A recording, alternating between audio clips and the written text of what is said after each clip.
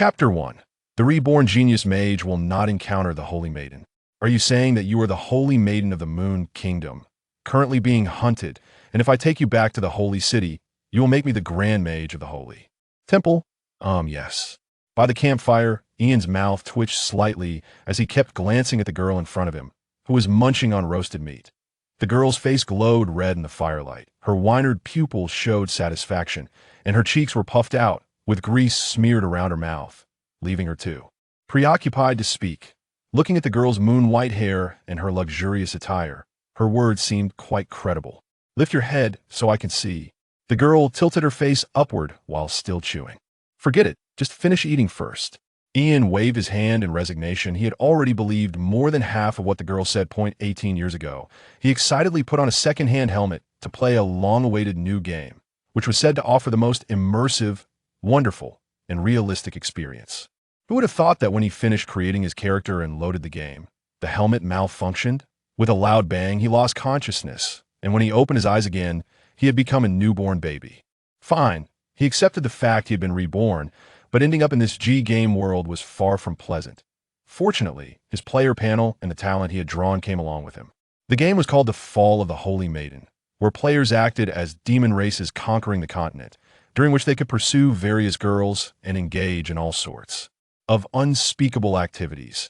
And the Holy Maiden of the Moon was the one who matched his aesthetic among all the maidens released in that expansion pack. However, it felt a bit unbelievable to suddenly encounter her in the forest after 18 years of being reborn. After all, the Holy Maiden held a high status in the setting the greatest human power was the Holy Church, which governs 7 kingdoms known as the 7 Holy Nations, and the Holy Maiden was the leader and head of state of these 7 nations. Ian watched as the girl finished a large piece of meat and patted her small belly in satisfaction. Sorry, I think I ate too much. Seeing that most of the food had entered her stomach, the girl showed a bit of embarrassment. Ian sighed, "Forget it, I'm not hungry. Now tell me about your situation."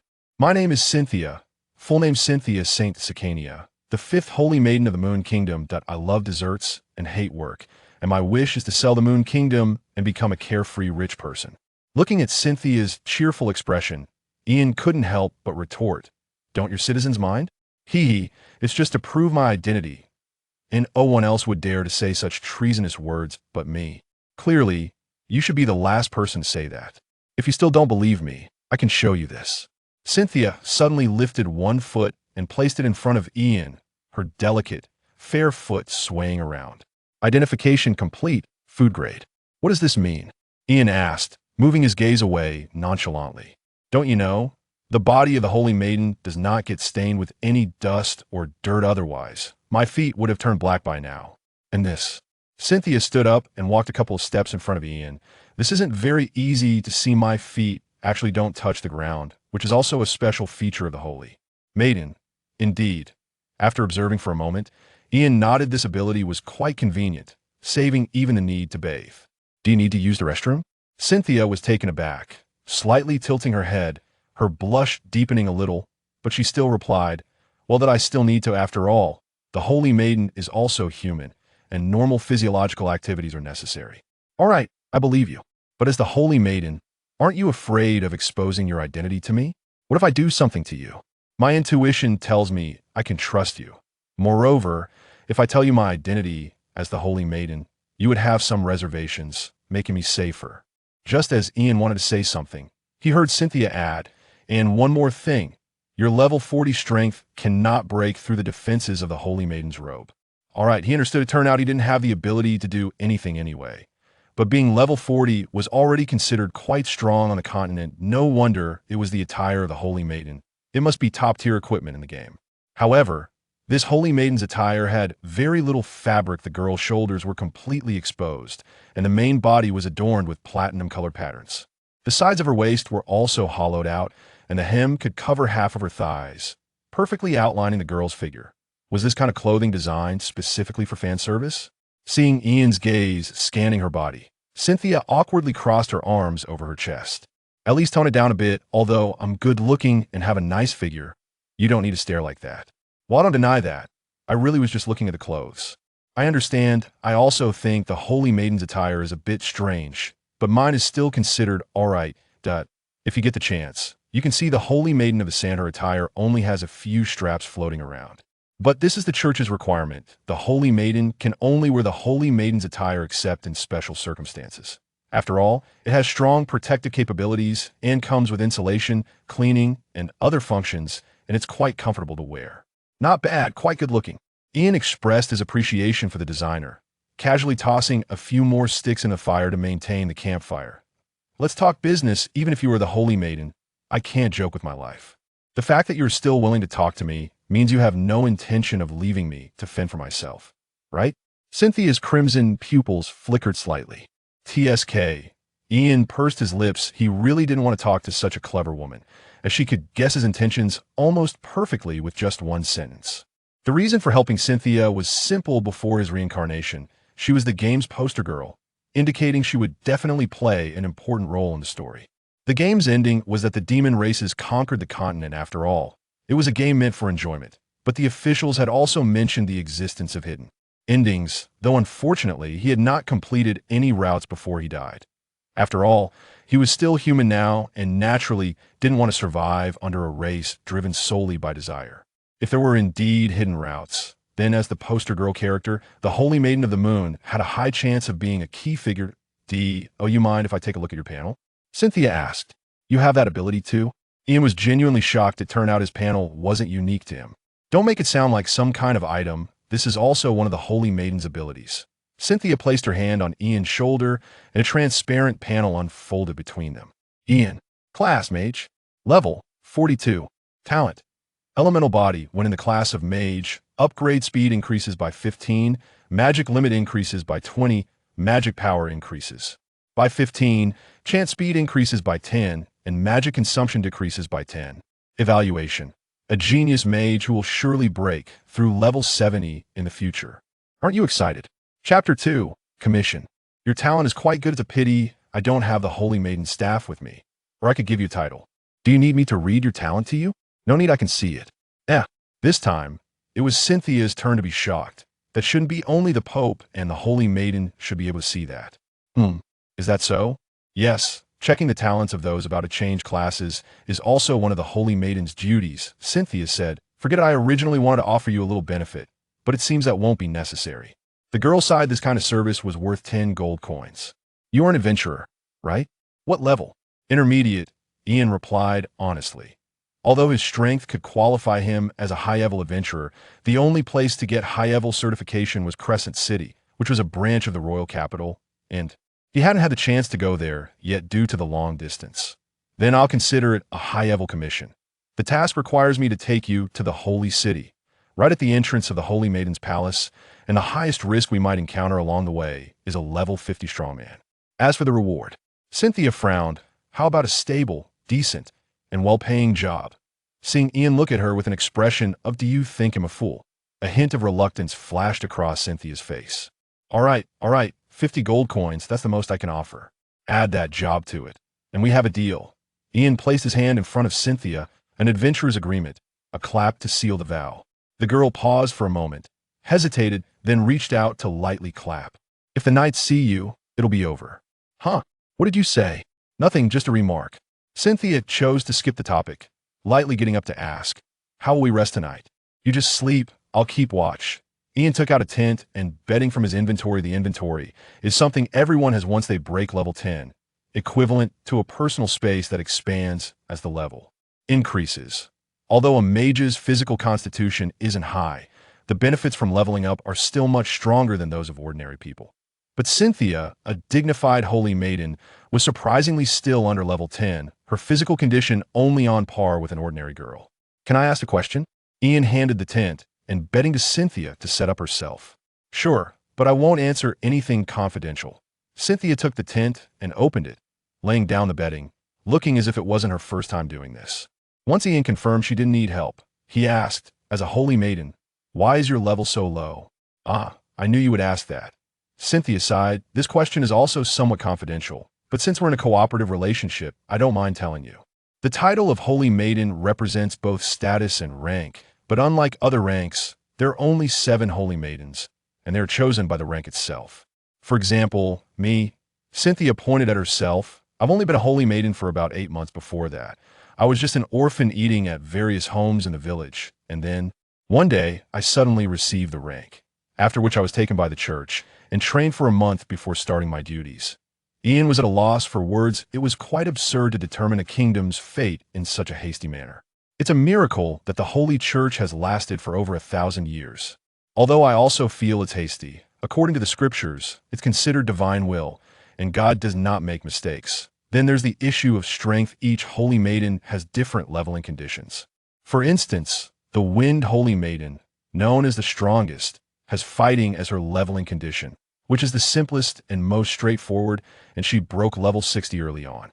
The Forest Holy Maiden's condition is the environment of the Forest Kingdom. The better the environment, the faster the leveling. The Water Holy Maiden's condition is the level of economic development in the Water Kingdom. And for me, the Moon Holy Maiden's condition is the happiness of the people. So the reason you're only level 8 now isn't it obvious? It means that most of the populace is almost in despair. Cynthia seemed a bit downcast. During the previous Holy Maiden's era, natural disasters were constant, and the temple is now so poor it can't even make ends meet. I'll just take an office, and the lords of various regions pay lip service, but do not comply. Why policies are being obstructed, and the only forces I can mobilize are the nuns and knights of the temple. Seeing the girl looking dejected, he wanted to say something comforting, but found himself unable to speak. He had never said anything so sentimental in 2 lifetimes it felt too awkward. Anime he had watched in his past life flashed through his mind, and finally, an idea struck him. Since he couldn't say it, he could just act. Cynthia suddenly felt a hand that was neither thick nor warm on her head. Her body stiffened, then relaxed, and she felt that hand patting her head. The girl looked at Ian with a distant gaze. Do you think I'm some kind of pet? I wouldn't dare. I just wanted to comfort you, because you looked pitiful. Ian chuckled softly and withdrew his hand to be honest. The feel of her hair was quite nice. You know that it's a criminal offense for the opposite sex to touch a holy maiden without permission? TSK. Then you have to have the ability to do so. Under Cynthia's incredulous gaze, Ian placed both hands on her head and rubbed vigorously, revealing a satisfied expression. Ah, how bold. It took her a few seconds to react, and after breaking free from his grasp, she quickly retreated into the tent and pulled up the curtain. Big pervert, remember to wake me up tomorrow morning. After saying that, there was complete silence in the tent. Ian sat in front of the fire, continuing to add branches, his previously cheerful expression gradually fading. From the information Cynthia had just revealed, it seemed she had already been sidelined as a holy maiden. To put it bluntly, she could easily become a plaything for the nobility.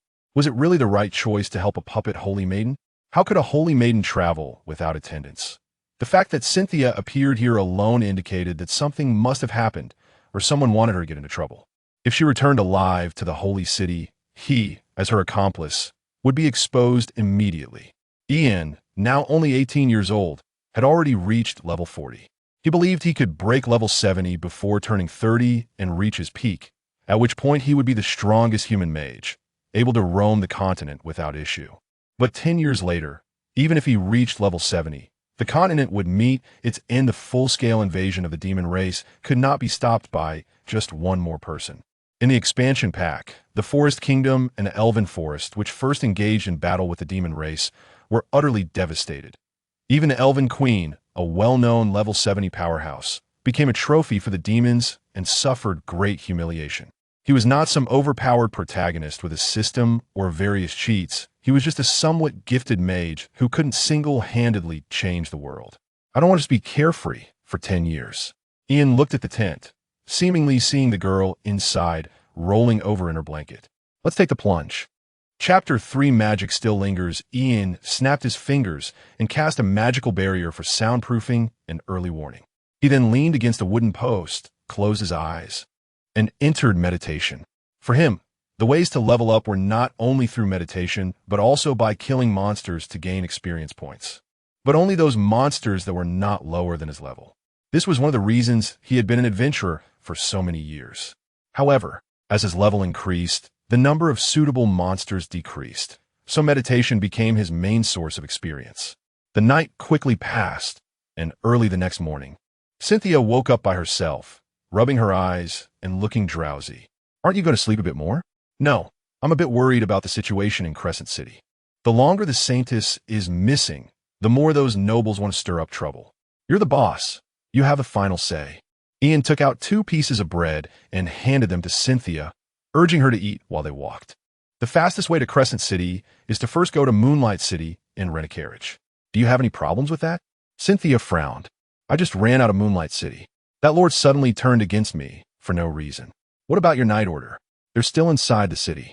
Among them, there's a level 49 knight who shouldn't be able to kill her given Moonlight City's strength. Then let's disguise ourselves. Having one more person is one more guarantee. Okay. Cynthia nodded, but added, but they all recognize my face. Just changing clothes might not work. No worries, I have a way. Ian drew a magic circle and made it pass through Cynthia's body. Don't resist. This is a disguise spell. Those not exceeding my level won't be able to see through it. In an instant, Cynthia's originally stunning face became ordinary. Her moon-white hair turned into gray braids, and her colorful saintess outfit became a simple linen dress. This magic only changed her appearance, but it was enough to enter a city. After finishing, Ian cast a spell on himself, transforming into a scruffy middle-aged man. From now on, we're father and daughter, got it? Cynthia tilted her head at Ian. Do you think I'm stupid?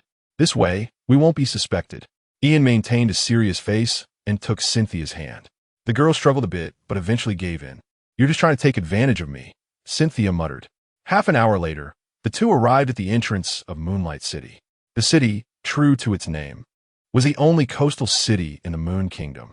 A group of knights stood at the city gate, checking the incoming crowd. Ian pulled Cynthia to the end of the line. Remember what to say? Don't worry.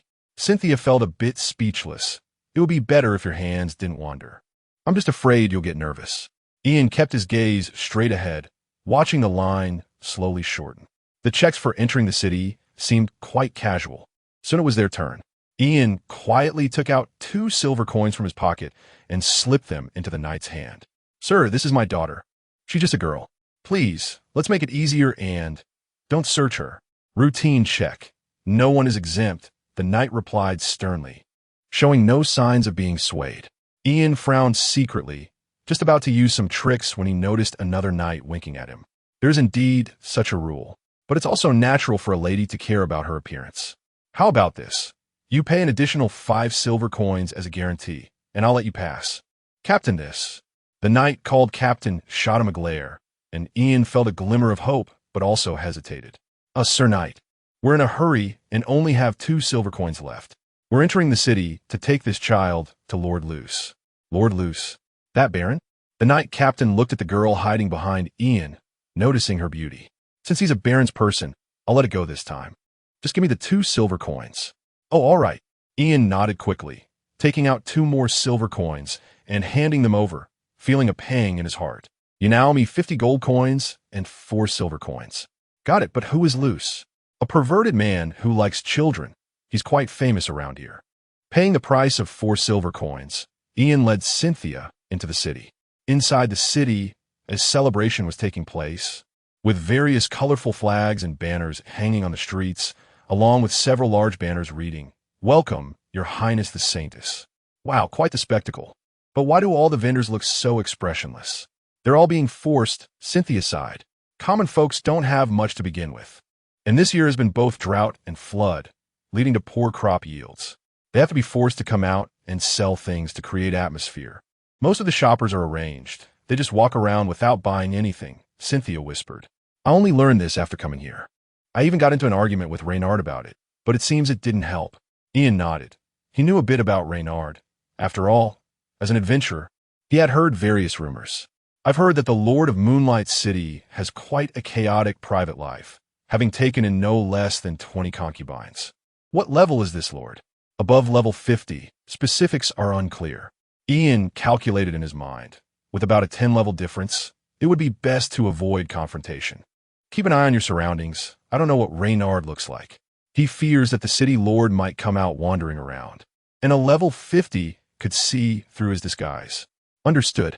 Cynthia tightened her grip on Ian's hand. Since entering the city, she felt an inexplicable sense of oppression, as if something bad was about to happen.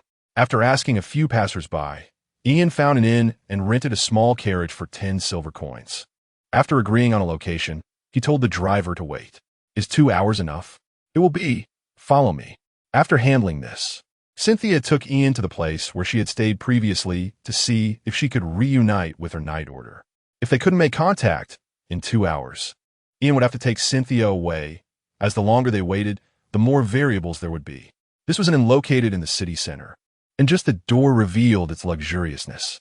Ian shook his head. He didn't sense any presence inside. He approached and opened the door. There were only a few maids cleaning, who looked surprised to see a poorly dressed man enter. Ian expressionlessly said, "I'm looking for your boss." The maids exchanged glances, and finally, one older maid responded. "Today the city lord is overseeing the execution of a batch of death row inmates. The boss should be at the East Market watching." Execution of death row inmates? An idea popped into both Ian and Cynthia's mind simultaneously. "Ian, is there a way to quickly get to the East Market?" "Yes, I'll hold you and fly over." Chapter 4. Sheep into the tiger's den, come on. Cynthia stretched out her hands towards Ian. Without hesitation, Ian wrapped one arm around her waist and the other around her legs. "With the breath of the heavens as my witness, weave the feathers of the flowing wind." The wind element gathered behind Ian, forming a pair of light blue wings.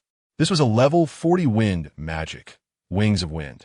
It's worth mentioning that all magic above level 40 requires chanting before it can be cast. As the wings unfurled and shook violently in the air, a fierce gust of wind stirred up dust, causing the shocked maids in the inn to quickly cover their eyes. By the time their vision cleared, the two had already vanished. Ian rarely used this flying magic because it consumed too much mana. He could only fly for about 10 minutes before being completely drained. Fortunately, the distance to the East Market wasn't far, and they could see the constructed platform in under 2 minutes. There were 2 rows of young girls in coarse prison garments being held on the platform. Ian found a tall building to land on, which turned out to be a church, but Cynthia didn't seem to care about such details. From this angle, he could see the audience seats beneath the execution platform, which were filled with elegantly crafted chairs occupied by the city's nobles. Beyond them were armed servants keeping civilians at bay, maintaining their master's territory. At the forefront, Leonard was holding a blushing woman in his arms, laughing and joking with a young man beside him. There were maids serving the young man on either side. On the platform, soldiers continuously brought up prisoners, and when Ian glanced at Cynthia, he saw her face darkened, her eyes filled with fury. "That's my night. Calm down. Anger won't solve anything right now." Cynthia took a deep breath, trying to maintain her composure, and coldly said, "Leonard, do you want a rebel? Maybe he has a new master. Look at that man beside him." In Ian's perception, Leonard stood out among the crowd like a small sun. He couldn't discern his exact strength, but it felt like it was no more than level 55. A knight of this level posed little threat to Ian as long as he maintained the right fighting distance. On the contrary, the young man had a strange sense of disharmony surrounding him, a kind of unknown that Ian disliked the most. Just as he was pondering what to do, Cynthia suddenly gasped.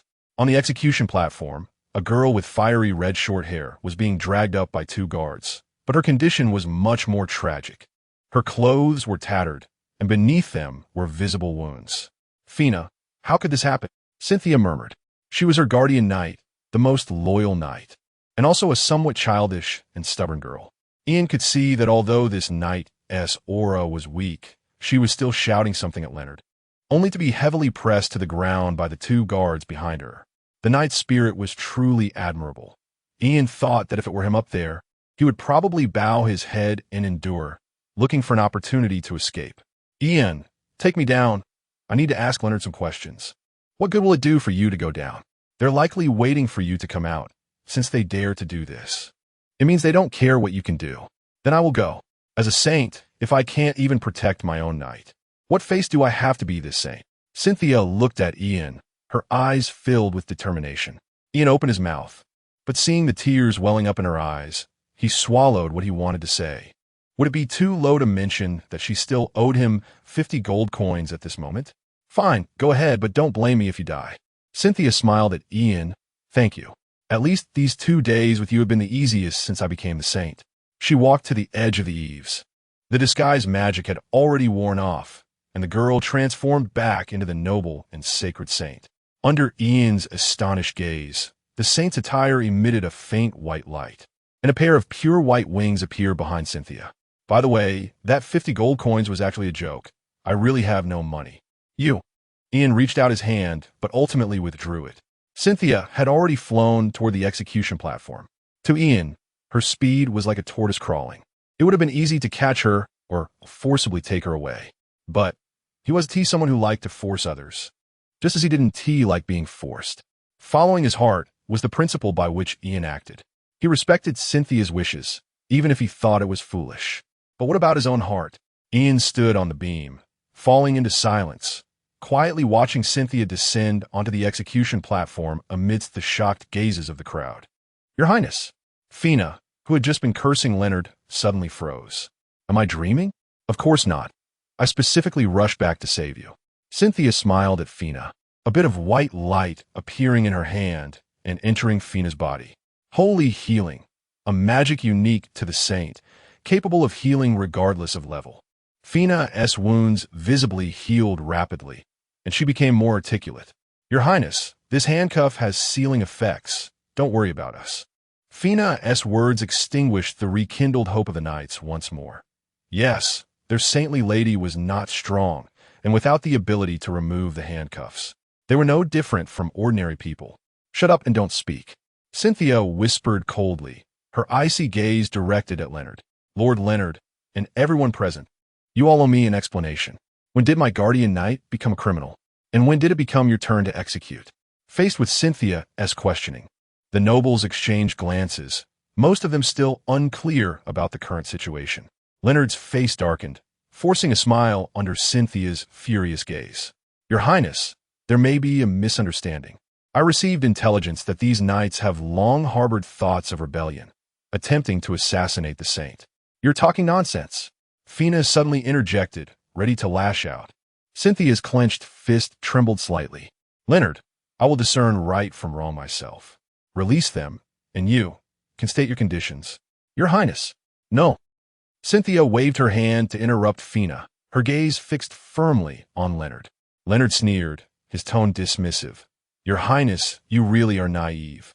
Do you think you have the qualification to negotiate conditions with me? I thought you were a smart woman. Wouldn't it be better to obediently go back to your saintly chamber than to rush back here to seek death? If you want to talk conditions, fine. I want you. Leonard's greedy gaze swept over Cynthia's body. I really want to know what the saint is like. Chapter 5.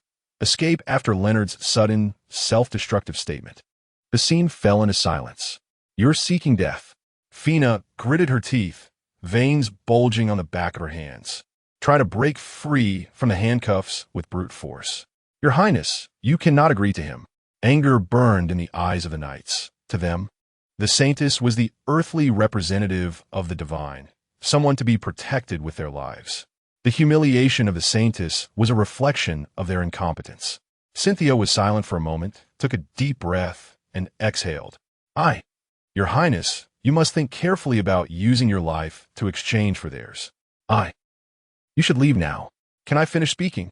A cold and lazy voice interrupted, and the winds around the area began to swirl violently, forming tornadoes that precisely cut through the handcuffs of each knight. Who? Leonard drew a slender sword, blocking all the incoming wind blades. Everything happened too suddenly. The nobles sitting below hadn't reacted before being enveloped by the magic. They lacked Leonard's strength, and some were directly cut down by the wind blades. Cries of agony and screams erupted. It had indeed become an execution, but the targets had changed. Ian. Cynthia gasped, her previously despairing expression replaced by surprise. But the next moment turned into worry. The current Ian was unlike any she had seen before. A pointed, wide-brimmed wizard hat obscured his prominent black hair, and he wore a mourning star-patterned robe, holding a long staff adorned with a star pattern, the crystal core at the top shimmering with a green light. Ian, Morningstar Magic set, made a grand entrance. You go first to the city gate. Cynthia knew this was not the time to hesitate. The knights also reacted, giving Ian a grateful look before quickly leaving with the saintess. Under Fina's cover, Cynthia glanced back. The execution platform had vanished and was now surrounded by a violent wind field. Don't die, I still owe you 50 gold coins. Inside the wind field, Ian manipulated the wind elements to form blades to encircle Leonard. But alas, even a level 50 knight had considerable strength. With such tactics, he could only manage to restrain him. However, he was now more worried about someone else, the purple-haired youth who had been quietly sitting beside Leonard from the beginning. Now watching the battle with great interest, Ian couldn't fathom this person's thoughts and had no time to speculate, as Leonard was already charging forward, undeterred by the wind blades. A mere level 40 mage thinks he can be a hero? You're just average.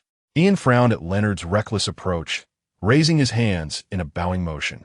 An arrow composed purely of wind elements coalesced.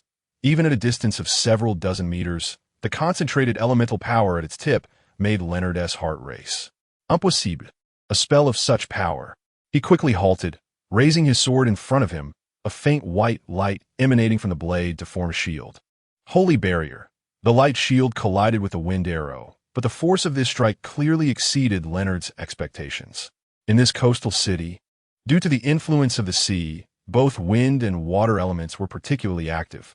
Ian had constructed 4 small wind fields that temporarily gathered a large amount of wind elements for his use. Within this arena, his combat ability received a significant boost, making a 10-level difference not impossible to cross. Lord Apollos, save me. Just as the wind arrow broke through the barrier and was about to hit him, Leonard shouted out. The youth who had been watching suddenly moved. To Ian's astonishment, a hand seized the arrow, halting it right in front of Leonard's face. Lord Apollos. Leonard swallowed hard. The wind elements carried by the arrow left bloody scratches on his face. Apollos squeezed tightly, causing the arrow to dissipate into elements. He looked at his hand, a large area of his palm scratched, purple blood dripping from his fingertips. It's been a while since I bled. Apollos's eyes glazed over with ecstasy, his tone becoming exuberant. Demon race? Ian frowned. Purple blood was a unique symbol of the demon race. A disguise, so that's it. He understood completely. This was Leonard's new master. You become a traitor. Shut up. That word seemed to hit Leonard where it hurt. I simply made the right choice. Only the demon race can give me what I want. Ha! Ian chuckled lightly, ignoring him, and looked at Apollos. Is Cynthia the target of your interest? Of course. The Moon Saintess is a prime breeding ground just based on her looks, not to mention she is a queen. The desire and greed in Apollos's eyes nearly overflowed, and the pretentious elegance was torn away, revealing his ugly, true self. He was a 3-meter-tall purple monster, muscles bulging all over, grotesque veins exposed on the surface. With claws for hands and feet, and a twisted spiral horn extending from his forehead, he let out a roar, and his terrifying aura repelled all surrounding elements. Ian's expression grew serious. This kind of might far exceeded any level he had seen before. Level 60? Are you a demon general? I am the demon general, Apollos. You are fortunate to witness my true form. A wind dragon quickly took shape amidst his words, roaring toward Apollos. An ant's act. Apollos gripped the dragon's mouth with both hands, attempting to tear it apart with brute force, but suddenly sensed a surge of heat rapidly amplifying deep within the dragon's mouth. This was a general skill Ian had developed. Nested magic, which allowed one spell to serve as a shell covering another spell inside, causing both spells to activate in sequence. If it were a human, even a level 60 powerhouse would suffer severe burns from taking a direct hit from an explosive fire spell. But he had underestimated the physical quality of the demon race. As the smoke from the explosion cleared, Apollos's massive form remained standing, though the ground beneath him bore 2 marks from the explosive shock. The upper half of his body was scorched red from the flames, the muscle tissue beneath barely visible, making him appear even more terrifying. Human, you seek death. Apollos roared with rage, his entire body radiating power, suddenly lunging toward Ian with the force of a cannonball. One hand reaching out to grab him. Ian's expression changed. He could no longer see Apollos's movements, only a blurred shadow approaching with a sharp wind sound. A hand larger than his head loomed over him, carrying demonic energy, slamming down fiercely. His head vanished in an instant. The lightness of the impact left Apollos momentarily stunned. Ian's remaining body transformed into wind elements and scattered. He had been tricked again. Chapter 6. Rescue He. A mocking chuckle echoed from above as the massive wings of wind spread behind him. Ian, looking down from a height, gave Apollos a disdainful glance before flying towards the city gate. This place was ultimately too cramped, making it inconvenient to cast some spells. He needed to change the battlefield. As for whether Apollos would follow him, that was a certainty because demons were inherently mindless creatures, and their base code was written that way. As expected, Apollos followed, but he lacked the means to fly and could only jump across the rooftops with his physical body. The rooftops couldn't withstand such impacts, occasionally cracking and crumbling.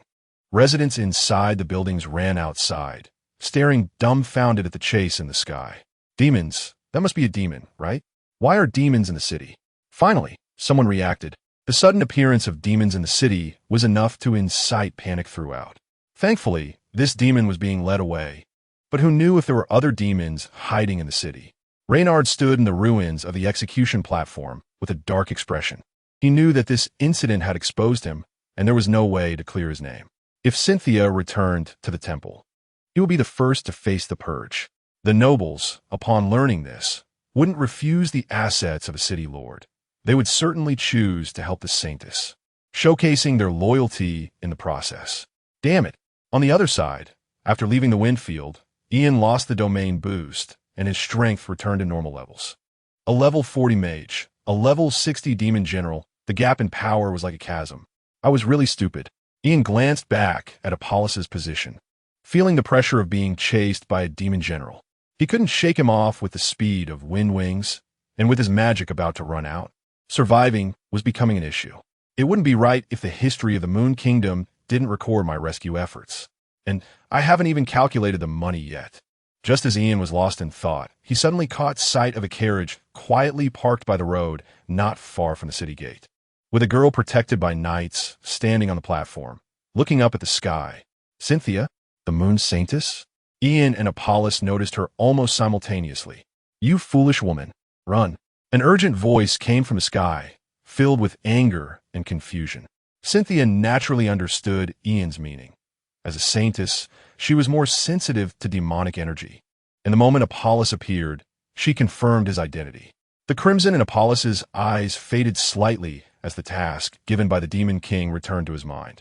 He grinned sinisterly, no longer paying attention to the annoying mosquito, and suddenly exerted his legs, lunging straight for Cynthia.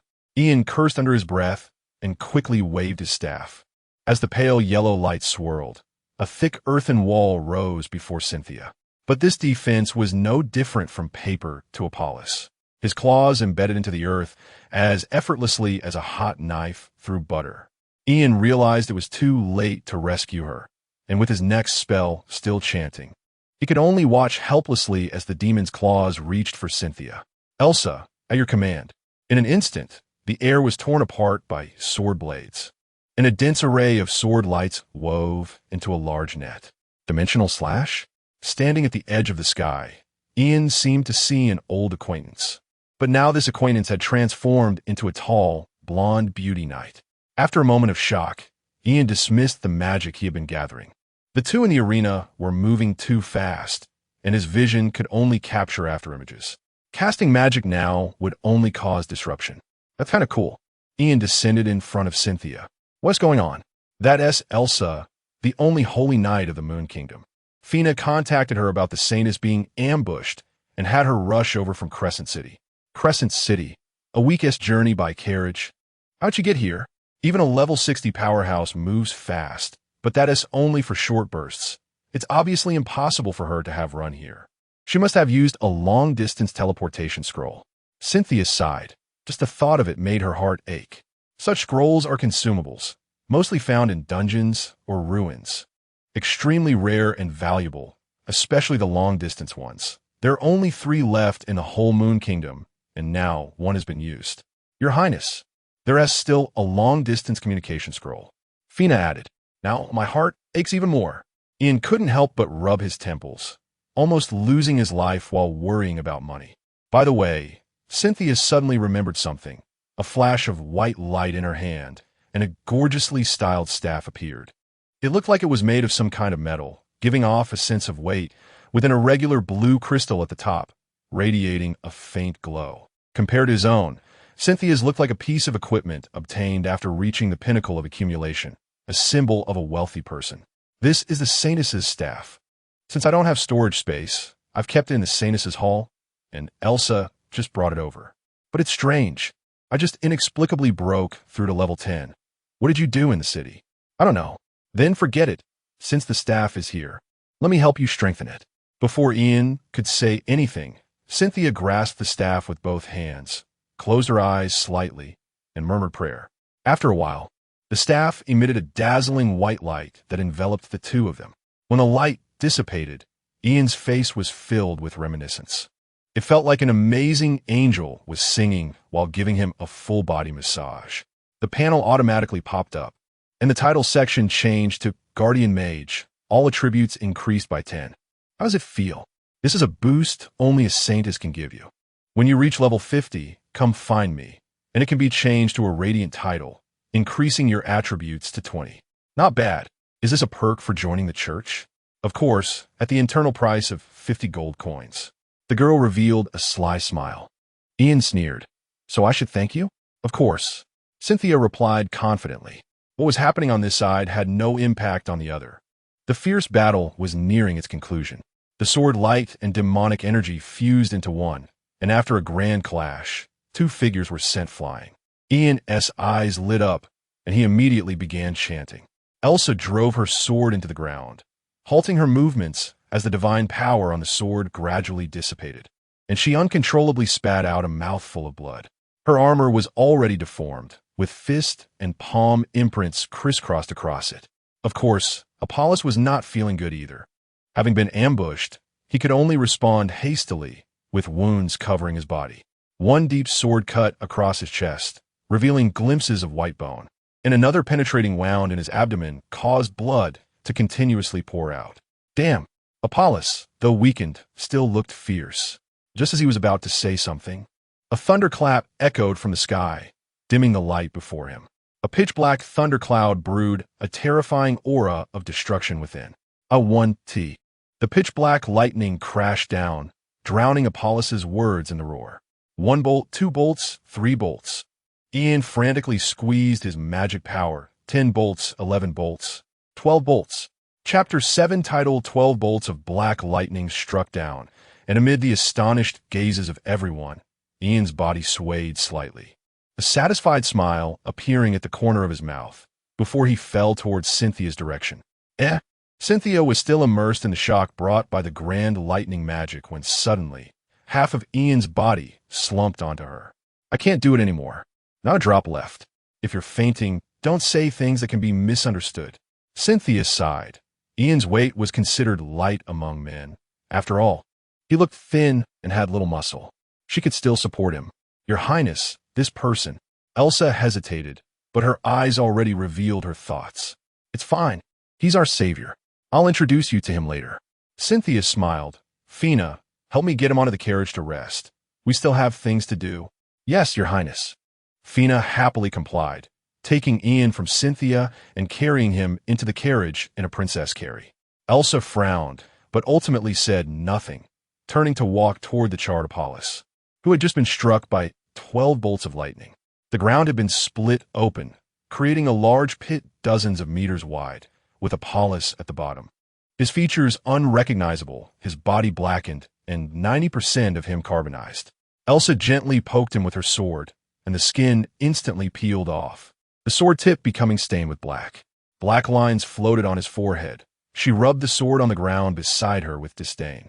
Seeing Cynthia approach, she hurriedly stood in front of her and said, Your Highness, you shouldn't look. Cynthia, I'm not some ivory tower princess. It's just a corpse.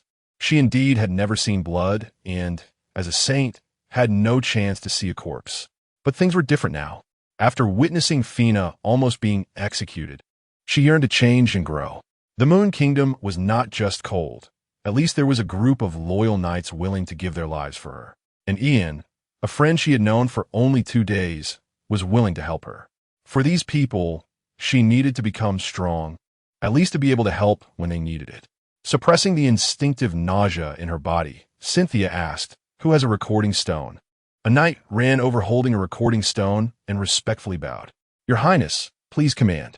Capture the surrounding scene and Apollo's corpse. Make it clear. Yes, Your Highness. After giving the order to record this scene, Cynthia glanced at the waiting Elsa. The Lord of Moonlight City, Reinhard, is still in the city. I need you to take some people and try to capture him alive. Also, control his family members. Obeying the holy command. After bowing, Elsa turned and headed straight for Moonlight City with several knights. Cynthia looked around and, seeing that there were still a few knights left, focused her gaze on them. The knights straightened up at the sight of the saint, breathing a little lighter. Cohen and Hart, right? After the recording is finished, take people to recover the corpse. No, let's just bury it directly. Thinking of the charred mass, Cynthia changed her mind. It had no research value anymore. Fill that pit back in, that's it. Yes, Your Highness. The two shouted enthusiastically, their spirits high. They hadn't expected that the saint would remember their names, fulfilling a desire for recognition. After thinking there seemed to be nothing else to do, Cynthia turned and got onto the carriage. Fina laid Ian down on the seat in the carriage and covered him with a blanket. Seeing Cynthia enter, she quickly got up but forgot the low ceiling of the carriage and accidentally bumped her head. Tears sparkled in Fina's eyes as she hugged her head tightly and bit her lip, trying to suppress her voice. Cynthia showed a helpless expression, placing her hand on the spot where Fina bumped her head and sprinkling a bit of holy light. All right, be more careful next time. Yes, Your Highness. Fina quietly stuck out her tongue. You were just like a mother. I don't want to be a mom so early. Just kidding. If Your Highness is to get married, I'll be the first to oppose. Cynthia couldn't help but flick her forehead. You don't need to worry about such things. Go out first and guard the door. Don't let anyone come in.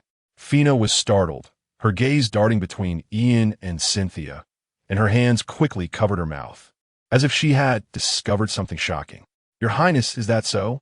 Well, if it's Mr. Ian, I won't oppose for now. Get out. All right. Once Fina quietly closed the door, Cynthia rubbed her temples, pushing her restless thoughts deep down. Sigh. It's all your fault for being misunderstood. Looking at the sleeping Ian, she sighed and slowly knelt beside him, her hands clenched in front of her chest, her body glowing with pure white holy light. In the name of the holy, I decree, pain cease, souls find peace.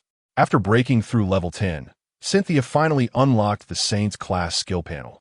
These skills were arranged from low to high, but presented two distinct paths. Skills belonging to two branches lay before her, and she had a premonition that this should be a one-time choice. Holy healing, holy light blade, support and combat, group and individual. The results were clear. I really am not destined for battle. I want to enjoy fighting too.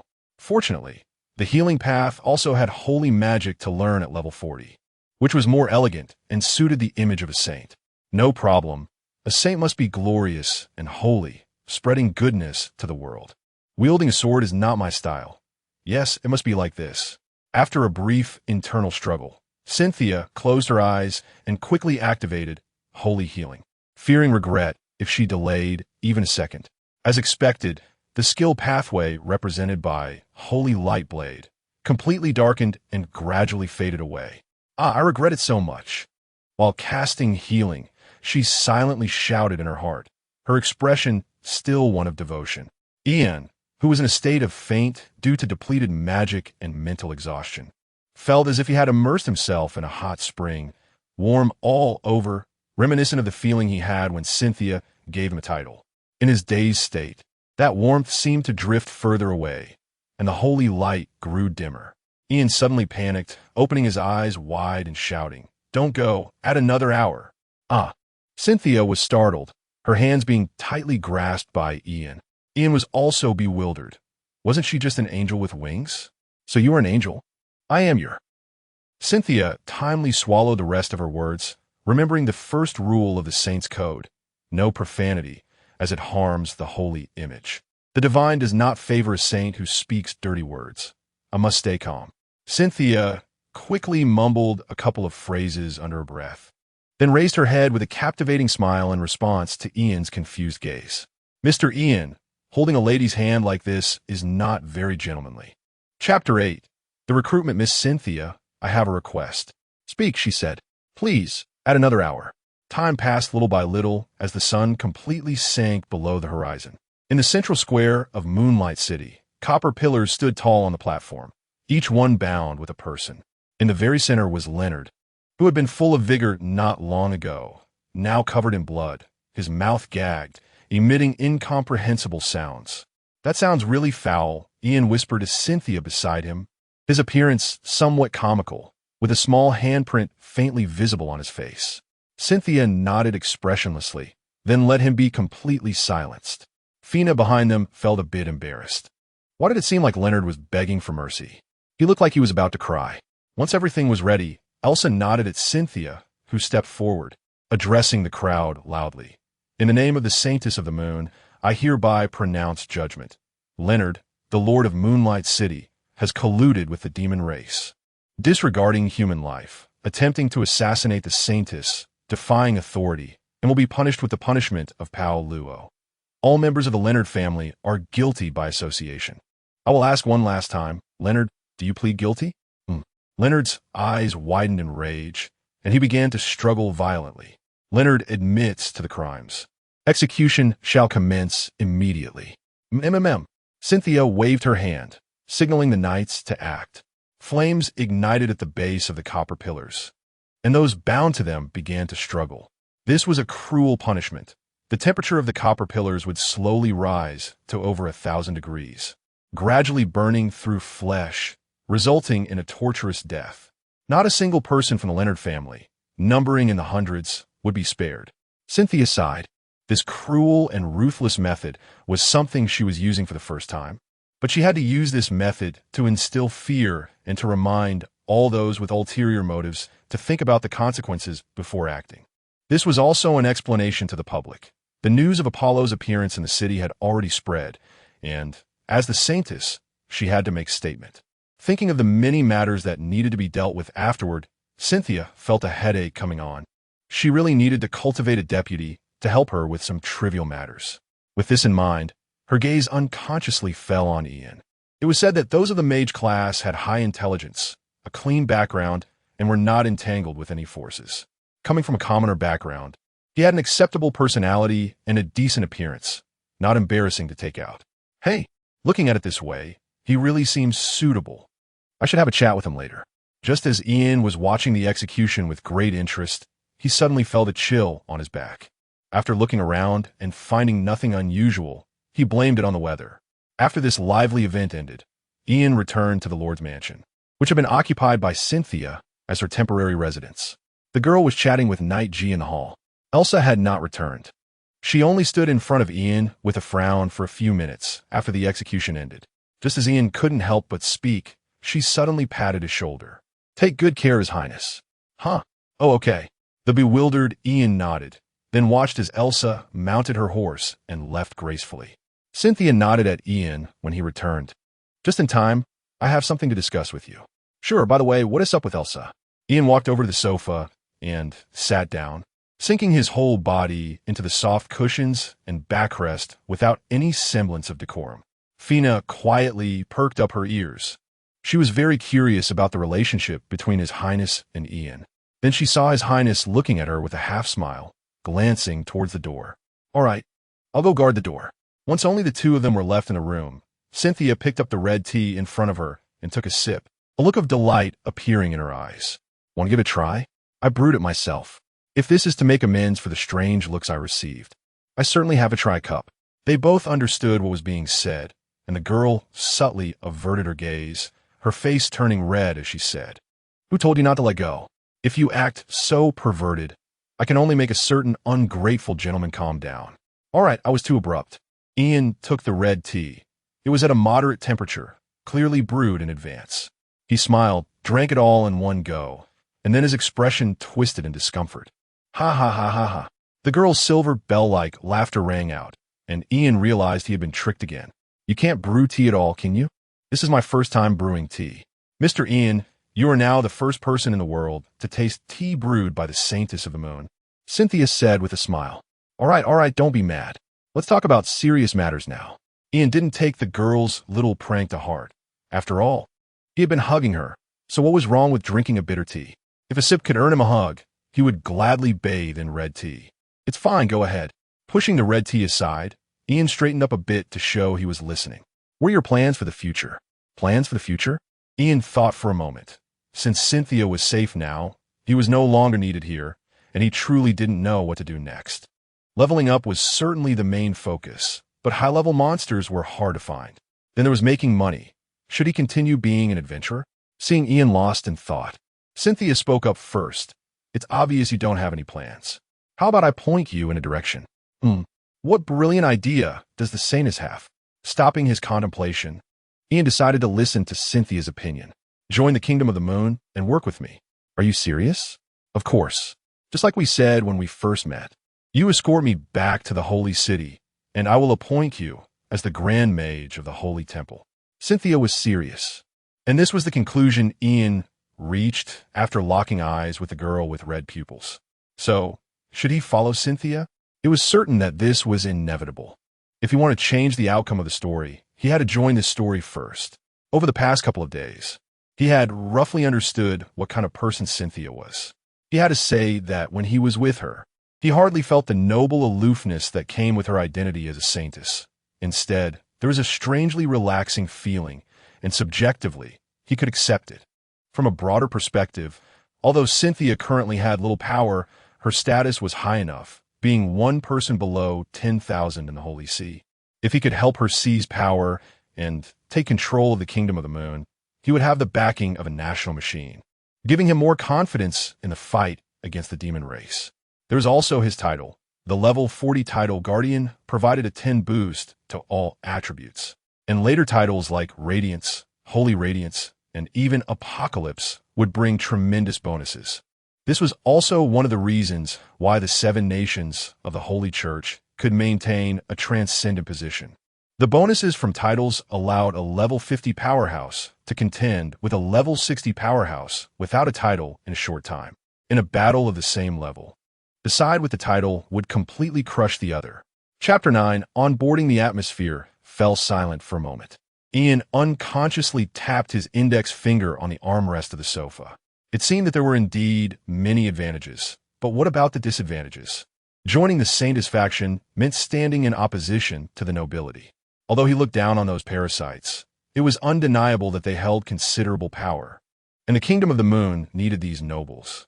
A significant part of Cynthia's power was limited because 90 of the knights were noble offspring, including that shining knight, Elsa, whose full name was Elsa Baylet, from one of the 4 great families of the Holy City, the Baylet family. Her father, Carter Baylet, was the head of the Baylet family and a duke of the Kingdom of the Moon. There was also the issue of freedom. He would lose the carefree life of an adventurer, but he wouldn't have to sleep outdoors anymore, and he believed the Saintess would offer a decent salary. After weighing various factors in his mind, Ian finally made up his mind. I have a question. Cynthia sat up straight, displaying a listening demeanor. Please go ahead, Mr. Ian. I want to know about salary, treatment, and benefits. Just that? What else do you want me to ask? Shouldn't you be talking extensively about the state of the world and then providing suggestions to persuade me, so that I would invite you out of retirement to build a grand enterprise together? A little figure appeared in Cynthia's mental world, trampling the contents of a biographical novel underfoot and discarding it as trash. It's fine, as long as you agree. Specific work arrangements can be made after we return to the Holy City. For now, just follow me for a couple of days to get familiar with the process. Cynthia, remember to call me Your Highness in public. Your Highness. Great. Then let's leave it at that for today. It's getting late. Let's rest. Cynthia waved her hand as she stood up, entered the tidied room, and gently closed the door. No, we haven't discussed salary, treatment, and benefits yet. Fina entered at some point, took away 2 cups of red tea, poured them into the sink, and smiled slightly at Ian. Please take care of me in the future. Mr. Ian, by the way, Your Highness asked me to inform you that your room is the first one on the left on the 2nd floor. Sweet dreams. TSK. He had been played again. He should have seen that coming. Cynthia didn't have money herself, so how could she pay him? Feeling frustrated, Ian left a remark to rest early and went upstairs. At least he had a room prepared for himself, and wouldn't he have to sleep on the street? After hanging his clothes on a rack and leaving only a thin undershirt, he lifted the blanket, revealing a concealed bag. What? Ian was taken aback, his eyelids twitching slightly. Opening the bag, He found a glaring 100 gold coins inside. It was obvious who placed them there. "Do you take me for child?" Ian had not expected this from Cynthia. She could have just given it directly. Well, it was indeed a surprise, but why was there an extra 50 coins? In the darkness, Cynthia wrapped herself in the blanket, the corners of her mouth slightly rising. At this moment, he should have realized. And he must be wondering why it was double. Haha. Thinking about how she wouldn't have to be busy alone the next day made her heart feel particularly beautiful. But another 100 gold coins, and she was completely out of money. With mixed feelings, the two tired individuals fell asleep one after another, with no words exchanged throughout the night. The next morning, Ian was awakened by a series of knocks on the door. It was Fina calling him down for breakfast.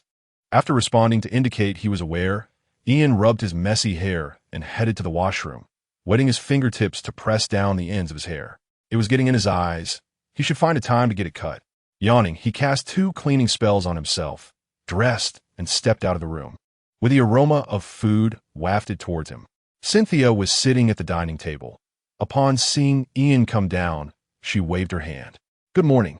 How did you rest last night?" It was quite eventful." Ian could only think of that phrase. Cynthia smiled slightly. "Sounds good. Come and eat. It's simple due to limited conditions." "It's already quite good." Ian walked to the chair opposite Cynthia, pulling it out to sit down. On the table were freshly baked slices of bread, a serving of fried eggs, and a bowl of creamy mushroom soup. Fina had changed out of her night armor and was currently busy in the kitchen wearing an apron, her fiery red hair tied in a ponytail, swaying back and forth with her movements, making her very eye-catching. Ian glanced at Cynthia and, seeing that she had not touched her breakfast, understood her intention, and they both waited silently. Soon, Fina came out with 2 plates, and upon noticing that both the Saintess and Mr. Ian were looking at her, she halted in her tracks. "Your Highness, is the breakfast not to your liking?" she asked cautiously. "No, although I haven't eaten yet. I believe it will taste quite good. We're just waiting for you." "Waiting for me?" "Yes, waiting for you to join us," Ian added, and Cynthia nodded in agreement. "Your Highness, I'm just a knight. How can I eat with you?"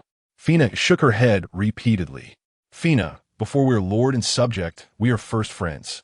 What's wrong with friends having breakfast together?" Cynthia smiled, her gaze gentle as she invited her. "Moreover, I'm the Saintess, so you should listen to me. Come on, unless you want us both to watch you eat." "This? All right, I will follow the Saint's decree." Fina was finally persuaded and hesitantly took a seat. Cynthia and Ian finally began to enjoy their breakfast. Compared to how Cynthia and Fina carefully spread cream on their bread, Ian's approach was much simpler. He took a bite of bread followed by a sip of soup, quickly finishing his breakfast. During the wait for the 2 ladies, Ian opened his panel. Due to stealing the kill from Apollos, the experience from defeating the level 60 demon general was fully credited to him, causing his long-stagnant level 42 to soar to level 47. Although he knew the panel was not unique to him, this method of leveling up was indeed his own special advantage. In that case, if I let Elsa take me out to hunt monsters, I could just deliver the finishing blow and level up even faster, right? He contemplated this possibility, but soon dismissed it. As the only shining knight in the Kingdom of the Moon, Elsa certainly couldn't run around recklessly, and besides, she had no reason to help him. He wasn't anyone special to her. Fortunately, besides the Saintess, no one else could see the panel.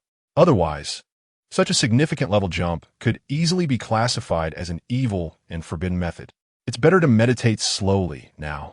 The only targets left to gain experience were high-level demons above level 50, typically encountered only in wars. As for Apollos, it was just a stroke of luck. After a brief wait, Cynthia finished her meal, tidied up her appearance, and said to Ian, "We need to complete all the follow-up work today and return to Crescent City as soon as possible. The main task is to meet with the local nobles, select the next city lord, and find out what Apollos and Reinhard are plotting. Let's get to work." Chapter 10. Scheming the schemes of Apollos and Leonard, I sent the knights to search for clues, though the chances of leaving evidence were slim. Cynthia felt a bit regretful. Had she known, she would have left someone alive. It was her first encounter with such a situation, and she was still inexperienced. Soon, Ian and I will meet with those nobles, while Fina goes to the Leonard family estate with the knights to search thoroughly. Understood. Fina placed her hand on her chest and performed a knight's salute, instantly switching from caretaker to knight, her demeanor transitioning seamlessly. Seeing Fina like this, Ian sighed lightly, stood up, and slightly bowed while placing his magical hat over his chest, adhering to the holy decree. After all, one must maintain a proper attitude in public. The holy carriage had already been parked at the entrance. It was the exclusive vehicle for the Saintess. After Leonard's death, the knights discovered this hidden carriage from the Lord's manor. This vehicle made Ian once again feel the grandeur of the Saintess. It wasn't just pulled by white horses, but by four-winged white horses. The roof was designed like a church dome, and the body was embossed with the holy emblem and the crescent emblem of the Moon Kingdom. Two knights stood beside the carriage to drive it, and upon seeing the princess emerge, they immediately opened the door. "Can I get in this carriage?" Ian suddenly felt like a bumpkin entering the city. Could such a thing really be used like a regular vehicle? Otherwise, will you walk over? Cynthia naturally walked up to the carriage and waved at Ian. Ian nodded to the two knights, and, under their confused and envious gazes, took a seat on the sofa opposite Cynthia. The interior of the carriage was luxuriously decorated, with a layer of red velvet on the floor, two sofas facing each other, and a coffee table in between, with magical lamps hanging on the walls. In addition to this, Ian also sensed the fluctuations of a magic circle. Seeing Ian looking around, Cynthia explained, "The holy carriage, like the Saintess's attire, is inscribed with many magic circles, mainly for temperature control, stability, speed, and defense." "I see. I'm mainly curious. Can these horses fly?" For heavenly steeds pulling the carriage, creatures Ian had only seen in fairy tales actually existed. "Unfortunately, no." Cynthia pursed her lips. "I had the same thought when I first saw them, but they're just a variant cultivated through hybridization by the Holy Church. Their wings serve only as decoration. I remember reading in a book that they were hybridized from horses and what kind of chicken?" The girl tapped her chin in recollection, but she couldn't quite remember. Ian couldn't help but twitch the corner of his mouth. Is this world really that wild? Horses and chickens can hybridize? Oh wait, it seems like even plants can. Quickly interrupting his wandering thoughts, Ian fell silent and quietly gazed out the window. The sound of the wheels rolling over the stone road was drowned out by the morning noise. High West City had come to life early, with the shouts of vendors ringing out. Unlike a few days ago, most of the vendors now were fishermen, their stalls filled with seafood, seemingly caught just that morning. Many crops had withered this year. So many farming families had turned to the sea for fishing as an alternative means of livelihood, but at least they were getting by. But High West City is by the sea. Aren't seafood prices not too high here? Yes, for the residents here, seafood isn't very valuable. It's just a way to earn a little, but that may not be the case for other places. Cynthia smiled mysteriously. Leonard has a trading company that specializes in purchasing seafood at very low prices and then selling it at high prices in inland cities. Are you implying? Ian vaguely guessed what she was getting at. Of course, it's to nationalize the assets, to incorporate the trading company for the economic development of High West City. Cynthia's excited tone suddenly sent a chill down Ian's spine. He suddenly realized that this was the reason for the Leonard family's total annihilation. If there were still members of the Leonard family, according to the laws of the Moon Kingdom, that person would inherit all the Leonard family's assets. And the Saintess couldn't simply ignore the law and seize them. What a ruthless woman. Cynthia was immersed in her fantasies of wealth, and upon noticing Ian's strange gaze, she cleared her throat and reined in her emotions. The carriage came to a steady stop in front of a large residence. This was the residence of the Moore family. A middle-aged man and a young man were waiting at the door. Evan Moore quickly adjusted his attire and cleared his throat with a smile as the holy carriage approached. "Lord Evan Moore, welcome your highness's visit." "Mr. Moore, I have long admired your name." The girl exchanged a brief greeting with Evan Moore, and then he turned his gaze to Ian. This must be the magician who showcased his talents yesterday. Truly, heroes emerge from youth. By the way, this is my son, Aga, who just broke through to level 10 this year and is preparing to enlist. You two can get to know each other. Evan's words made Ian feel a bit strange. It felt a bit like both parents were trying to introduce their children to each other. Cynthia evidently thought of this as well and worked to control her expression to help Ian out. "Ian is currently my guard and cannot leave my side. There will be opportunities later." Of course. Evan nodded repeatedly, and after sending Agar away, he led the group into the main hall. The decor here seemed much simpler compared to the Lord's manor of Leonard. Cynthia sat in the main seat, while Ian and Evan took their seats below her. Lord Evan, due to time constraints, I'll get straight to the point. I intend to appoint you as the Lord of Highway City. Thank you for your Highness's recognition. I will certainly live up to your trust. Evan was startled and instinctively rose to one knee. He hadn't even thought about it before accepting. The Moore family had been suppressed by Leonard for a long time, and now they finally had their chance. Don't celebrate too early. Your probation period is 1 year. If you fulfill my objectives within that year, you can officially take office. If not, I will send someone from the temple to replace you. Do you understand? I understand. I understand, Evan replied. May I ask what your Highness's objectives are? Economy and livelihood. I will send someone to assess these two aspects a year later. I don't care what methods you use, nor do I require you to make significant improvements, but I want to see changes that prove you have the ability to be the Lord. One more thing, Leonard's trading company now lacks management. You can operate it, but 30% of the profits will go to the temple. Evan was left dazed by Cynthia's words. He had long coveted Leonard's trading company.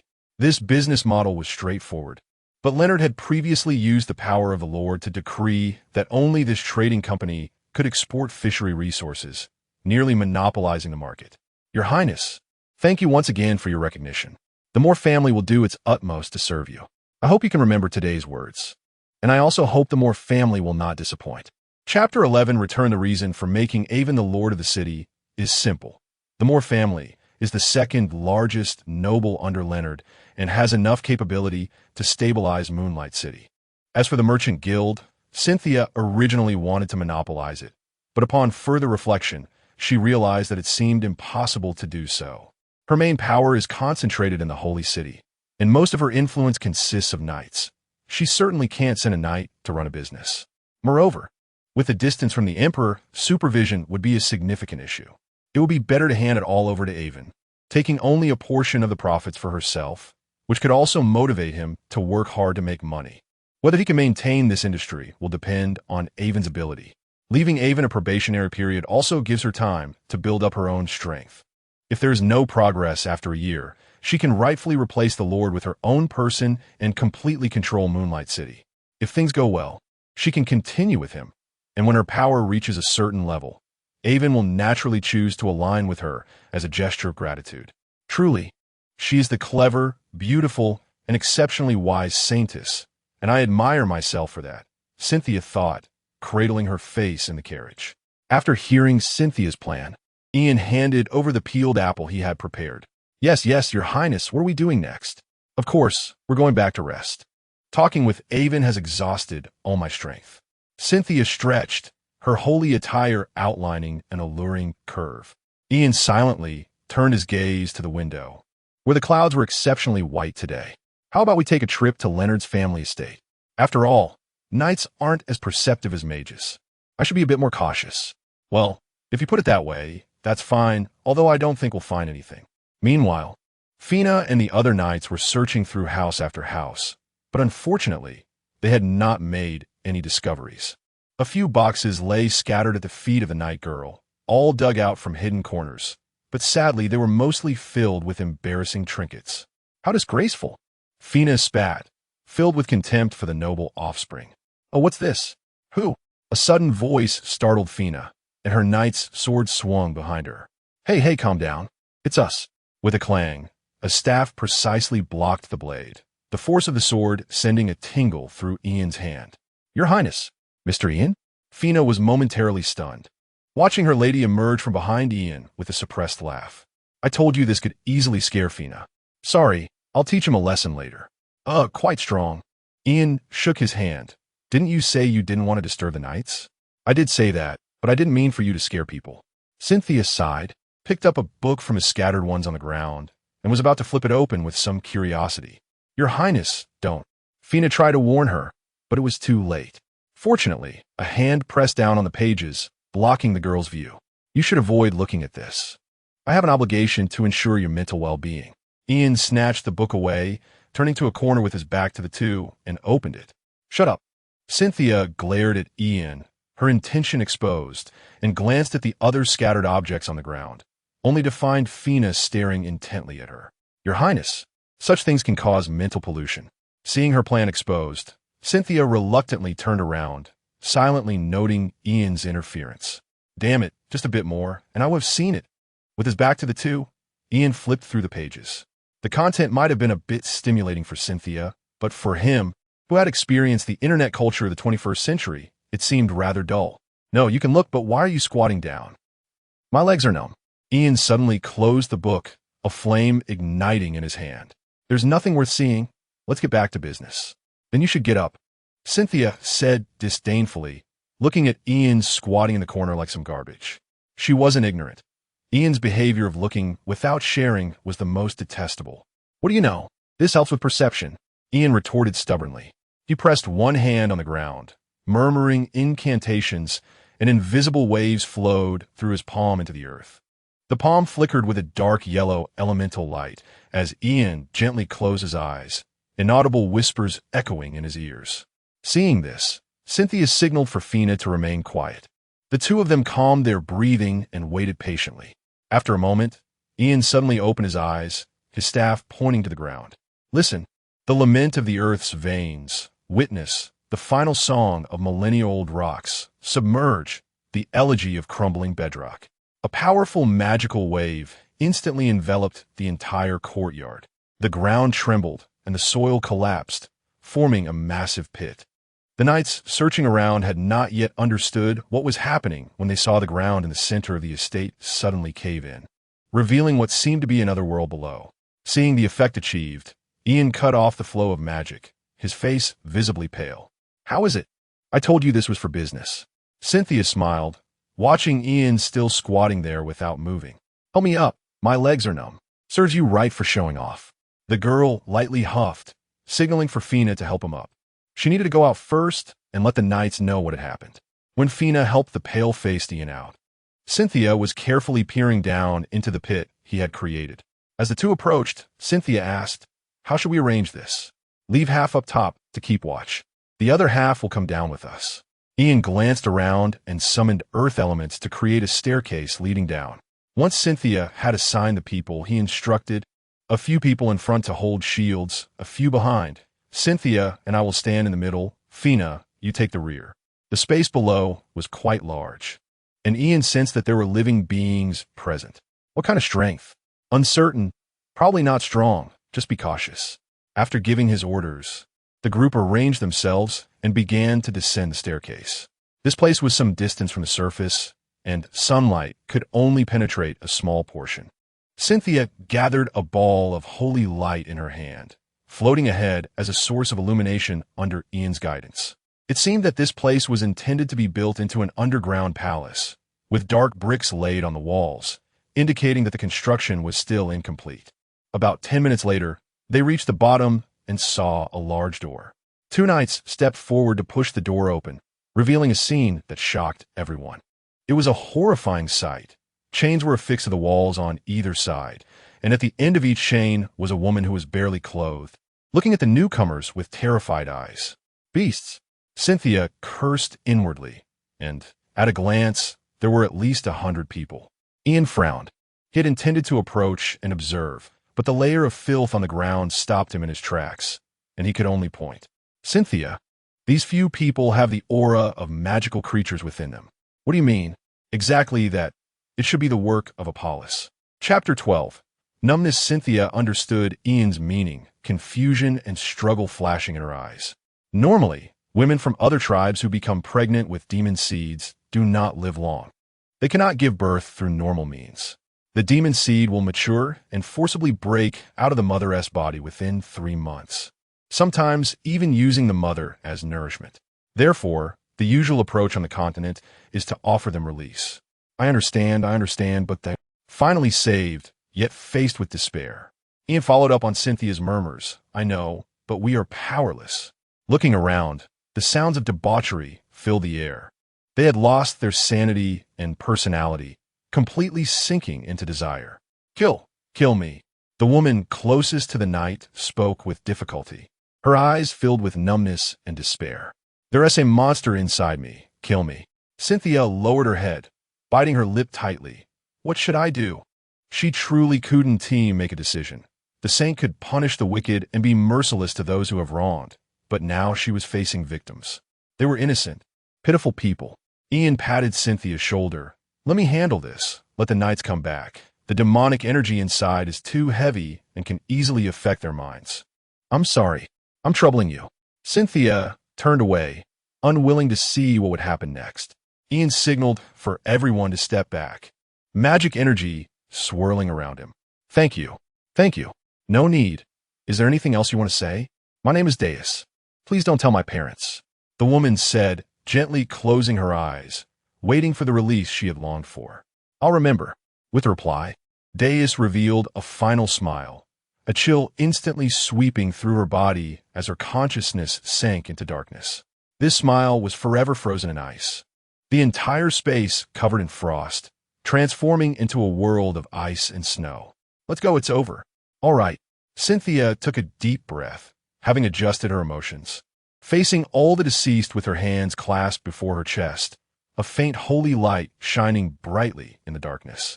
May the souls of the departed rest in your light. May my prayers be heard by you. Go back and rest. Get a good sleep. Don't think too much. Sitting in the holy carriage, Ian racked his brains trying to comfort the silent girl, but couldn't think of anything to say. I'm fine, just a bit uncomfortable. Cynthia raised her head to look out the window. It was too late to feel sad now. I am a bit scared that this will happen again. Even scared that it will happen to me. Am I very irresponsible? Ian sighed. It's not your fault. The saint is also human, and humans will be afraid. Don't worry, I'm still here. Cynthia didn't ask the stupid question of what would happen if you weren't here and sat down beside Ian. Let me lean on you. Don't move around. As soon as she finished speaking, the girl gently tilted her head to rest on Ian's shoulder. A few strands of moonlight-colored hair brushing against her neck, causing a slight tickle. Ian's body stiffened. He could even smell the faint fragrance on Cynthia. Didn't they say that the opposite sex cannot touch the saint? Shut up. Now the saint is touching you, Cynthia said with annoyance, breaking the heavy atmosphere in the carriage. After a moment, the girl got up and rubbed her cheeks, somewhat resentful. You're too thin. Eat more in the future. It hurts. Yes, I'll have to rely on you, Your Highness the Saintess. Don't worry, following the Saintess, going 3 days without food is not a problem. The holy carriage did not return to the Lord's mansion. After seeing the scene below, Cynthia changed her mind and decided to set off immediately. The night order cleared the way in front of the carriage, and the onlookers voluntarily stepped aside, watching the carriage leave. They seem very grateful to you. Looking at Cynthia waving to the citizens by the roadside, Ian remarked, It's you they are grateful to. If it weren't for you, I might have already died in the jungle. Cynthia responded while waving her hand, and when the carriage drove out of the city gate, she breathed a sigh of relief and pulled up the curtain. The next week would have to be spent in the carriage. Ian chuckled lightly. I see you have a wing too. Why not just fly over? That's a feature of the Saintess's attire. It can only glide, mainly for show, you understand, right? Cynthia propped her face up, speaking weakly. However, I just looked at the skill tree, and at level 50, I have a skill called Holy Wings, which should allow me to fly. Then can you see what the top skill is? I can't. Cynthia extinguished Ian's expectations. The skills I've seen at level 70 are all locked. It said that this is a skill that changes and everyone else is different. Ian nodded. He was also curious since his skill tree seemed a bit different. Normally, a magician should only have one elemental affinity, meaning only one skill branch can be illuminated. But he had multiple elemental affinities with 8 skill branches: water, fire, earth, ice, light, dark, wind, and thunder, all pointing to one box with a level 70 choice.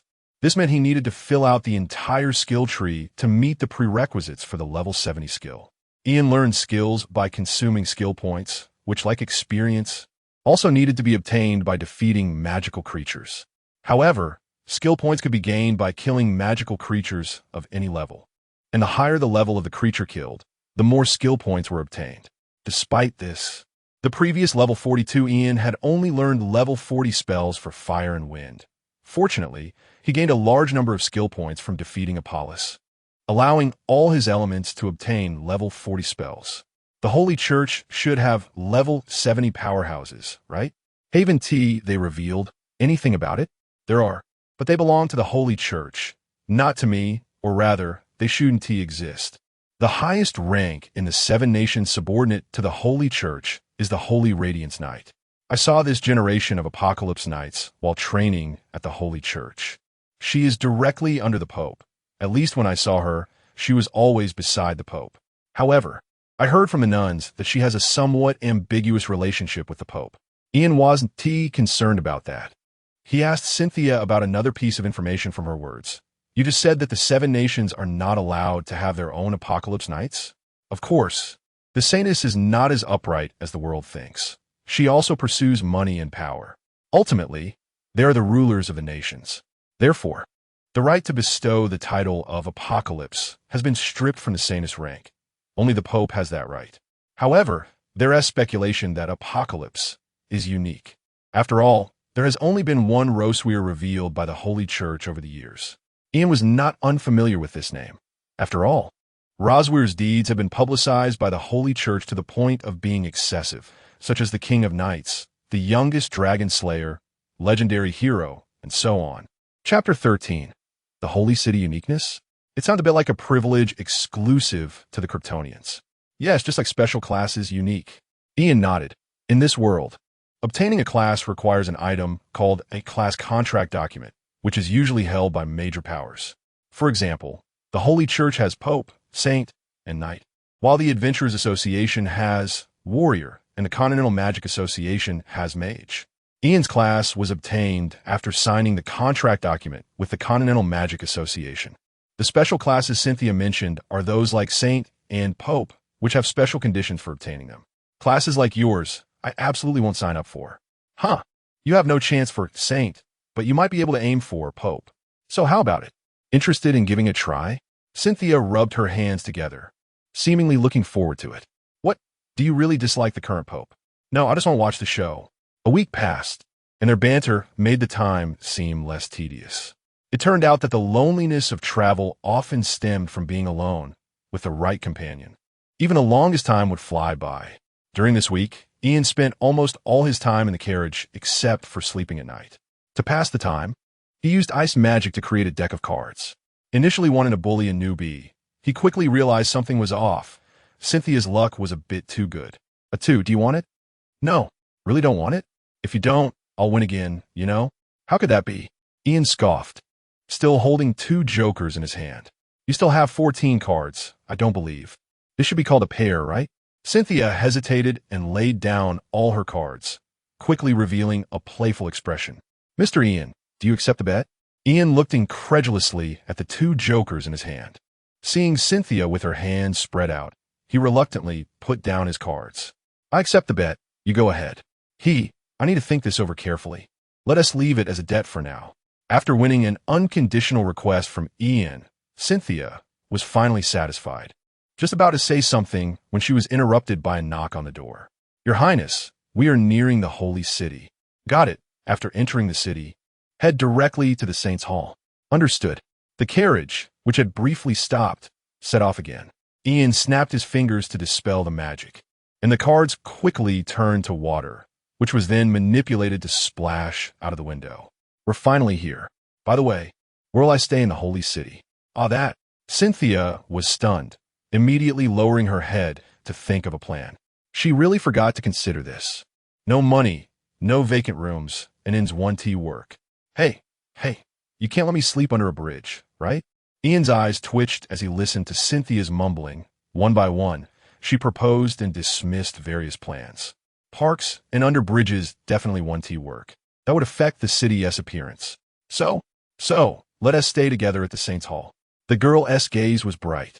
There is an empty room next to my chamber. The environment is decent. 1 room is definitely enough for you. Are you serious? Ian doubted whether Cynthia was really foolish or just pretending. You are inviting the wolf into the house. Do you think Mr. Ian would do anything bad to me? Night raid? Cynthia blinked, looking pure and innocent, causing Ian's heart to skip a beat. With her beautiful face and innocent expression, paired with the uniquely designed saint's outfit, it was too tempting. Ian cleared his throat and turned his head. Whatever. Oomph. Mr. Ian is a gentleman and wouldn't do anything indecent. TSK. He knew the girl was doing it on purpose, but didn't dare to actually do anything. This must be a test. Cynthia was definitely testing his character. Which official could withstand such temptation? Seeing Ian ignoring her, Cynthia also quieted down, quietly watching as the gates of the holy city drew nearer. As the holy carriage approached, the guarding knights automatically opened the city gate. They entered without any interrogation, smoothly making their way in. Looks like we need to make some changes in the future. Even the holy carriage should undergo inspection before entering the city. Cynthia's eyes flickered, noting this decision in her mind. Ian curiously observed the scenes in the city. It was his first time in the capital as a citizen of the Moon Kingdom. How does it feel? Cynthia was curious about Ian's impression of the city. Pretty good. Compared to Moonlit City, New Moon City is more than twice its size, and the city appears much cleaner, with neatly arranged buildings that clearly show planning. The most eye-catching structure in the city is undoubtedly the Central Saints Hall, with its pure white buildings standing out from the surrounding environment, towering above all other structures. You live there? Yes, isn't it nice? Cynthia boasted about her residence. The Saints Hall is not a single palace, but a complex of palaces, including the governing hall for office work, the sleeping quarters for rest, and the reception hall for meetings, as well as other palaces for the nuns to work and rest. The pure white palace shines with holiness under the sunlight, and in front of the hall stands a giant statue of an angel, which is the deity of the Holy Church, the Holy Angel Celestia. As they passed by the statue, Ian could feel a special energy contained within it. Is this the power of faith? Yes, it can also be called the power of will. It can come in handy in special situations. Cynthia briefly explained, and after realizing they had arrived, she led Ian off the carriage. The path behind the statue requires walking as a sign of respect for the deity. Once past this area, they would have entered the holy domain and could not carry weapons. Cynthia called out to Fina, patting her shoulder. You can stop here. Take the knights back to rest. I'll give you 3 days off, and then go to finance to collect a subsidy of 10 gold coins each. As you command. Holy Lady. Upon hearing about the vacation and money, Fina's tone became more excited, and the fatigue of the journey dissipated in an instant. The knights behind her expressed their gratitude to the Holy Lady. 10 gold coins was already their salary for 2 months. Ian looked at the generous Cynthia in surprise. The poor saintess was surprisingly generous in this regard. After the knights left, Ian stepped forward and squinted slightly. Your Highness, don't I need to settle my payment? Cynthia looked at him with confusion. Didn't I give you 100 gold coins? Isn't that your way of winning me over? Now we're talking about the bonuses I deserve for my work.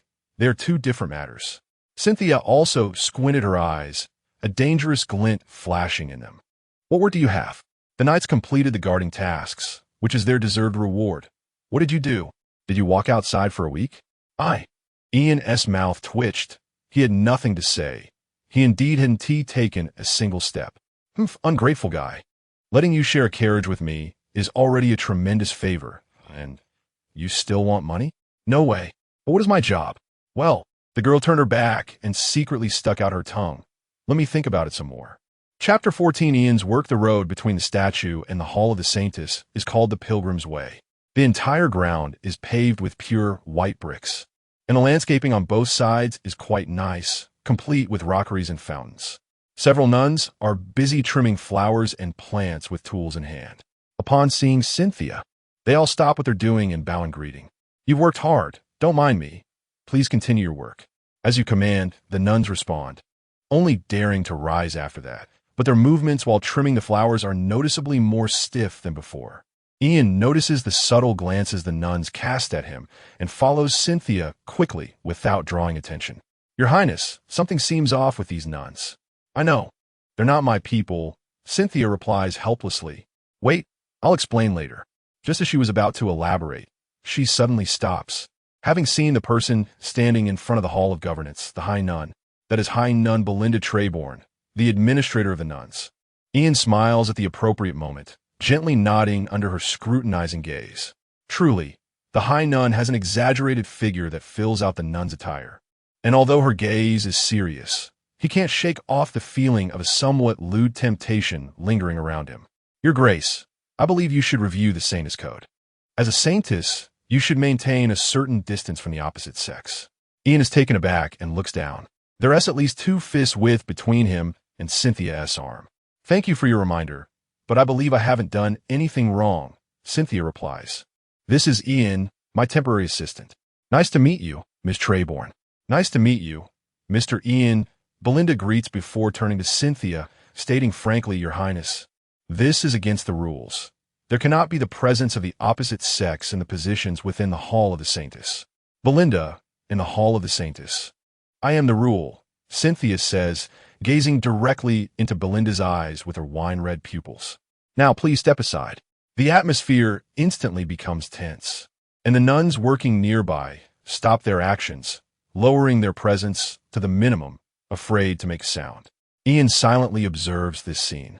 It's the first time he has seen Cynthia display such authority and silently praises the design of the half-high heels of the Saintess' attire. Or else the girl would have seemed a bit shorter due to her height. After a moment of standoff, Belinda slightly turns aside. Your will. Cynthia directly pulls Ian's sleeve, leading him forward. Belinda frowns, a strange sparkle appearing in her eyes as she watches their actions. Once the two have walked far away, she surveys the area, and the nuns quickly resume their work, moving even more diligently than when the Saintess was present. On the other side, how could a nun dare to speak to the Saintess like that? Ian asks, puzzled, as his perception of nuns has always been gentle, like big sisters in black silk, embodying a maid's priestly status. She is a bit special. Belinda was the high nun during the tenure of the previous Saintess and had previously been my tutor. But I found out long ago that my personal nun became Belinda's informant, and since then, I removed the nuns from my side. That is when I developed an irreconcilable conflict with Belinda. This is really... Ian doesn't know how to comment. Never mind. You're really in a tough spot. Huh. Sooner or later, I'll replace Belinda, that old hag who can't tell the difference between monarch and minister. She really thinks this hall has no temper. The girl's murmuring ahead makes Ian involuntarily laugh. Cynthia is indeed quite adorable. With a sense of vigilance toward Belinda, Ian follows Cynthia to the rear hall. This is the location of the Saintess' chamber, and the environment is noticeably quieter, as the nuns have all been summoned to the front hall by Cynthia. That's my chamber, and the smaller room next to it is yours. The smaller house next to Cynthia's chamber was where my personal maid used to live, and now it's yours. I'll have someone come replace the bedding later. Your Highness is so wise. What could be more enjoyable than finally having a house after wandering for half a lifetime? Although that house seems like a doghouse compared to Cynthia's in his past life, it would have been a standalone villa. 2 stories with a garden. What more could he want? Thinking back to his past life, where he only had a blanket and a dog until his death, he finds himself liking this house more and more. I'm glad you like it. Cynthia breathes a sigh of relief. She was worried that Ian might find it shabby. But now it seems he is quite easy to please. Can I keep a pet? As long as it doesn't disturb the environment or the neighbors. Understood, Ian replies. In other words, it's allowed. He misses the dog from his past life, but must have passed away by now after so many years. Maybe I can talk about it later. After settling the accommodation, Cynthia takes Ian on a tour around the vicinity to familiarize him with the environment, and finally, the two return to the Hall of Governance. I usually stay here, so if you're looking for me, come to this side.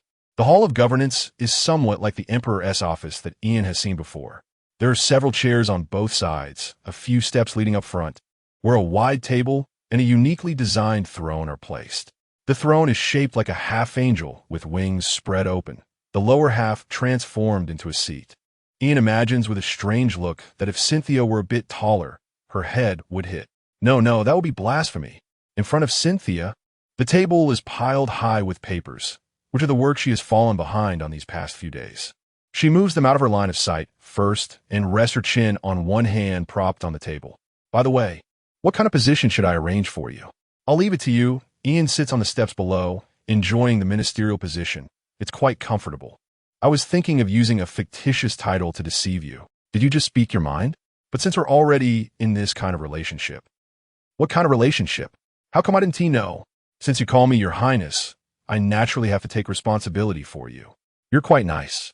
I hereby appoint you as the mage of the Holy Hall. Isn't that's still just a title? Ian complains weakly. It's different. Being assigned responsibilities means it's an actual position. You'll be in charge of the Holy Hall's safety. After all, there are very few knights here. And we need a strong protector. The number of guards in New Moon City is actually quite small. The Kingdom of the Moon has a total of 8 level 50 Radiant Knights and 1 level 60 Holy Knight. 2 of these Radiant Knights remain in the Holy City, while the other 6 are deployed at the front lines to guard against invasions. The Kingdom of the Moon is located on the southern coastal region of the continent, bordered by the Forest Kingdom to the east, the Sun Kingdom to the north, and the Goblin Kingdom to the west, making the border pressure quite significant. However, the Holy Hall generally doesn't encounter problems. You mainly need to help me handle some matters.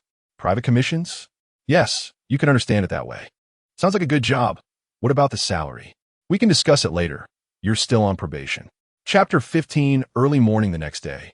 Ian was shaken awake from his dream and looked dazedly at Cynthia, who was neatly dressed by the side of his bed.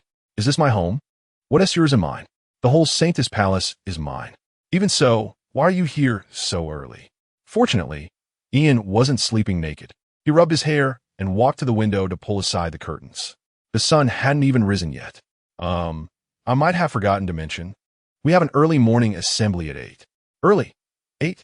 The corner of Ian's mouth twitched. The thing he hated most had followed him to this other world. What a strange abbreviation.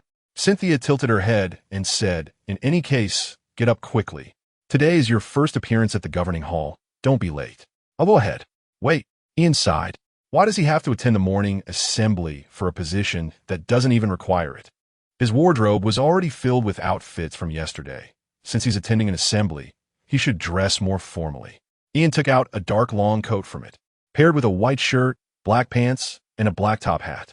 This modern-looking outfit first appeared in the Water Kingdom and became fashionable there before spreading to the other 6 kingdoms, becoming a mainstream clothing style.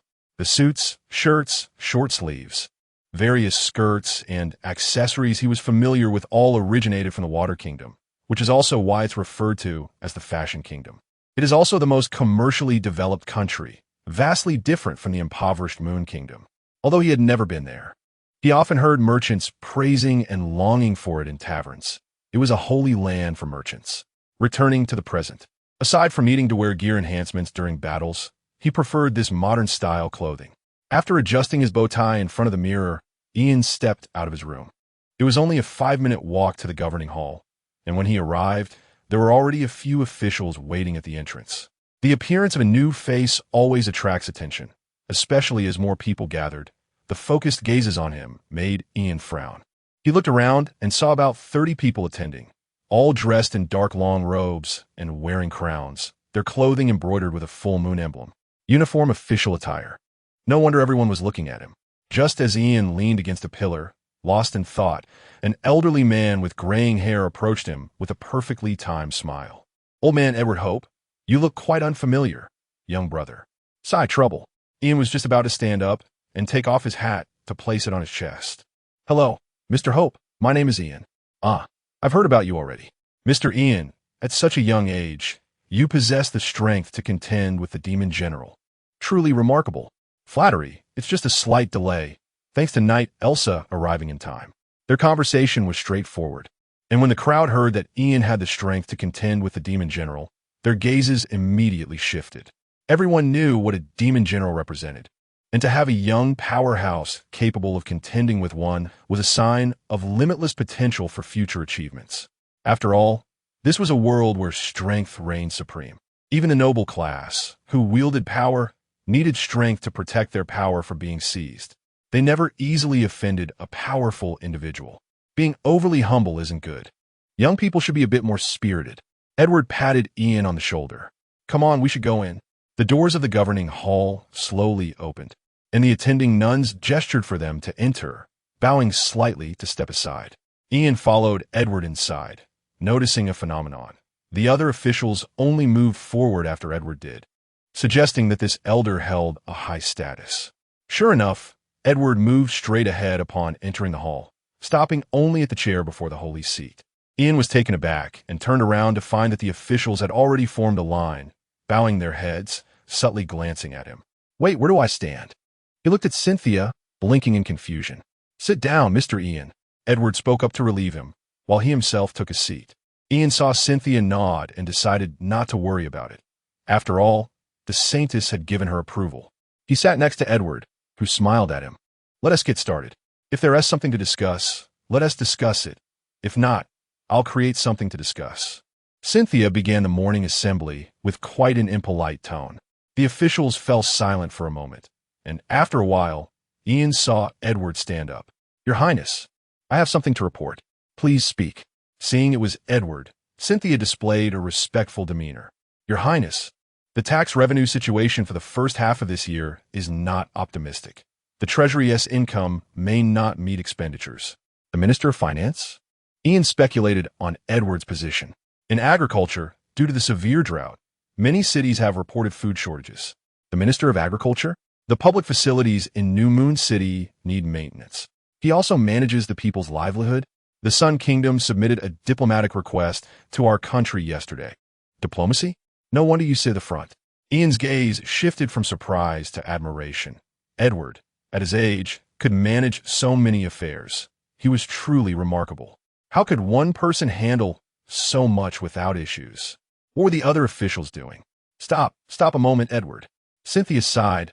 Have someone write it down for me later. She couldn't remember all of it. No, this doesn't feel right. Ian felt increasingly strange listening to the morning assembly. The administrative system of the Moon Kingdom might have significant problems, but he couldn't jump to conclusions yet. After Edward finished speaking, the other officials began to raise minor issues one after another. When no one else spoke, Cynthia moved on to the next agenda. She scanned the crowd and said, starting today, Ian will serve as the mage of the sanctuary, responsible for the sanctuary's safety, while temporarily holding the position of administrative assistant. Understood, your holy command. Ian stood up to bow, addressing the officials behind him. Please take care of me in the future. Please take care of us, the officials returned the gesture. They had no objections to the Saintess's decision. It was merely a position without real power. Since it didn't affect them, they still needed to show respect. All right, the meeting is adjourned. Ian, stay back. After announcing this, Cynthia ended the morning assembly. Once the officials left, she let out a sigh and slumped down in the holy seat. So annoying. Why are there so many things to deal with? No one mentioned there would be an assistant. I just thought of it. This way, you can properly engage with the administration. The girl's words stirred a complex emotion within Ian.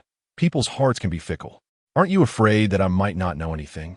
Or that I might abandon you and declare myself king once I gain power? You won tea. Cynthia's crimson eyes fixed on his. And Ian clearly saw the determination and trust within them. I believe in my instincts. If I'm wrong in the end, I'll accept it. But in any case, I place my utmost trust in you. Cynthia's sincere gaze made Ian unconsciously avert his own. It was too overwhelming. His heart raced a little faster. Was this what it felt like to be trusted? Chapter 16, How to Change This Statement is a Lie. Cynthia subtly twirled her hair with her fingers, looking at Ian as if she believed him, secretly relieved. How could the Saintess be without schemes? The reason she was so nice to Ian was certainly not because of some ethereal feeling. It was simply that she could see Ian's panel. The panel Cynthia could see was different from Ian's. She could see more and had a more comprehensive view. So much so that she had completely stripped Ian bare from the inside out, even seeing the existence of divine proverbs. A genius magician who adapts to circumstances. Possessing knowledge that transcends the times, aware of the nodes of the past and future. Perhaps a turning point in destiny. He likes you. These 2 lines of Proverbs were enough to make Cynthia trust him without reservation. As for the last statement, it was just the divine's malicious humor. The girl's cheeks flushed slightly as she patted Ian to bring him back to his senses. Now it's your turn to play a role, Ian, the great advisor. Ian instinctively replied, don't blame me if I don't do well. Of course, Cynthia smiled gently, spreading out the documents on the table and pointing to the many issues listed. The first problem is that we are out of money. The tax revenue for 6 months is less than 100,000 gold coins, not even half of what it was in previous years. At this rate, we won't even be able to pay the official salaries. The girl tapped the table in distress. Money had always been a big problem, and she was even considering whether to sell the tiles of the Saint's Hall for cash. If this continues, the country will go bankrupt. Well, if I may suggest, there are only two ways to get money: increase income or reduce expenses. What do you mean? Ian pondered for a moment. Layoffs. Many officials in the Moon Kingdom are nobles by inheritance, right? These hereditary officials are useless and incompetent. Even the Morning Court requires Edward to handle so many matters alone. Reducing the number of officials is something I've thought about, but you know the power of the nobility. So we need a reason to silence them. Currently, official positions in the Moon Kingdom are mainly feudal, directly appointed by the monarch. But as the monarch's power wanes, some people have begun to sell official positions privately, leading to corruption in the officialdom today. Conducting an assessment to dismiss unqualified officials and promote the capable is a good idea. Cynthia's eyes lit up. It's a good method. But it can't just be nobles. We need to include commoners as well. There must be someone to fill the vacant positions. I want commoners to participate as well, which will silence the nobles' objections. Ian instantly saw through the girl's thoughts. If only nobles were assessed, they might feel dissatisfied. But if commoners were included, the situation would change. The self-proclaimed superior nobles would not tolerate such provocation. They might even participate in the assessment to showcase their excellence. Although the education level of commoners is not high, there will always be some talents among them due to the large population base. Cynthia was already clever, and with Ian's guidance, her thoughts immediately expanded. By seizing this opportunity, I can also eliminate some redundant vacant positions, thus reducing salary payments. Is this the original intention of optimizing the political structure? Ian thought about it and found nothing wrong with it. This matter is settled. Next is the food issue. Due to harvest problems, grain merchants have started to raise prices. No matter what, we need to bring grain prices back to normal levels. Cynthia shook Ian's arm and said softly, "Please help me, Mr. Ian." "No. Why do you trust me so much to solve this?" Ian felt a slight throbbing in his temples, but the girl's charming demeanor made it impossible for him to refuse. "Ian, oh Ian, this woman wants you to work with just a few sweet words. You mustn't agree." "But she's different." "What makes her different?" "She's just too beautiful." A pure white little angel in his mind punched the demon dead, and Ian held Cynthia's hand. "Understood. I'll do my best." The girl immediately beamed and pulled out a platinum token from under the table. "Because this matter requires going to Dark Moon City, I don't trust anyone else with it. This is the Saintess's token. Seeing the token is like seeing me, and it will make the local officials cooperate with you." "So, what use are your officials, then?"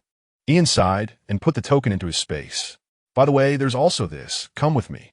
Cynthia suddenly remembered something and led Ian to a room behind the governing hall. In the center of the room was a special magical device resembling a signal tower, surrounded by intricate magic circles. "This is a communication tower. By injecting your magic and leaving a signal on it, I will be able to contact you remotely." Ian nodded, stepped forward, gently touched the tower, and injected his magic. A shimmering blue light lit up, and the magic circle on the ground flickered with brilliance. After about 10 seconds, a blue stone rolled out from the base of the tower. "This is a communication stone. With this, you can receive signals from the communication tower. If lost, you can go to any communication tower to get another one. There are communication towers in every main city." "That's quite convenient." Ian weighed the communication stone, which contained his magical fluctuations, wondering how it was made. "It takes half a day's journey from here to Dark Moon City. Be careful." "Don't worry." After leaving the governing hall, he saw the head, Maid Belinda, walking towards him, her impressive height swaying with each step, looking like she had something urgent to discuss with Cynthia. "Hello, Mr. Ian." "Hello." Ian responded unexpectedly, surprised that Belinda took the initiative to greet him when he originally intended to walk past. The moment their eyes met, a strange feeling lingered in his mind, and he noticed that Belinda seemed much more attractive. Her glistening eyes reflected his figure, and her fair, plump skin was slightly marked, enticing one to want to touch it. The hem of her nun's attire and the black stockings left an alluring area to explore. "No, wait." Ian shook his head, driving the lascivious thoughts out of his mind. He wasn't some beast. How could he react so strongly just by seeing a woman? He had acted normally in front of Cynthia. If that's the case, it must be Belinda's issue. However, before he could explore further, Belinda had already walked past, seemingly just to greet him. Suppressing his inner doubts, Ian exited the temple and, after inquiring with the guarding knight, headed towards the Hop family. Edward Hop, this minister who holds multiple positions in the Moon Kingdom. What role does he play? A supporter of the Saints or a hidden, ambitious person? Whatever it is, to solve the current problems, he cannot be bypassed. I am looking for Mr. Edward Hop. Ian directly took out the Saintess's token and presented it before the two guards. The guards were startled. Please wait a moment. I will report immediately. Chapter 17, Unexpected Visitor. Mr. Ian, I didn't expect to see you so soon. I also didn't expect to have to ask you for something so quickly. Ian smiled and sat down across from Edward. What does Mr. Edward think about the issue of grain prices? Edward was taken aback for a moment, then replied, This is an urgent issue related to people's livelihoods. This year is indeed unusual. For the first time, we are facing drought, and no one was prepared for it. Ian nodded. He was also surprised that a coastal country like the Moon Kingdom would experience drought. But now is not the time to explore that. In that case, Mr. Edward must be very concerned about this issue, and so is His Highness. So let me try to resolve it. As soon as these words were spoken, Edward immediately understood that Ian wanted to use him to achieve his goals. He was aware of the situation Cynthia was facing, so it was not surprising that he would seek help from the Hope family. I understand. Mr. Ian, just let me know what you need. The actions of grain merchants in driving up prices fundamentally disrupt the market order, and I need to restrict such behavior from a legal standpoint. Upon hearing this, Edward let out a bitter smile. Mr. Ian, do you want me to support this law? The Hope family must have grain merchants as well, right? I need them to set an example. This is Ian's goal. Merchants value profit above all else and are the most adept at navigating changing circumstances. The issuance of legal provisions requires an influential figure to set an example. Otherwise, if others see that no one is following the rules, they will also disregard them. And in the end, the law would have to be enforced harshly, which, while feasible, would provoke resistance from all grain merchants. However, once a noble family like the Hopes abides by the rules, other grain merchants will inevitably follow suit to some extent. This way, Ian only needs to catch a few examples, and the resistance will be less intense. What laws does Mr. Ian want to establish? Limit grain prices, prohibit hoarding, and ban malicious price hikes. Reduce tolls and tariffs, and impose a special grain sales tax during extraordinary times. Ian expressed his thoughts. Originally, he considered a method akin to labor relief, but then realized that the Moon Kingdom had neither money nor grain and might end up collapsing under its own relief efforts. It would be simpler and more straightforward to legislate, and those who violate the law could be heavily fined. Edward pondered for a moment and then raised his head. I agree. The Moon Kingdom is in trouble, and we should help. I will have my merchants pay attention. Mr. Edward, you are righteous. No wonder you are a loyal subject trusted by His Highness. Ian stood up and slightly bowed, and Edward quickly rose to return the gesture. Mr. Ian is being too polite. It is our duty as subjects to relieve His Highness's worries. Smiling and waving his hand, Ian stood up and put his hat back on. In that case, I will wait for good news from Mr. Edward. Rest assured, rest assured. Edward escorted him all the way to the door and only stopped when he stepped outside, watching Ian's gradually receding figure. The smile on the old man's face slowly faded. Come here, he called out to the courtyard, and soon a young servant ran out, standing respectfully in front of him. Sir, he called, have the grain merchants lower their prices. They should sell quickly while they can in the next few days. Yes, today's weather was gloomy, and Ian pressed down his hat as he approached the carriage parked by the roadside. It was not as luxurious as the royal carriage, but it was still top-notch. 2 knights had already taken their positions. They were arranged by Cynthia to support him and assist with some minor matters. Let's go. As the knight responded, the carriage began to move slowly. The carriage, marked with the royal emblem, passed through the streets without obstruction and soon exited the city gates.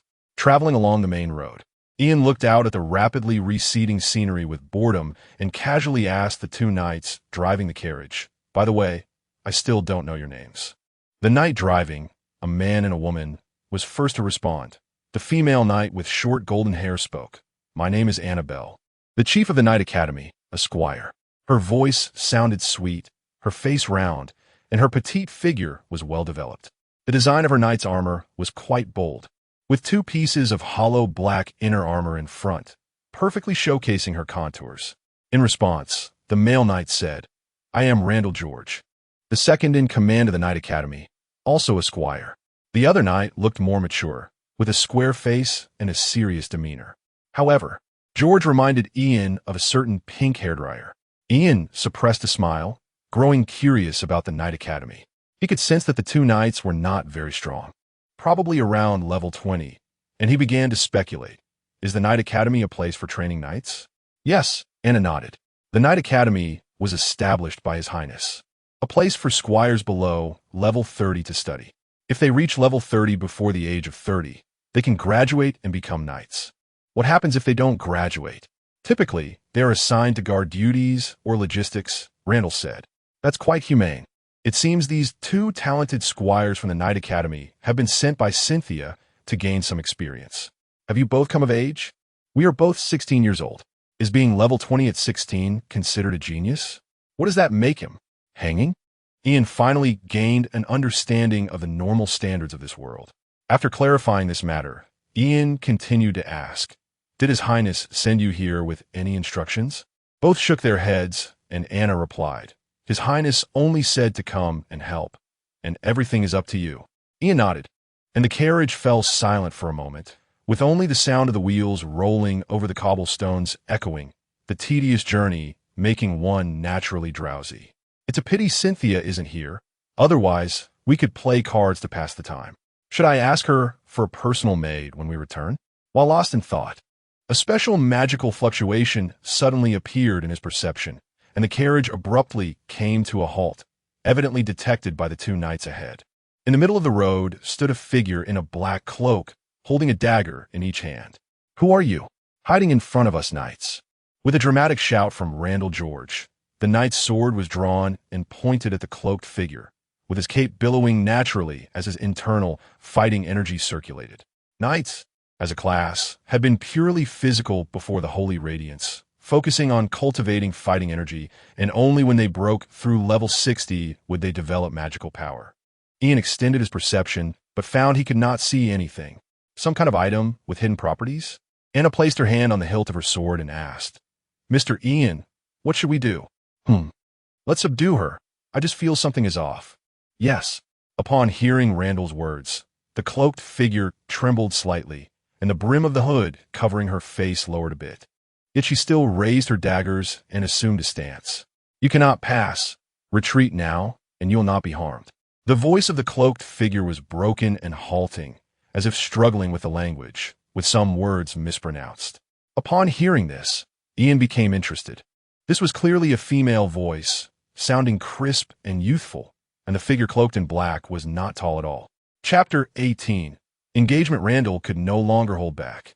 The colorless fighting spirit swirled around the sword's body, and with a loud shout, he charged forward. Heavy slash. The knight's sword sliced through the air, bringing all his strength down in a fierce strike. The fighting spirit spread out, kicking up a large cloud of dust, and a deep sword mark appeared on the ground. But this powerful blow was effortlessly evaded by the figure in black with a simple sidestep. Missing with his first strike, Randall immediately changed tactics, releasing the knight's sword and throwing a punch. This move caught the figure in black off guard. She hadn't expected the knight to throw away his sword and swing a fist. In a rush, her reaction was equally quick. She crossed her daggers in front of her chest to block, retreating backwards along the force of Randall's punch. The knight's armored hands struck the black-clad figure, but the impact felt light, as if he had punched into cotton. The force was dissipated. What a skilled fighter. Ian, leaning against the window, watched with great interest, occasionally commenting, drawing Anna's attention repeatedly. "Are we just going to watch?" she asked weakly. "Of course not. If Randall can't win, you'll have to help him." "Will Randall lose?" "I don't know. Let's wait and see." In the midst of their conversation, Ian had quietly released magic, an invisible wind barrier rising around them, turning the area into a cage. In the arena, after Randall discarded his sword, the figure in black lost her hesitation, closing in with her dagger, striking out like a snake, aiming for the unarmored joints. Randall was undaunted, pulling both hands back to his chest. delivering a quick punch to the black-clad woman's shoulder, the fist's wind lifting her hood, exposing her face hidden beneath the black cloth for a brief moment. He was taken aback, his gaze locking onto a pair of enchanting purple eyes, his mind momentarily dazed. In just a moment, the blade sliced through the joint, the lining tearing open to reveal copper-colored skin, and only after a few seconds did crimson blood begin to flow. The pain snapped Randall back to awareness. He let out a muffled grunt and stepped back 2 paces, waves of numbness flooding half of his body. "It's useless. My blade is poisoned. If you retreat now, I can give you the antidote." Despicable. Randall cursed silently. He had lost, and this confrontation lasted barely 20 seconds. Anna had already drawn her knight's sword. She understood Randall's strength well. Level 24 knight, not much different from herself, but to lose so quickly to this figure in black meant that if she went up, she would likely. "It's fine, go," Ian nodded. "She doesn't have killing intent.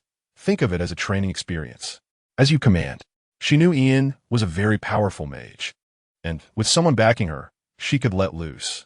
As Anna charged in, the figure in black entered the fray again. Anna wielded a rapier, her agility and swordsmanship far superior to Randall's, making their entanglement quite enjoyable to Ian.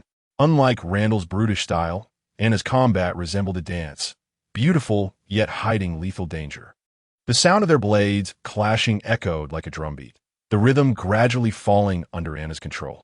Just as victory seemed imminent, the figure in black suddenly retreated, forming seals with her hands, her figure vanishing instantly.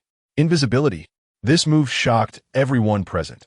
Anna held her sword with one hand, alert to her surroundings, and a faint sound emerged behind her.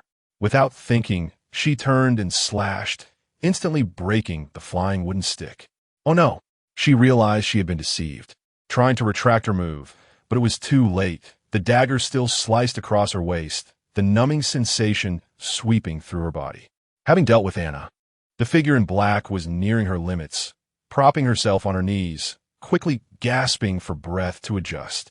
One last time, leave the carriage behind, and you may depart. She was secretly relieved. Thankfully, there were only 2 knights, and the one left behind in the carriage would definitely lack combat power. "No, you should stay behind and hand over the antidote." A relatively young voice came from the carriage, and a handsome young man with black hair stepped down. The figure in black suddenly stiffened, uncontrollably collapsing to the ground, her crystalline purple eyes filled with despair. In her eyes, this person radiated terrifying magical power, an existence she could not resist at all. Ian approached with a smile. This was the attitude outsiders should have towards him. Previously, he had only participated in high-level battles with Cynthia, and now he realized the outside world was still beautiful. He squatted down in front of the trembling figure in black. Lifting her hood, her snow-white hair spilled out, and her enchanting purple eyes were filled with fear, her delicate face covered in sweat. Even more striking were her slightly trembling white fox ears atop her head and the pitch-black collar around her neck. Little fox girl? Ugh, a demi-human? Ian frowned. This was a demi-human slave. Demi-humans were the product of a union between humans and beastmen, typically possessing human appearances with some beastman traits. Due to their mixed genetics, demi-humans had better physical abilities and some, with pleasing appearances, satisfied certain nobles' desires, making them hot commodities in the slave market, expensive and always in short supply. Looking at the adorable fox girl before him, Ian reined in his magical power, trying to speak in a gentle tone. "I am a member of the Holy Temple. Those 2 are reserve knights from the Moon Kingdom. We are on a mission from the Saintess to investigate matters in Darkmoon City. No, my master ordered me. I cannot let any vehicles enter the city. My master's orders are absolute. You cannot pass." Even though her voice trembled, she still tried to rise to stop Ian. "Who is your master?" My masteress." The little fox girl murmured, her gaze becoming increasingly vacant. Ian faintly saw what seemed to be spiral patterns deep in her eyes. "Oh, this is a cursed item. A collar with hypnosis?" Ian grasped the collar around her neck, forming a wind blade at his fingertip. With a sound, the collar was severed by the wind blade, and the fox girl's gaze instantly regained clarity as she leaned against Ian, blinking in confusion. "What just happened to me?" Before she could finish her sentence, The fatigue from all over her body overwhelmed her spirit, and she fainted. You give me the antidote and then faint? Ian found himself in a dilemma. He couldn't bring himself to harm someone of the opposite sex. The fox girl in his arms looked to be about 13 or 14 years old. Her delicate and adorable sleeping face with slightly parted lips enough to banish any wicked thoughts. No, she has levels. She must have a spatial pocket. She definitely wouldn't keep such things on her. Ian suddenly realized this point. He didn't have the ability to take items from someone else's space. Fortunately, Randall, who was slumped to the side, managed to sit up with difficulty. Lord, it seems we don't need the antidote. I should be able to move in about half an hour. That's just right. You two lie down for a bit while I put her in the carriage. After placing the little fox girl down on the couch, Ian went back to cast a water therapy spell on the two. Chapter 19, The Daily Life of a Saintess. The citizens of the Moon Kingdom have a common perception of the Saintess. In the pure white palace at the center of the holy city, there resides a holy girl, the embodiment of an angel, possessing the most perfect appearance, the purest heart, and the wisest mind. She is the symbol of the Moon Kingdom, bringing happiness to the people of the moon. However, the current Saintess, Cynthia, is overwhelmed with worries for the happiness of her people. The road is damaged by carts? Let the craftsman fix it. Why are you telling me? Should I go fix it myself? Rainfall in the holy city has decreased. I'm in the holy city. Do I not know? Do I need you to report to me? The grain prices in the holy city have risen by 3 silver coins overall. Well, Ian is already handling that. Cynthia Rhoda got it and tossed it aside, and the waiting nun immediately organized it into a stack. This one is written by Ian? Cynthia picked up the document with a different color, as she would issue special documents in different colors to those she favored, making it easier to distinguish among a pile of useless papers. The black cover represents Ian, adding laws limiting grain prices, heavy penalties for violators. Cynthia pulled out a white sheet, hesitated for a moment with the pen in hand, wrote down the regulations requested by Ian, folded it, and handed it to the nun. Give this to the communications officer and have him send it to the local lords, requiring them to announce it nationwide within 3 days. Yes, Your Highness. The nun respectfully took it and immediately walked towards the back of the palace, looking at the pile of documents left on the table, which were mostly just formal submissions from officials. The girl felt a wave of frustration, and her desire to change the system grew stronger. So annoying. I don't want to look at this anymore. I'm so sleepy, ugh. The mountain of documents made her sigh deeply. 90 of this stuff is nonsense. But she was afraid of missing out on the remaining 10 of truly useful information. Who is that Robert anyway? Constantly asking about my health. Can't he write something useful? Cynthia spread her arms and leaned on the table, tilting her head to look at the clock. It was 5 in the afternoon, and dinner was about to be served. What should I have for dinner? Suddenly, she felt like eating fish. The air she exhaled from her nose felt warm, as if she were a bit overheated. Maybe it's better to eat something light. Right, I need to find a new personal nun. Most of the nuns in the palace have some connection to Belinda, and a major change is needed. Thinking of this, Cynthia felt another headache coming. The maid assisting her now is changed daily, and only in the governing palace, not involved in her personal life. To solve this issue, she first needed to deal with Belinda, the senior nun, who has worked in the palace longer than she has, truly a veteran of 2 reigns, without substantial evidence. Even the Saintess wouldn't dare to act against her. Why can't she just make a mistake for me to catch her? Cynthia muttered when the nun returned. Cynthia propped herself up and instructed, tell the kitchen to prepare fish for dinner. Make it light. Yes, Your Highness. The nun quickly left again. The girl stretched and picked up the documents again, hoping to finish the rest before dinner. Fortunately, it was indeed another pile of nonsense. After marking it with a circle indicating red, she tossed it aside. Just then, the maid returned with a tray of food containing 4 dishes. With the fish Cynthia ordered placed in the center, all the bones already removed, so she could eat without worry. The nun bowed and stepped back. It was not permitted for anyone to be present during the Saintess's meal, except in special circumstances. She only needed to wait outside until the Saintess finished to come in and clean up. Since becoming the Saintess, what Cynthia is most satisfied with is her personal chef. This ability to eat whatever she wants is the motivation that keeps her working.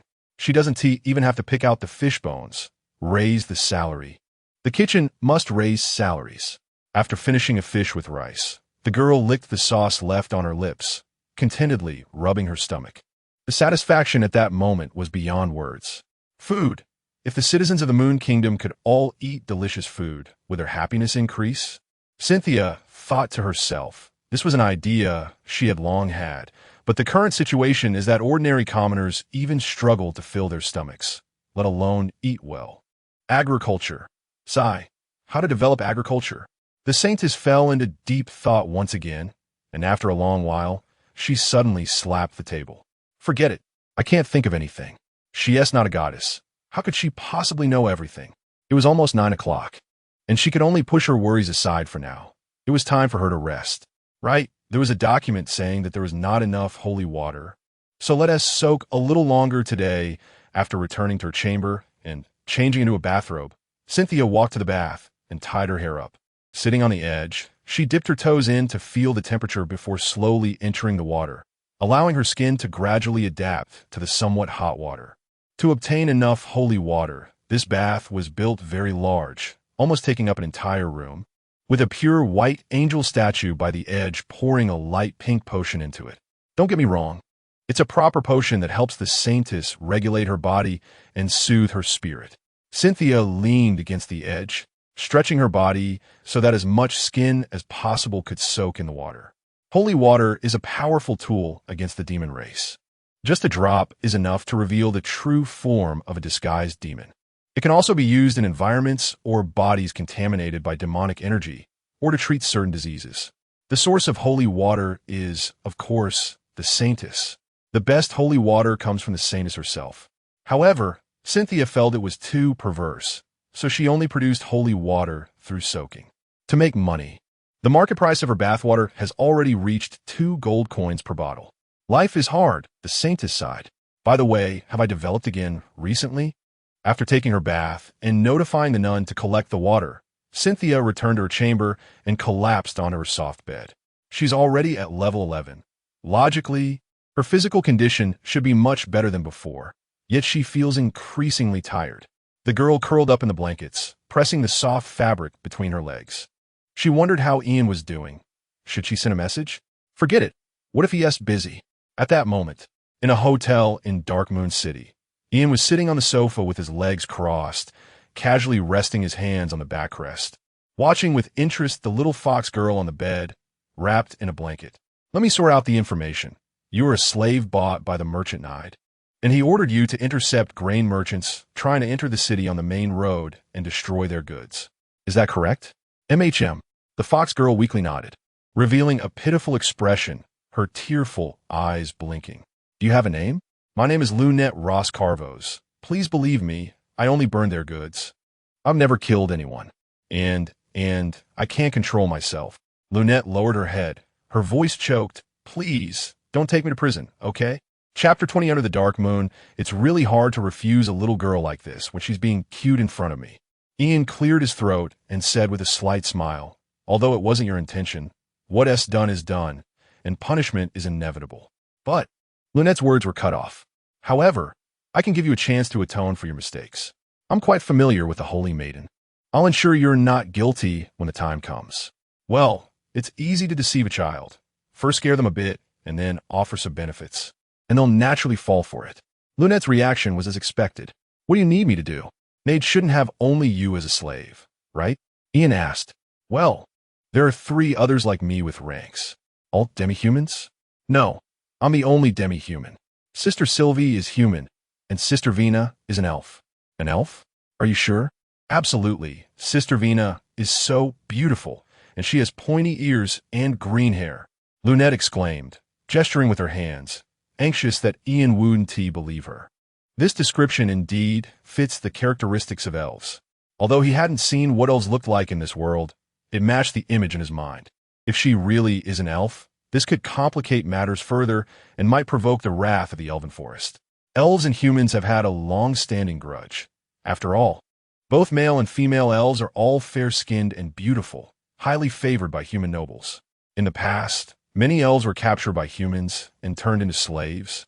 But after the elven queen, Vervatina, came to the Holy Church, the Pope ordered a ban on all slave trade, and all nobles who had purchased elves were executed, including a cardinal at the time.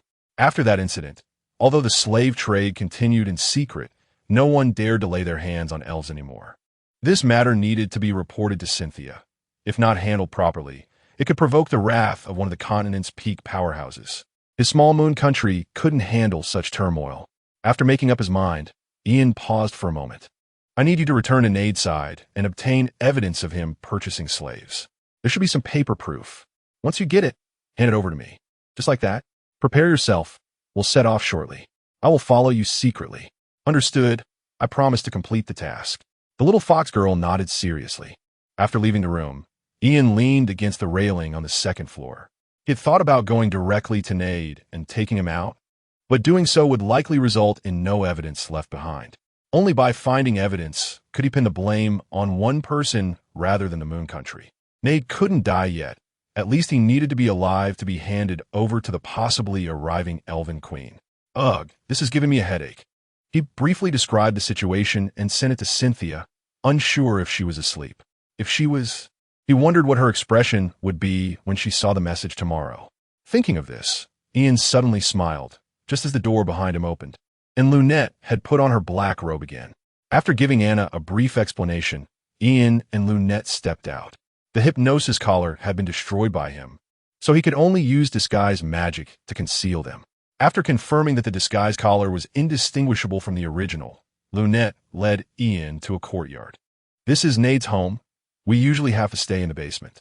Ian nodded and summoned his staff, waving it in front of him. Under Lunette's surprised gaze, his figure gradually disappeared. You can also become invisible. It's just magic. Level 20 Dark Elemental Magic. Invisibility.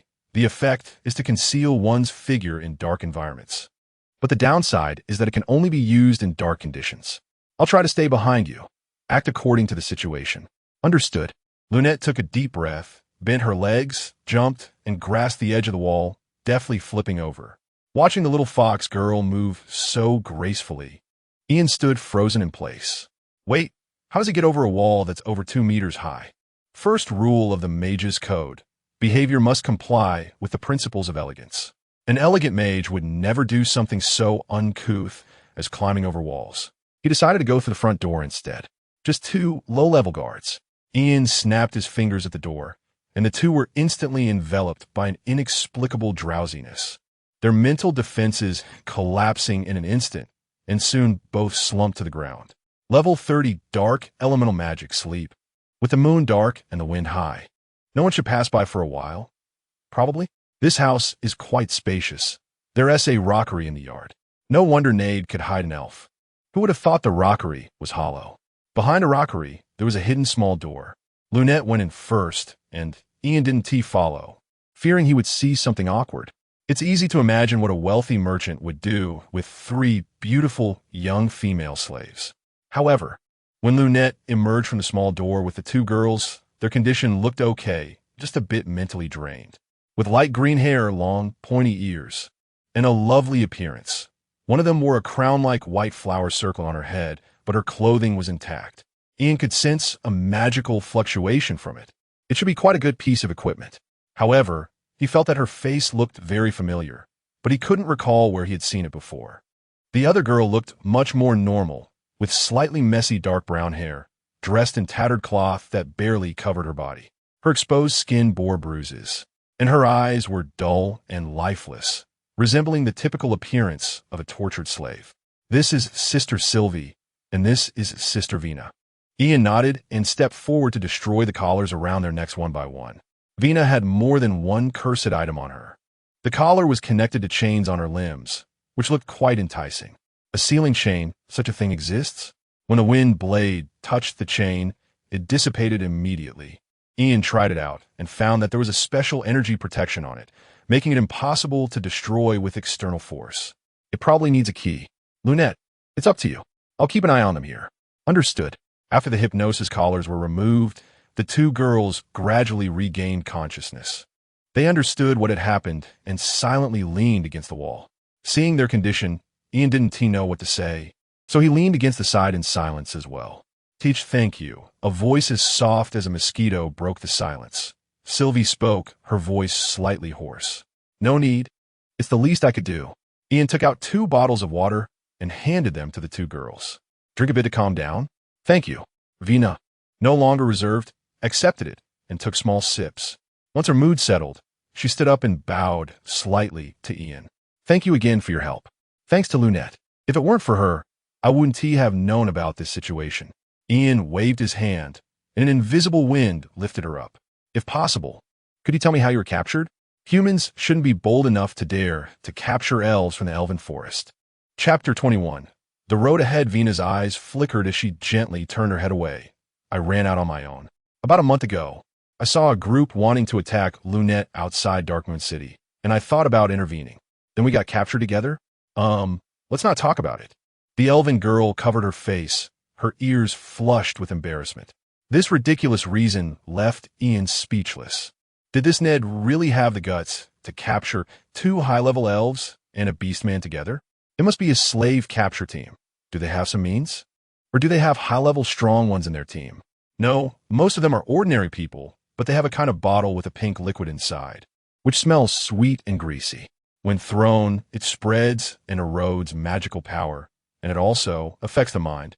Vina's face reddened even more, as if recalling something difficult to speak of. Ian realized it was some kind of special drug, an old tradition. Vina's magical power was suppressed by the magic sealing chains, so he couldn't tell her level for now, but he could clearly sense Sylvie's. Level 13, probably the weakest among them. Sylvie, how do you feel? Vina nudged Sylvie's arm, waking her from her daze. Sylvie's body trembled, muscles tensed, and only relaxed slowly after realizing it was Vina. I'm okay. She forced out a smile, but looked more like a cry. It's fine, it's all over now. Ned is about to be punished, right, my lord? I'm Ian, and Ned will indeed be punished. Death might be the easiest way out. Ian offered some comfort, but Sylvie's condition seemed off, and he didn't know what to do. About half an hour later, Lunette finally returned, holding several pieces of paper. Ned is sleeping in the inner room. I didn't dare to make a noise, just found these. Ian took a look. It was proof of slave transactions, 13 in total, including the 3 of them. The top one was Vina's proof, priced at 8,000 gold. TSK, the evil capital. A gray merchant has so much money. I'll keep this for now. You don't need to be involved in what comes next. After sending the 3 back to the hotel and getting a room ready, with Anna accompanying them, Ian returned to the manor with Randall. The 2 guards were already awake, but it was no longer troublesome. With the evidence in hand, Ian had no more worries. After all, this was about exterminating the 9 clans, and having 2 more guards was inconsequential. Halt! This is private property. The guards shouted sternly, pointing their standard long spears. Ian signaled to Randall, who immediately understood, drawing his great sword and sweeping it to force the 2 back. Hey you! As guards, the 2 naturally had levels, both being level 16 warriors, which was easy for Randall. Watching the weak-looking young man stride past them without regard. The 2 were enraged and were about to act when they saw a massive sword suddenly thrust in front of them. This is the work of the temple. If you don't want to die, get lost. The temple. You want me to leave? Is it not okay for me to leave? Their expressions changed, revealing an ugly smile as they crouched down, hugging their heads. Although everyone knew the Holy Maiden was currently weak, no one like them would dare provoke her. The commotion had already alerted the people inside the courtyard. Lights began to turn on, and confused servants stepped out, looking at Randall, standing at the door. I am a knight of the temple. Everyone, return inside and do not act rashly. Maintain order. While Randall maintained order, Ian had already arrived in front of Ned's room. The shadows cast by the light through the window showed 2 figures entangled and getting up. After a while, a lean middle-aged man with a mustache angrily pushed open the door and was startled to see Ian smiling at the door. You, who are you? Do you know that breaking into someone's home is illegal? Good evening, Mr. Ned, Ian said, pulling out a platinum token from his space. Temple Mage Ian. In the name of the temple, you're under arrest. Cold magic surged, and solid ice spread from under Ned's feet. Wait, I have. Before Ned could finish his sentence, his mouth froze first, and his limbs slowly stiffened, turning into a lifelike ice sculpture. A woman wrapped in a quilt walked out of the room.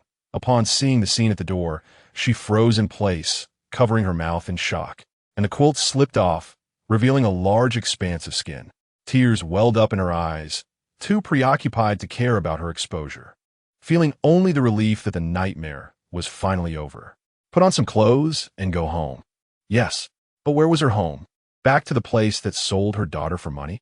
Outside, the night remained dark, the bright moon hung high, but the girl's eyes were as dull as dead water. Sigh. Ian sighed. This world was truly rotten. Longing for it from the outside, disappointed when inside. If he were an animal, would he be able to enjoy something? Unfortunately, he wasn't. Not knowing what to do, he thought he could try going to the church. Having said that, he was not a god. He couldn't change the tragedies that had occurred, nor decide a person's future. He lifted the ice sculpture with the wind and left, while the girl picked up the quilt and slowly covered her body. The church, huh? She murmured, her voice melting into the wind. No one knew what the future held. When Ian returned, Randall had already controlled the crowd, with several people pinned to the ground, ropes secured around them. My lord, these are Ned's relatives. Ian glanced over. They were all young people, likely brought from home to help. Do you know that Ned was buying and selling slaves and harboring elves? My lord, I confess. I know a lot of information. Spare my life and I. Before he could finish his sentence, a blade of wind sliced through his neck, blood spraying instantly. The sight of someone losing their life like that caused those nearby to tremble like leaves in a storm. Do you know? Ian asked again. I don't know. I don't know. With a slight click of his tongue, the blade of wind sliced again. I don't know what used to spare you. No. You killed those who knew too. Randall stood silently beside him. Logically, this behavior was against the rules, but with the Holy Maiden's order here, all rules were cast aside. Let's do it this way. Who is the lord of this area? Let's borrow their prison and lock them up. Yes. The two successive deaths terrified everyone, and they obediently lined up to follow Randall. The lord of Darkmoon City, Mugrel, was urgently awakened by his subordinates in the middle of the night, learning about the situation. Sigh. Can't this be discussed during the day? He lazily waved his hand and lay back down, while a nearby knight paced anxiously. My lord, what should we do? They're coming over soon. What should we do? Just do as he says. It's not me buying and selling slaves or harboring elves. He just said to borrow a prison. Just go and open the prison. If the sky falls, there's someone tall to hold it up. We just need to follow orders. Understand? Understood. I understand. Chapter 22. Mobilizing for justice. Lord Mogul, the retired paladin, is a lazy man who dislikes meddling in others' affairs. But he completes the tasks assigned to him very well. This information was gleaned from Anna, and Ian stroked his chin, feeling it necessary to meet him. After all, what happened on his territory yesterday warranted a personal approach. Cynthia already knew about last night's events, but the outcome was unclear. All she knew was that she had cursed a lot, specifically targeting Nide. The three little ones that Anna was comforting had not yet woken up, their minds still affected by the hypnosis collars and needing time to recover. Lunette had not found the key to unlock the cursed items, so Vina had to endure a bit longer. However, could the cursed items be undone with fighting spirit? That gave him another reason to see Mogul. Mr. Ian, would you like some breakfast? Shall I get some for you? Yes, thank you. I've been busy all night, and my stomach is empty. Not a bother, Anna replied, going downstairs to bring up a tray. The standard meal provided by the inn was average in taste. I'm not picky as long as there's food. Ian placed the plate on the table, which contained buttered bread, a fried egg, and milk. The fried egg was a bit burnt, the milk had a strange taste, but the bread was normal toasted bread. Anna sat across from Ian, resting her chin on her hands, quietly watching him eat. Suddenly, she spoke. Mr. Ian, don't you feel tired after not sleeping for a day? Not tired, Ian replied instinctively. As a mage of my level, my spirit can support 3 days without sleep. Oh, but you see, as a knight of my level, I don't have your strength. Can I take a break today? She had also stayed up all night to care for the three of them, and was now extremely tired. That's fine, but definitely not for a whole day. The situation over at the prince's side is rather urgent. At most, half a day. Understood. Anna exclaimed joyfully, Thank you, sir. Just wake me up in the afternoon. Watching the girl return to her room, Ian cast a barrier over several rooms so that he would know immediately if anything happened. The three little ones were still sound asleep, having only finished their commotion in the early hours of the morning, so it was normal for them to sleep until noon. Since that was the case, he decided to take this time to explore Dark Moon City and upgrade his equipment. New Moon City. The temple, it's over. It's over, it's over. Cynthia paced back and forth in the governing hall, feeling a bit intimidated by the face of the Elf Queen. Such a being requires the Pope to handle. How could it be her place as a mere saintess? Your Highness, a communication from the Elf clan. Who is it? The Elf Queen, Her Majesty Vervatina. Understood. Cynthia took a deep breath, adjusted her emotions, and walked towards the communication room. On the virtual screen, constructed for magic, a perfect and exquisite face appeared in the center. Wearing a crown of flowers, her white-green hair flowed behind her, and her emerald eyes calmly examined the girl before her.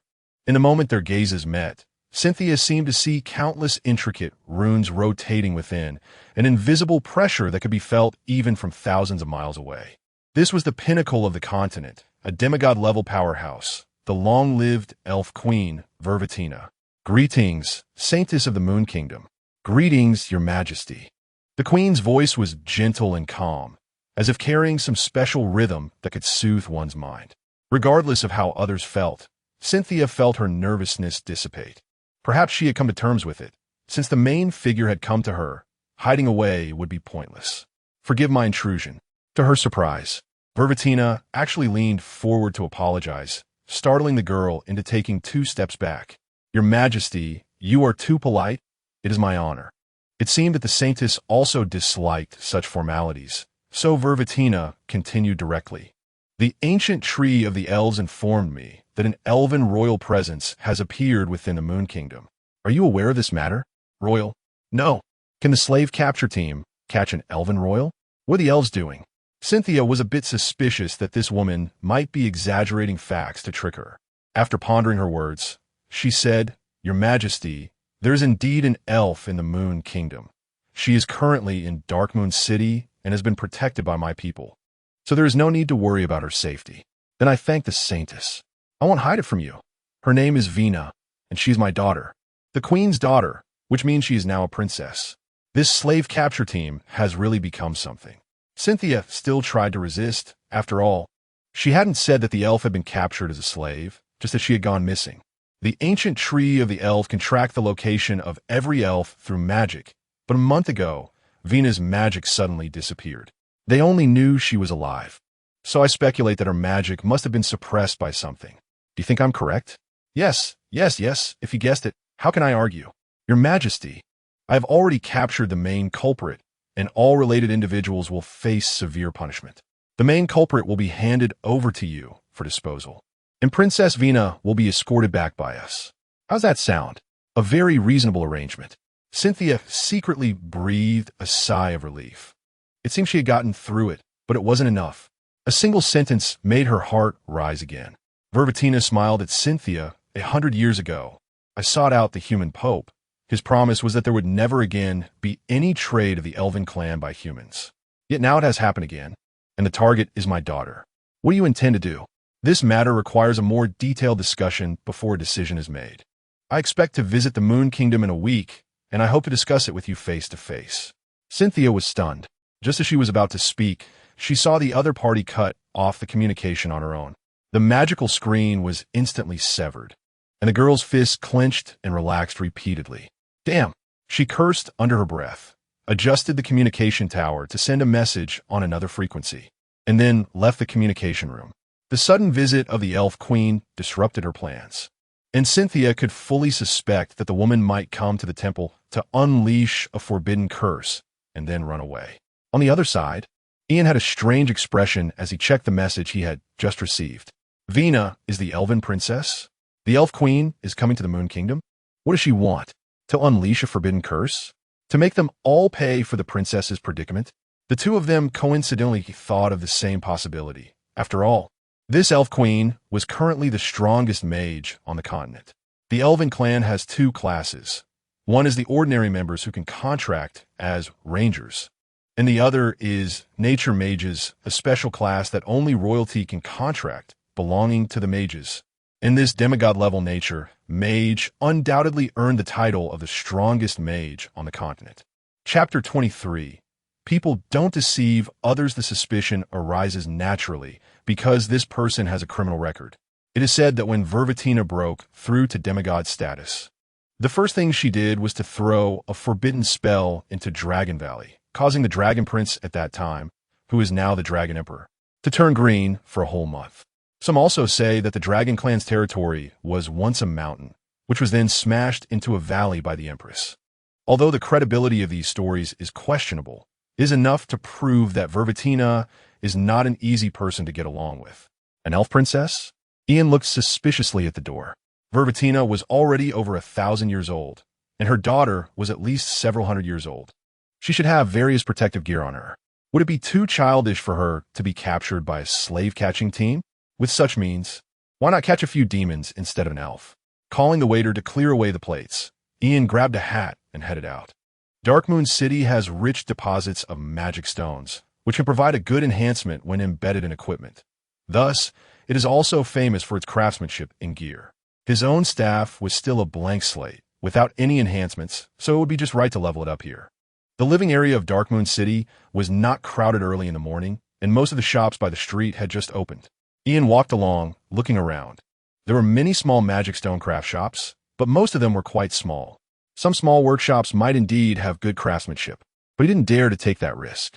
The staff he used at his level started at least from 300 gold, and if it got damaged, he would have nowhere to cry. Morning Dawn Workshop, specializing in drilling, embedding, and enhancing enchantments. The first choice for extraordinary individuals, number 302 Mogul Street. An advertisement paper on the corner of the street caught Ian's attention.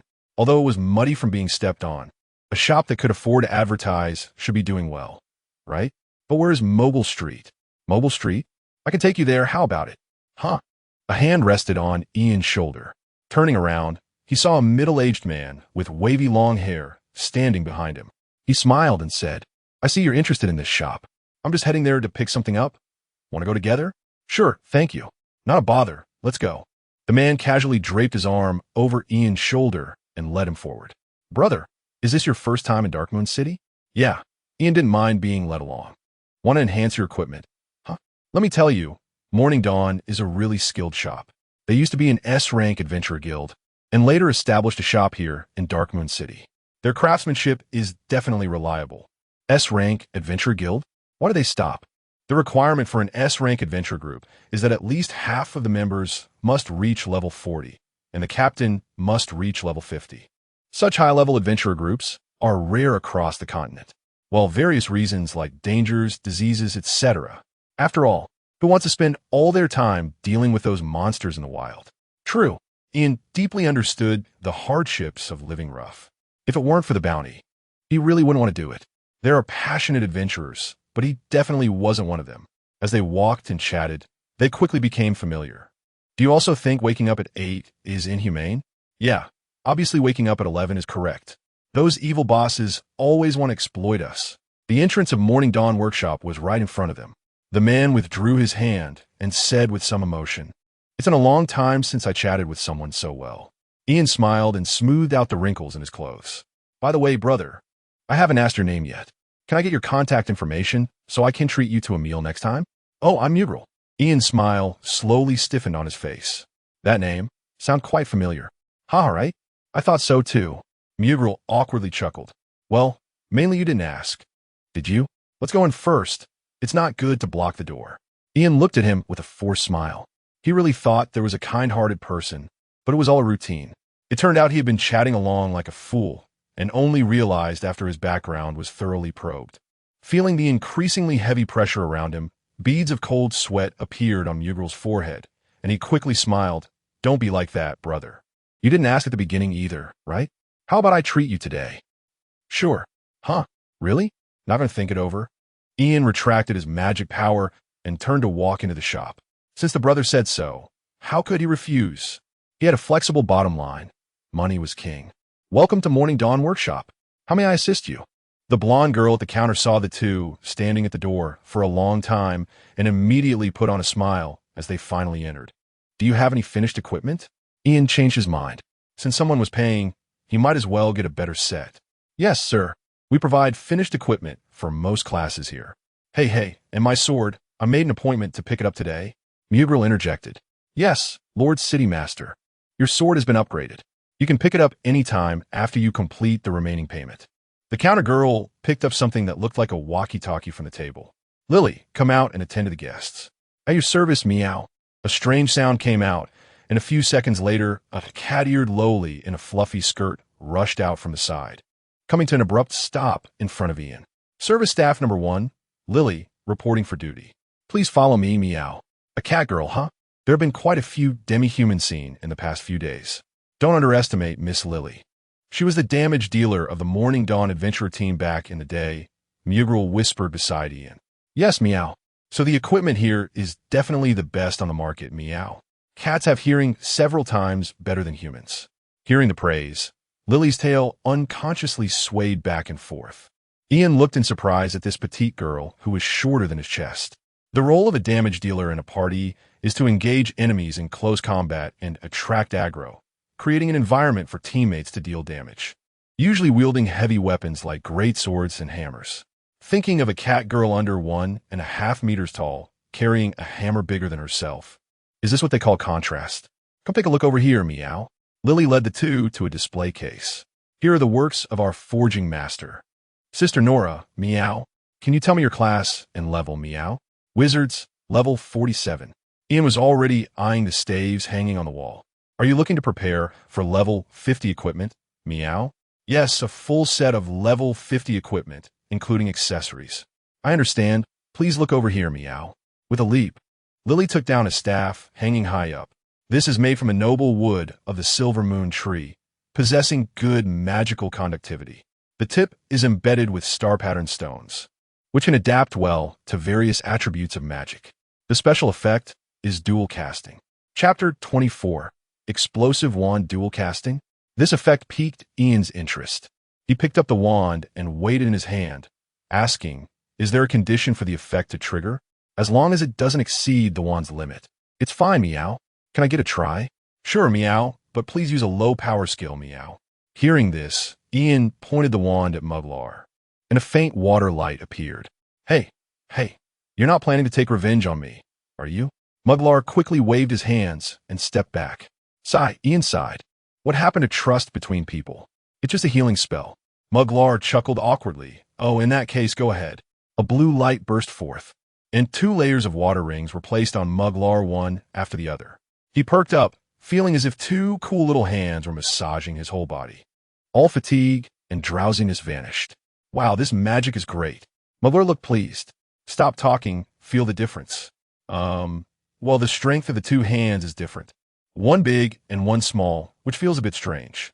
Ian nodded, realizing that the magical effect would change. The magical energy consumption for the spell he just cast was 5 times the original. It seemed that the wand's effect was just average. His talent elemental body already reduced magical consumption, and using nested magic could achieve a similar effect. Ian shook his head and put the wand back on the rack. Is there anything better? I need something that increases skill power. We can meet your needs, but the price might be quite high, meow. Price is not an issue, right, bro? Of course. Today's expenses are on me. Please wait a moment. The item is not here. I'll go get it, meow. Lily walked towards the inner room and soon returned, carrying a stick-like object wrapped in gray cloth that was much taller than her. This is the wand used by our former team, S-Mage. Due to some circumstances, it is now for sale, meow.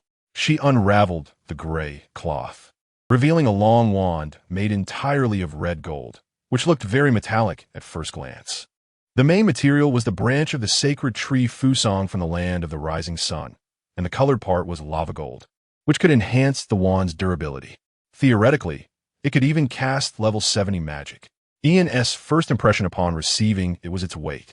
This thing could be used as a heavy weapon to smash someone. Lily seemed to sense what Ian was thinking and added, of course, this wand also works well as a melee weapon. It once knocked out a level 50 monster, meow. I think I understand its effect. He sensed a special magic circle within it, which could be activated by infusing magical energy. Yes, by infusing magical energy, you can unleash a special spell, which we call explosive magic. We named this one the explosive wand. A strange voice came from the side. A black-haired girl in a magic hat was leaning against the doorframe. "Nay, why did you come out, Meow?" "After all, it was my original equipment. Let me explain." Ian turned his gaze to her, and his mental perception told him that this girl posed a danger. There was a special intuition among mages. Upon meeting, one could sense the other's attributes, and the girl named Nay gave him a strange feeling. It was like a balm. "Are you a mage?" Ian nodded. "But I sense many elements from you. You are very suitable for the elemental mage class." "What do you mean? Do you have the elemental mage contract document?" Mage is just a basic class. It can branch out into many subclasses, such as the nature mage of the elf race. Ian could also become a nature mage if he obtained the contract document. Class changing only applies to the same type of class. It's impossible to change from mage to warrior. However, the Mage Association does not have the elemental mage contract document. Such things are usually found in ancient ruins or dungeons. In gaming terms, they are commonly known as dungeon rewards. But reality isn't a game. You can't directly see completion rewards, only relying on luck. He had explored ruins before, but unfortunately, everything he found was junk, and he hoped to buy one in the black market, but so far there was no news. Now that Name mentioned it, it rekindled Ian's desire. "I don't have it, but I know where to find it." "Nay." Lily tugged at her sleeve, clearly aware of some details. "What do you mean?" Nay gently patted Lily's hand and said seriously, "At the junction of the land of the moon and the land of the forest. There's a rainforest with a ruin inside. It has the elemental mage contract document you need." Ian frowned. He had never been there and knew nothing about it. Nay said lightly, "I want to invite you to go together." "What is the purpose?" "To retrieve some lost items." Ian pondered for a moment. How can you be sure the items are still there? After such a long time, they might have been taken by someone else. "It won't be Meow," Lily suddenly interjected. "Lily can guarantee that only we have the key there." "Meow." "Lily." Nay sighed. "That's how it is. It's not convenient to say more details now. If you agree, we can find another time." Seeing the reactions of the two, Ian had a guess. This matter should be related to the Dawn Adventure team from back then. From Nay's statement, it seemed they had failed to conquer the ruins. An S-rank adventure team typically consists of 5 members, all above level 40. If such strength failed, the danger of this ruin was evident. "What is your current strength?" "Level 51. "Okay, let us find a place to discuss in detail later." Ian agreed to the matter. Although he didn't like adventures, the contract document was worth it. Nay quietly sighed in relief upon hearing his response, her attitude becoming more positive. "Let me explain about this wand to you. I obtained it from a ruin within the land of the rising sun. It has accompanied me for a long time, and its effect is to release a powerful explosive magic by infusing magical energy." Nay paused for a moment, then shifted her tone. "However, it has significant side effects. This magic will drain all the user's magical energy, and it can only be used once a day." Hearing this, Ian's mouth twitched, and he fell into thought while looking at the wand in his hand. He was all too aware of the consequences of a mage exhausting their magical energy. Limbs become weak and spirit slows. Overdrawing magical energy can lead to unconsciousness. This is the body's instinctive protective mechanism. The aftermath of exhausting magical energy is very uncomfortable, and during this time, a mage is essentially powerless. Are you serious? Don't be fooled by its appearance. The power of the explosive magic will satisfy you. Based on my estimates, using it with level 50 magical energy should reach the power of a forbidden spell. Chapter 25, The True Adventurer. Have you ever seen a forbidden spell? No. So it's just speculation, because with 40 levels of magic power, one can kill a level 60 monster. All right, I'll take it. How much? Lily's eyes lit up as she quickly rubbed her hands together. Originally, it was 1,000 gold, but since you and Sister Nay are going to cooperate, 800 gold will do, Meow. Well, that's not bad. Ian patted Mogul's shoulder, helping you secure a 200 gold discount. Remember to thank me. All right, there's also the staff enhancement. Before Mogul could speak, Ian suddenly remembered the main purpose of coming here. The staff needs to be embedded with magic stones, preferably of the all-element adaptability type. Don't worry, Meow. The processing fee is exactly 200 gold. You can pick it up in 2 days, Meow. Ian nodded in satisfaction and exchanged contact information with Nay using the communication stone. Hey, I haven't picked up my sword yet. Mogul reminded from the side. Lily seemed to wake up from her dream instantly snapping out of her joy about making a profit, and quickly walked out of the room with a knight's sword. As you requested, the scabbard has been reinforced, and the hilt is embedded with a thunder element magic stone. Activating it with fighting spirit will enchant the blade, meow. Mogul took the sword, drew it out to examine, and after confirming there were no issues, hung it at his waist. Your total expenditure is 1,150 gold. How would you like to settle it? Mogul's face twitched twice, pulled out a voucher from his pocket, trembling as he signed it and handed it to Lily. Take this to the Lord's mansion to exchange. Thank you, Lord Mayor, meow. Lily pinched it and pulled, realizing it wouldn't budge, slowly increasing the force of her fingertips. Lord Mayor, let go, meow. In the end, everyone got what they wanted. Only Mogul walked out the door with a long face. Cheer up, bro. Look how nice the weather is today. It's cloudy today. My favorite weather is cloudy. Mogul swatted Ian's hand away and straightened his collar. All right, I'm not joking with you anymore. It was indeed a coincidence to meet you today, but since we've met, why not discuss some serious business? No, let's talk about this in the afternoon. The main person hasn't woken up yet. You mean that elf? What does she have to do with this? The chains on her have a sealing effect. I'll bring them to you in the afternoon to see if they can be broken. Of course, another reason is that I don't want to make 2 trips. Mogul scratched his head. That works. I received a command from His Highness this morning regarding grain prices. What do you think we should do? Spread it out. And along with that, spread the news that anyone who dares to defy will end up like Nide. Ian waved his hand and turned to leave. TSK, fine. Mogul clicked his tongue and slowly made his way back to the Lord's mansion. When he returned to the inn, Ian suddenly clapped his hands, realizing he had bought a staff but forgotten to purchase other equipment. Forget it. I'll talk about it when I go to pick up the staff. Glancing at the time, there were still 2 hours until dinner, and since the doors of several rooms were still closed with no movement, Ian simply returned to his room and lay down on the bed. The entertainment activities in this world are too scarce. When there's nothing to do, one can only sleep to pass the time, but now he felt no sleepiness at all. After thinking for a while, Ian took out the communication stone and sent a message to Cynthia. Are you there? Busy, what is up? Cynthia's almost instantaneous reply surprised him a little. Nothing. Just bored. Is there a rainforest at the border between the Moon Kingdom and the Forest Kingdom? Yes, it's the Evergrave Rainforest, also known as the Green Grave. Why are you asking about that? I need some information. There might be a contract document suitable for me there. Do you really need to go? I must go. Lying on the holy seat, Cynthia struggled to prop herself up, her expression becoming serious. That place once erupted in war. The magic energy concentration is too high, and the polluted area is very large. It hasn't been cleared even now. Does that mean it's dangerous? It's very dangerous. It's one of the largest pollution areas in the Moon Kingdom. But the good thing is that there hasn't been a monster tide there, so it's relatively stable. Got it. I'll try to be safe. The communication stone gradually dimmed. Cynthia silently tapped the table and, after a moment, said to the nun beside her, Bring Elsa here. I have some questions. Understood. After ending the conversation with Cynthia, Ian adjusted the frequency and sent a message to Nay. Now I can talk about the details. Nay's reply was also quick. The rainforest is a large pollution area. 3 years ago, the Dawn Adventurers team took a rescue mission because a botanist went missing in the rainforest. We entered the forest at the first opportunity. The humidity inside was very high, and there was white mist in the air. Later we learned that this mist was toxic. Contact with it would gradually sap strength and even cause hallucinations. At first, the forest was very quiet, with no abnormalities. But as we began to feel uncomfortable from the mist invading our bodies, monsters started to appear one after another.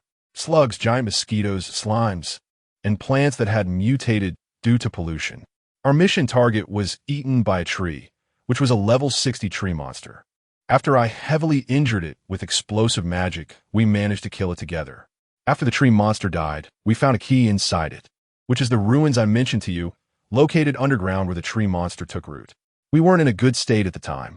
We originally thought we would come back later, but after the tree monster died, the forest's monsters suddenly went berserk, and we had no choice but to activate the ruins. After that, I got separated from the others and accidentally found a treasure chest, which contained the contract document. Before I could take a closer look, something attacked me, and when I woke up again, I was outside the ruins and all my equipment had disappeared, leaving only the explosive magic staff in my space. Lily and the others were also there. They came out even before me. But they didn't mention what happened inside the ruins, and didn't tell me how they got out. It seemed something difficult to speak of happened. Ian instantly understood and then asked, "So your purpose for going back is to find equipment?" "No, I just want to know what happened back then." This is true adventurism. Despite knowing the dangers, she is determined to pursue the truth. He always felt that this truth might uncover old scars. But he had no reason to stop her. Nay is not a simple girl. She also sensed that what happened back then might be very cruel. But without knowing the truth, she always felt unsatisfied. Want to go back once more, this thought had been in her heart for 3 years. I understand, but there may be level 60 monsters among them. Is it a bit rash for just the two of us? Is there any adventure that isn't dangerous? If it's not dangerous, it's called tourism. Tisk, why are you so stubborn? Ian strongly disagreed with this notion, but for the moment, he couldn't find anyone else and had to temporarily give up. Chapter 26. Your Highness, Princess, you wouldn't want to. That afternoon, in the Lord's mansion, Ian sat cross-legged on a nearby chair, while Anna stood straight behind him. In the center of the hall, Vina was closing her eyes, tensing her body as she endured Mugrel's inspection. He bent over to examine the elven girl bound in chains, occasionally shaking the chains to observe the links. It seems there shouldn't be any problems. Should I unlock it now? Vina, blushing, nodded repeatedly. She could no longer stand such an uncomfortable situation. All right, close your eyes and don't move. I'll give it a try. Mugrel drew his knight's sword from his waist, wrapping his fighting spirit around the blade. Vina felt the terrifying aura in front of her and struggled to control her trembling body, biting her lip tightly. Crack! The sword's edge precisely sliced through the chains, and the wrists that had been bound for days were freed, along with the weight on her body disappearing. The magic binding chains snapped, and Vina finally regained her freedom. The magic power that had been dormant within her beginning to awaken gradually. At first, Ian watched calmly, but as time passed, he grew increasingly uneasy. Wasn't this magic fluctuation a bit too strong? Mugrel was also surprised. You level 55 could be captured by a slave hunting team? Which team's skills are so impressive? Mind your own business. Feeling her strength returning, Vina finally breathed a sigh of relief, her tone rising with a hint of arrogance, as if that was her true nature. Ian stroked his chin, a certain possibility flashing through his mind. Human, thank you for your help. I shall take my leave now. Wait. Ian snapped his fingers, and a wall of wind instantly rose up to surround the two. Vina's expression immediately froze, and she said coldly, Human, what do you mean? First of all, my name is Ian. Secondly, Your Highness, I have a few questions to ask you. Seeing that Ian had revealed her identity, Vina decided not to pretend anymore. She crossed her arms and raised her chin to look at him. Since you helped me, I can answer one question. Go ahead. Ian smiled, of course, but I need to add a precaution. He constructed a colorless magical array, and a strange wave swept over Vina, but she felt nothing. This is my self-developed truth magic. Its effect is that the affected person can only speak the truth. What do you mean by this? Are you afraid that I, the princess, would deceive you? Vina wrinkled her small face adorably, glaring at Ian. She looked like a young girl, even younger than Cynthia, and at that moment, her words had a rather tsundere tone. Don't worry, I only have one question. The wind wall can block our voices, and only the two of us will know about this conversation. My question is, Your Highness, did you willingly allow yourself to be captured by the slave hunting team? Vina fell silent, her expression involuntarily revealing a hint of panic, as if her secret had been exposed and she was trying to cover it up with stammering words. Why should I tell you? Ian smiled. This princess was overly naive and had a unique quirk. I see. Your Highness willingly allowed herself to be captured, and then was brought into bondage with the cursed tools. Vina's face turned as red as if it were about to bleed, waves of heat rising to her cheeks that lingered. But she didn't dare to speak, fearing that as soon as she did, her true feelings would be revealed. This secret must not be known by others. Your Highness, not speaking is taken as a default agreement. You wouldn't want others to know that the dignified elven princess actually has such a perverse quirk, would you? Tears appeared at the corners of the young girl's eyes. Her lips began to tremble lightly. Her voice choked until, "Wow, you're bullying me," Venus suddenly cried out, tears streaming uncontrollably. Ian's smile grew brighter as he used the recording stone in his hand to capture the images clearly one after another. "TSK, TSK, TSK. Your Majesty, the Elven Empress. You wouldn't want outsiders to know that your daughter is like this privately, would you?" Outside the wind wall, people were exchanging confused glances, completely unaware of what the two were discussing. They were even more baffled when they saw Vina suddenly burst into tears. Ian patiently waited for Vina to regain her composure, only lifting the wind wall when her red eyes glared at him fiercely without tears. "Princess Vina, you will stay by my side for the next few days until the Empress comes personally to take you back." "Umph," Vina huffed, turning her head away without expressing her opinion, but Ian knew she had already yielded. After all, she was just a child. There's no such thing as truth magic. It was just for show, and he didn't expect it to actually fool someone. "What did you say?" Mugral looked confused as he watched Vina crouch behind Ian, using the chair to conceal herself. "Nothing, don't ask what you shouldn't tea." Ian shifted the topic, asking about the food situation. "Have you done anything?" "Of course. I open the granaries every day, but the food storage is really low. It ran out after 3 days." Mugral would never have thought this could happen. A coastal country actually facing drought. The weather was too abnormal. "As for the price issue, I'm just a small lord. I've given warnings, but without orders from above, I dare not act." "You don't want to take responsibility, huh?"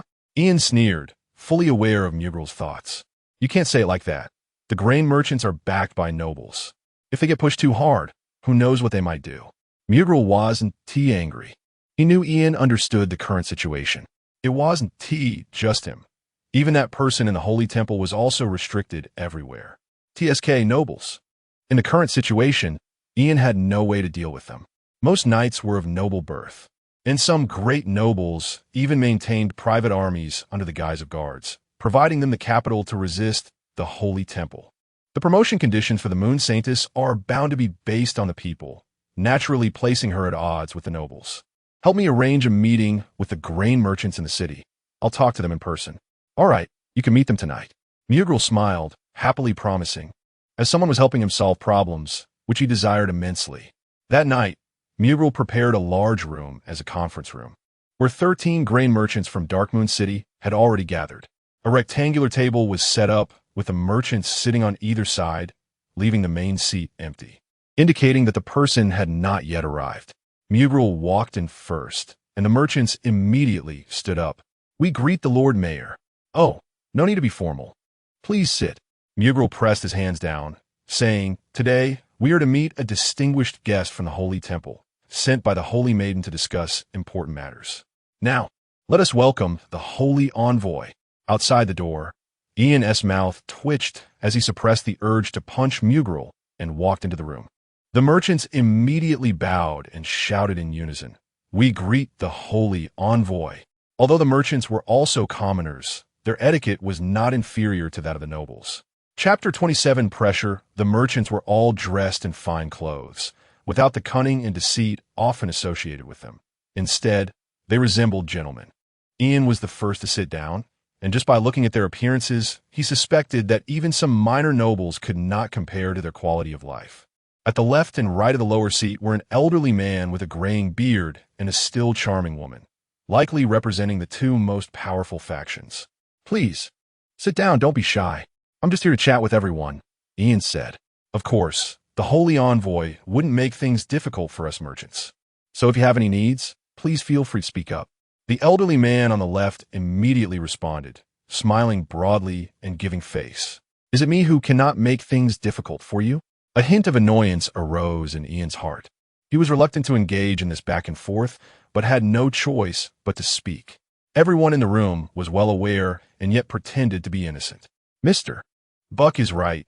The temple will naturally not make things difficult for everyone, but let us not make things difficult for the temple either," Ian stated plainly, resting his elbows on the table with fingers interlocked. Pressure. Although there were no ranks among those present, everyone could feel the suffocating magical pressure in the air. Food is the foundation of a nation, and you are all grain merchants of the Moon Kingdom. The severe drought in the north hasn't prevented you from profiting. However, isn't it a bit excessive for the price of rice to rise from 2 copper coins to 30 copper coins? Ian's tone was flat, devoid of emotional fluctuations.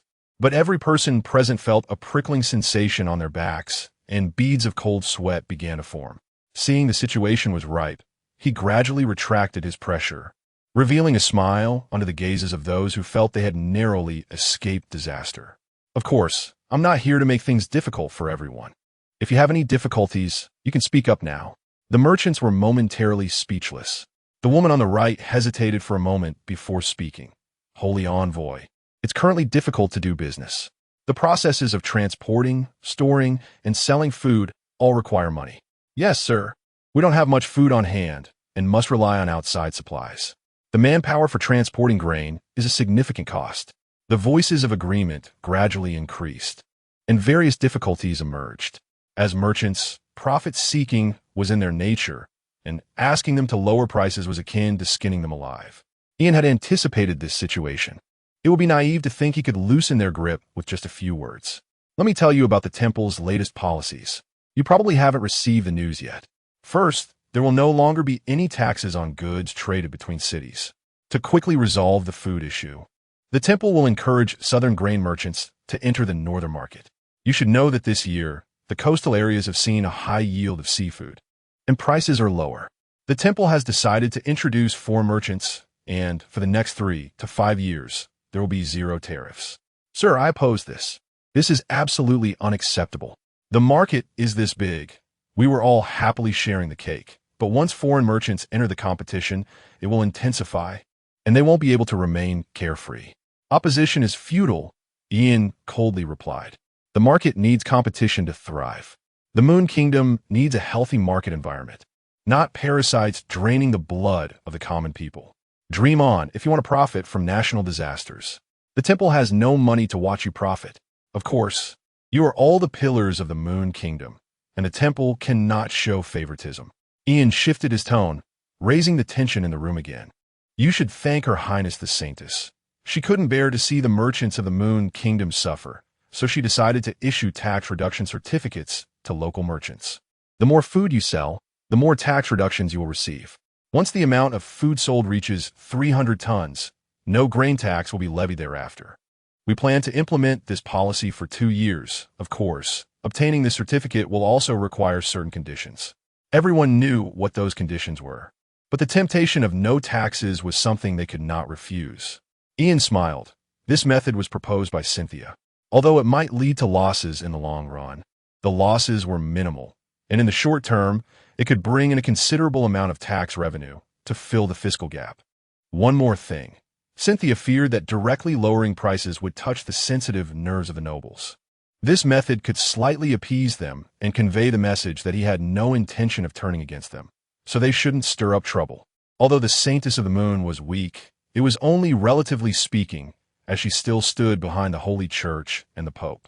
If something happened in the vassal state, the suzerain would have to intervene for both emotional and logical reasons. Otherwise, who would still support the Pope? Naturally, seeking help from the Holy Church was a last resort, as it would give the Church the opportunity to interfere in internal affairs. The balance among the 7 saintesses and the Pope was delicate. Once broken, war would spread immediately. By that time, the currently weak Moon Kingdom would certainly be the first to fall. Therefore, before Cynthia grew stronger, they could not sever ties with the nobles. Back in the reception room, the grain merchants had already made their decisions. They were all smart people, and no one would be foolish at this moment. After watching the entire scene, Mogul tapped the table, holding a thick stack of papers. Tax reduction certificates, first come, first served. Once you've decided, go to Lord Mogul to collect them. After leaving this final remark, Ian stood up, and the merchants quickly rose to bow, watching the wealthy man who would bring them great profits leave. Thank the Holy Grace. One of the young men murmured. This phrase inspired everyone, and they quickly shouted in unison. Thank the Holy Grace. Lord Mayor, give me a copy. Also give me one. Having lost their gentlemanly elegance, the merchants jostled forward to sign up for their certificates. Let us go. The matters here are over. Ian called out to Anna, who was guarding the door, and the idle Vina. Anna, you take Vina back to the inn first, and then pack up. We're preparing to go back. Yes, mister. Ian, behave and come back with us, understand? He warned Vina. Got it, stop nagging. Vina made a face and walked outside on her own. Seeing Anna salute with a knightly gesture before leaving, Ian hurriedly followed after her, walking into the hall to find a chair to sit down and wait for Mogul to come out. About half an hour later, Mogul stretched and walked over, immediately spotting the arrogant posture of Ian. What? You're still not leaving? I'm waiting for you. The matter with Nide isn't over yet. You, as the mayor, have to take responsibility, right? Mogul's smile froze on his face. He had originally thought he could finally clock out and rest. The transaction with Nide took place in Darkmoon City, right? The existence of the slave trade is a dereliction of duty on the part of the mayor. If you still want to continue being the mayor. All right, I know. Mogul hated Nide at this moment. Follow me. Your knight is over there. He's been responsible for the interrogations during this time. Not far from the mayor's office was the prison, where Randall was sitting in the position of interrogator, fiddling with the instruments beside him. Chapter 28. Take it easy. Mogul led Ian to the prison and called for a short-haired woman with purple hair. This was the prison warden, Karen, my capable subordinate. Karen stood straight and saluted, her towering figure making Ian immediately avert his gaze. This was too much. The white uniform tightened with her movements, and her delicate face was filled with sternness. She had met the lord of the city and the holy envoy. Her actions and voice were crisp and clean, exuding a sense of spirited vigor. Good, very energetic, Mogul said with a smile. Take us tonight, Randall. At your command. Please follow me. Karen turned and led the two into the prison, quickly identifying a set of keys from her waist and unlocking the door to the underground. For more important criminals, I keep them in the underground cells, Karen explained. The lack of oxygen down here can induce a feeling of suffocation in mortals, creating mental pressure, which is convenient for the interrogators. Isn't that tormenting for the interrogators as well? Ian didn't dare to ask. He felt an inexplicable sense of fear towards this woman. As they descended into the dungeon, dim kerosene lamps hung on the walls, adding a terrifying ambience. The air was somewhat damp, with oil-green moss clinging to the walls, and a strange smell reminiscent of something rotten filled the space. Ian frowned, tried to minimize his breathing, but the oppressive sensation in his chest forced him to confront the unpleasant sourness. You'll get used to it. That's just how dungeons are. Mogul patted Ian's shoulder. Every one of them here is a worthless villain. Only such an environment is fitting for them. I understand. Ian nodded, signaling that there was no need to worry. Inside the cell, a prisoner moved to the iron bars to peek outside after hearing the noise. Some were shaking the iron bars excitedly, making incomprehensible sounds of laughter. Just as Ian was about to use his magic to intimidate them, Karen preemptively drew a whip from her waist and struck the hand gripping the bars fiercely. The whip cracked with a loud bang, leaving a gruesome mark on the fingers. Instantly, the bars stopped shaking and the laughter ceased. The head that had been poking out vanished into the shadows. The world became quiet. Ian keenly caught a glimpse of a morbid smile at the corner of Karen's mouth. Though it disappeared quickly, he was already certain that she was not a normal woman. My subordinate has been negligent. I apologize to the two lords, she said. It's fine. Please lead the way. Ian forced a smile. After walking a bit further, Ian finally saw Randall's figure, who was sitting at the interrogation table in front of the cell. Upon noticing the three, he immediately stood up. Lord Ian, I'm sorry I haven't gathered any effective information yet, Randall said, his eyes bloodshot from exhaustion and frustration. It's all right. You've worked hard. Go back and rest well. Ian shook his head, indicating there was no need to worry. Just as he was about to suggest leaving with Nide and returning to the Holy City, Karen suddenly spoke up. Holy Envoy, may I assist with the interrogation? You mean to help with the questioning? Yes. After all, Knight Randall is not a professional interrogator. I could try to extract information from him within half an hour. Seeing Karen's sudden enthusiasm, Ian nodded. It's fine to give it a try, but be mindful of the severity. He can't die yet. Understood. Please wait a moment. Karen immediately walked deeper into the dungeon, and when she returned, she had gathered several items. She excitedly opened the cell and stood in front of Nide, the short whip taut between her hands. Nide looked up and saw that the person before him was not the inexperienced knight, and his mocking words were momentarily swallowed. But what was with this woman sporting a twisted smile? Shoo! Hang in there a little longer, Karen lightly flicked the whip, and the floor echoed with a crisp sound. No, no. In the next moment, the whip struck his flesh, causing a tremor in his body. Uh, uh, uh. Nide felt the skin and flesh being brutally torn apart, and after 2 seconds of silence, he erupted into a painful howl. Oh, this won't do.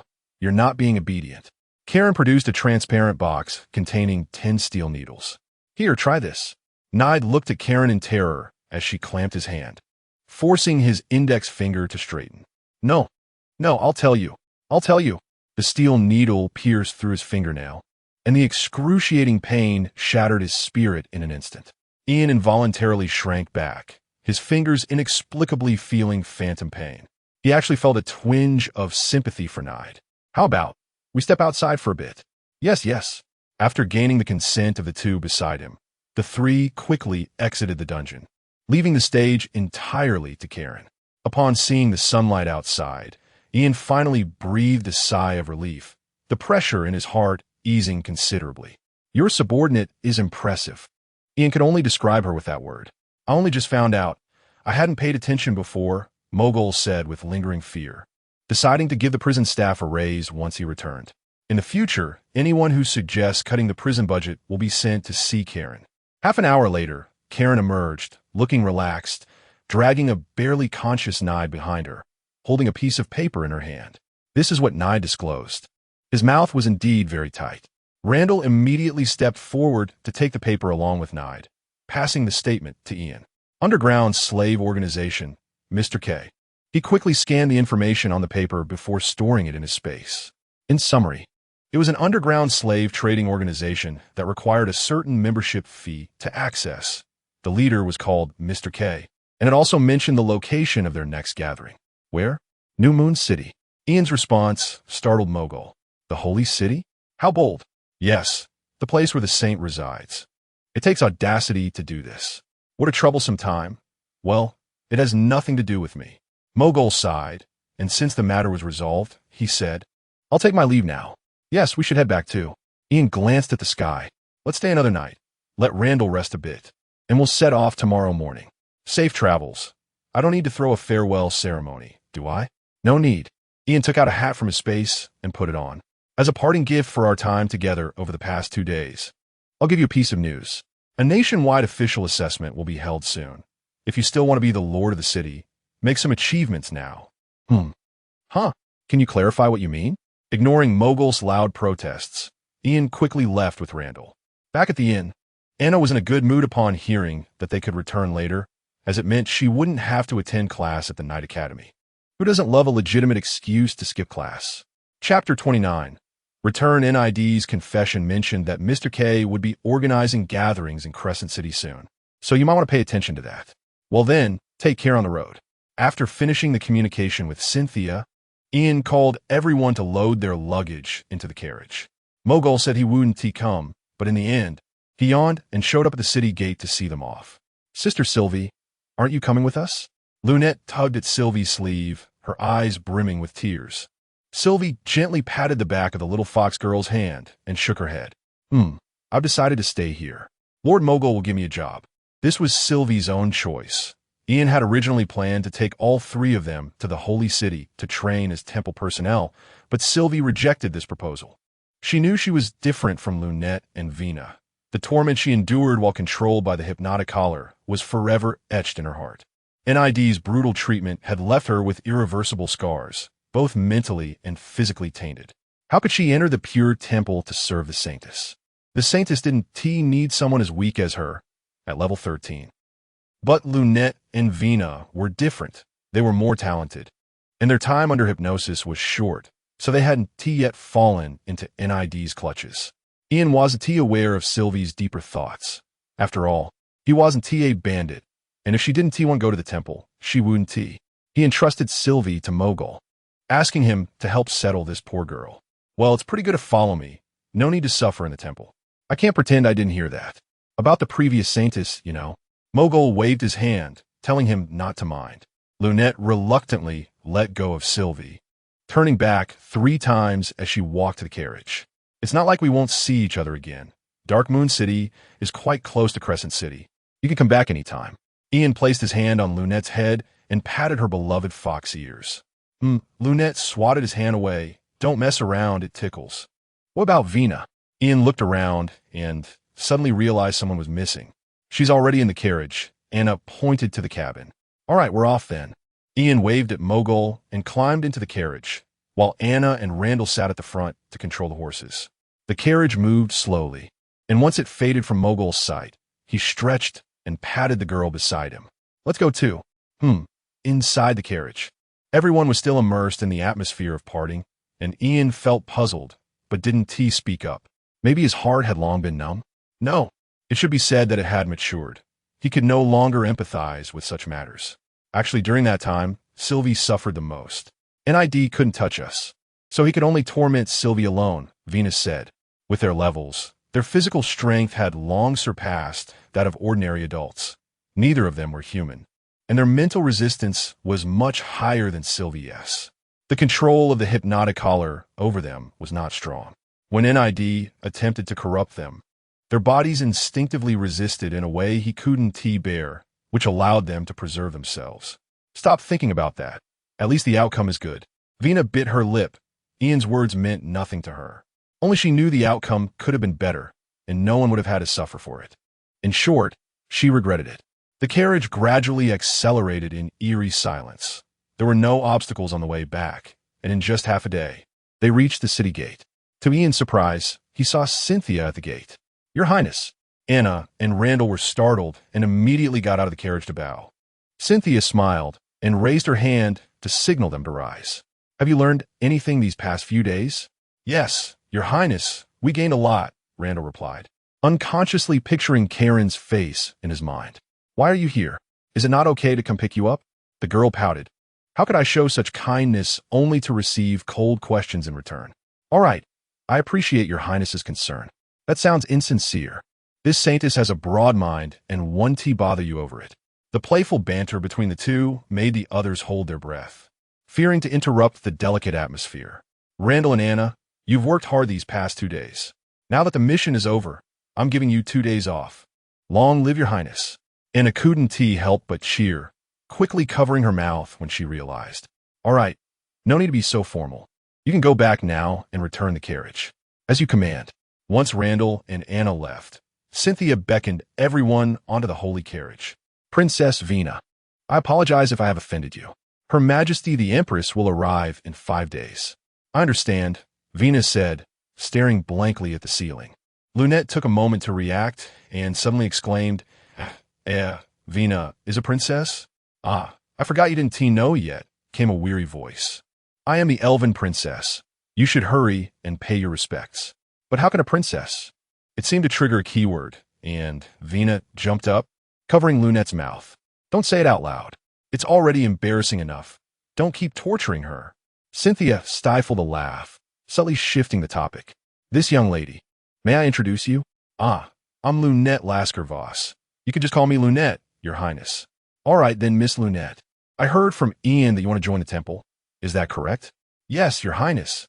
I am a level 28 Phantom Assassin, and I am 16 years old this year. Lunette stood before Cynthia, her tone tense, as if participating in an important assessment. This big sister was very beautiful, spoke gently, yet there was always a sense of pressure, causing her palms to sweat. Don't be nervous. If you want to join the temple, I naturally welcome you, Cynthia reassured her. However, due to your age, I will need to obtain consent from your guardian. Subhumans have a strong sense of community. Their residences are scattered across the human kingdoms and the Orc Empire, mostly building villages in hidden forests. Positioned between orcs and humans, they are viewed as outsiders by both sides, which has led to strong internal unity and exclusion. Lunette's talent was remarkable, and her rare assassin class made Ian's first thought to recruit her into the temple. The Moonlight Kingdom was not short of geniuses. Every year, gifted new knights emerged. But the genius that belonged to her was what Cynthia needed the most. Cynthia was well aware of Lunette's potential. The assassin class had once been targeted by all factions on the continent. After all, no one wanted to be assassinated while eating or sleeping without knowing it. Even a demigod at level 70 could die if a blade pierced their vital spots, unless they were a race like dragons or orcs, known for their physical strength. Chapter 30. The nun training program. The village is gone, and so are my parents. Cynthia's inquiry reminded Lunette of the past, and her eyes instantly turned red. I'm sorry, I apologize to you. Cynthia showed an apologetic expression, gently pulling the girl into her embrace, the warm, holy light dispelling the sadness in her heart. Lunette leaned blankly against the girl's chest, feeling warmth like her mother's embrace. If you don't mind, I will be your guardian from now on. Welcome to the sanctuary, Cynthia said softly. Lunette nodded vigorously, rubbing her eyes with her arms. She didn't want to show any embarrassment in front of the angelic princess. Ian quietly watched the deeply touching scene, while Vina turned her head and closed her eyes. Ridiculous childish emotions, she wouldn't envy that. When they returned to the sanctuary, Cynthia first took Lunette to find Belinda. Her plan was to have Lunette serve as her personal nun, a position that required someone trustworthy. But before that, Lunette needed some training to take on the role. Although Belinda had ulterior motives, she was exceptionally skilled at training nuns. Moreover, Lunette was not an ordinary nun. She was also a remarkable individual of a high level, just right to help her investigate whether Belinda had any abnormalities. Listen well, Lunette. Your sister wants you to help with the task.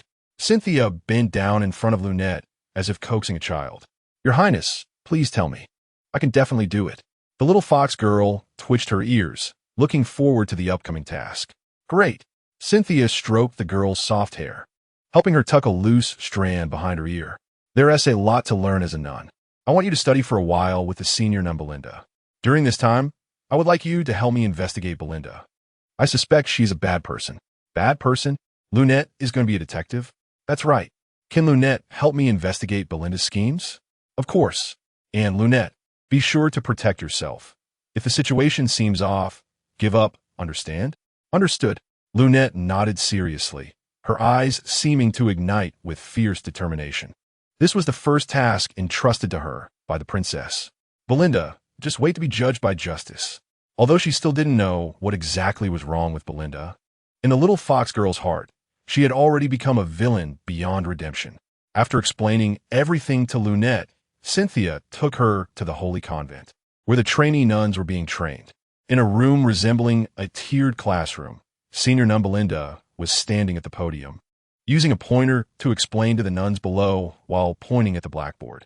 Out of the corner of her eye, she caught a glimpse of a platinum color outside the window and instantly recognized the visitor.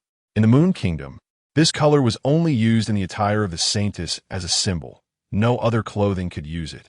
Putting down the pointer, she opened the classroom door amidst the confused gazes of the trainee nuns. It's your Highness.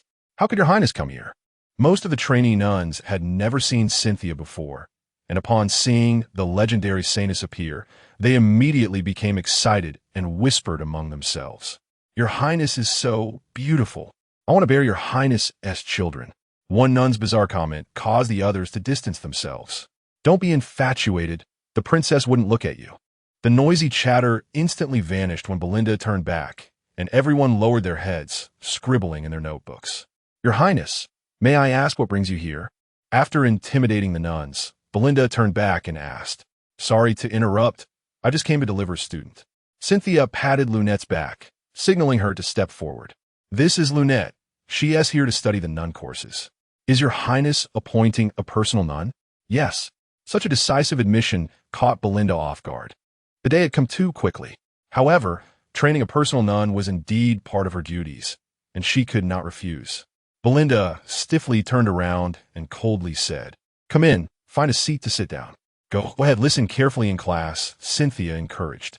After Lunette entered, under the curious gazes of the nuns, the saintess leaned halfway into the room and waved to them, making a cheering gesture with her arm. Ah, the princess is so cute. Pervert, get lost. Belinda's expression grew increasingly unpleasant, and she sharply rapped the desk with her pointer. In the past, Cynthia had rarely come here, and the nuns had no concept of the saintess. They only feared Belinda and followed her orders. But with the saintess's appearance, the significance changed. All the nuns would realize that this was not just Belinda's domain. They served the saintess. With Cynthia's status and that face, as long as she showed goodwill, many would be willing to dedicate themselves to her.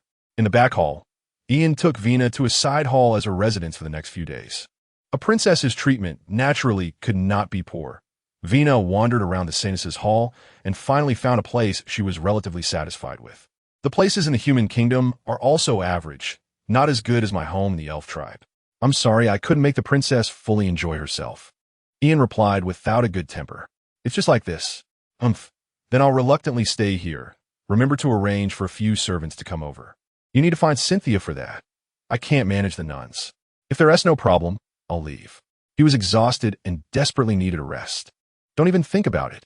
Here, it's just me, the princess. If you leave, I won't have anyone to talk to. Vina pouted, tugging at Ian's sleeve and gently shaking it. Seeing Vina intentionally acting cute, Ian felt a chill and struggled to pull his hand back. Now we're a man and a woman alone. Don't you want to do something fun? Ian looked around and shook his head regretfully. I'm not interested in children. Get lost. I'm not a child. I'm 381 years old this year. If you convert that to human years, I'm older than you. If you keep this up, I'll throw the recording stone into the street. I'm sorry, please don't do that. Vina immediately backed down. She said she was going to leave, but Ian stayed behind to chat with her for a while. After all, Vina's favorability was high, and her mother wouldn't make things too difficult for them. The two talked until Cynthia arrived, and Ian finally felt relieved to get up. The princess is here. I'll take my leave. He hurriedly greeted Cynthia and left without looking back, fearing that if he walked too slowly, he would be called back. Cynthia looked at him with curiosity, wondering what they had talked about that made Ian want to run away. What were you two talking about? You came at an unfortunate time. I just asked Ian if he liked you, Vina said, shaking her head regretfully. What did he say? He didn't say anything because you came. Cynthia laughed and turned to look, realizing she could no longer see Ian's back. Do you like him? You seem quite familiar with each other. The girl tilted her head, the question somewhat awkward. I'm not sure if this is liking. After all, I've never been in a relationship and don't know what it feels like to like someone. Then think of a question and you'll know. How do you feel when you're with him? Very comfortable, very relaxed. Then that's it. Chapter 31. Disguise visit. Do you like Ian? Cynthia wasn't sure, but judging by Vina's earnest demeanor, she seemed quite certain about it. You have to believe me. I'm over 300 years older than you. In human terms. That makes me somewhat of a sage, and I can see these things at a glance. You have a lot of experience? Cynthia looked at her skeptically. Vina's youthful appearance made her doubt whether she really had any experience in romance. Vina puffed up her chest and raised her head proudly. Of course. There are so many in our clan who want to pursue me that they could circle the ancient elven trees 10 times. I know quite a bit about this. So the elven race has a lowly complex? Cynthia felt she had learned something new. In the end, the two talked all night. And when the sun peeked out the next morning, Cynthia still felt unsatisfied. Vina, after living for over 300 years, had experiences far beyond her own. When Ian came to find Cynthia, the strange looks exchanged between the two women made him feel uncomfortable. Is my clothing inside out, or is there something on my face? He hesitated to ask. Neither. Then what is with that look? Ian noticed the faint dark marks under their eyes and speculated. You two didn't stay up all night. Did you? It's fine. What are you here for? I'm here to take you to the morning court. Oh, I canceled the morning court while you were away. Damn, why didn't you say so earlier? Although this news was exciting, he had already gotten up very early. Aren't you tired? You're not at a level where you can stay up like this. It's just one day, it's fine. Cynthia raised her hand and summoned a ball of holy light into her body. I recently discovered that I can use holy healing on myself. The refreshing effect is pretty good. Since it's already this time, how about we go outside for a stroll and have breakfast? Vina suggested. I'm fine with it. Ian decided to follow Cynthia's lead. Okay, Princess Vina should also experience the delicacies of the holy city, but I need to change clothes first. Cynthia asked them to wait a moment and quickly returned to her chamber. She hadn't bought new clothes in a long time, since the saintess usually wore her saintess robes, and she had only 2 sets to alternate. From the drawer at the bottom of her wardrobe, she pulled out a dress she used to wear before becoming a saintess. A simple white floral dress. A modest style, gifted to her by the village chief when she left the village. After changing, Cynthia looked in the mirror and realized that she looked good in anything. However, one thing troubled her. She didn't have any shoes. Ian and Vina waited at the door of her chamber, and when Cynthia came out, Ian's eyes lit up. In her white dress, Cynthia lacked the usual holiness and authority, appearing more like a sweet, innocent girl next door. With a blush on her cheeks, she felt somewhat unaccustomed to this look. No shoes. Ian noticed her bare feet. I only found one dress. The girl curled her toes. It's fine. It might just look a bit strange to outsiders. The saintess can't wear shoes. You humans are really strange. Who made the doctrine like that? Because according to legend, the holy angels descended barefoot. The Holy Church believed that the image of the saintess should align with the divine to gain the deity's favor. I'm better off. The saintesses of the snow and sand kingdoms have it worse. Cynthia felt fortunate just thinking about the extreme cold of the snow kingdom and the extreme heat of the sand kingdom. The feet of the saintesses do not directly touch the ground. They essentially float, separated from the ground by an invisible membrane that isn't visible from the outside. This protective membrane repels all dust and sharp objects, keeping their bodies clean. However, they can still clearly feel the temperature. Cynthia found even the cold floor tiles uncomfortable, let alone stepping on ice or hot sand. Stop dwelling on that. Let us hurry up. Seeing that the two were interested in her feet, Cynthia quickly changed the subject and pushed Ian's shoulder toward the door. Vina shrugged and silently followed. The temple is located at the center of Crescent City, surrounded by 4 districts. East is the noble district, and the north and south are the civilian residential areas, with the northern area being somewhat poorer, considered slum. The west district is the main living area, mostly consisting of markets and shops. Cynthia took them to the west district, where there are morning and night markets. Is this what it feels like to go undercover? This is my first time doing this. They didn't take a carriage, but walked on the streets. And Cynthia felt a strange sensation watching the crowd around her. Ian kept Cynthia half protected on the inner side to prevent any accidental collisions with pedestrians. Because their identities were different, perhaps their mindset had changed as well. The morning market was quite large, with a dazzling array of breakfast options. Ian even spotted some soup dumplings and soy milk. Do you want to eat dumplings? I haven't had them in a long time. I'd like to try. Then let us go. We won't have to wait in line. Cynthia smiled slightly and approached the vendor. Boss, 3 baskets of dumplings and 3 cups of soy milk. Please. All right. Find a place to sit. After placing the order, Ian found a clean table for the 3 of them. The dumplings and soy milk were already prepared, so they were served quickly. Try this. It's an authentic specialty from the Water Kingdom. The woman serving them wiped her hands on her apron and introduced the dishes. Thank you. It's my first time eating this. Cynthia pulled out a pair of disposable chopsticks and awkwardly tried to pick up a dumpling.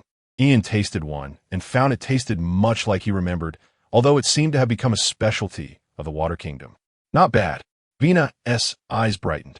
The elven race loved nature, and their food mostly consisted of fruits and vegetables, with very little meat. It seemed the human food wasn't all bad. Vina, disregarding her princess demeanor, quickly devoured the dumplings one by one and even asked the vendor for 2 more baskets just for herself. Boss, we're ready to pay. Seeing that the 2 had almost finished eating, Ian waved to the woman who had served them. That'll be 32 copper coins. 32 copper coins.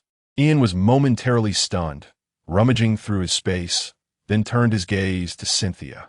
He then noticed she was also looking at him. I don't have any copper coins. Neither do I. What should we do? Why don't you ask Vina?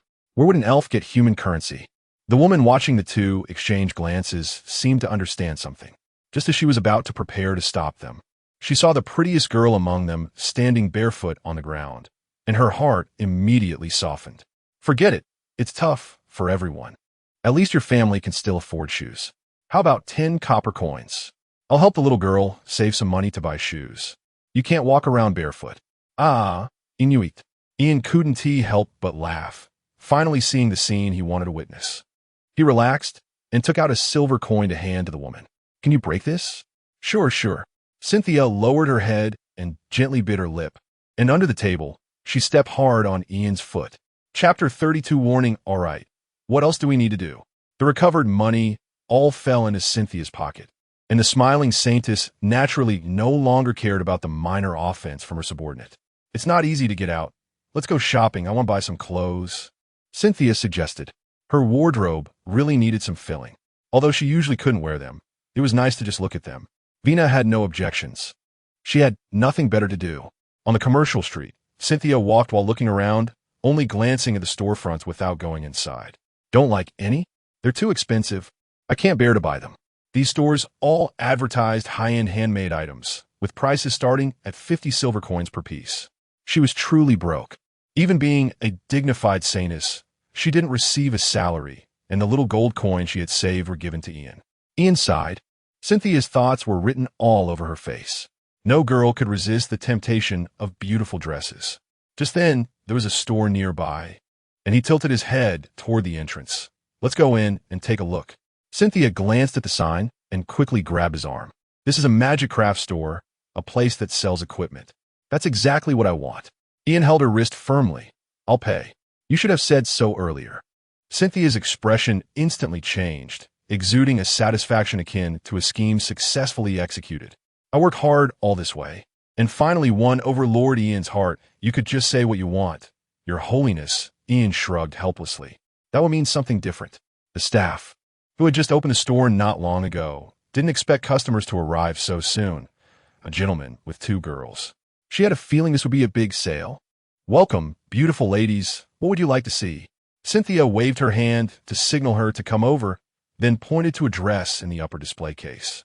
Following her finger, it was a deep blue and white chiffon dress, adorned with transparent crystal dewdrops, and the cuffs were tightened at the wrists, embellished with pure white lace. Miss, you truly have an eye for beauty. This is the latest arrival of the season, handmade by the master from the Water City. It's not only beautiful, but its effects are also quite remarkable. A whole bunch of embellishments were instantly attributed to the dress, and Ian only heard one meaning. Expensive. Oh, what are its effects? The Sea Moon Blossom can generate a water shield to block attacks, but of course, the attack strength cannot exceed level 40. That level isn't low. It's enough for daily wear, but its price. It's only 1,600 gold. Goodbye. Without thinking, Cynthia turned around and pulled Ian away. It was severely overpriced for a level 30 equipment. Did they really think she was a clueless novice to be taken advantage of? Hey, the staff, seeing this, wanted to stop them. Shouldn't the gentleman wave his hand to help his beloved girls by the dress and win their hearts? Why are you leaving like this? You could at least haggle. Ian was also shocked by the price. 1,600 gold was double the cost of his staff. The initial plan to show off was immediately dashed. This is too much. How dare they sell a level 30 piece of equipment for such a high price, deceiving consumers? I want to investigate this. Cynthia stomped her foot in anger. She didn't care about the equipment's effects. After all, nothing was better than the saintess's robe. But she was really drawn to the design of this dress. All right, let's go look at other places, Ian said, seeing the girl looking furious. Forget it, let's go back. Cynthia shook her head. When the desired item appears, everything else seems dull. I think you should wear your saintess robe to the store and point at that dress. Vina suggested. Isn't that just blatant robbery? Isn't it okay? Of course not. I'm a saintess, not a bandit. When the 3 returned to the temple, the papers sent by the nuns were already on the table. The leisurely time was over. It was time for hard work. Just as Ian wanted to say something to Vina, a nun hurried into the hall. Your Highness, Lord Mylandi requests an audience. Mylandi? Let him in. Seeing this, Vina didn't disturb them any longer. Although she was a bit arrogant and reckless, she could still tell the occasion. As an elven princess, there were things she needed to avoid. In that case, I'll take my leave. You all take your time. Remember to have a knight accompany you if you go out. I've already instructed you. Got it. Vina waved goodbye and left, while Cynthia walked to the throne and sat down, preparing to meet her subject. What about me? Ian pointed at himself. Cynthia looked around. It seemed inappropriate to stand anywhere. Come stand by me.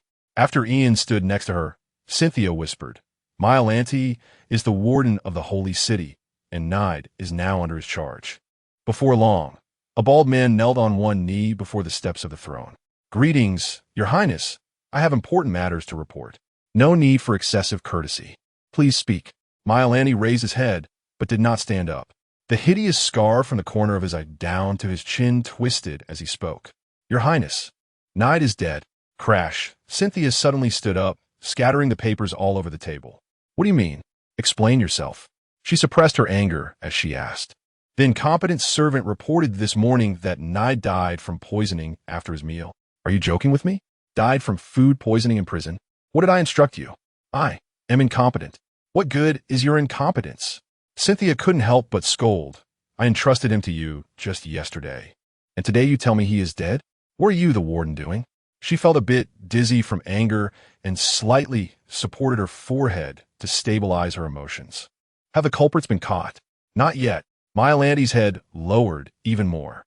On the throne, the girl rubbed her temples and stopped looking at the kneeling man.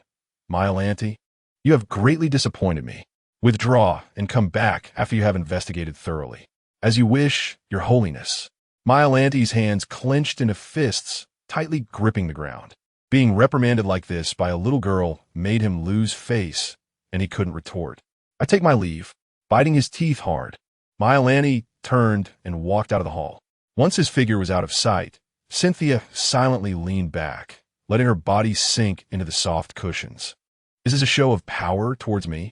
Clearly, we just caught someone yesterday, and today he is dead. The culprit is obvious. Mr. K. Cynthia naturally understood that Nide's testimony clearly indicated the existence of this person. They know we got information from Nide, and they might even know Vena's identity and the upcoming Elven Empress. This is a warning to me. I can kill under your nose, which means this saintess can also be killed with ease. Myolante couldn't possibly find anything out, and it was just the right opportunity for her to remove him from his position. She had long been dissatisfied with this corrupt warden and saw this as a chance to replace him. This matter must be investigated thoroughly. Do they truly think this temple has no temper? Cynthia's gaze turned resolute as she looked at Ian, and her meaning was obvious. Ian's lips twitched. He felt defeated under the slightly narrowed gaze of the girl. Your will. Chapter 33, Helper damn little girl. Really thinks she is something. Myolante returned to his office, legs propped up on the desk, lighting a cigar from the drawer. After swirling the smoke in his mouth, he slowly exhaled, just as a knock sounded at the door. A female guard in uniform entered and saluted, saying, My lord, Nide's body has been taken care of. Good, let our saintess investigate. I really want to see her expression when she finds out the truth. Myolante's expression twisted, and he forcefully extinguished the cigar on the desk. Just as no one was around, he felt the anger boiling inside him needed to be released. The guard shivered, obediently bowing under Myolante's cold gaze. The door was sealed by an invisible force, and everything inside was unknown. On the other side, Ian, who had just come out of the temple, was at a loss. He didn't know how to investigate. Nide had died from poisoning. In modern times, it would be easy to find out who had contact with him. But there was no high technology here, only magic to rely on. The magic that could make the dead speak was necromancy. Ian had once met a necromancer and had collaborated with her due to a commission. The ability to turn the deceased into undead and communicate with the spirit world would make finding the murderer a piece of cake. But he couldn't find her. It had been 3 years, and she hadn't left any contact information. Walking down the street, Ian suddenly noticed the pointed tower building ahead. The Magic Association. She should have registered there. The headquarters of the Continental Magic Association was in the magical city of Star Luna, an independent city built by the association itself. Located in the northern part of the Holy See and adjacent to the Wind Kingdom, Ian had a good impression of the Continental Magic Association. After all, they served everyone. As long as one reached level 10 and had magical talent, they would provide a contract and a complete set of equipment at the current level. All that was needed was to register true information and leave a file. When one broke through to the next level, they could go to the association to update their information and receive equipment for the next stage, which was no different from charity. The association did not restrict the personal freedom of magicians. Those who wished to work for the association were given salaries and benefits, and those who did not were also welcome. After thinking for a moment, Ian pushed open the door and walked in. The hall was very quiet, with only a few staff members sitting at the counters. Ian walked up to the counter and slid his magic license through the window. I would like to inquire about a person's information. The young staff member took the license, opened it for confirmation, and then handed it back, saying, I'm sorry, Mr. Ian, but the identity information of all registered personnel is confidential. If you need, the association can contact them on your behalf. That's fine. Just let her know I have something to ask. Okay, please wait a moment. The association had a dedicated communication tower that could contact anyone with registered information. Ian sat in the hall for nearly 10 minutes before the front desk lady came over to inform him that the other party was willing to be contacted. Please follow me. Contact could only be made in the communication tower. Ian followed her into a small room next door. The communication tower had a bright blue screen, and an elegant lady in a black Gothic long dress was sitting at the table, holding a cup of red tea and looking at Ian with interest. Ian, after so many years, you can still remember your sister? Long time no see, Miss Morcha. Ian placed his hat over his chest and slightly bowed. I apologize for the intrusion, but I am in some trouble and need your help. Still so serious and boring. Do you think I'd rush to help you just because you asked? We're not that familiar yet. Morcha took a sip, swinging her legs clad in black stockings in front of the screen. Seeing that she hadn't hung up the communication, Ian understood. He just needed the right bargaining chip next. What do you want? I want you. Her tempting tone had a teasing lilt, and no normal man could resist the charm of a gentle, elegant lady in black stockings. But Ian knew Morcha's true nature. She only enjoyed the process of teasing, and anyone who tried to get close became a precious collectible. Unfortunately, you're too late. I am now the property of the Saintess. Morcha crossed her legs and changed her posture, resting one hand in front of her near the screen. Saintess? You've joined the temple? Let me guess. Someone who meets your aesthetic. A little witch from the Sun Kingdom? Don't guess. It's the Moon Saintess. The Moon Saintess? A vague smile grew more pronounced. Speaking of which, I haven't seen the newly appointed Moon Saintess yet. It seems you came to find me for her. How enviable. Ian forced a smile. This woman's bad personality was still annoying. Seeing that she had said enough, Morcha shook her cup and said leisurely, since you represent the temple, I suppose what I want will need to change. What do you want? I want the corpse of a dragon. The scene fell into silence, and the two stared at each other across the void for a long time before Ian finally couldn't hold back. Are you crazy? How can the temple not fulfill such a small wish? Morcha licked her lips, the black lip gloss shining under the light. That's impossible. The Moon Kingdom doesn't have that capability. Ian decisively refused. The power of the Dragon Clan was beyond what their small Moon Kingdom could match. That's the most powerful force on the continent for thousands of years. A pure-blood dragon can live for thousands of years. Each adult dragon can reach level 60, mastering dragon language magic, and their physical quality is terrifying.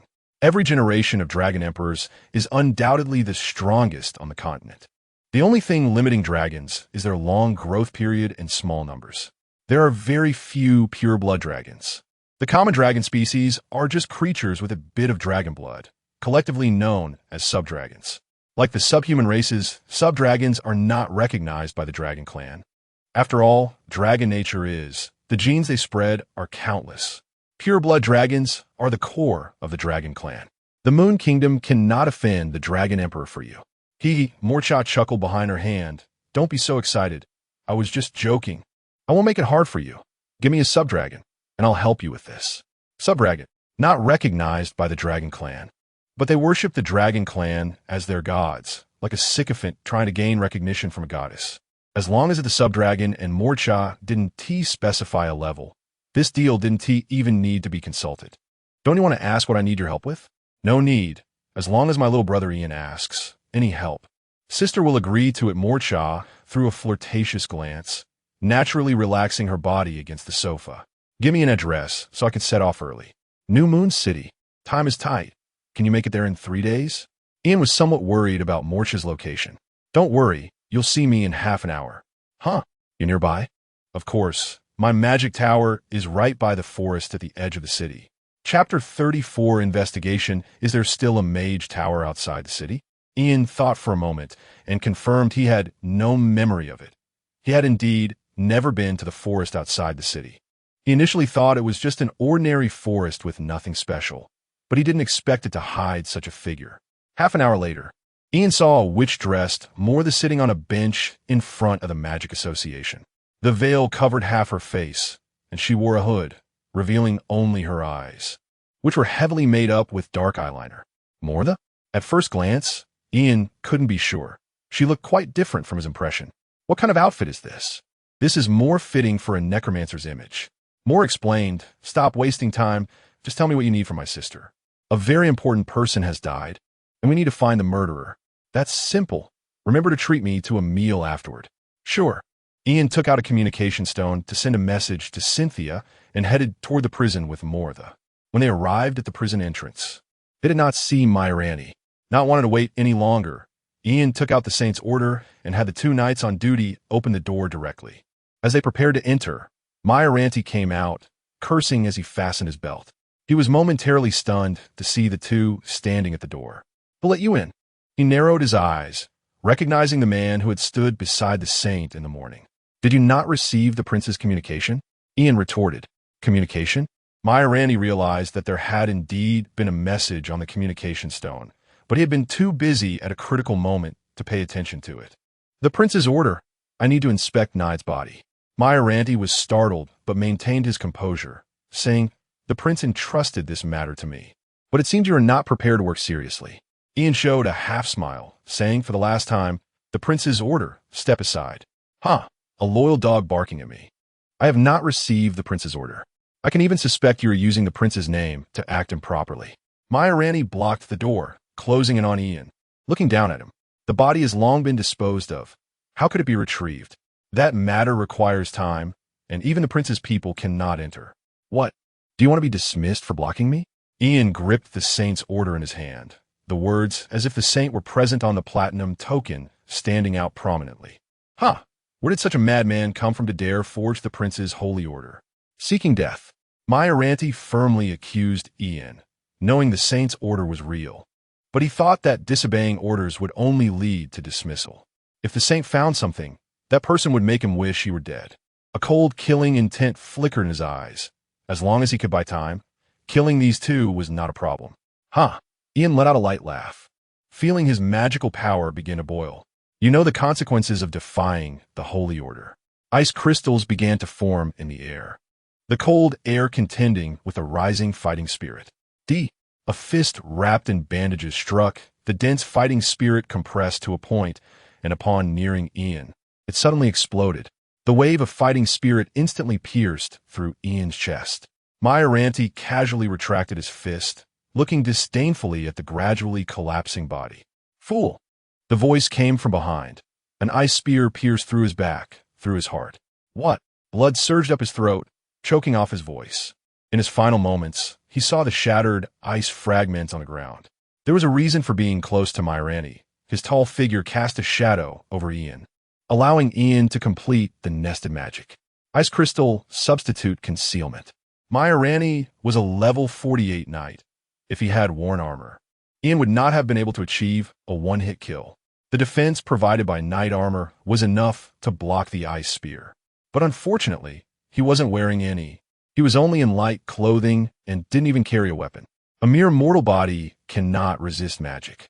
The ice spear dissipated, and Myrani crashed heavily to the ground. It was only at this moment that the personnel inside the prison seemed to awaken from a dream, trembling as they gripped their weapons but dared not move. Seeing this, Ian took out the saint's order again and levitated it in the air with wind. "I, Mage Ian of the Holy Temple, hereby declare in the name of the prince that Warden Myrani has disobeyed the holy order, attempted to frame and kill the personnel of the Holy Temple, and shall be sentenced to death."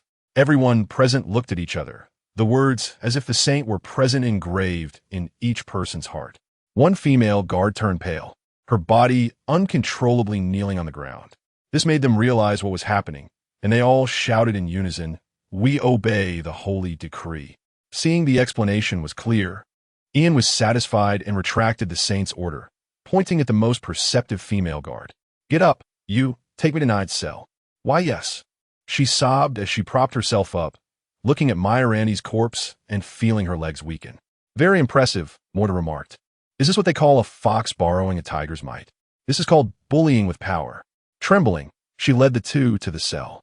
Upon seeing it was empty, Ian realized it was as he suspected. Myrani had blocked him because he knew he could not hide it. "Did you handle the person?" "My lord, I know nothing." "I swear." She shook her head vigorously. I'm just a lowly guard. I can only follow orders. I really know nothing. Relax. I haven't done anything to you. Go outside and have someone bring Myoranti's body in. Ian found it puzzling that she was trembling so much. Clearly, he hadn't done anything yet. Why, yes, I obey. She stammered as she turned to leave, step by step. Ian narrowed his eyes. This person was too suspicious, her body language constantly signaling that something was wrong. But just as she said, she was just following orders. Should he ignore her? It didn't matter. The main culprit had already appeared. Ian gestured toward the cell. Is there any way to deal with this situation? Of course, more to step forward. Although there is no body, the spirit still exists. I can briefly summon his spirit. You can ask anything within 3 minutes. That's enough. Ian stepped back to give space. Mortha raised her hands, a complex magic array appearing beneath her feet, murmuring softly as if conversing with something. As the magic array dimmed, a white, blurry shadow appeared in the corner, vaguely resembling a human form. All right, the 3-minute countdown starts now. Ian nodded and asked directly, who is Mr. K? Not answering means I don't know, Mortha explained. When and where is Mr. K's next meeting? On the 18th, at the second underground level of the Hyder Tavern. Is there a password? Veiled in moonlight. Who killed you? Chapter 35 that night, still a poor fool, who wouldn't he know who killed him until death. Mortha sneered, seeing Ian dismiss the spirit after finishing his inquiries. This kind of weak soul, without any rank, has no value for use. However, there is still a feast to come. Myoranti's body had already been brought in by a few jailers, and after they left, Mortha once again cast her necromancy. However, as a level 40 knight, Myoranti's soul was naturally not as weak as Knight's. Scarlet magic surged from the spirit, extending and dancing like a living limb. Ian frowned. This ominous magic seemed to affect the mind, giving him an uncontrollable desire for destruction. This is a vibrant spirit, full of life and potential, and with a little taming. It would make a obedient pet. Mortha's voice carried a sickly madness as she twisted her waist and walked towards Myoranti with steps like a dance. Her index finger glowing with pale magic pointing at his exposed chest. Come, be good. The seductive breath brushed against Myoranti's ear, and the finger, tracing an arc, began to probe downward. The spirit suddenly shook violently. The scarlet magic mixed with negative energy gradually faded, and the extending magical tendrils slowly retracted, ultimately turning into pure white. He's so good. Mortha turned around, proudly announcing, this spirit belongs to me now, as a reward for helping you solve your troubles. The strong soul of a level 48 knight could barely enter her collection. As you wish. But the body must be left. The temple is responsible for the burial of knights regardless of the cause of death. That is the temple's duty. Of course. You can start asking now. Mortha waved for Myoranti to step forward. Who killed Knight? Mr. K. Who attended Mr. K's party? Bomer. Nada. Coxie. Myoranti blurted out a bunch of names that Ian did not recognize, jotting them down to prepare for Cynthia.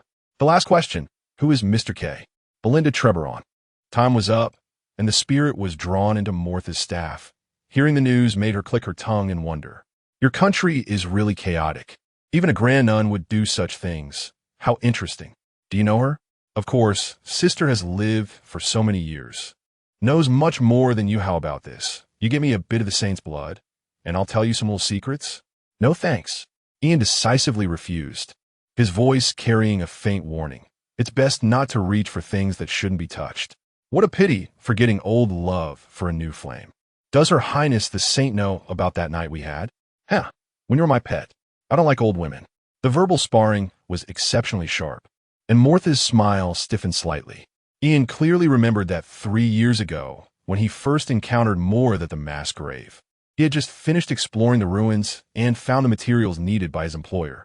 As he crawled out through the hole made by predecessors, he happened to see Mortha, who was painted with heavy makeup and dressed like a corpse, shoveling dirt outside with a spade. Ah, the first time I've dug out a living person. It seems you have what I wanted. Realizing that the visitor was not friendly, Ian immediately prepared to escape, but was firmly held down by a bone hand extending from the ground. Don't move, little brother. It'll hurt if you do. The woman squatted in front of Ian, completely unconcerned about the view under her short skirt. What do you perverted woman want? Ian had no mind to appreciate, only a desire to break free from the restraints. You took my things and want to leave? It doesn't work that way. The humid heat brushed against his ear, as her delicate fingers traced circles on his chest. Little brother, your soul is very strong.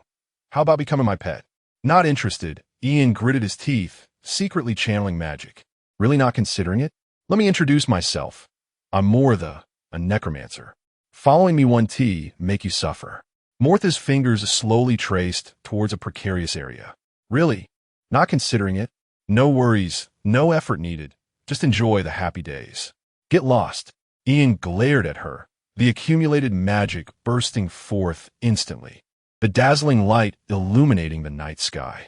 Had the mere flash spell not taught the pathetic fish a lesson after crying for a month? Ian sneered. He originally intended to use the flash spell to create an opportunity to escape, but did not expect such an excellent result. Later he learned that necromancers had a severe phobia of light. The dark eyeshadow was a special magical material that effectively reduced sunlight brightness. Oof. That embarrassing scene was naturally not forgotten, and Mortha snorted lightly, no longer speaking.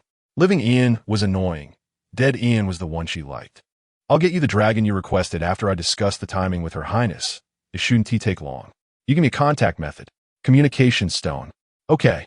After the 2 communication stones touched to leave messages, Ian took his leave first. He really couldn't stand Mortha's occasionally lustful gaze, as if she would rip open his body and extract his soul the next second. Quickly returning to the temple, Cynthia was still reviewing documents when Ian suddenly barged in, glancing at the clock to find it hadn't even been 2 hours. Finished so quickly? Of course. Ian stepped forward to hand her the recording stone of the process, but was suddenly pulled by the sleeve. What's wrong? The girl pulled him closer, her nose slightly twitching, and an alarm went off in her heart. A very strange smell. Lady S. perfume? She smelled the scent of a cheating cat. I got help from a friend named Mortha, a necromancer. For some reason, Ian felt a bit guilty. Mortha often sprayed perfume to cover the lingering smells from her experiments. And she had been intentionally or unintentionally close just now. A friend of the opposite sex? Remember to keep your distance next time. It was the first time Cynthia had heard Ian mention his friend, and she skeptically let go of him. Ian silently breathed a sigh of relief, but then thought it seemed wrong. He indeed hadn't done anything. Your Highness, he leaned down close to the girl's ear. You're not overthinking this, are you? How could that be? Stay away from this hall. It's itchy.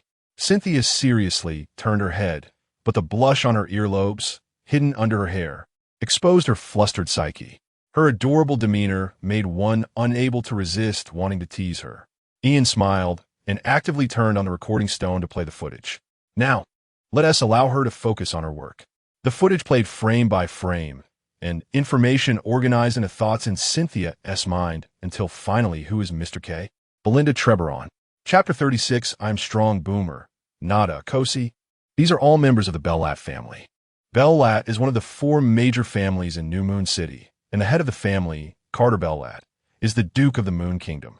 What's more concerning is that Boomer seems to be Elsa's brother, the Radiant Knight. Ian rubbed his forehead. He had briefly met Elsa in Moonlight City last time, and her strength as a level 64 Radiant Knight was beyond doubt. Elsa's status is unshakable, and the Moon Kingdom cannot do without her, unless another powerful figure emerges to replace her.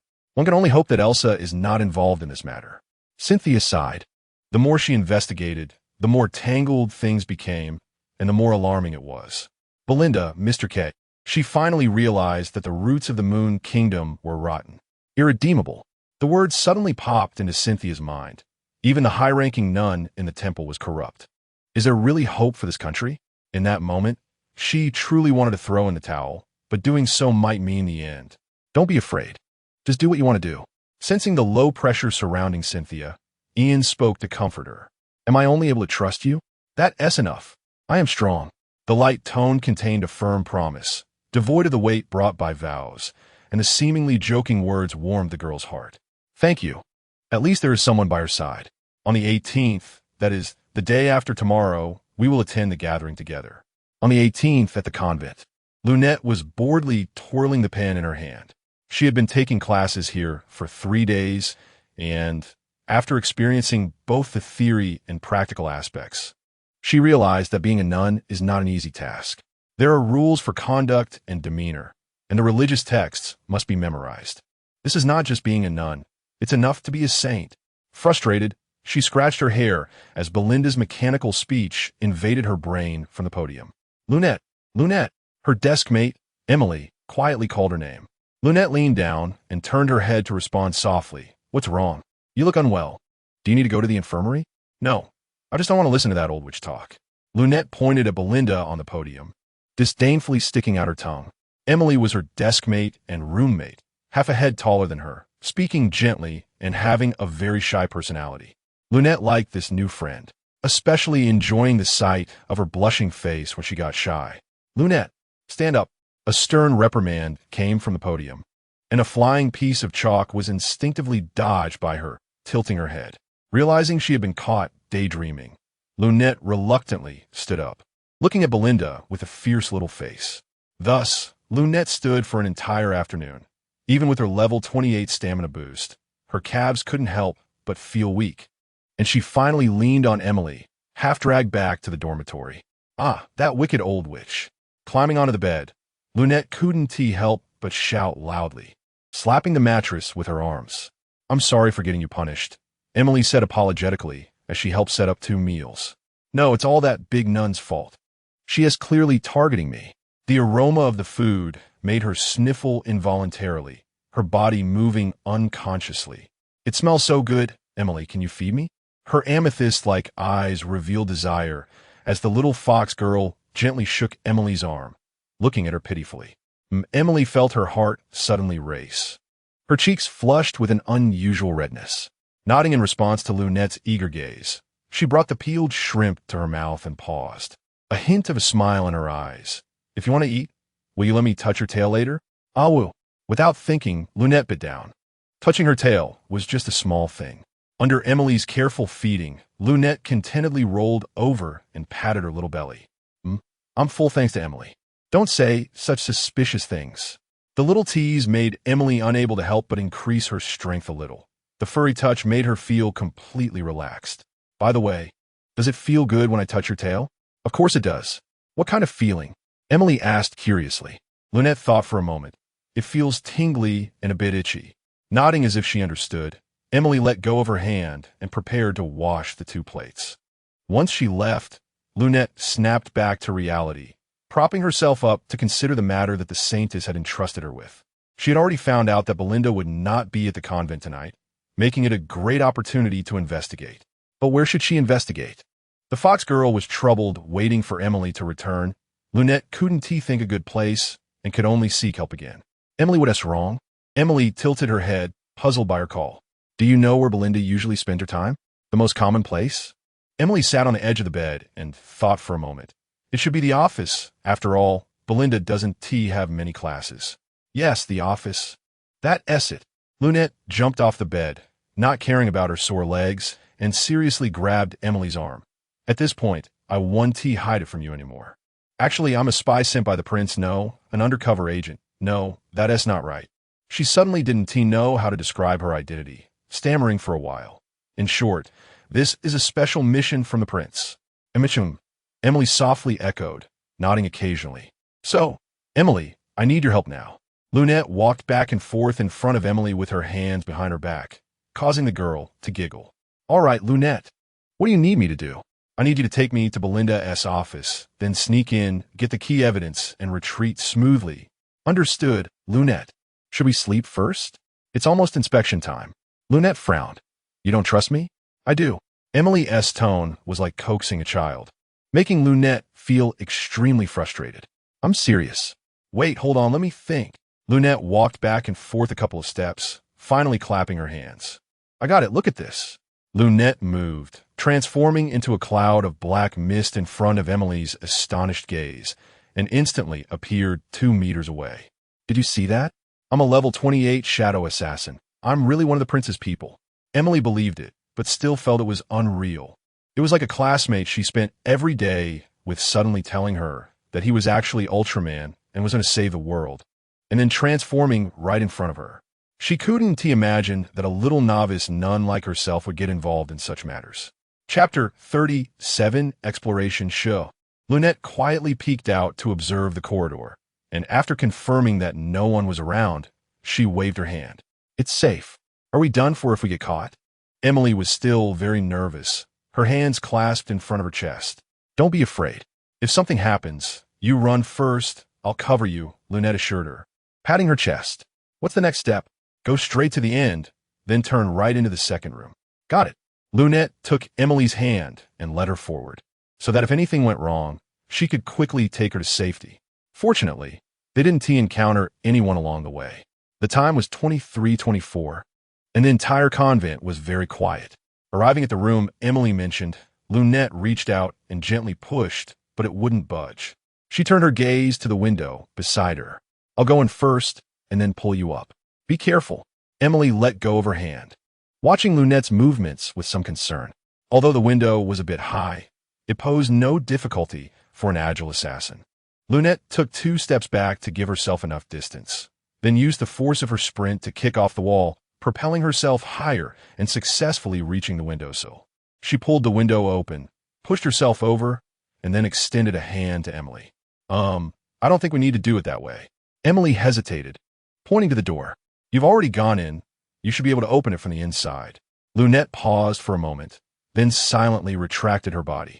The door lock made a faint click in the quiet corridor as Lunette opened the door, and after Emily stepped inside, she locked it again.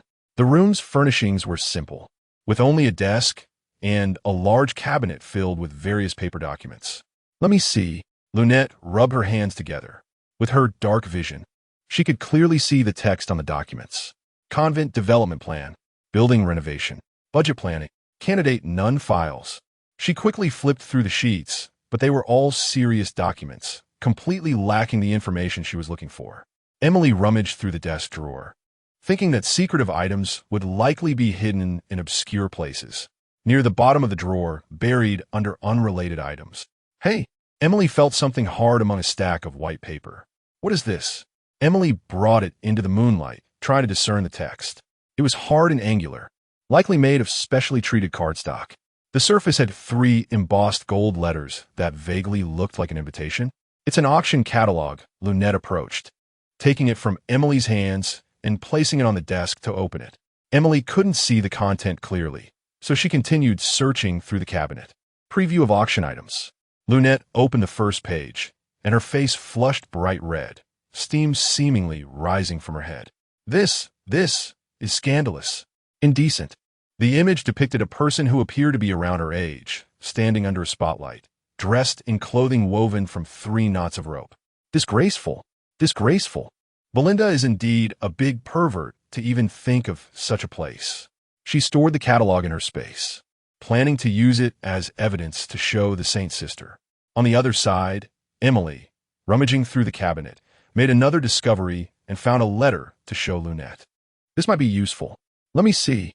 Lunette took the letter, unfolding the paper. The sender was named Bettina. Dear Mr. K.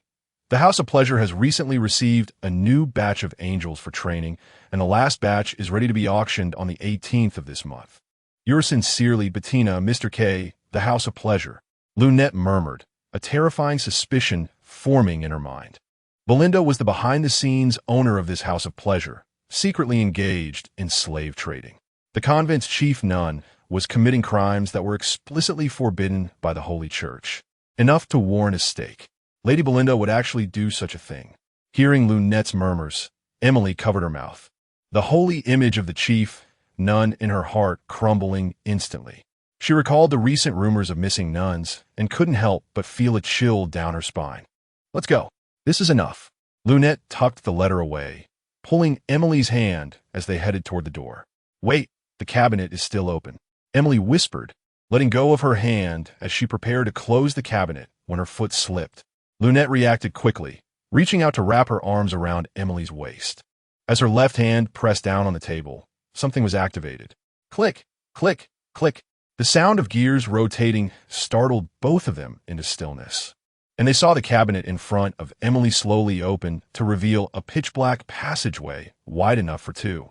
They exchanged glances, and Lunette carefully pulled Emily up, looking inside the passage. Strangely, her dark vision seemed to be disturbed. The visibility within the passage was greatly reduced. It felt odd inside. Lunette caught a strange scent in the air, coming from the darkness within the passage. She wanted to go down and take a look, but Emily was still with her. "Emily, you take these two things." She took out the manual and the letter from her space. "I'm going down to have a look. It might be dangerous. Or should we go back and report to the princess first?" Emily looked into the deeper darkness of the passage, feeling an ominous premonition. "I'm afraid Belinda will come back. Trust me first." Before she could finish, a dull sound suddenly echoed in their ears.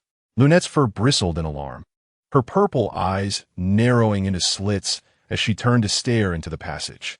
Belinda promised this would be very discreet, and yet it's been discovered by two children. A hoarse voice came from within the passage, accompanied by increasingly closer footsteps.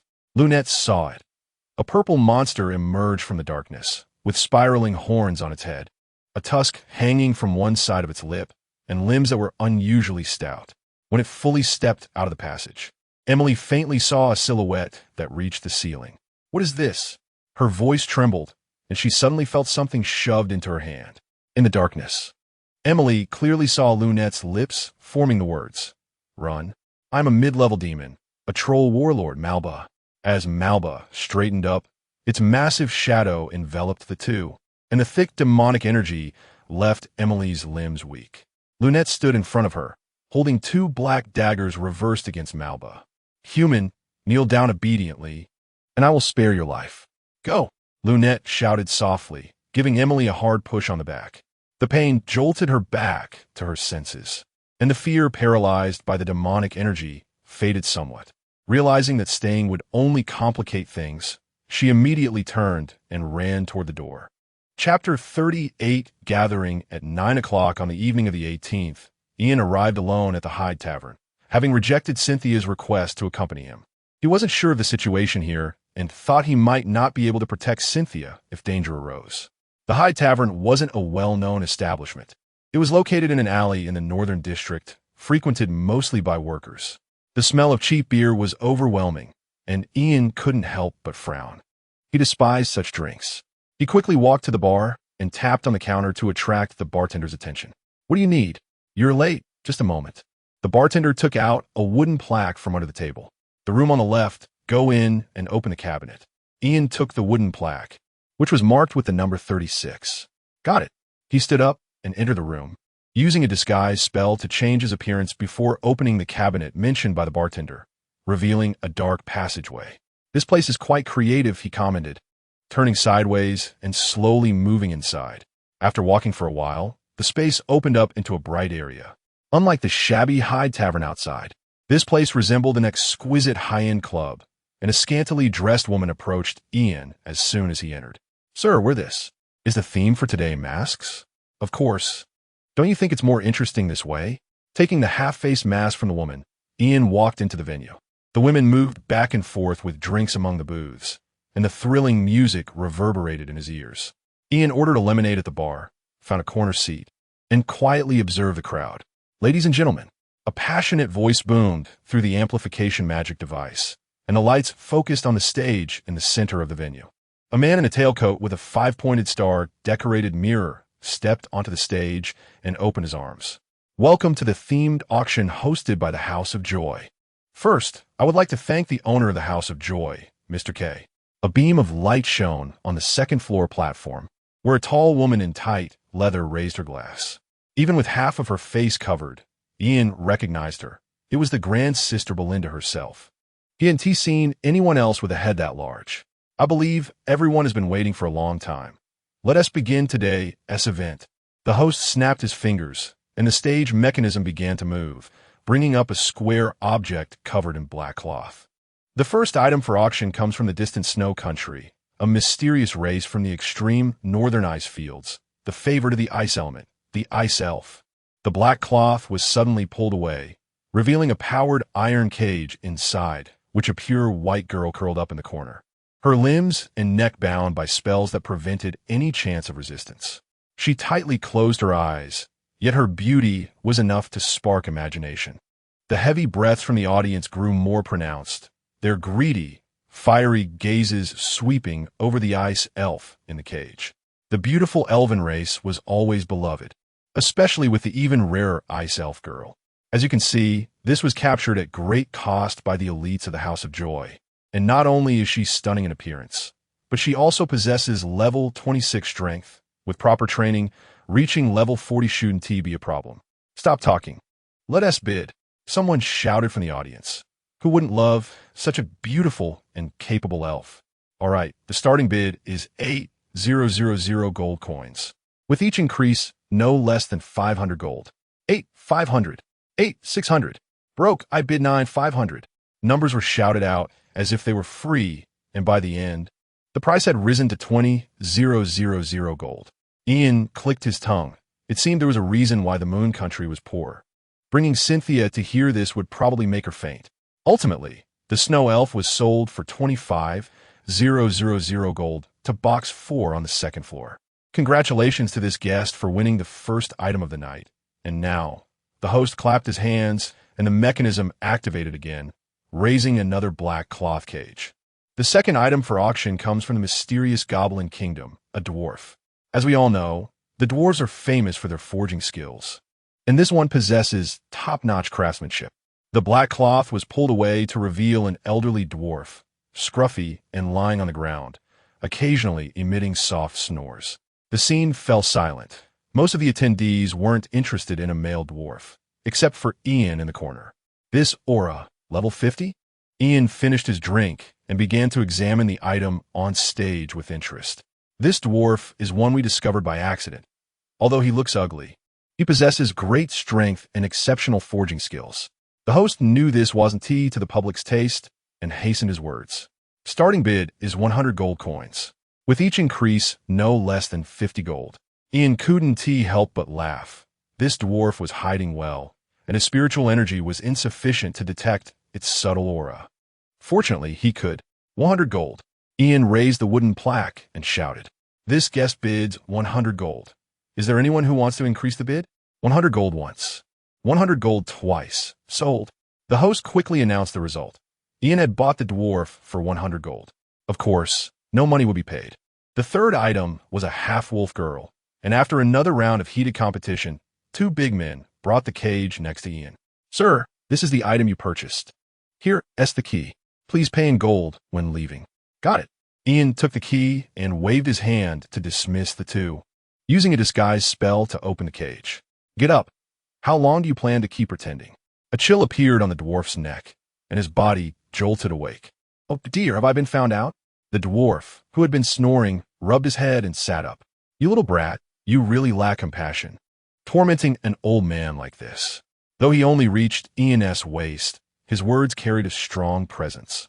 I am Goring, the royal blacksmith of the Goblin Kingdom. Since you've helped me today, I want to hold it against you.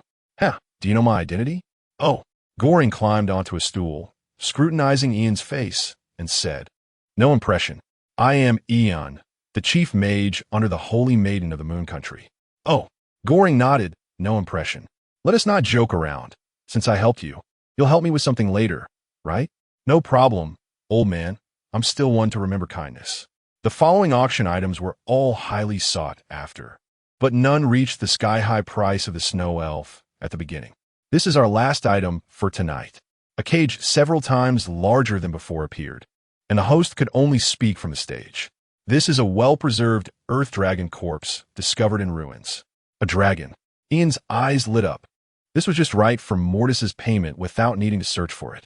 Chapter 39, Procrastination. I have to tell you in advance that although I am level 50, my class is a functional type, craftsman, and my combat power is not strong. Don't worry, it's not a difficult task. Ian stood up, adjusted his robe, dispelled the disguise magic, and a burst wand appeared in his hand. In a moment, I will seal off the scene, and you will take those slaves out. A total of 8 people. Oh, and that earth dragon, not too hard, right? Hey, that's not difficult at all. Dwarves are generally kind-hearted, and Goran is more than willing to do this. After going out, look for the tallest and widest building and wait for me there. The auction for the earth dragon was coming to an end and was bought for 15,000 gold by the same guest on the second floor who purchased the ice elf. Ladies and gentlemen, our auction tonight has come to an end, and we will see you at our next gathering. The host waved to everyone around, and two men in black made their way through the crowd to Ian's side. Sir, please pay the gold over here. The two men looked puzzled. They vaguely remembered this person not looking like this before, but the cage was indeed next to him. Of course, but there's still the closing ceremony to watch. What closing ceremony? Is there a performance? The organizers didn't notify us? The two were taken aback as Ian pointed the golden staff in his hand toward the ground, and a wind barrier instantly rose, enclosing the entire venue. The explosive magic power attracted everyone's attention as Ian slowly walked onto the stage, his starry robe billowing naturally under the influence of the wind element. Good evening, everyone. The power of the wind amplified his voice throughout the venue. He cleared his throat and announced in the most relaxed tone, Mage Ian of the temple, here on the orders of His Highness. Belinda on the second floor had a terrifyingly grim expression. She knew that Ian's appearance here meant she had been exposed. Even though everything had been cleaned up, what went wrong? But there was no time to think too much now. Since the plan was exposed, she could only act early. With that in mind, she gestured to the black-clad men behind her while a purple light flashed from the ring on her finger. Ridiculous. Malba raised his hand to grab the fleeing Emily, dismissing Lunette, who tried to stop him. Simply put, he was a demon general. The absolute power gap made Lunette grit her teeth. She could feel that Malba's strength was enough to crush her. But besides her, who else could stop him? She had to buy time for Emily to escape and let her inform the Saint's sister of the situation here. The dagger, shrouded in black mist, stabbed heavily into Malba's palm. The collision of dark light and magic energy occurred, but the next moment, the girl was swatted against the wall like a fly, causing cracks to appear. Lunette felt as if she had been hit by a magic train, her internal organs screaming in pain, and the urge to vomit and dizziness surged in her mind. After resolving the obstruction, Malba was about to kill the still-fleeing Emily when he suddenly stopped, his bony rings shining before he withdrew his hand. This useless Belinda, but it just so happens that I can't hold back either. He changed his mind. Since someone was leading the way, let that bug run a little longer. As Malba was about to follow, a sharp pain suddenly shot through his calf, and he saw a short blade emerging from a mass of black mist piercing into his flesh, with purple blood oozing from the wound. This minor injury could be healed in an instant, but what angered him was that a weakling dared to resist. In such a hurry to die, Malba slammed his fist down. The floor tiles were lifted by absolute power, and the ground shook accordingly. However, there was no sensation of hitting flesh. As his gaze shifted, he locked onto the position, and with a speed beyond the naked eye, his other hand reached out, catching Lunette as she darted out from the black mist. It felt as if he was about to crush her, and Lunette's face flushed from lack of oxygen, her exposed feet struggling to kick. But it was ultimately futile. Level 60 against level 20, the absolute power gap could not be compensated by any means. The stench stimulated his senses as Malba leaned in to examine the twisted face of the little person in his hand due to pain. A demi-human, looks quite good. Very suitable to bear my offspring. What a shame. Lunette's delicate and cute appearance would be considered top-notch on the continent, if it weren't for other pressing matters. Malba wouldn't want to kill her. Lunette felt like a figurine in Malba's magical grip, the oppressive force increasing, and her blood seemed ready to burst out.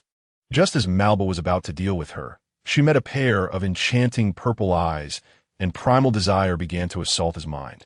This was a rarely used ability of Lunette, as the effect was embarrassing to mention. The talent skill of the shadow assassin, Charm, using it on the same sex, could briefly disrupt the mind and limit action, while on the opposite sex, Malba's reaction was. The demon race was inherently controlled by desire. Although high-level demons would develop rationality, desire ultimately took precedence. Lunette's unexpected effect was outstanding. The pressure on her body eased, allowing her to catch a breath. But soon she fell into a greater crisis. Malba was pressing her down. No. The time to break free is too short.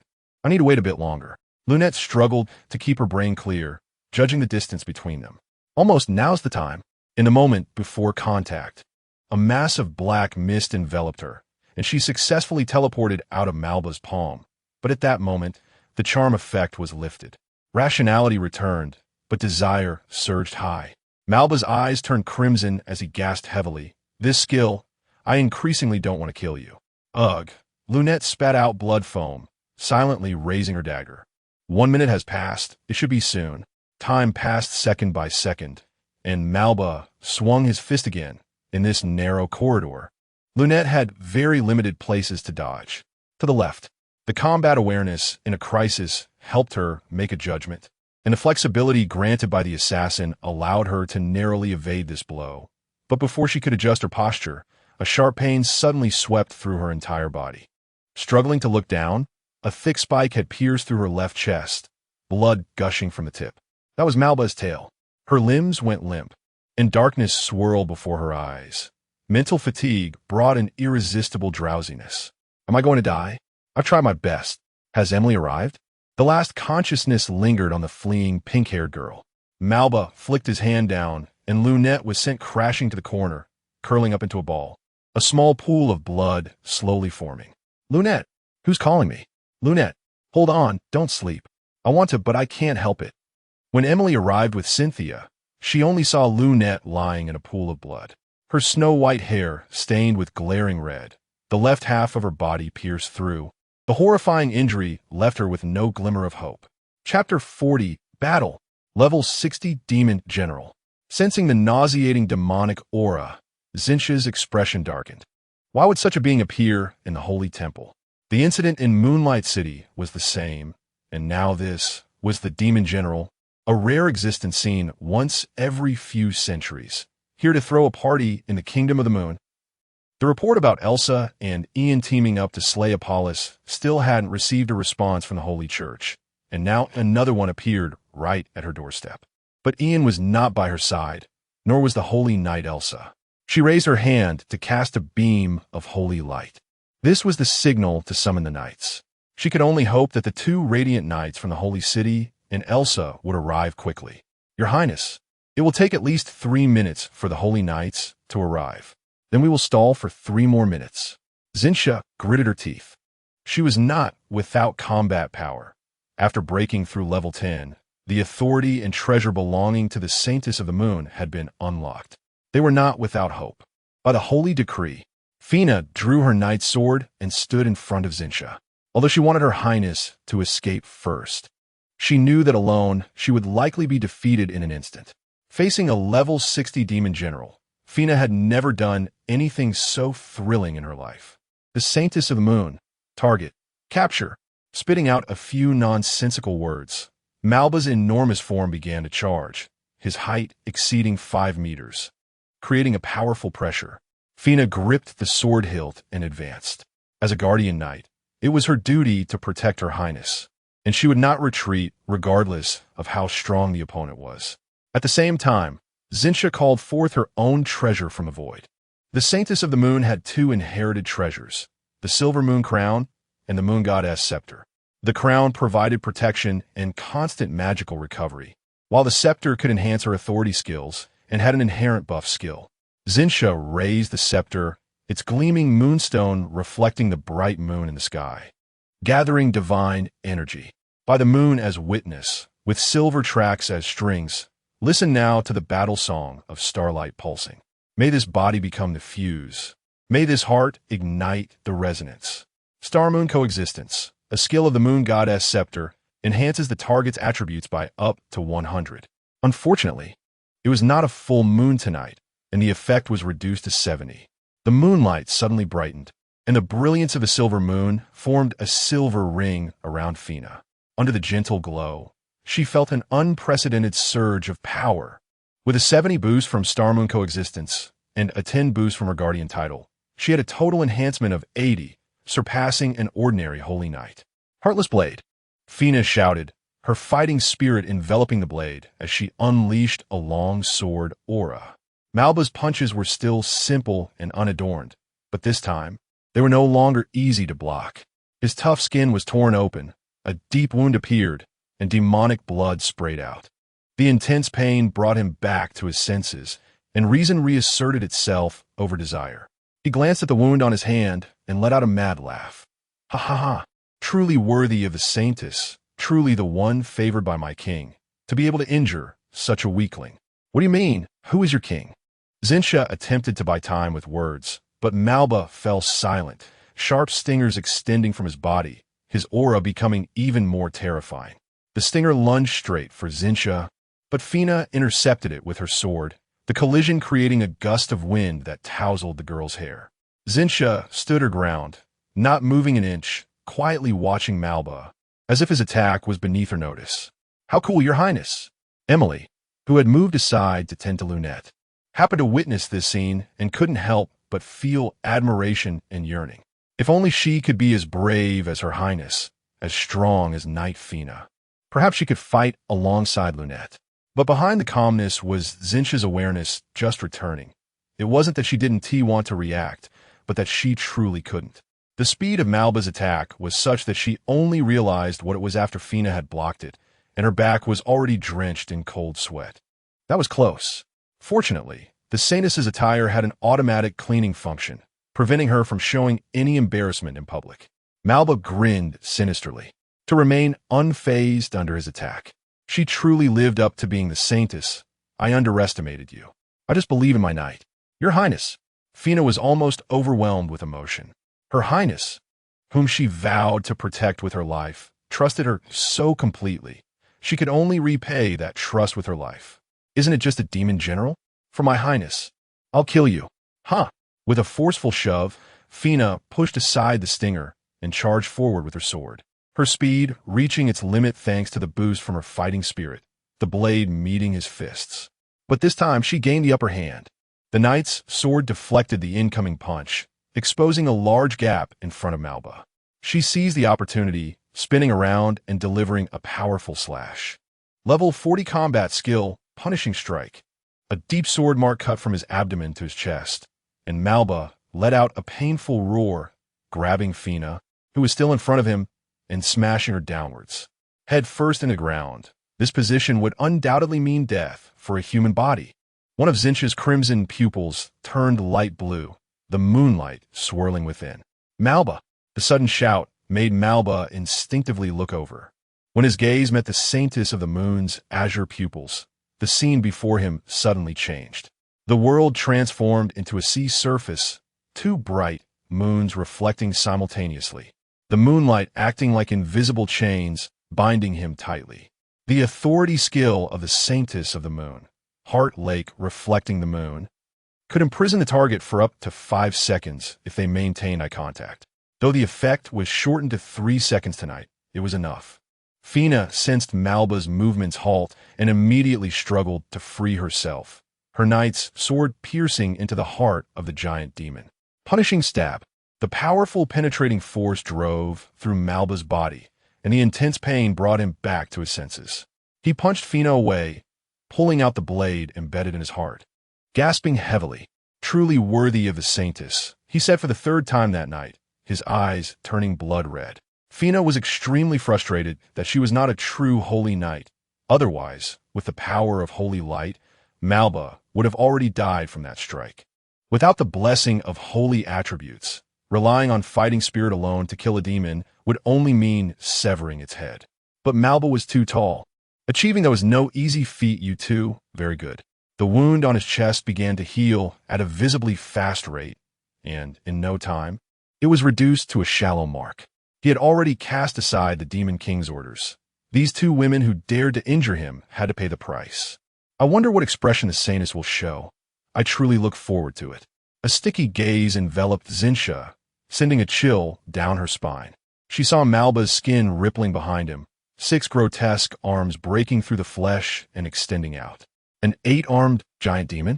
The familiar image reminded Zinsha of illustrations she had seen during her studies at the Holy Church, a book that recorded the most heinous demons from the wars on the continent. Chapter 41. The 8-armed troll Marba could sense several powerful auras rapidly approaching. If he delayed any longer, he would no longer have the chance to take away the Moon Saint. Witness, feel, despair. What is an ant? And what is a strong person? As his 8 arms stretched out, Marba displayed a truly terrifying form. Fina's sword was thrown aside, and unarmed. She was no different from a doll in front of Marba. "Your Highness, you must leave." Fina stood in front of her, her eyes fixed on Marba. "Fina, do you trust me?" Cynthia's 2 artifacts shone brilliantly. One of her 3 authority skills was already on cooldown. Now, it depended on whether the moon would be supportive today. I always believe in your highness. Demonic energy wildly gathered on Marba's 8 arms. The pressure like a mountain made it hard to breathe. The energy flow created a fierce wind that tugged at the hem of the saint's robe and her hair. Fear had long been cast aside, leaving only the courage to go all out. So she could also be this passionate, Cynthia thought, as she drained the restored magic of the silver moon crown and infused it into the moon god's staff, transforming it into divine magic. Silver Moon Guardian Moonlight transformed into a barrier in front of the two, as all 8 hands came crashing down simultaneously, the demonic energy spreading across half the sky, the terrifying impact causing a metallic taste in Cynthia's throat. At full moon, Silver Moon Guardian could unconditionally withstand one attack, but now it was the crescent moon, and Cynthia didn't know how effective it would be. Meanwhile, at the underground auction of the Cid Tavern, Ian's wind barrier trapped everyone inside. According to the Holy Church's laws, slave trading is prohibited in the 8 countries of the Holy Church. Your actions now are putting His Highness in a difficult position. Especially you, Mr. K, or should I say, Sister Belinda? Ian looked at the masked person slouched over the railing on the 2nd floor with a half-smile. Once her identity was revealed, Belinda dropped the act, removing her mask and lightly tossing it to Ian's feet. The stern and solemn image of the nun was gone. Her hair cascaded down her back, and her tight leather outfit accentuated her enticing figure, as if this was her true nature. I don't know what means you used to find out, but congratulations, you got it right. But there is no reward. Belinda leaned against the railing and began to walk. The sound of her high heels striking the carpet creating a dull thud, turning the scene into a stage for the two of them. Goran had already moved after Ian created the commotion. He remembered every buyer clearly, and before they could scream, he quickly opened the cage and dealt with them efficiently. Stay close to me, and I'll take you out later. The little girl nodded obediently, keeping up with his pace. People are watching, and I can always find out what I want to know. Are you going to obediently go with me to confess, or are you going to try to resist? Do you really think you have me figured out? Belinda had already descended to the 1st floor, and the crowd instinctively parted to make way for her. You and that little girl are the same. Naive, arrogant, thinking you can accomplish something without considering others. I am the great nun, the godmother of the last saint. What is wrong with me making Cynthia listen to me? She has stepped onto the stage, facing Ian directly. That girl naively wants to serve the commoners, even foolishly trying to suppress the nobility without realizing who supports the kingdom of the moon. It's the nobility, not her. Ian still wore that half-smile, making Belinda want to tear his face apart. Are you done talking? If you are, prepare to hit the road. He was too lazy to listen to her excuses. It was just grandiose words for personal gain. Who is right and who is wrong? The winner is right, and the loser is wrong. Frost blossomed from his hand as Ian prepared to freeze Belinda and take her away. But at that moment, an unexpected change occurred. Belinda pulled out a bottle of purple liquid from her chest, uncorked it, and drank it in one go, even sticking her tongue out to lick her lips. Frost began to spread over her body, but was quickly halted by the overflowing purple mist. Demonic energy? Ian had thought Belinda was just greedy and arrogant, but it turned out she was also involved with the demon race. No, if Belinda was a spy for the demon race, what was her purpose in serving as the great nun for so long? Cynthia, Ian had a bad premonition. He needed to resolve this situation quickly. The process of demonization was irreversible.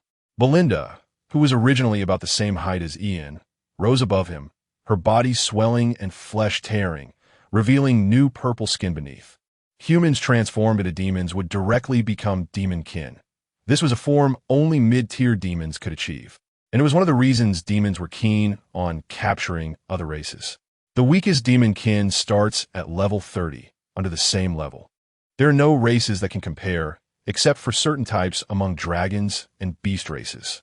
Outstanding strength, rapid reproduction, high-quality race traits, and a large population gave demons the capital to be arrogant. The fact that all races on the continent united to push the demon race to overseas islands proves their strength. Belinda could no longer be recognized as the fair and beautiful woman. Grotesque veins crawled over her skin, and two spiraling horns on her head announced her new identity. This can't be true, someone in the crowd exclaimed in disbelief. The great nun has become a demon. There are demons. Belinda has turned into a demon. The demons have broken in. Where are the knights? Call the knights. The crowd erupted into chaos, shoving each other as they rushed toward the exit. No one maintained the ridiculous semblance of dignity in the face of danger. Ian was forced to drop the wind barrier. He had originally intended to catch everyone in one go, but the unexpected appearance of the demon race disrupted his plan. These people could be dealt with later. Look at this form, this power. It's truly intoxicating. Belinda clawed at the ground, creating deep, intersecting ravines. Level 50? Ian sensed it. To become a level 50 demon kin directly, that bottle of demon blood must be special. Oh, the majesty of the king. You people can't even imagine it. Only I am qualified to serve the king. I am the one beside the king. Oh, not even a shred of nostalgia after serving 2 generations of saints. The saints are ultimately just playthings of the king. I don't like to hear that. Once the crowd had dispersed, Ian raised his staff at Belinda, just as I was worried about slow leveling up. What? Belinda didn't get a response. Only a gust of wind blade coming at her, causing her to instinctively crouch down. You have levels, but no combat experience. You haven't even fought before. As Ian spoke, irregular ice flowers crystallized in front of his staff. You can't even attack. How long can you dodge? Shut up, Belinda shrieked, lunging at Ian with her arm outstretched. The extreme ice bind. A chilling ice blue ray shot out from the ice flowers, hitting Belinda squarely in the chest. Jumping up wouldn't increase her momentum. It would only turn her into a target. Dama! The wind blade severed her limbs, and after a moment of silence, Belinda let out a horrific scream. When dealing with demons, I usually take the most brutal approach. I hope you can use the lessons from tonight in your next life. Swish! The wind blade sliced through her neck, and the demonized body twitched for a moment before collapsing to the ground, motionless. At that moment, it seemed something inside her broke, and her magic power surged rapidly. Ian clenched his fist, and the character panel in front of him displayed his level had reached 50. Chapter 42. Repelling this is what it feels like to be level 50. It feels like the elements have become more passionate, calming the magic power within him. Ian set up a barrier to isolate the space here. Belinda's demonized corpse needed to be handled with special methods. Otherwise, it would breed magical pollution. As he squeezed out of the cabinet he came from, Ian's originally relaxed expression suddenly darkened. Half of the sky had turned purple, and a nauseating magical energy was coming from the temple. He could feel the energy fluctuations caused by the battle, even from such a distance. There was a column of holy light in the sky that was about to extinguish, indicating that the signal had been sent out for some time. Without time to think, Ian directly used the wings of wind to soar into the air, flying at full speed towards the temple. The authority skill of the Moon Maiden is closely related to the lunar phases. If it were a full moon, Silver Moon's protection would not fear any attack. But now the silvery shield was nearly transparent, with cracks spreading as if it would shatter at any moment. No, it can't hold. Malba continued to pound against the barrier, grinning at the sight of the Moon Maiden struggling behind it. Gathering magical energy, he punched out, and the Silver Moon's protection shattered in response. At the last moment, Fina lunged forward, tightly hugging Cynthia and falling to the side, taking the hit with her body. The Holy Maiden's robe was stained with the blood that overflowed from her mouth, but it recovered under the cleaning effect. Fina felt her lower body go numb. This punch had broken her lumbar vertebra, completely robbing her of combat ability. Your Highness, are you all right? Please don't speak yet. Cynthia placed her hand on Fina's twisted waist, and the power of moonlight surged in. This was her last authority skill, moonlight healing. Under the full moon, it could heal everything except resurrection. The silver moon crown above her head emitted an inconsistent glow, flickering as if it were running out of power. This was a reminder that the 3 minutes of infinite magic recovery was about to end. Feeling this, Cynthia finally breathed a sigh of relief. They had bought enough time. Malba naturally felt it too and immediately reached out towards the Holy Maiden. The enormous magical hand was getting closer, and Cynthia closed her eyes, She had lost all means of defense, and all she could do was leave it to fate. Fortunately, fate was on her side. Silver light fell from the horizon like a shooting star. A beautifully crafted knight's sword pierced the air, pinning Malba's outstretched hand to the ground. With golden hair dancing in the wind, it was Elsa who had arrived. Shortly after, two silver-armored knights followed, taking Cynthia and Fina to a safe position. "Your Highness, I have arrived late." Selena and Lucius knelt before her on one knee. Cynthia shook her head, signaling them to rise. "No, your timing is perfect." As the moonlight dissipated, Fina, who had fallen into a coma, regained some color. Her injuries had been fully healed, and she just needed to rest. Gently leaning her against the wall, Cynthia stood up with her staff, staring directly at Malba, who was confronting Elsa. Under the protection of two shining knights and one holy knight, Malba could no longer harm her. Shining knights Selena, Lucius, and holy knight Elsa, obey my command and slay Malba at all costs. We obey the holy decree. Holy light covered the sword blade, and Elsa stepped forward, charging ahead. Moon Maiden, Malba let out a low growl from his throat, swinging his fist to collide with the holy light sword, startling Elsa with the terrifying force. "You all, very well, we shall meet again soon. I hope you can still smile next time." The magical energy surged violently, forming a tornado around him. He took one last look at Cynthia, and his back arms gradually merged into a pair of bizarre wings, soaring into the sky under the swirl of magical energy, vanishing from everyone's sight in just 2 seconds. "Your Highness, what should we do?" Elsa sheathed her sword, her expression grave. From the collision just now, she could feel that if it were a one-on-one battle, she would not be Malba's opponent. The demon race was stronger than the human race at the same level. A level 30 demon's physical defense could surpass that of a level 60 knight, let alone a giant demon like Malba, who relied mainly on physical strength. Cynthia looked around at the situation. Part of the convent's buildings had collapsed, and the ground had been plowed through, with all the tiles broken. Elsa arranged for 2 teams of knights to patrol the temple afterward, rotating daily, with at least one knight leading the team. Understood. This incident left Cynthia feeling fearful. She had originally left only the minimal defensive force in the temple, allowing the knights to focus more on maintaining order in the city. However, the appearance of the demon general forced her to be on high alert. Fortunately, Fina was on duty today. Otherwise, when Emily sought help, there wouldn't have been a decent, strong person nearby to talk about stopping Malba. "Your Highness, shall I take you back?" "No need. Lucius and Selena, you will lead the knights to begin searching in Crescent City. There may still be demons hiding within the city. Bring holy water for a large-scale inspection." Understood. After declining Elsa's offer, she issued orders to the 2 shining knights. One thing puzzled her. How did Malba appear here? No matter how dilapidated Crescent City was, it shouldn't allow a demon general to approach the temple unnoticed. This question was answered when Ian arrived. "Are you hurt?" "No." Cynthia shook her head, obediently standing still while Ian checked her over. "I'm sorry I'm late." After confirming that she was indeed fine, Ian breathed a sigh of relief. "No need to apologize. It was my fault for sending you away." "Your Highness, your Highness." Hearing Emily calling from a distance, the girl was stunned, quickly running over. Lunette was resting her head on Emily's thigh, her face devoid of color, and the wound on her chest had been treated to stop the bleeding. "Your Highness, will Lunette die?" Emily lifted her tearful eyes, her gaze misty. "She won't, I promise you." Cynthia's hand covered the wound on her chest, and holy light began to flow incontinuously, repairing the damaged flesh. The feedback from holy healing made Cynthia breathe a sigh of relief. The injury was severe, but not fatal. However, this penetrating injury had clearly affected the heart, yet the skill's feedback did not indicate that.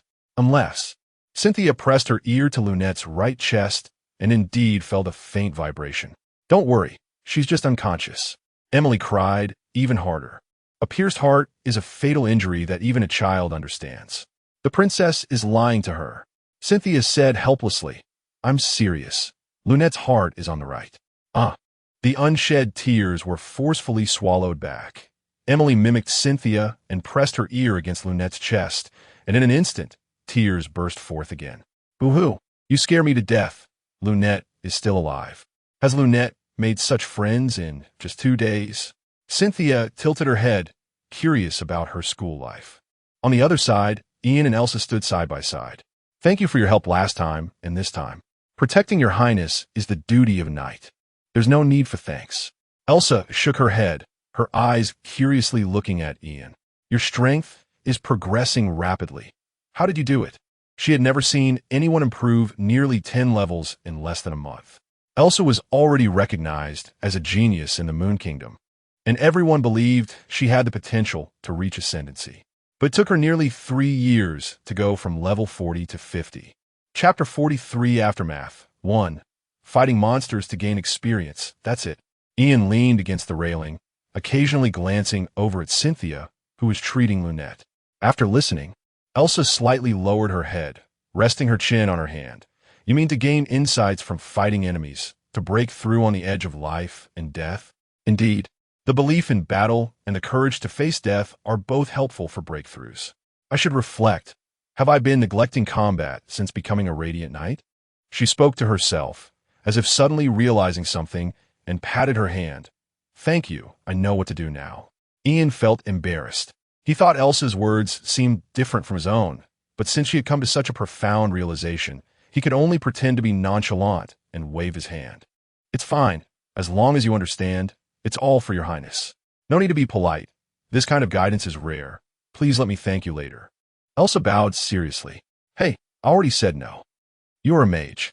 I obtained a high-quality magic core from hunting magical beasts before. I will bring it to you. No need to be polite. It's too much trouble to run again. I can go get it myself. That said, she had given too much. The magic core is the core within magical beasts, filled with a large amount of magical power, which can be absorbed and enhanced by magic classes after processing. In other words, it's a magical candy for magic users, and this thing is quite rare, considered a golden item in games. In that case, since your highness is fine, I'll take my leave. As a Radiant Knight, Elsa was responsible for the entire Knight Order of the Holy City. Just now, the signal from his highness had summoned all the knights. And now that the battle was over, she had to hurry back to explain the situation. Then goodbye.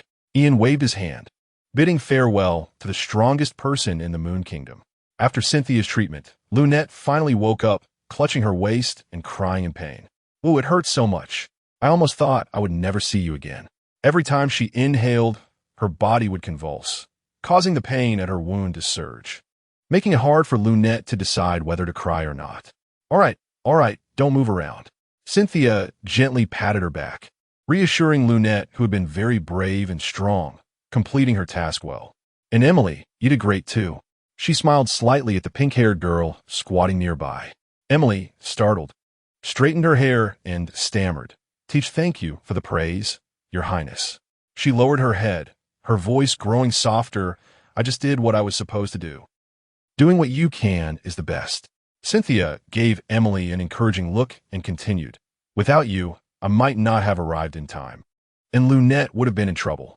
So, don't belittle yourself. You're also a hero. I'm a hero too?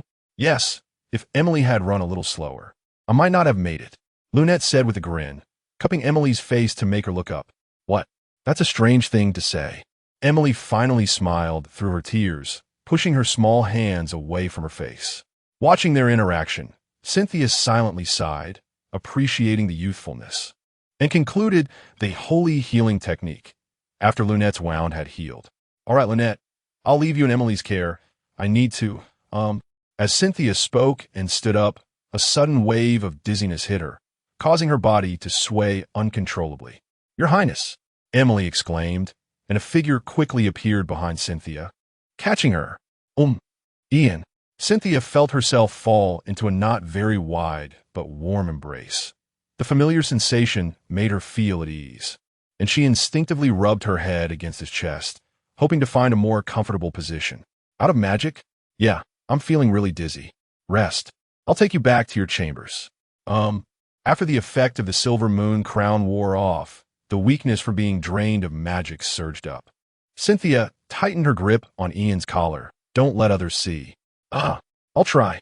With the wings of wind spreading behind, he flew to the chambers as fast as possible, Pushing open the door, it was Ian's first time entering this place, and he curiously looked around. His first impression was that it was a warm girl's room, likely decorated by Cynthia. There was nothing inappropriate in sight, and Ian felt a little regretful. He carried Cynthia into the bedroom and gently placed her on the bed. Thankfully, she was wearing the sanest outfit, so there was no need to worry about whether to take off her shoes. She could just get into bed and cover herself with a blanket. "Wake me up in 2 hours." Cynthia mumbled, half asleep. Only sleep for such a short time? There's still aftermath to deal with. Repairs, money. Still mumbling, her consciousness faded, and Ian shook his head with a smile and got up to leave. He understood the feeling of being drained of magic very well. The pain of mental exhaustion would take at least a day to recover. Occasionally, pushing oneself like this would slightly increase the magic limit, which is also a form of training. Unfortunately, Cynthia's class couldn't level up normally. Switching to another class wouldn't be a problem to level up once. Back at the governing hall, the nun at the entrance saw Ian and her eyes lit up, immediately running over. "Sir, there's a dwarf with a bunch of people seeking an audience with His Highness." "Oh, I sent for them. Bring them to the governing hall." He almost forgot about Goran. "Just right. The temple needs repairs, and there's a high-level blacksmith available."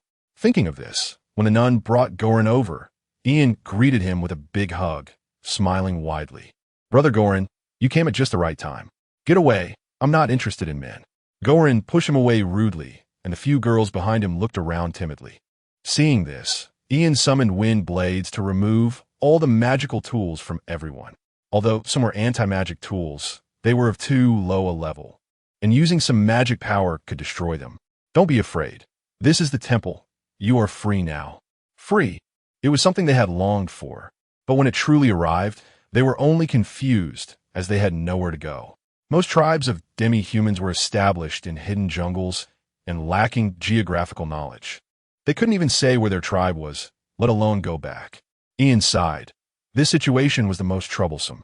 Thankfully, the temple was in a special period now, which could help digest part of it. The temple offers you 3 choices. 1, if you know a specific place, the temple will send you home. 2, if you want to go out and make a living, we provide 10 silver coins. 3, join the temple, and we will arrange work for you according to your abilities. Other countries might not know, but this has always been the handling method of the Moon Kingdom. 10 silver coins, if saved, would be enough to live for a year. The temple was being quite benevolent. Chapter 44 Aftermath 2. Among this group of people, Ian was particularly interested in 2, a level 26 ice elf and an 18-level wolf girl. These are not slaves. They are clearly future talents. The capture team is truly skilled at discovering talent. You all think about it first. I'll have a word with Goran. Ian exchanged a glance with Goran, and the two stepped into a nearby partition. "What do you want me for?" Goran asked. "Don't you know what I'm thinking?" Ian responded. His earlier word were also meant for Goran, the underlying message being to ask what he planned to do. The Moon Kingdom is in dire need of development, and the Saintus lacks personnel, so of course, we want to recruit someone like you. Goran's eyes shifted. "Aren't you afraid I might be an undercover agent?" Ian shook his head and looked him in the eye. "I trust you." His trust was not in Goran-esque character, but rather in the fact that the Moon Kingdom truly had nothing to offer that would warrant someone with advanced skills to go undercover. The Goblin Kingdom has 2 main groups, goblins and dwarves. Dwarves excel at forging, while goblins are skilled in commerce. Together, they have become the largest weapon merchants on the continent. Due to the goblins' agile minds, the rulers of this kingdom are goblins. However, a self-proclaimed goblin king among the dwarves views goblins as oppressors and leads a group of dwarves in rebellion. The conflict has intensified, and as a dwarf craftsman serving the goblin royal family, Goran has faced exclusion from both sides.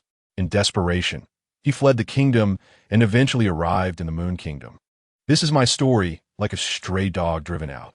Goran recounted his past calmly, seemingly unaffected by the experience. Ian nodded. War is always brutal. Even a level 50 blacksmith like Goran was forced to leave, let alone ordinary people at lower levels. "So, do you want revenge?" Ian asked. "No, I don't harbor any hatred. After all, I spent half my life there. I'm just a bit disappointed." He was old now, lacking the passionate ambitions of his youth, just wanting to live out his remaining years peacefully. "If you want me to work for the Moon Kingdom, you need to help me with one thing." "What is it?" My wife and apprentice are still in the royal city. I want to bring them over. You can discuss this with Her Highness when you meet her. Ian hesitated for a moment and did not agree immediately. He only wanted to confirm Goran's willingness to come on board. Whether or not to recruit him would depend on Cynthia's decision. Guardian know that. Knowing this matter needed to be discussed with the real ruler, hoping the Saintess would be easy to get along with. After resolving matters with Goran, the two returned to the hall and saw that the others were looking at them, indicating they had made their decision. Sir, what kind of work will we be assigned if we stay in the temple? The Ice Elf girl asked. This needs to be arranged by Her Highness, but I think it will likely be something like nun duties. Although Belinda has died, Cynthia will also need new recruits since she won't be using the nuns trained by Belinda. These children, who are now without support, are all exceptional in appearance and background, so there is no need to worry about any complications from their past. In the end, 7 girls chose to stay, while the wolf girl decided to leave, stating that she had an uncle working in Illusory Moon City, and she hoped to go there. Although a bit regretful, Ian respected her wishes and planned to arrange for her after Cynthia woke up. He instructed the nun on duty at the entrance to take the girls to rest first. Then he and Goran found the craftsmen of the temple. After showing the Saintess' order, they were warmly welcomed into the office of the person in charge. The areas around the nuns' convent that were damaged during the battle need to be repaired. This is Goran, a level 50 craftsman, who will assist us. Goran glanced at the person in charge, but said nothing. He nodded to the group of craftsmen and said, "Let me see your skills." The person in charge naturally had no complaints.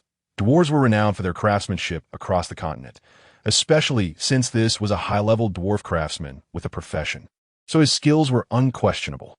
The contract documents for craftsmen are controlled by the dwarf race, with the main difference between those with and without professions being whether they can work with special materials.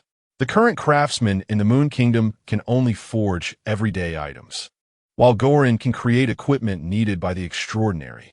The knights are over there cleaning up the magical pollution. Once they finish, you can start your work. After giving this final instruction, Ian bid farewell and left, then sought out Lunette and Emily, as they still needed to explore the secret passage they had discovered. Did that demon general come out from here? Yes, I triggered a mechanism when I fell. In Belinda's office, Ian peeked inside the cabinet, where there was no light at all in the depths. The darkness inside could hinder his night vision. Its magical energy. Ian cast a light spell, and under the glowing orb, he could see wisps of fog swirling around. Do you want to go down and take a look? Seeing the curious expressions on the two, Ian suggested, sensing that there was no danger inside, so it wouldn't hurt to let them see. Yay! Lunette cheered and immediately tried to jump in, but Ian grabbed her collar and pulled her back. Stay behind me. Okay, life is tough. The fox girl sighed. Ian led the way with the light spell. This passage was similar to the interior of the Cid Tavern. Why is it so popular to hide in cabinets now? Following the passage, they arrived at a spacious area where the concentration of magical energy was even greater, indicating that Malba had been here for quite some time. Something essential for the demon race. Ian looked around and found many broken nuns' robes scattered in the corner, some violently torn into strips. Is this the missing nun from the rumors? Emily asked in disbelief. It should be, Ian replied. Belinda is truly unforgivable. She recalled her former desk mate, who had been taken away by nun Belinda for special training and never returned, thinking she had begun her formal work as a nun. Let us go. There is nothing more here. Ian sensed everything thoroughly, and deeper inside were several bodies in a tragic state, their lives forever frozen in the moment of their greatest suffering. Deciding not to go further, Ian planned to have the knights come for purification and investigation later. After sending the two back to the nuns' dormitory, which was not far from the battle site and fortunately had not been damaged, the noise of the battle had awakened the novice nuns who were supposed to be sleeping. One by one, they stood in the corridor, peering out and chatting, much like students reacting when something happened at school in a past life. When they saw Emily and Lunette return from outside, several of their close friends immediately surrounded them. Ahem, Ian coughed twice, and the scene instantly quieted down, with pairs of eyes turning to him. The matter has been resolved. You can all go back to sleep now. The subsequent arrangements will be announced later. TSK. Why do I always feel like I'm here to check on the dorms as a teacher? Chapter 45. Headache tonight. The temple is destined to be brightly lit. especially next to the convent, where the noise of construction makes it nearly impossible to sleep. Although calling people in the middle of the night to work overtime is quite inhumane, Ian has no choice. In just 2 days, the Elven Queen will be arriving, and they can't welcome her with a shabby appearance. Cynthia's holy water is being moved out in barrels, and as soon as dawn breaks, a major screening of the residence will begin. Belinda's body has been recovered. The Cid Tavern has been forcibly closed, and the tavern owner has been arrested. After this news spread, all the nobles sensed a signal. It seems the prince is about to start crackdown.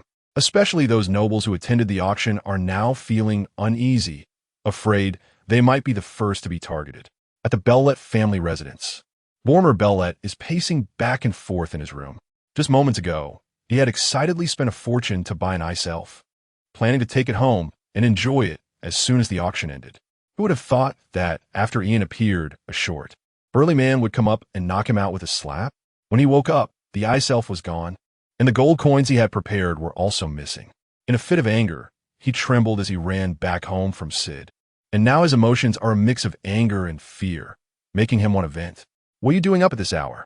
The head of the Bellet family, Carter Bellet, wearing a nightcap and stroking his beard, stepped inside.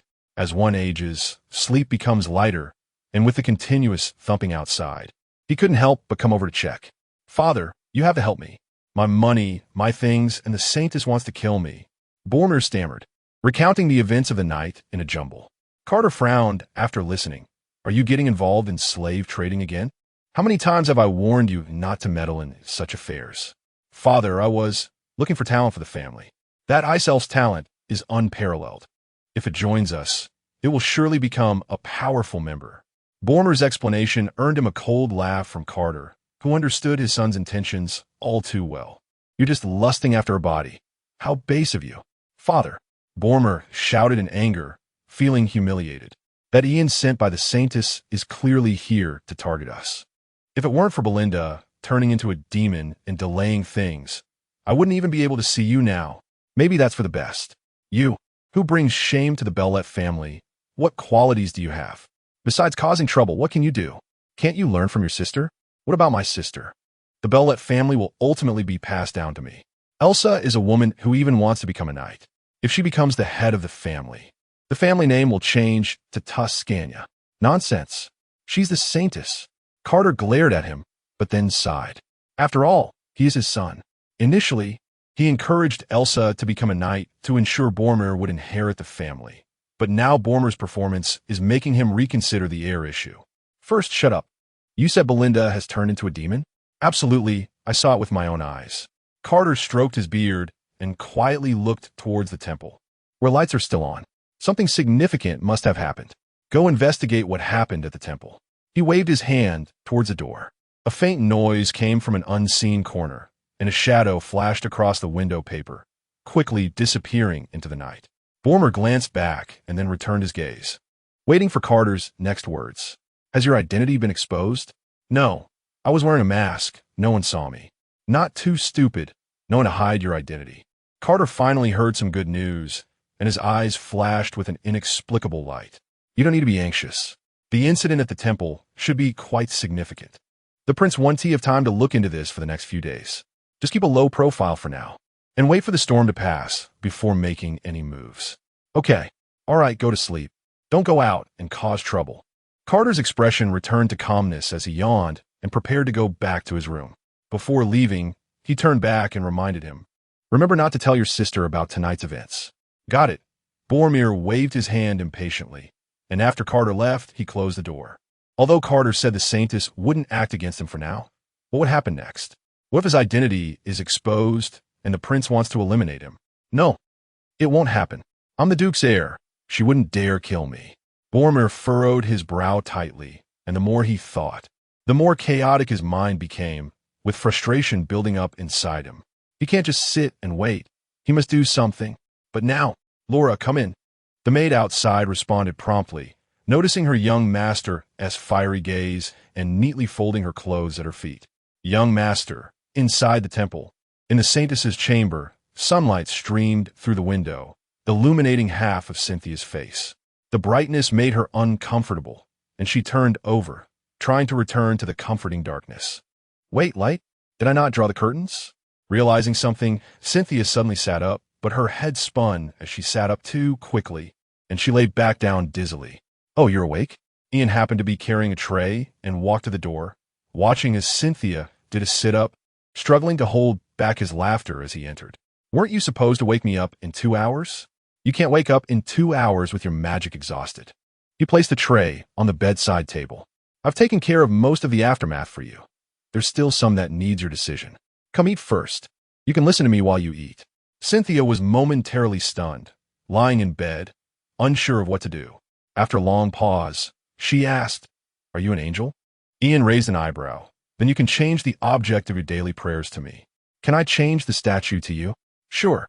Get lost. Cynthia succinctly rejected him and got out of bed, stepping into the washroom. I'll come out to eat later, but I brought it in for you. And take it back out. Cynthia poked her head out and made a face before quickly retreating. Who eats breakfast without washing up? Fine, Ian shrugged, placing the tray on the dining table in the living room and setting up 2 sets of cutlery. When Cynthia came over, Ian heated the milk with fire magic and placed it in front of her. Milk and blueberry sandwiches prepared by the kitchen. Thank you. Cynthia used a knife and fork to cut the sandwich into small pieces, eating them with the milk.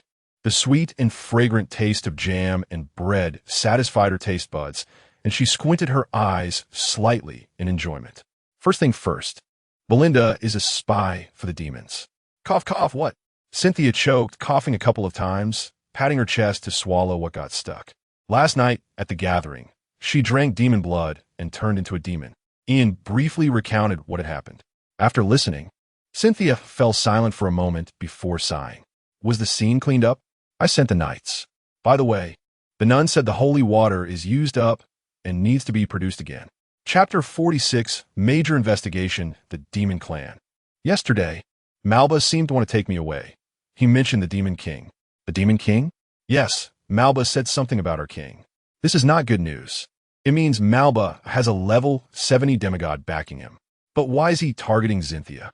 The closest to Demon Island are the elves and the Forest Kingdom. Even if the Elf Queen is powerful and hard to deal with, there's still the Four Saints, right? But there's no need to worry too much. The Demon King can't leave Demon Island for now, Cynthia explained. After the war against the demons, the Pope, Dragon Emperor, and Elf Queen teamed up to seal Demon Island. Although it has been worn down for so long, it seems it hasn't completely shattered yet. If the seal were to disappear completely, it should be the Demon King coming out. Ian realized this and felt relieved. They could still deal with the Demon General. Now, about the next thing. I rescued a group of slaves at the auction, and there are 8 who want to stay at the temple, including a talented ice elf and a level 50 dwarf craftsman who need attention. The ice elf and the dwarf craftsman? Cynthia's eyes lit up. These are rare talents. I'll go meet them after I finish eating. Yes, and there's the hidden chamber where Malba is hiding. It should be Belinda's intention. She may have colluded with the Demon Clan a long time ago. The hidden chamber contains many relics of nuns. Emily said they might be the nuns who went missing before. The girl biting into her bread paused. She had never heard of any nuns going missing, which leaves only one possibility. The news was intercepted by Belinda. Belinda. Cynthia fell silent for a moment, guilt and self-blame rising in her heart. But more so was her anger towards Belinda. If she could have acted faster and more decisively, could she have saved a few lives? Investigate the identities of the sacrificed nuns and have the knights deliver 10 gold coins as compensation. Ian nodded. That's all for now. Outside the temple, in the Western District, Vina was happily browsing the morning market.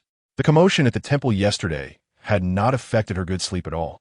She looked at a nearby stall where the last bun was displayed and quickly called to the knight following her. Roar, hurry up. There's only one bun left. I don't care about this kind of thing.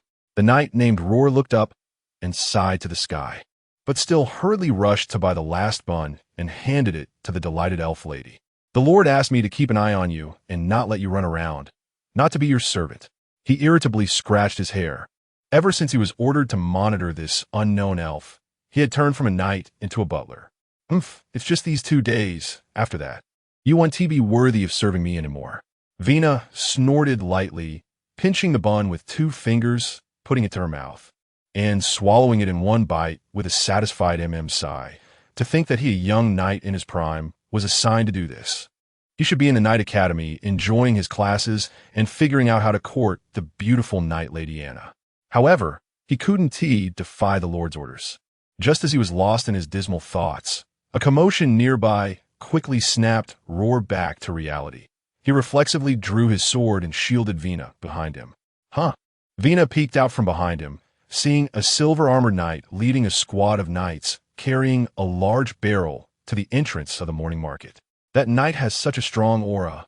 What is he doing? Of course, that Lord Lucius, the Radiant Knight. Roar relaxed, recalling the rumors he had heard that morning. It seemed they were going to conduct a thorough inspection, fearing that demon spies were hiding among them. Oh, so the temple fought with the demons last night. Vina realized. No wonder she had a nightmare last night. 2 knights carried a large barrel of holy water to the market entrance, and Lucius used his aura to amplify his voice, calling out, "Everyone, please put down what you are doing and line up for the holy water baptism. Those who resist will be treated as traitors." Holy water only reacts to demons, specifically manifesting as strong corrosiveness. Normal people wouldn't contradict Lucius. After all, holy water is expensive, and ordinary citizens hardly come into contact with it apart from baptism. After all, holy water is an essential material for making certain medicines, and direct contact with the human body also has beautifying and purifying effects. Especially the women present, one by one, rushed to get in line. "Come, extend your hands." 2 knights scooped out holy water with small spoons and poured it into the palms of those being baptized. Moving on to the next, after waiting 2 seconds with no reaction. "Don't need to do it too?" Vina whispered to Roar. Roar hesitated and nodded. "It should be fine, since Lord Lucius was watching. You can go. Holy water is harmless except to demons, and it also beautifies." "Why did you say so earlier?" Vina immediately rushed to the back of the line, flashing a smile at Lucius, who was watching her. Seeing this, Lucius turned his gaze away, surveying the crowd in the morning market. If he spotted anything unusual, he wanted to ensure he could act at a moment's notice. Compared to the smooth progress in the Western District, Selena, who was responsible for the Northern District, was facing difficulties. Has the temple ever treated us like humans?" A man leaning against the wall, barely clothed, spat on the ground. "I'm not working today. What are you going to do about it?" "You." Selena's hand, gripping her sword, was firmly held back by the knight following her. "My lady, think twice. Killing him might lead to bigger trouble." "Huh? You want to kill me?" The homeless man rolled on the ground, getting up with fingers covered in black mud pointing at Selena's nose. "Cool me. Kill me. Let everyone see the true face of the Temple Knights. Let everyone see the true face of the Saintess." Selena suppressed her anger. "Do you have a grievance against the temple? Speak, and I will report it to the Lord." "Report?" The homeless man paused, his smile becoming even more wanton. "All right, you go tell the Saintess that my father was killed by a noble. Let us see if she dares to take care of it." "You." "Enough, Finn. Do you want to die just because your father died?" A thin old man stepped out from the crowd gathered on the street and slapped the homeless man hard, leaving everyone present stunned. "All right, this night, please begin." Oh, go ahead." Selena snapped back to reality, and the knight behind her immediately stepped forward with the holy water. "Come, everyone, come for baptism. Holy water is a good thing. You might just receive the Saintess' blessing by touching it." The crowd slowly formed a line, and the homeless man stopped causing a scene, obediently being pulled by the old man to touch the light golden holy water. Selena watched from the side and caught sight of 2 middle-aged men at the back of the line with unnatural postures, stepping forward with her sword to warn them. "What are you doing?" "My lady, we." The moment the men bent down, their skin burst open, revealing dark purple flesh beneath. Their claw-like hands reached for Selena's neck. The Lord was indeed not mistaken. The knight's sword quickly drew, and white light sliced through the air, severing the demon claws along with the bodies before they could even touch her. "You too?" The unsheathed sword pointed at another man. Seeing that he could no longer hide, his body quickly began to transform, trying to escape. But a mere level 30 demon soldier couldn't even hope to flee in front of the Radiant Knight. Chapter 47. Recruitment blood splattered, and swords were sheathed. Selena waved her hand to summon the knight, who sprinkled a portion of holy water directly purifying the lingering pollution. Witnessing the female knight swiftly kill two demons, the chaos in the crowd instantly quieted down. And those who initially wanted to curse alongside the vagabond swallowed their words and obediently lined up to await their baptism. In the temple, Cynthia sat high on the holy seat, while Goran knelt on one knee below, expressing his hopes with a hint of anxiety as he looked at the girl. "I could try to meet your request, but I cannot guarantee success," Cynthia said. The most direct way to fulfill Goran's request would be for her to speak directly with the Goblin King. But she feared that he might not even acknowledge her as a saintess. Cynthia pondered for a moment and suddenly asked, "What is your relationship with the king?" "I have served the royal family for over 20 years, so our relationship is naturally good. The king forcing me out is something that cannot be easily dismissed." Goran sighed deeply. If it weren't for the king's help, he might have been intercepted and killed at the border. Cynthia nodded.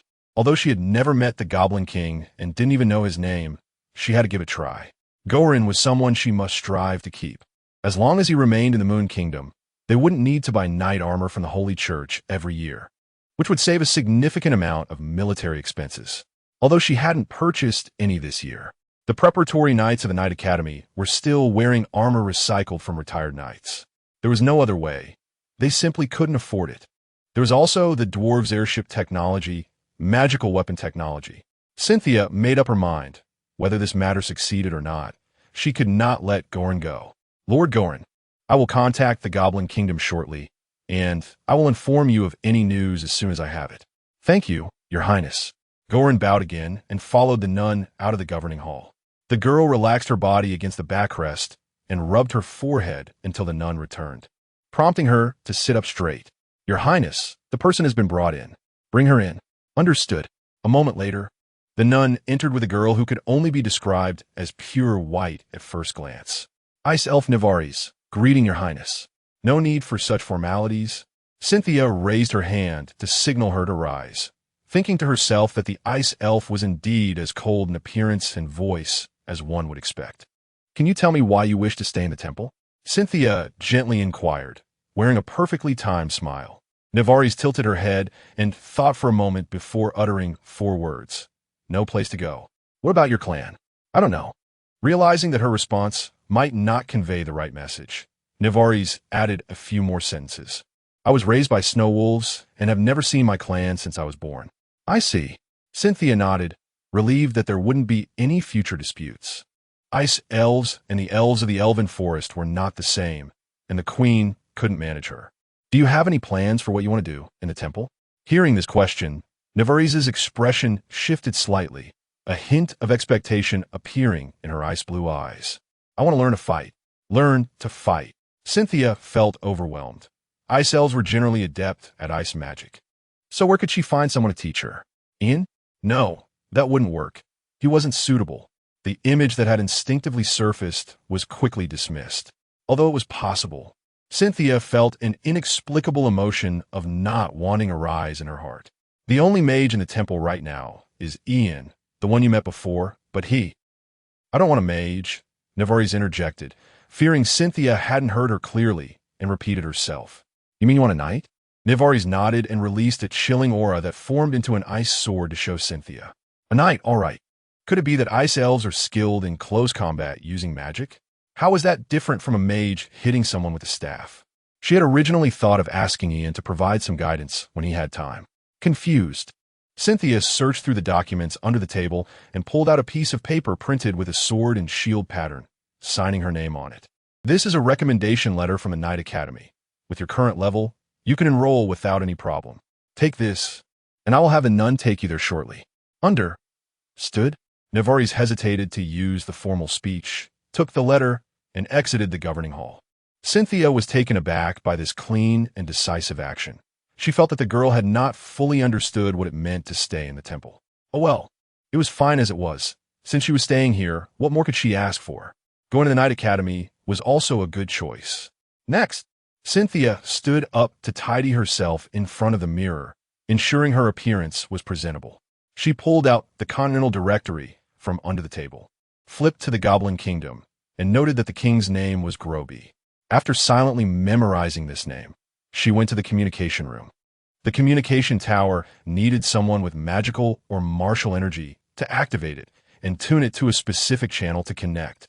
But since the nun had no level and she couldn't recruit mages, this task had always fallen to her.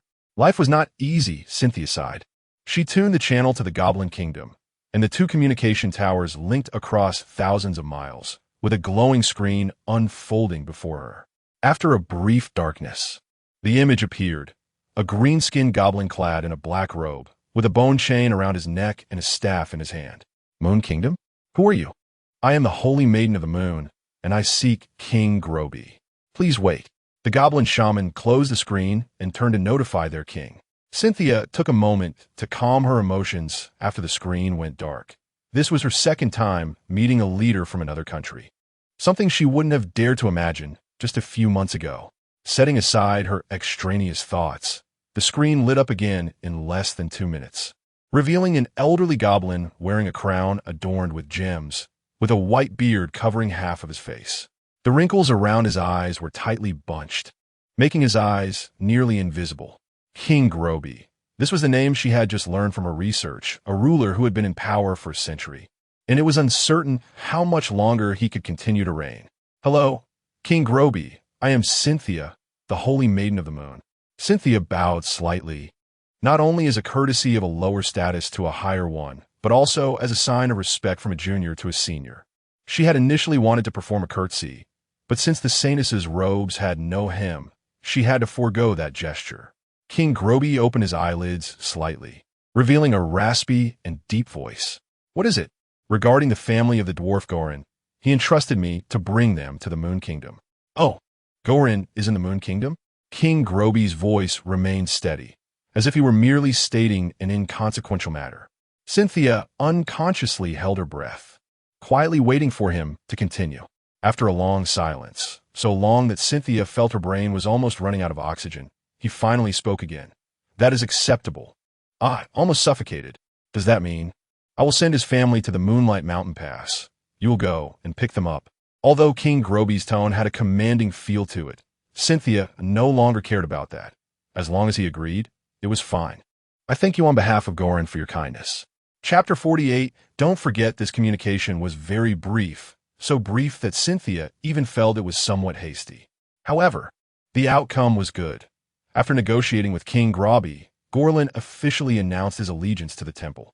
Seizing this opportunity, Cynthia implemented her previous ideas about the reform of the temple system, integrating all craftsmen into a department named the Ministry of Industry. With Gorlin appointed as the Minister of Industry, responsible for recruitment, engineering projects, and other matters. The internal personnel adjustments, promotions, and demotions within the Ministry of Industry would also be overseen by him. The temple has high hopes for him. Thank you for your trust, Your Highness. I will do my utmost, Gorlin replied. Although he knew this was a common phrase used by kings, he still felt a long-lost sense of being trusted wash over him. The prince had given him even greater power than he had in the kingdom, and this boldness in trusting others surprised and impressed him. Cynthia gently tapped her fingers on the table. Her willingness to delegate power to Gorlin was not without reason.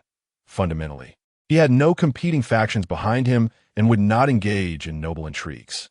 Moreover, the total number of craftsmen in the Moon Kingdom was not even comparable to him alone. So the greatest trust had to be placed in such a person to allow him to unleash his full potential. Now, the first task is about the knight's armor. Gorlin left the temple with a solemn expression and happened to see Ian walking towards him. Congratulations, Minister, Ian said with a smile as he approached and patted Gorlin's shoulder. Don't flatter me. I don't buy into that, Gorlin replied, slightly displeased, as he always felt it was strange when Ian bent down to pat his shoulder. Are you looking for a sense of superiority over dwarves among humans? I can't help but feel you're thinking something bad. As an old employee, I have to remind you, Ian said. What? Gorlin asked. Your Highness values ability over everything else, so if you still have any technical principles or the like in your mind, you should quickly bring them out now to stabilize your position, Ian advised earnestly. Otherwise, when your wife as apprentice arrives, how will you take care of them? How will you settle in the holy city? How will you buy a house? How will you get your children into good schools? As an outsider, local recognition is crucial. You need to present something to gain the locals' approval. Gorlin listened thoughtfully, nodding continuously, and sincerely thanked Ian. I understand what to do now. I will use technology to improve the lives of the people. I understand. That's good. I'm off then, Ian waved his hand, leaving Gorlin with a sense of satisfaction from their conversation as he entered the governing hall. Having noticed their interaction, Cynthia asked curiously, "What did you say to make him so happy?" "I told Gorlin to bring out some technology and start benefiting the people quickly," Ian replied. "Perfect. I feel embarrassed to mention this to him. You should urge him more." The girl took a sip of her red tea to moisten her dry throat and continued. "Has the inspection been completed?" "Yes," Ian said as he stretched and pulled out a chair to sit down. "I've been occupied with this for the past couple of days. To prevent the desperate demon race from causing destruction, the Holy Knight Elsa, the Radiant Knight Selena, Lucius, and I, as the only level 50 beings in the Holy City, each took responsibility for a district. I was in the Southern District, moving holy water with the knights for a day and night, and finally finished the inspection just in time. We found 3 disguised demons, 2 in the Northern District and 1 in the Southern District. Well done, Cynthia said with a somewhat grim expression. As the capital of the Moon Kingdom, the city of New Moon, known as the place shrouded in holy radiance, harbored 3 demons, not to mention other cities. Seeing her expression, Ian said, "The holy water produced recently has already been used up. It's impossible to conduct a nationwide inspection." Cynthia sighed. There was a limit to the holy water she could produce in a day, and it wasn't as if she could keep soaking in it to produce it continuously. The territory of the Moon Kingdom is about 2.7 million square kilometers. Even if she soaked in holy water, it wouldn't be enough. There's an 8-nation conference next month. I'll see if I can borrow some from other maidens. Borrow? Not buy. Since we're all maidens, who doesn't know how holy water is made? What if she sells me foot-soaking water? Cynthia huffed lightly, continuously writing on the paper with her feather pen, having mastered the skill of chatting while dealing with correspondence. By the way, the Elven Queen is coming tomorrow, right? Ian suddenly brought up, causing Cynthia to stop her movements and look up in confusion. Is it tomorrow? Isn't it? The girl tilted her pen to the side, burying her head in her arms. Oh no, I forgot. What should I do? I haven't prepared anything. Hearing Cynthia's anxious murmuring, Ian smiled and said, "Just greet her normally. The Queen won't make things difficult for us." Cynthia raised her head, her gaze inquisitive. "Did you get something that you haven't told me?" The person involved said not to disclose anything to third parties. "I can't go back on my word." Ian replied. Although he couldn't tell third parties, the relatives of the person involved were not considered outsiders. And in the end, it wouldn't be him who suffered. "Fine, I trust you." Cynthia leaned back down to the table. Since Ian was confident, she decided not to make a big deal out of it. "The problem is that I have no money. I'm broke. How about asking the chef to prepare a sumptuous meal?" Ian suggested. Forget it. If the Queen sees and thinks I have money and expects compensation, that would be bad." After dismissing that suggestion, Cynthia decided that tomorrow she would play the poor card. She would eat only vegetables. At 8 a.m. the next morning, a carriage bearing the ancient tree emblem slowly entered the gates of New Moon City. The knights, already notified, immediately rode ahead to clear the way. At the temple entrance, Ian and Elsa stood on either side of Cynthia, while Vina quietly tugged at Ian's sleeve and leaned towards his ear, saying, "You understand, right? Please remember our agreement. As long as you don't expose me. I absolutely won't let my mother make things difficult for you." Ian seriously nodded in assurance. "Don't worry, I guarantee it with my integrity." "They're here," Elsa said, her expression tightening as the carriage, woven from flowers and branches, approached, its unique decorations showcasing the owner's identity. "Is there only one carriage?" "This Queen's entourage is even smaller than mine," Cynthia whispered, causing both of them beside her to look at her in unison. "She has fewer people because she is a demigod. Don't you realize what you are? Your Highness, don't be discouraged. Given time, you can also achieve that." While the 3 were conversing, the carriage stopped in front of them, and a female elf dressed in a fitted outfit and carrying a short bow stepped out first. Circling around to open the other side of the carriage door, an elegant and noble, beautiful elf gracefully descended, her white and green hair cascading naturally, her pure white dress swaying gently with her steps, her mature and slender figure perfectly outlined. What was even more eye-catching was the crown woven from blooming flowers atop her head. The Elven Queen, Vervatina. Chapter 49, No Discussion. No discussion. Welcome to the Moon Kingdom. Her Majesty Velvetina. It's a pleasure to meet you, Holy Maiden. Velvetina smiled and nodded. Then her gaze swept over the four people in front of her, finally settling on Vina. The gentle smile appeared increasingly terrifying to Vina, who nervously swallowed. Mom. Good morning. Huh. Velvetina did not respond to Vina, extending her hand to shake Cynthia's. I'm sorry for this child. I will discipline her strictly in the future. No. Vina is very sensible and hasn't caused me any trouble. Cynthia felt her nerves ease slightly upon meeting the demigod. The Empress's gentleness easily elicited goodwill. After your long journey, please come in. I've instructed the chef to prepare a simple breakfast. In that case, I won't be polite. Velvetina and Cynthia entered the sanctuary side by side. It was inappropriate to receive someone of this level in the governing hall. Therefore, Cynthia had someone tidy up the long-unused reception room yesterday. The hall, which hadn't been used for over a year, was open to welcome a demigod, which justified the gold spent on renovations. Velvetina didn't mind the environment much, but the table Cynthia led her to was quite special. Royal dining rooms usually had rectangular tables, with the host sitting at the head, but in the Moon Kingdom. A round table? Yes, Your Majesty, this is a tradition of the Moon Kingdom, symbolizing that once seated, all status is equal, and discussions can proceed without concern for rank. A very nice idea. It seems I came at the right time, learning something new from the Holy Maiden here. Just some little thoughts, nothing worth mentioning. Cynthia personally pulled out the chair and gestured for the Empress. Please sit. You too, please. Ian pulled out the chair opposite the Empress, and after Cynthia sat down, he took a seat beside her, then gestured to Elsa with his eyes. Elsa hesitated for a moment before sitting on the other side of the Holy Maiden. It was also her first time learning about this tradition in the Moon Kingdom, and she sat stiffly at the same table as the Empress and the Holy Maiden. Relax, just be normal. Cynthia slightly turned her head and whispered, patting her hand under the table. Elsa became even more nervous. In that case, Vina and Phoenix, please take a seat as well. Oh. Vina sat beside her mother with a deathly resolve, her hand that was resting on her lap being pulled by Velvetina into her own hand, causing her body to tense up instantly. Phoenix, the elf with a short bow on her back, seemed to be the Empress's guard. Once everyone was seated, the nuns respectfully placed several portions of breakfast in front of them. The food was indeed very simple. Each person had a small bowl of white porridge and a vegetable platter, looking nothing like a meal fit for a ruler. However, this breakfast surprised Velvetina slightly, as it completely matched the elven palate. Did the Holy Maiden specifically study elven cuisine? No, these are what I usually eat. Cynthia slowly stirred her porridge while responding to Velvetina. It seems the Holy Maiden and the elves are very compatible. Ian quietly listened from the side, feeling that if there were a numerical system, Velvetina should now be showing a one goodwill sign.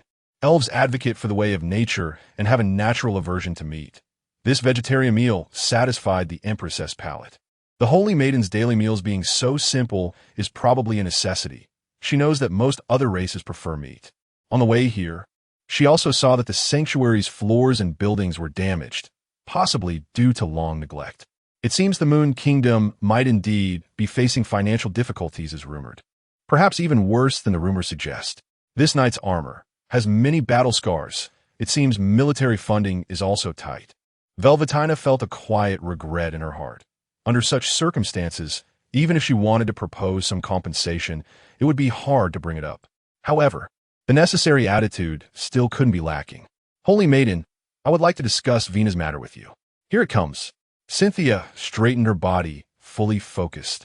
As the elven princess, Vina's strength is at level 50. So she shouldn't be easily captured. The only explanation I can think of for this situation involves certain prohibited potions and cursed objects. But the appearance of these things in the Moon Kingdom nearly harmed the elven princess, and I need a reasonable explanation. Velvetina's gentle image faded. She directly placed the problem on the table, her smile retracting as she looked at Cynthia with a neutral expression. The young woman let out a light breath, organized her thoughts in her mind, and spoke. I will take strict measures against the slave trade, but as you know, I have been the Holy Maiden for less than a year, and many things take time. I understand you, but as the Empress of the Elves and Vina's mother, this matter must be addressed. I understand. We will do our utmost to meet your demands. Velvetina, as Empress, must take action to ensure that the entire continent knows the consequences of capturing an elf. Only then can her people be protected from evils. I need the perpetrator of this incident. She will be tried among the elven race, and the news will be announced to the continent. Cynthia had anticipated this, but she could only helplessly say, "I'm very sorry. Nide is already dead, and we can't even find the body." The reason? It involves deeper slave trade. I need time to investigate. Although Nide is dead, I can provide you with several organizations also involved in the slave trade. They were just recently captured, totaling 381 people. This was the work of the Dark Moon Lord Muglar.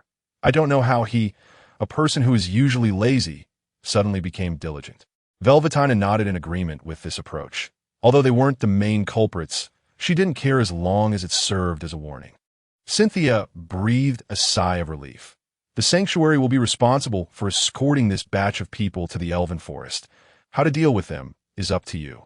Now, for the second request, I hope the Moon Kingdom will implement tax exemption on goods from the Elven Forest. Impossible. Cynthia immediately rejected without thinking, her voice a bit louder. Realizing this, she quietly shrank back. Although the Empress is very intimidating, she couldn't concede on this matter. The kingdom is already quite poor. If they exempt the Elven Forest from taxes, she might as well go drink the northwestern wind. Your Majesty, I cannot agree to this condition. You can see that the economy of the Moon Kingdom is very difficult. The customs duties on goods from the Elven Forest are already low. Exempting them would result in too great a loss. Oh, but I heard you exempted taxes for the Orc Kingdom, and only for the elves it is not possible. Don't joke with me. The Orc side mainly imports grain, and the tax rate is already low. It won't be implemented for a few more years. The main trade goods for the elves are fruits and timber, as well as raw materials needed for textile crafts. How could these be compared?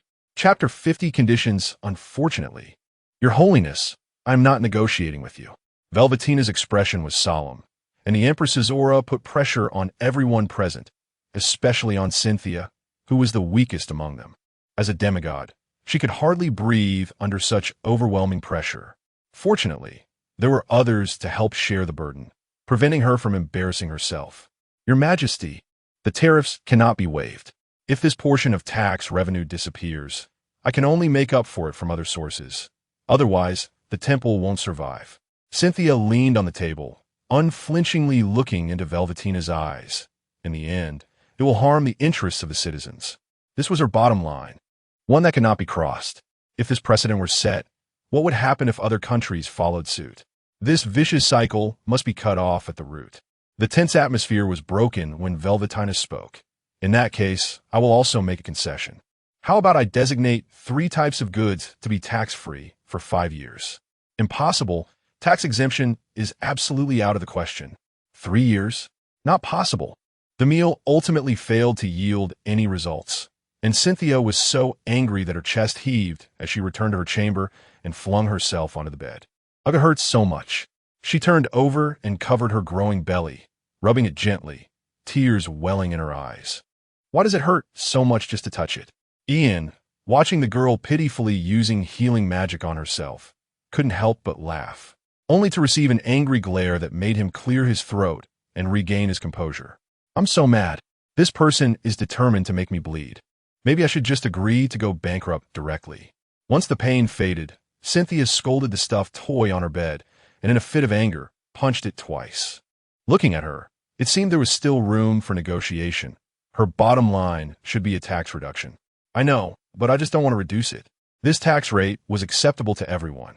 They had been doing business for so many years without problems. Now, suddenly having to lose money is difficult for anyone. Ugh. I can't believe I have to take responsibility for Nide's issues. Those troublesome citizens. I will have their 9 clans exterminated. A cold sweat trickled down Ian's forehead. Calm down. It's not the final step yet. Even after all this. No, wait. Do you have something you haven't revealed yet? Cynthia suddenly thought of something Ian was hiding, looking at him with a strange expression. The only thing that could concern the Elven Empress besides the Elven race seemed to be her daughter, Vina. You're not threatening Vina to get something private from her, are you? The girl suddenly became interested, leaning forward. Why are you hiding it at such a time? Show it to me, so I can give you some advice. I'll tell you later. On the other side, Velvetina sat in the guest room while Vina stood in front of her, head down, her fingers tangling nervously as she tried to distract herself from her anxiety and embarrassment. The suffocating feeling of being caught doing something wrong by her mother was almost overwhelming. But fortunately, Velvetina didn't know it was intentional. However, Vina knew what she should do. Otherwise, Ian would definitely tell the Empress her secret, and she would be doomed. Mother, you see, the Saint hasn't treated me poorly these days, and I don't have any major issues. How about, let's not make it difficult for them? It's not easy for anyone.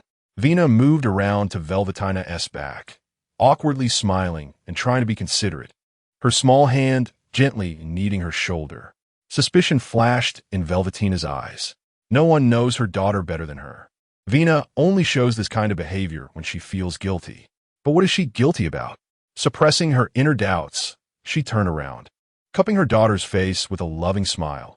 I haven't seen you for a long time, and I originally wanted you to go out and see the world after you broke through level 50, but it seems that is still not possible. The more Velvetina smiled like this, the more Vina felt afraid. Based on experience, this was a sign that she was about to be punished. She trembled as she defended herself.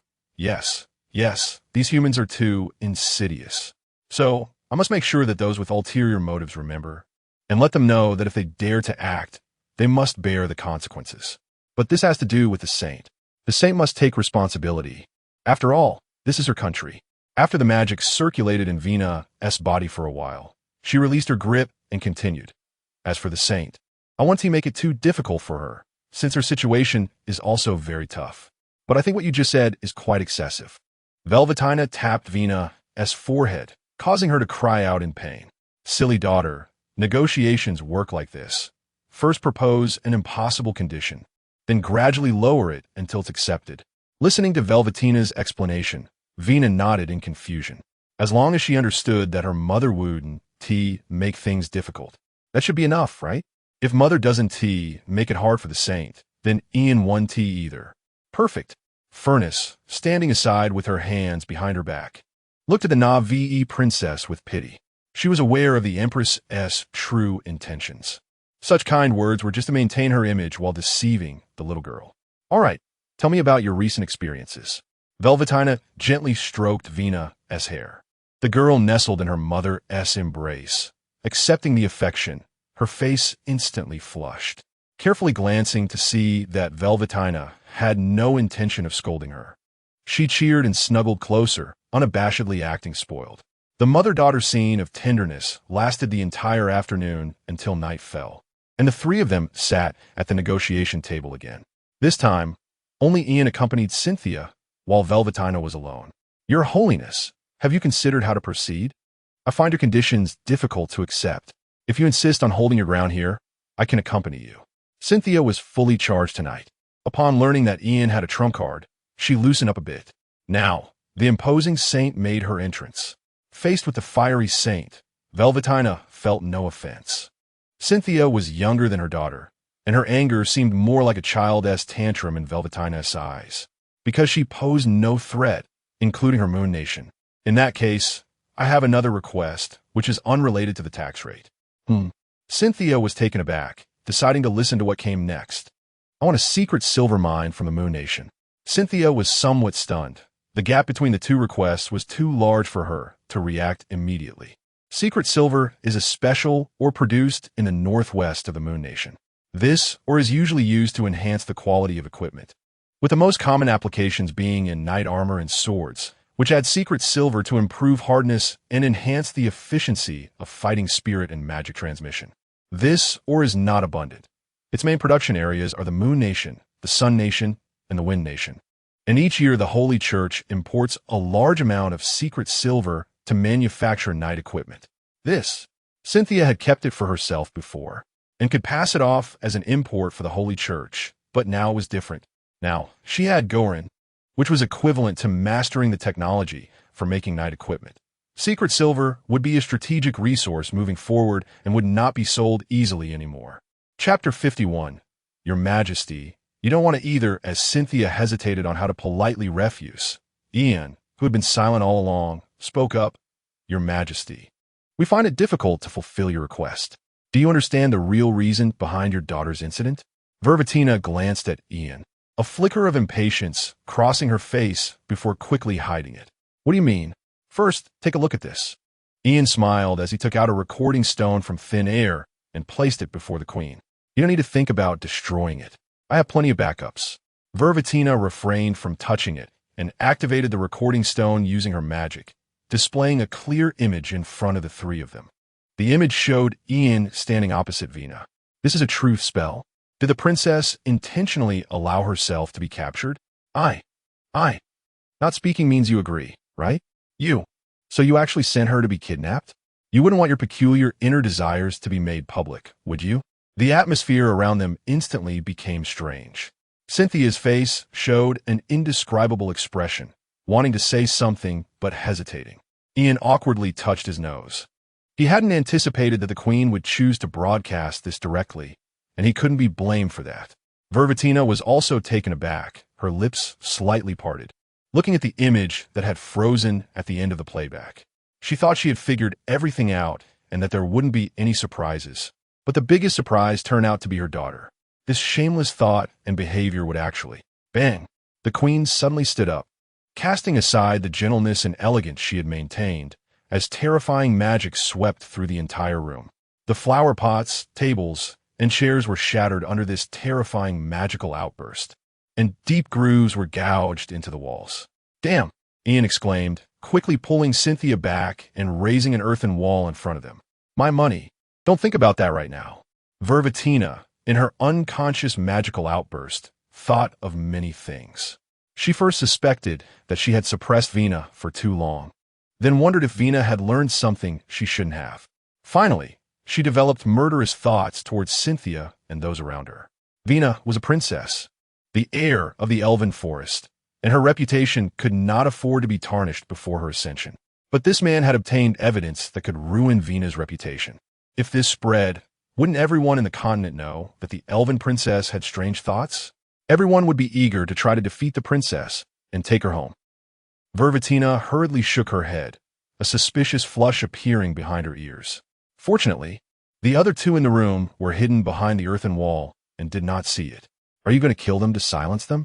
With her strength, she could kill both of them in just one breath. But who knows if this man had a backup plan? As the magical energy slowly receded, Vervatina's rationality regained control. The earthen wall also shattered at this moment, and Cynthia glared at Vervatina, each damaged item causing her pain. Those were carefully selected furnishings from the temple, destroyed just like that by this woman. You better compensate for this, you wretch. Vervatina also realized the damage she had caused, but was unconcerned, calmly saying, I will compensate the temple for the losses at full price. Cynthia's heaving chest calmed down, and the little saintess revealed a smile that indicated she recognized the situation. This gentleman, let's talk. My name is Ian. What would your majesty like to discuss? Vervatina looked at the man's smile, her breath catching, her fists clenching. She was too lazy to waste more words. I will no longer ask for anything. You will destroy all the recording stones in your possession. Of course, but that's not enough. Ian shook his head, pulling Cynthia to his side. Your previous actions scared both me and my princess. It may cause irreversible psychological harm. Just for treatment, it will require a large sum of medical fees. You see, the princess is now just smiling foolishly. Psychological harm is the hardest to treat. Cynthia's foot was suddenly stepped on hard. Are you messing with me? I can kill you right now. If you kill me, the recording stone will spread across the continent immediately. Vervatina suddenly revealed a smile, waves rippling in front of her.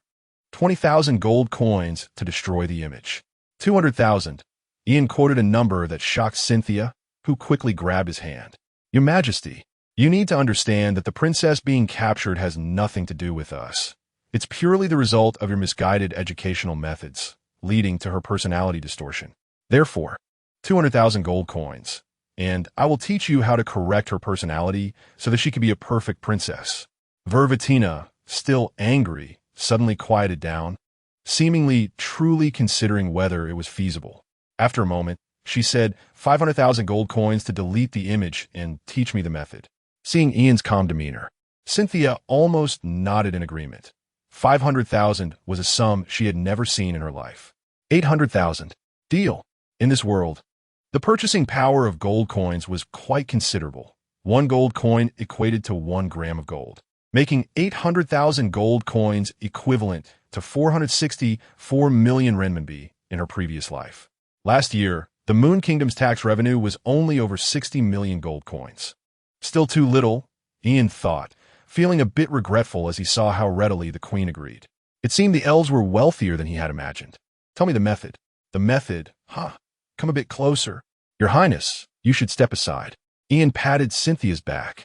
Huh? Do I need to step aside? Do you want the 800,000? Cynthia silently walked to the door and closed it from the outside. The little nun waiting outside was startled to see the princess come out and stand with her. Your Highness? It's fine. Just stay here with me for a while. Oh. In the room, Vervatina frowned, suppressing her discomfort at being alone with the man.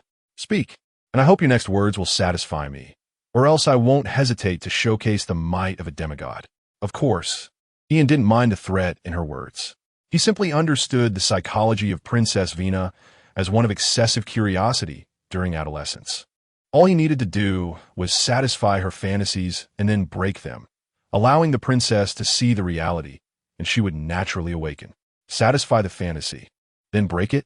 Vervatina repeated, seemingly having an idea in her mind. What should I do? Arrange a sufficiently realistic play that allows Princess Vina to become an actor without her knowledge. Ian snapped his fingers.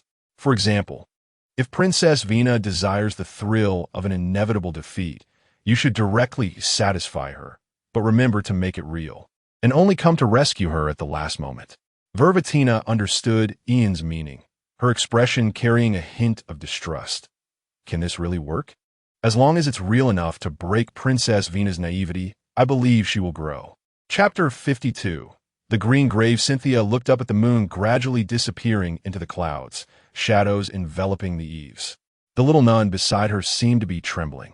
It shouldn't be this cold in summer, right? Are you afraid of me?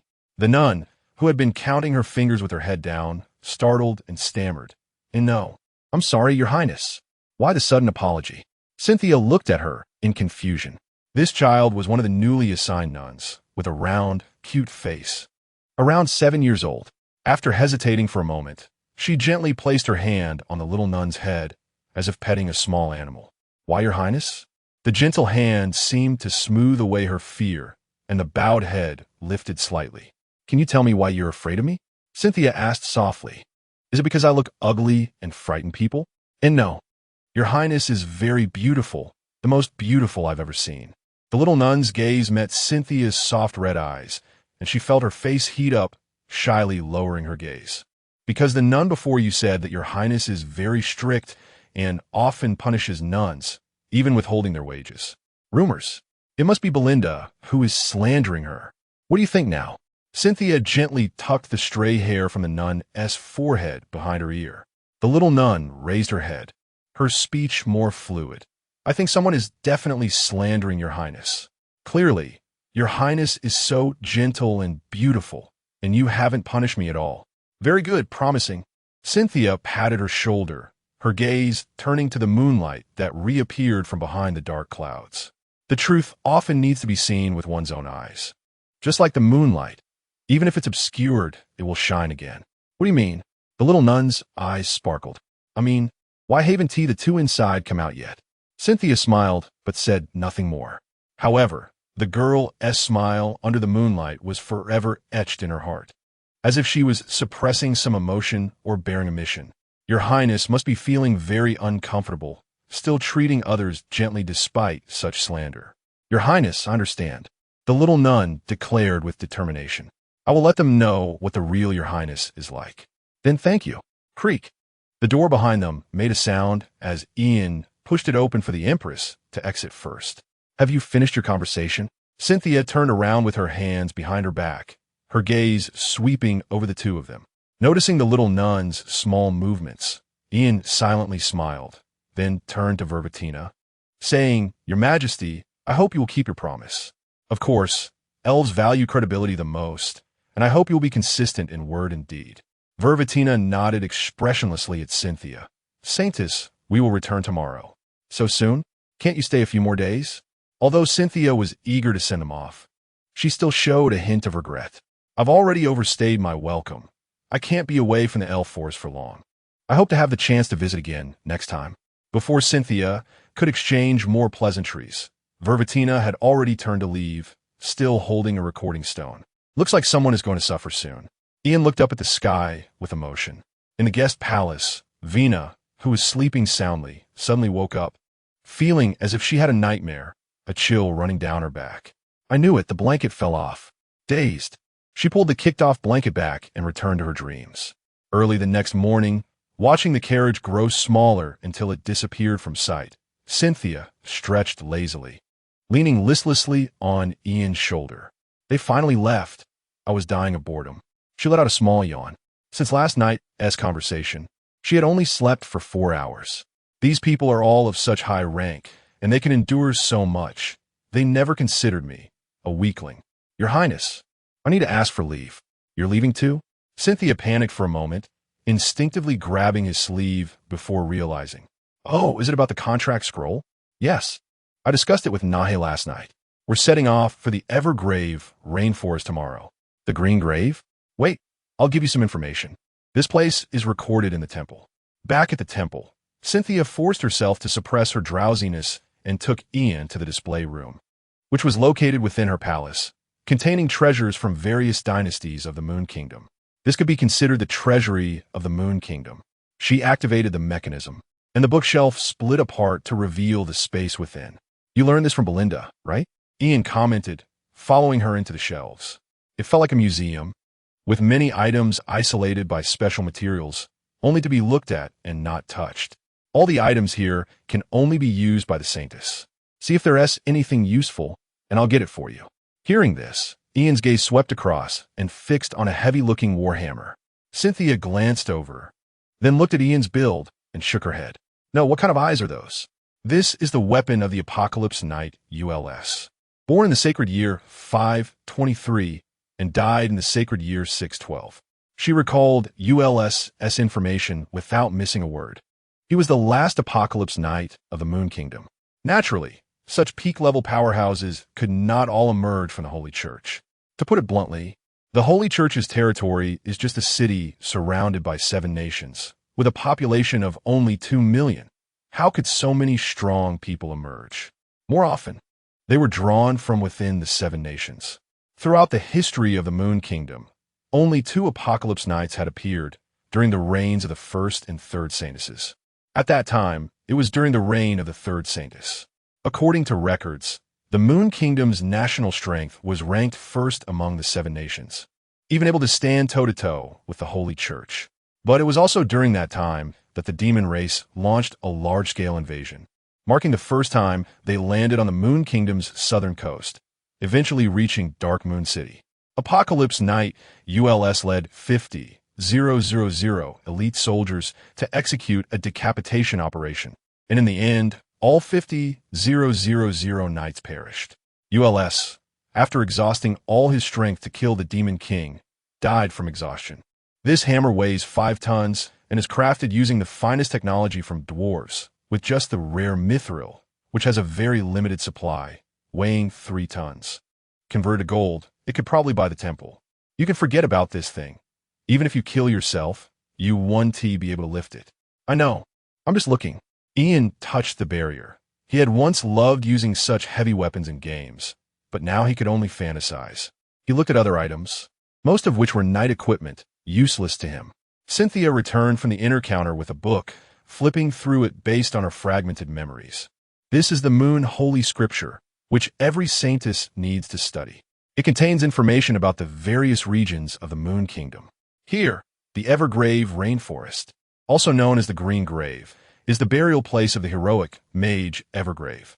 Chapter 53, Quite Fragrant Evergrave, the Holy Church's Apocalypse Knight. led a knightly legion from the western continent to the eastern continent during the legendary First Continental War, forcing the demon army to the border between the Moon Kingdom and the Forest Kingdom, where the three nations united their forces to encircle and annihilate the demons. He was a disqualified hero. In this battle, he recklessly led his troops into the rainforest, eager for quick results, ultimately falling into an ambush, resulting in the death of 100,000 knights. The first Moon Saintess, seeing no hope of escape, committed suicide before falling into the hands of the demons, while the Forest Saintess returned home gravely injured and soon died of illness. However, that battle also claimed many demons, and the magical pollution in the rainforest remains severe to this day. Later, the Holy Church found Evergrave's corpse and buried it on the spot, and that rainforest was named after him. The body of the first Moon Saintess went missing and has yet to be recovered. Cynthia recounted this past, and, after finishing, she snapped the holy book shut. Therefore, the ruins you are looking for are likely Evergrave's tomb. Mentioning this, her eyes lit up. It is said that Evergrave's weapon was a knight's spear made of pure gold. Although the hope is slim, what if? All right, if we find it, I'll bring it back for you. Ian chuckled and shook his head. He didn't think such a thing would be there. The Moon Kingdom is known for its exhibitions and the recovery of powerful equipment.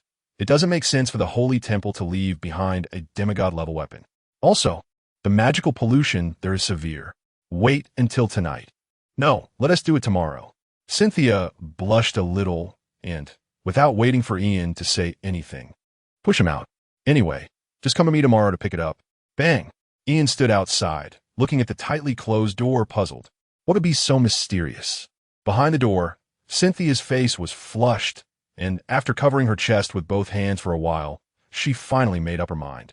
She couldn't accompany Ian on the adventure, but she wanted to help as much as possible, even if it was just a little. The magical pollution would gradually erode any object that came close, and the greatest effect on humans was unbearable heat in their bodies, with uncontrollable thoughts of chaotic things. Especially with Ian and a woman together, she was even more worried. Even if it was because of the magical pollution, that wouldn't do. The most effective way to deal with magical pollution was currently holy water, which is essentially the sacred aura emitted by the Saintess infused into the water, usually obtained through bathing. The highest quality holy water has another source. It is extremely rare and has the strongest effect. It is said to be capable of scalding to death even a demon general. It needs to be put into a bottle. Holding it should be able to repel the magical pollution. Cynthia rummaged through the room and found a small porcelain bottle, measuring about the length of her index finger. This should do. The girl's eyes were filled with a determination that seemed to defy death. Her complexion flushed to the point of almost bleeding. Looking at the porcelain bottle and thinking of Ian, she finally gritted her teeth and stepped into the bathroom, closing the door tightly. The next morning, Ian knocked on Cynthia's door, but after a long time, he only received a faint response. Glancing at the sky, she should have been up by now. 5 minutes later, the door opened, and Cynthia, still in her pink pajamas, squinted as she handed him a porcelain bottle. Did you stay up late? Ian noticed the faint dark circles under her eyes and was surprised. No, I'm just really tired. I went to sleep. As she was about to close the door and go back, Ian hurriedly asked, "What is this?" "Holy water." Smack. It was the same scene as when he left yesterday, except this time she had a porcelain bottle in her hand. Ian brought it to his eyes and looked at it. Well, he didn't even need to see with his eyes. The sacred aura was almost overflowing, and the bottle was glowing. How was the concentration produced so high? He brought it to his nose and sniffed. It smelled quite fragrant. At the border between the Moon Kingdom and the Forest Kingdom, there's a city called Linua City. The city is not large, but it has strong defenses with a permanent garrison of 20,000 knights, aimed at preventing any anomalies related to Evergrave. The commander, Edgar, is one of the 8 glorious knights of the Moon Kingdom, and he is the youngest active glorious knight, only 21 years old. But, is it a problem to look so young? Edgar? Ian looked at the knight sitting in the main seat with a strange expression. He looked like a boy who had not yet shed his childishness, dressed in knight's armor pretending to be an adult. What? Do you have a problem? Edgar glared at him. This person's gaze was too rude. He then sighed, showing a sense of resignation. I broke through level 40 when I was 14. And my body has been stuck like this. Sometimes being too talented is a mistake. I can admit that. Ian deeply resonated with this. In this world, humans reaching level 40 are considered to have broken through their racial limits. Their appearance becomes fixed at their current age, which will not change until death. After level 40, each stage of lifespan will also increase. The average lifespan of a level 40 human is 150 years. Level 50 extends to 200 years, level 60 to 250 years, and level 70 to 300 years. Ian broke through level 40 at 17, so his current appearance is that of a 17-year-old. So what do you want from me? Edgar asked, crossing his legs in a relaxed manner, with two maids beside him lovingly peeling fruits and occasionally feeding him. Ian pulled a chair and sat down opposite him, unceremoniously taking 2 grapes from the maid's hand, which drew a displeased gaze. Isn't this my home? Why are you so rude? There's no such thing as yours or mine. It's all ours. Swallowing the grapes whole, he continued, the prince's order is for you to come with us to the rainforest. To the rainforest? Are you crazy? Edgar stood up excitedly, pulling Ian to the balcony and pointing at the huge sun in the sky. Dude, look at what time it is. It's high summer. I know that. What does it have to do with anything? Ian was confused. What does it have to do with anything? The temperature is so high. The rainforest is humid and hot, with countless insect monsters and even more plants. Right now is their most active time, and you're telling me to go in now? It's not just the two of us. Why are you so anxious? Edgar, who was pacing back and forth, stopped and turned to ask, who else? A female magician named Nahue. Dude, can I still call you Big Brother? With such heavy magical pollution, don't you think it's inappropriate for 2 men and a female magician to go in? Unless this woman is a demigod, she knows the consequences of going in. Edgar was not exaggerating. This was the experience he had accumulated from guarding this place for nearly 2 years. He knew exactly how serious the effects of magical pollution were. Even when sending knights to investigate, they only dared to do so at the edges and only dispatched same-sex knights in a team. Even then, some people have been affected by the pollution and nearly harmed their companions. That is a mental distortion. Over time, even demigods cannot avoid it. Chapter 54 New Invention. It's fine. Your Highness gave me holy water. As long as you stay by my side, you don't need to worry about contamination. What holy water? What holy water is so? Curse of the Moon Kingdom. How can there be holy water that glows even through the bottle? Watching Ian take out a small porcelain bottle, Edgar seemed to be struck by lightning, frozen in place, pointing at Ian's face, unable to utter a word. Why are you reacting so strongly? So you and His Highness have. Edgar felt a surge of anger rise in his heart. He had vowed to protect the Saintess forever since the day he became a knight, but now he found that His Highness had been permanently harmed by this person. Although there is no rule that the Saintess cannot marry, she had just turned 18. Ian, you beast. What did I do? Ian was confused, feeling as if Edgar had lost something important. The atmosphere had turned serious. I lost my belief in protection.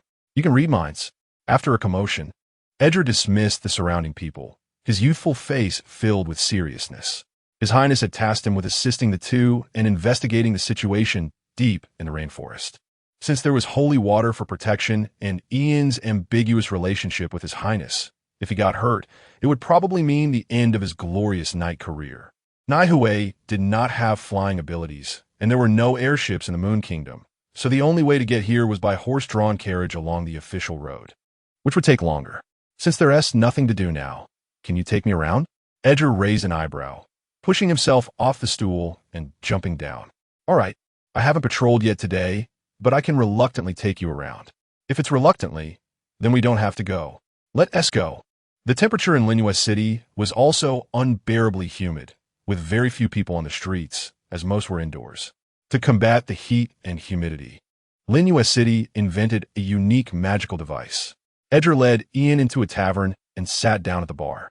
Lord Edgar, you've arrived. Yes, boss. 2 cups of Crimson Witch. When Ian entered, he clearly felt that the temperature inside the tavern was significantly lower than outside, and the humidity was not high. This effect is somewhat like. This is our Linua City's latest invention. We call it the refrigeration and dehumidification magical device. Edgar proudly pointed to a white rectangular object in the corner. Isn't this an air conditioner? Ian instinctively blurted out, but it seemed that this world had never seen an air conditioner before. Edgar stroked his chin. Air conditioner? What good name? Where is there a similar magical device with that name? Yes, I've seen it before, but none are as good as yours. Right? I told you. How could anyone compare to my Linus city? Of course, this was flattery, but Edgar believed it. He had to admit that this device was indeed impressive. Indeed, demand is the primary driving force behind development. Ian approached and touched the outer shell. It was made of a material similar to plastic, but with a metallic feel. He turned to ask, "Can this thing be mass-produced?" "No, it's too complicated. This is an invention of a friend of mine. It's been nearly a year, and only over 100 units have been produced, going to the highest bidder." "I see." Ian thought that if this device's conditions were sufficient, it could be improved. If it could be popularized, the happiness of the citizens of the Moon Kingdom would likely increase significantly. Ian had the thought of tempting the inventor and cautiously inquired, "Does your friend have aspirations for a better life? Or need a better research environment?" "Yes. She often complains to me about insufficient materials and manpower. I wanted to let her try at the Holy Temple, but she was unwilling." "No worries, leave it to me. After the mission, let me meet her." Ian waved his hand, believing that if she was unwilling, it meant she had concerns. In front of the Holy Temple, all concerns are irrelevant. If she needs money, she gets money. If she needs people, she gets people. Unless she's truly a free spirit who yearns for freedom. But such people generally don't become scientists. After finalizing things, Ian picked up a bottle and clinked it with Edgar's. Suddenly, he remembered. You can't drink alcohol, can you? Get lost. Holy Temple. After Ian left, Cynthia took a nap before getting up, and it was already midday. Sigh, I didn't expect to be so tired. Rubbing her sore waist, she lifted the covers and put on the saintess's robe she took from the shelf. It feels a bit weak standing on the ground. So Cynthia decided to use a healing spell to dispel the negative state. I'm truly a genius. After finishing her grooming and having the kitchen send some food to the governing hall, the saintess began her work for the day. The nun accompanying her today was quite special, a pink-haired girl who looked gentle and kind, exuding a neighborly warmth. This was Lunette's friend, Emily. Due to the death of the head nun Belinda, many tasks had temporarily stalled, especially the training of novice nuns at the convent. The teacher's position was crucial, and Cynthia could not allow Belinda's situation to happen again. So she had been reviewing the profiles of all the nuns in the Holy Temple whenever she had free time. After screening, she focused on one person, the little nun who had chatted with Cynthia outside and was determined to let everyone know the true appearance of the saintess. Named Daisy, 19 years old, a formal nun for 4 years, her experience was absolutely sufficient. Moreover, her background was clean. Her parents were farmers from Darkmoon City, making a living through farming, and she had never come into contact with Belinda. After Cynthia asked if she wanted to become a teacher, Daisy gladly accepted. But that meant there would be no close nun beside the saintess. After Daisy observed, Emily was recommended, and since Cynthia had an impression of this girl, she decided to keep her around for now. "Good morning, Your Highness," Emily said, her voice tinged with shyness as it was her first time being so close to the saintess. "Good morning." "Oh no, it should be good afternoon," Cynthia replied, feeling much better seeing the beautiful little nun waiting by her side every day when she arrived at work. The first-generation Moon Saintess incorporating looks into the nun selection process was indeed reasonable. "Your Highness, Lady Selena just came by. Is there something wrong? She asked me to inform you that the patrolling knights have discovered traces left by the demon race, and whether an investigation is needed." Demon race? Cynthia suddenly thought of Marba, who had retreated that day, whose whereabouts were still unknown. But she could be sure that he would not let it go easily. Have Knight Selena send someone to investigate, and report back immediately if there are any developments. "Yes, Your Highness." On the other side, Naihui finally arrived at Linus City, jumped off the carriage, adjusted her magical hat, and lined up in the queue to enter the city. She had returned to this place, the site where the Morning Dawn Adventure Group had first met defeat. Since then, the captain had retired, and the members had either left or scattered, leaving only a few old members trying to make a living in Darkmoon City. Chapter 55. Unable to escape, the girl, cloaked in black, with a wide-brimmed magical hat obscuring most of her face, immediately caught the attention of the city guard knights. Hiding in broad daylight, she was either a ghost or a lunatic. "Halt!" Submit to inspection. Naihue looked around and then realized they were talking about her, preparing to take out her already prepared identification from her pocket. But, hey, where's my ID? Her actions were interpreted differently by the knights, who had already placed their hands on their sword hilts, signaling to their companions with their eyes. Wait, don't be hasty, let me find it. Naihue hurriedly rummaged through her pockets, clearly remembering it was right here. The other two knights also closed in, the three of them subtly surrounding the suspicious girl. After searching for a while, Naihue finally raised her head and flashed a smile at the three. Can you let me explain? In the guard room, Ian silently watched the black-haired girl behind the glass, the two locking eyes until Edgar came in, ruffling his hair and breaking the awkward atmosphere. This suspicious witch. I really didn't expect there to be such a foolish woman in the world. Do we really have to be with her? That's a bit too much. Anyway, let me out quickly. Edgar waved his hand irritably, and the knight behind him stepped forward to open the door. Naihue lowered her head and walked out, pulling her skirt. Ian sighed. You could just say you lost your ID. Why threaten the knights? Naihue pouted, reacting out of stress. It was always the captain who handled these things, and this was her first time. It's all the knight's fault for being so tall and strong. It's intimidating for a girl like me. That's a symbol of strength. And as a level 50 mage, you should be the one they're afraid of. Edgar interjected, looking quite impatient. Ugh, forget it. The important things come first. Ian rubbed his temples, not wanting to discuss it further. Why had she changed from the cool and reliable girl he had met the first time? After retrieving her hat and properly placing it on her head, Naihue felt a sense of security. So what do we do now? Ian looked at the sky. It was almost noon. Let us rest for half a day, and we'll set off when the temperature drops. Agreed.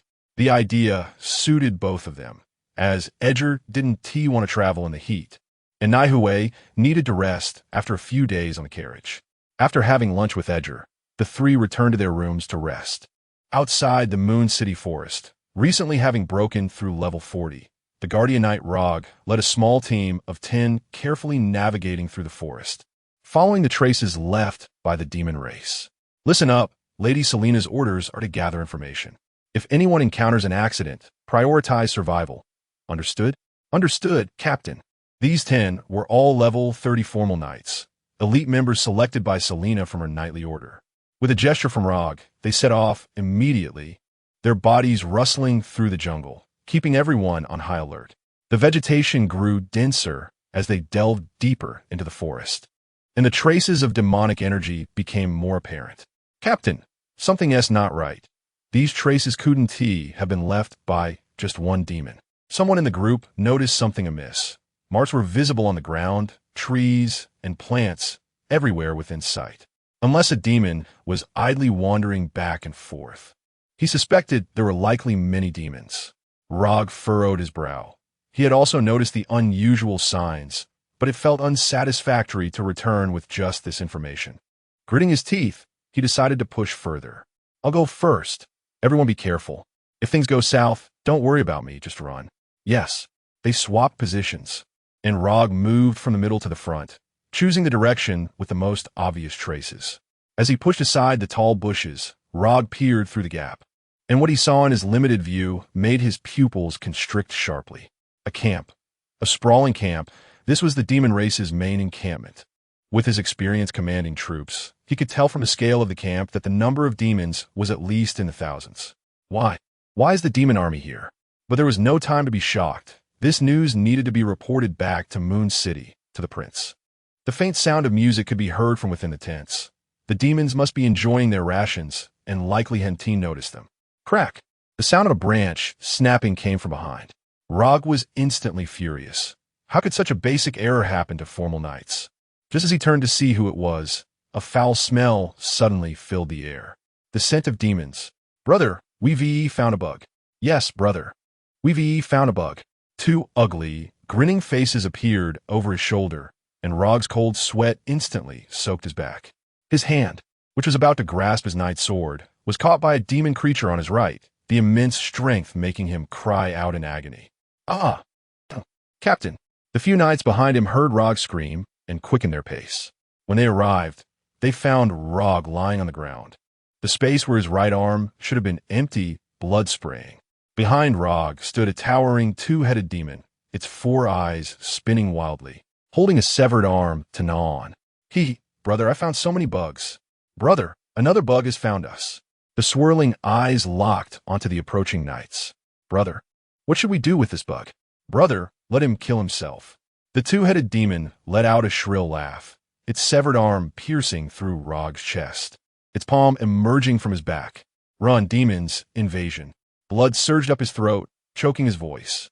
After straining to utter a few incoherent words, Rog's eyes widened. His neck was pierced by sharp claws, and he could make no sound but gasps. Brother, he saw us. Silly brother, if we kill all the bugs, no one will see. The guardian knight, Rog convulsed a few times before his body suddenly trembled, his head falling weakly to one side. The powerful level 40 knight had died in less than 10 seconds, fear spreading among all the knights. They could only remember one thing at this moment. Run, split up. The demon army is invading. Bring the news back. You can't escape. You can't escape. The sharp voices rang out, and chaos erupted in the demon camp, the demonic energy thickening. Run. The 10 immediately scattered, running for their lives, pushing their speed to the limit. They were fast, but the two-headed demon was faster, its body swaying like a ghost, catching up to one knight in just a few breaths. You can't escape. You can't escape. Claws slashed, and a head fell to the ground. Knight dead. Chapter 56. Urgent report from Crescent City Monster. Villy was terrified. This was the first time he had seen a demon since becoming a knight. So terrifying, so powerful, so despair-inducing. He heard the sound of his companion being pierced, the dull thud of flesh tearing and sharp laughter echoing in his ears. The closest companion went silent. Was he next? Run. Could he still escape? He was very close to the edge, just 100 meters away from freedom. Lady Selena was waiting not far away. If he could just reach her, he would be saved. Brother, he is still running. Brother, kill him. The whisper in his ear made Villy's heart sink. He was just a few dozen meters away. Get away. Instinctively, he drew his sword and swung it. Perhaps it was fate. In his panic, the wild strike landed right on the arm of the two-headed demon, reaching for his heart. Purple blood gushed from the wound, and the two-headed demon let out a scream that made his eardrums throb painfully. It hurts, brother. It hurts, brother. Kill him. Kill him. Villy no longer cared. After landing a hit, he continued to run, warm blood flowing down his face, and the world became quiet. Was he bleeding from his ears? Why couldn't he hear anything? He didn't know, but his legs wouldn't stop. Under the pressure of life and death, he felt something inside him break, and his heavy legs regained some strength. Without hearing, he couldn't gauge the enemy's position, which meant he couldn't avoid the next attack. Rip! His sword-bearing right hand was silently torn apart, and the intense pain made his vision go dark. The exit was right in front of him. He seemed to see a figure running toward him. Was it a companion? Don't come closer, run. But he couldn't make a sound. His lungs twisted painfully, and his throat felt like it was on fire. The figure was much faster than him, like a silver flash that swept past him, but Villy dared not look back. He thought he heard the other person telling him to run. In the end, he collapsed in front of the city gate, his body on the brink of collapse. Knights had already received the notification at the gate. Upon seeing the injured Villy, they immediately lifted him onto a stretcher. In a daze, Villy saw many figures surrounding him, their lips moving, but no sound reached his ears. Had he been saved? He opened his mouth to speak, but heard no response. Quick, quick! Villy is still conscious. To the temple. The prince is almost there. Run slower. It hurts too much. This was Villy's last feeling. When he regained consciousness, he found himself looking at an extraordinarily beautiful girl. Her moon-white hair hung down to his chest plate as she bowed her head. Although he couldn't feel it, he could imagine a tingling sensation in his heart. Looking down further, her platinum attire outlined a youthful and charming curve, with the hem of her dress slid at the thigh, exposing smooth, white skin. Villy felt a rush of blood to his brain, and his chaotic mind cleared a little then. He felt a pain on his face as his head was struck. How rude, Villy. No, who is meddling so much? Huh, I can hear now. His gaze shifted upward. Lady Selena. Villy trembled in fear and instinctively sat up. Don't move, it's not over yet. The beautiful angel in his eyes pushed him back down, a wave of numbness and itchiness coming from his torn right hand. Platinum, the Holy Maiden? Realizing this, Villi froze completely, staring blankly at the sky, no longer daring to look around. A mere knight like him was actually receiving treatment personally from the Holy Maiden. His life was worth it. At the same time, he felt relieved. Since it was the Holy Maiden personally treating him, his life should be safe. The numbness in his right hand gradually disappeared as Cynthia dispersed the holy light. Under Selena's incredulous gaze, Villi's right hand, which was several shades whiter than the surrounding skin, reappeared. My hand, I think I can feel my right hand now. The rebirth of severed limb was something Selena had never witnessed before. It felt like a miracle, and her faith grew stronger. Get up, try to see if there are any issues. Cynthia was also treating such an injury for the first time. She had originally worried that she couldn't use moonlight healing during the day, but she didn't expect the holy healing technique to be so powerful. Villi excitedly looked at his regrown right hand, turning it under their gaze. No abnormalities. It felt the same as before, even stronger. That's good. Cynthia smiled and said to the knights beside her, "Take Knight Villi to rest." "Yes, your highness." "Wait, your highness." Villi hurriedly called out. The captain's information had not been conveyed yet. "Your highness, a demon army has been discovered in the forest, numbering in the tens of thousands. Thank you for your efforts." "Don't worry." Villi was carried away with peace of mind. Cynthia stood up and leaned against the city wall, looking toward the sprawling forest outside the east gate. Selena had saved Villi in a critical moment, but the two-headed demon had escaped, and the demon race surely knew they had been discovered. "Selena, what is the strength of that two-headed demon?" "Back to your highness, I don't know," Selena replied honestly. "It retreated as soon as it saw me, and I couldn't engage it. However, in terms of speed, it was much faster than me." "Understood." Cynthia's expression grew heavy. They had lost a guardian knight and 9 elite knights in this exploration. Selena's trusted subordinates had suffered heavy losses. To be able to instantly kill a level 40 guardian knight, and to be faster than Selena, could it be another demon general? How could a small crescent city attract the attention of 2 demon generals in succession? No. Whether Marball was involved was unknown. The worst-case scenario was facing 2 demon generals at the same time. "Selena." "Yes, your highness." "Raise the alert level to the highest, and inform Lucius and Elsa to meet at the temple in half an hour." "Understood." After giving these orders, Cynthia stepped onto the temple carriage, and Emily informed the knight driving to set off. Once back at the temple, Cynthia took a piece of white paper from the table, using pen and paper to organize her thoughts. The number of demon troops was unknown, but there were 30,000 knights in Crescent City, and with the advantage of the city walls, it should hold for a while. Assuming there were 2 demon generals, Elsa could hold one, and she, along with 2 radiant knights, could hold one for a short time, but that was clearly not possible. The front line needed someone to command. There were 4 gates in the Moon Kingdom, and if the demons attacked from multiple fronts, they had to ensure there was sufficient strength at each gate. So high-end combat power could not be concentrated together. But if they dispersed and the demons attacked one point with full force, without gathering strength, they would likely be broken through quickly. Support is needed. Emily, go to the communication room and notify Darkmoon City to send troops for support as quickly as possible. Understood, your highness. Emily immediately went, understanding the current situation. Darkmoon City was the closest to Crescent City, with 10,000 troops stationed there. The Lord, Mugrel, was also a powerful Radiant Knight. If they moved quickly, they could arrive in just one day. Ian, she wanted to recall Ian, but Linyu City was too far away. By the time he returned, it would likely be too late. After thinking it over, she ultimately decided not to send a message. It was better to let him stay there peacefully than to divide her attention. Chapter 57. Just do it. As the sun set in the afternoon, the 3 of them gathered at the entrance of the rainforest, ready to go. Edgar pointed his lance at the sky and shouted, "Let's go." "Wait, are we just going like this?"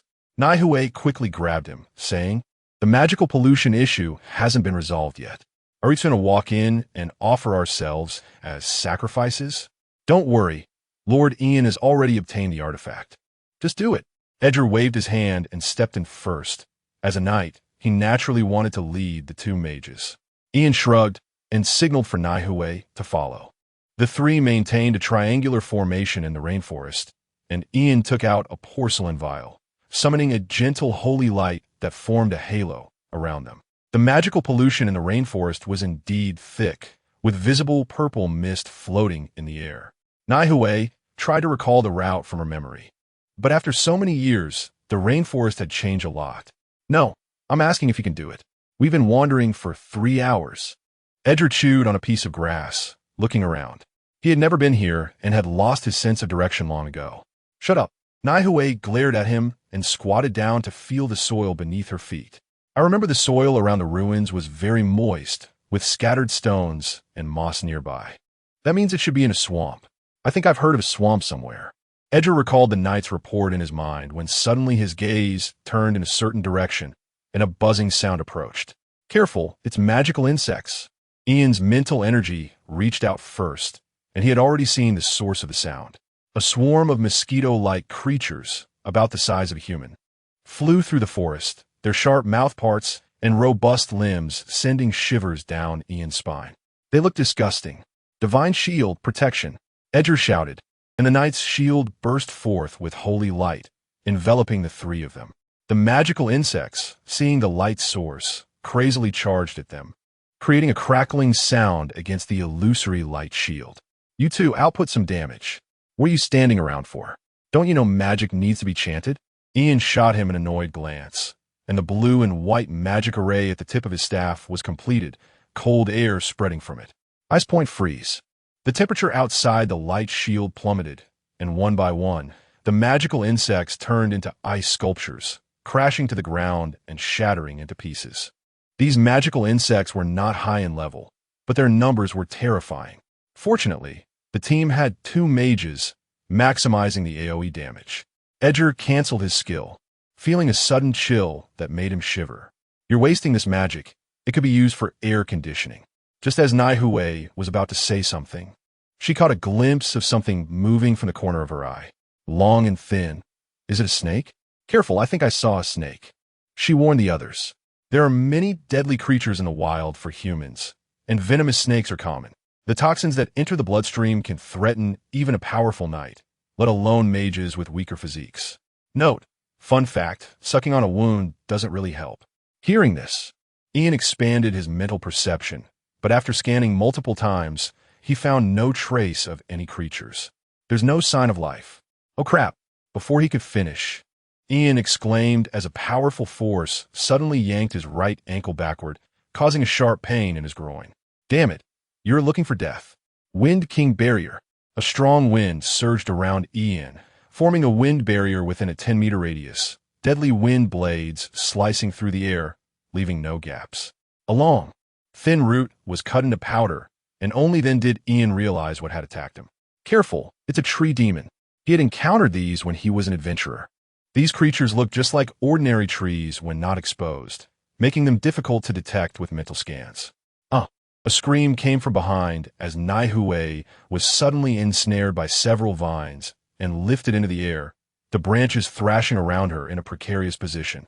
Edgar cursed under his breath, leaping into the air, his lance stabbing down repeatedly. Holy Lance, 1,000 strikes. The lance, glowing with holy light, struck each branch precisely. But to his surprise, the branches did not break. Only green sap flowed out. A vine lashed out from behind, and Edgar forced his body to twist, using the momentum to counterattack the vine with a spinning strike of his lance, propelling himself downward. This isn't right, at least a level 50 tree demon. Ian realized. He raised his staff, pointing at Naihui, who was dangling in midair, and cold power gathered at the tip. Absolute ice bind. Naihui's lips were tightly bound by the vines, and as a thick branch reached toward her neck, she began to struggle violently. Suddenly, she was struck from behind by a vine. The crisp sound and sharp pain caused her face to flush red. Whoosh! A pillar of ice blue magic swept through, accurately freezing the vines that bound her limbs. Noticing this, Edgar leapt up again. The frozen vines lost their flexibility and could no longer resist the lance's assault, breaking apart one after another. Naihui let out a scream and fell from the air, only to be caught in a cold, hard embrace. Edgar supported her waist with one hand and held her leg with the other as they landed. Before he could say anything, Naihui stood up angrily, her staff gathering dark magic. Twinkling stars surrounded her, and the airflow kicked up dust, forcing Edgar to shield his eyes. Listen, the explosive core, hidden deep in the abyss of chaos. Red moon watches stars retreat. My palm is the prologue to the collapse of all things. Where my fingertips point is the end of the dissolution of laws. Rush forth, blazing breath that tears the sky. Roar, thunder that crushes the earth. Gorgeous magic circles rose up from below, and the previously ambushed tree demon stood helplessly in the center. It sensed a deadly danger, and its branches and leaves shook wildly. Gather, ancient lava. Gather, void's aurora. Gather, all return to the ultimate brilliance before the end. A drop of cold sweat slowly trickled down Edgar's temple. This magical fluctuation, this aura, far exceeded what a level 50 creature should have. This must be a forbidden spell. It has to be. Dare to strike my lady. Explosion. Ian stared blankly as the brilliant beam erupted from the magic circle, the shocking scene resembling a space cannon firing. Blinding white light filled his vision, and a wave of heat hit him. One earthen wall after another rose and then shattered.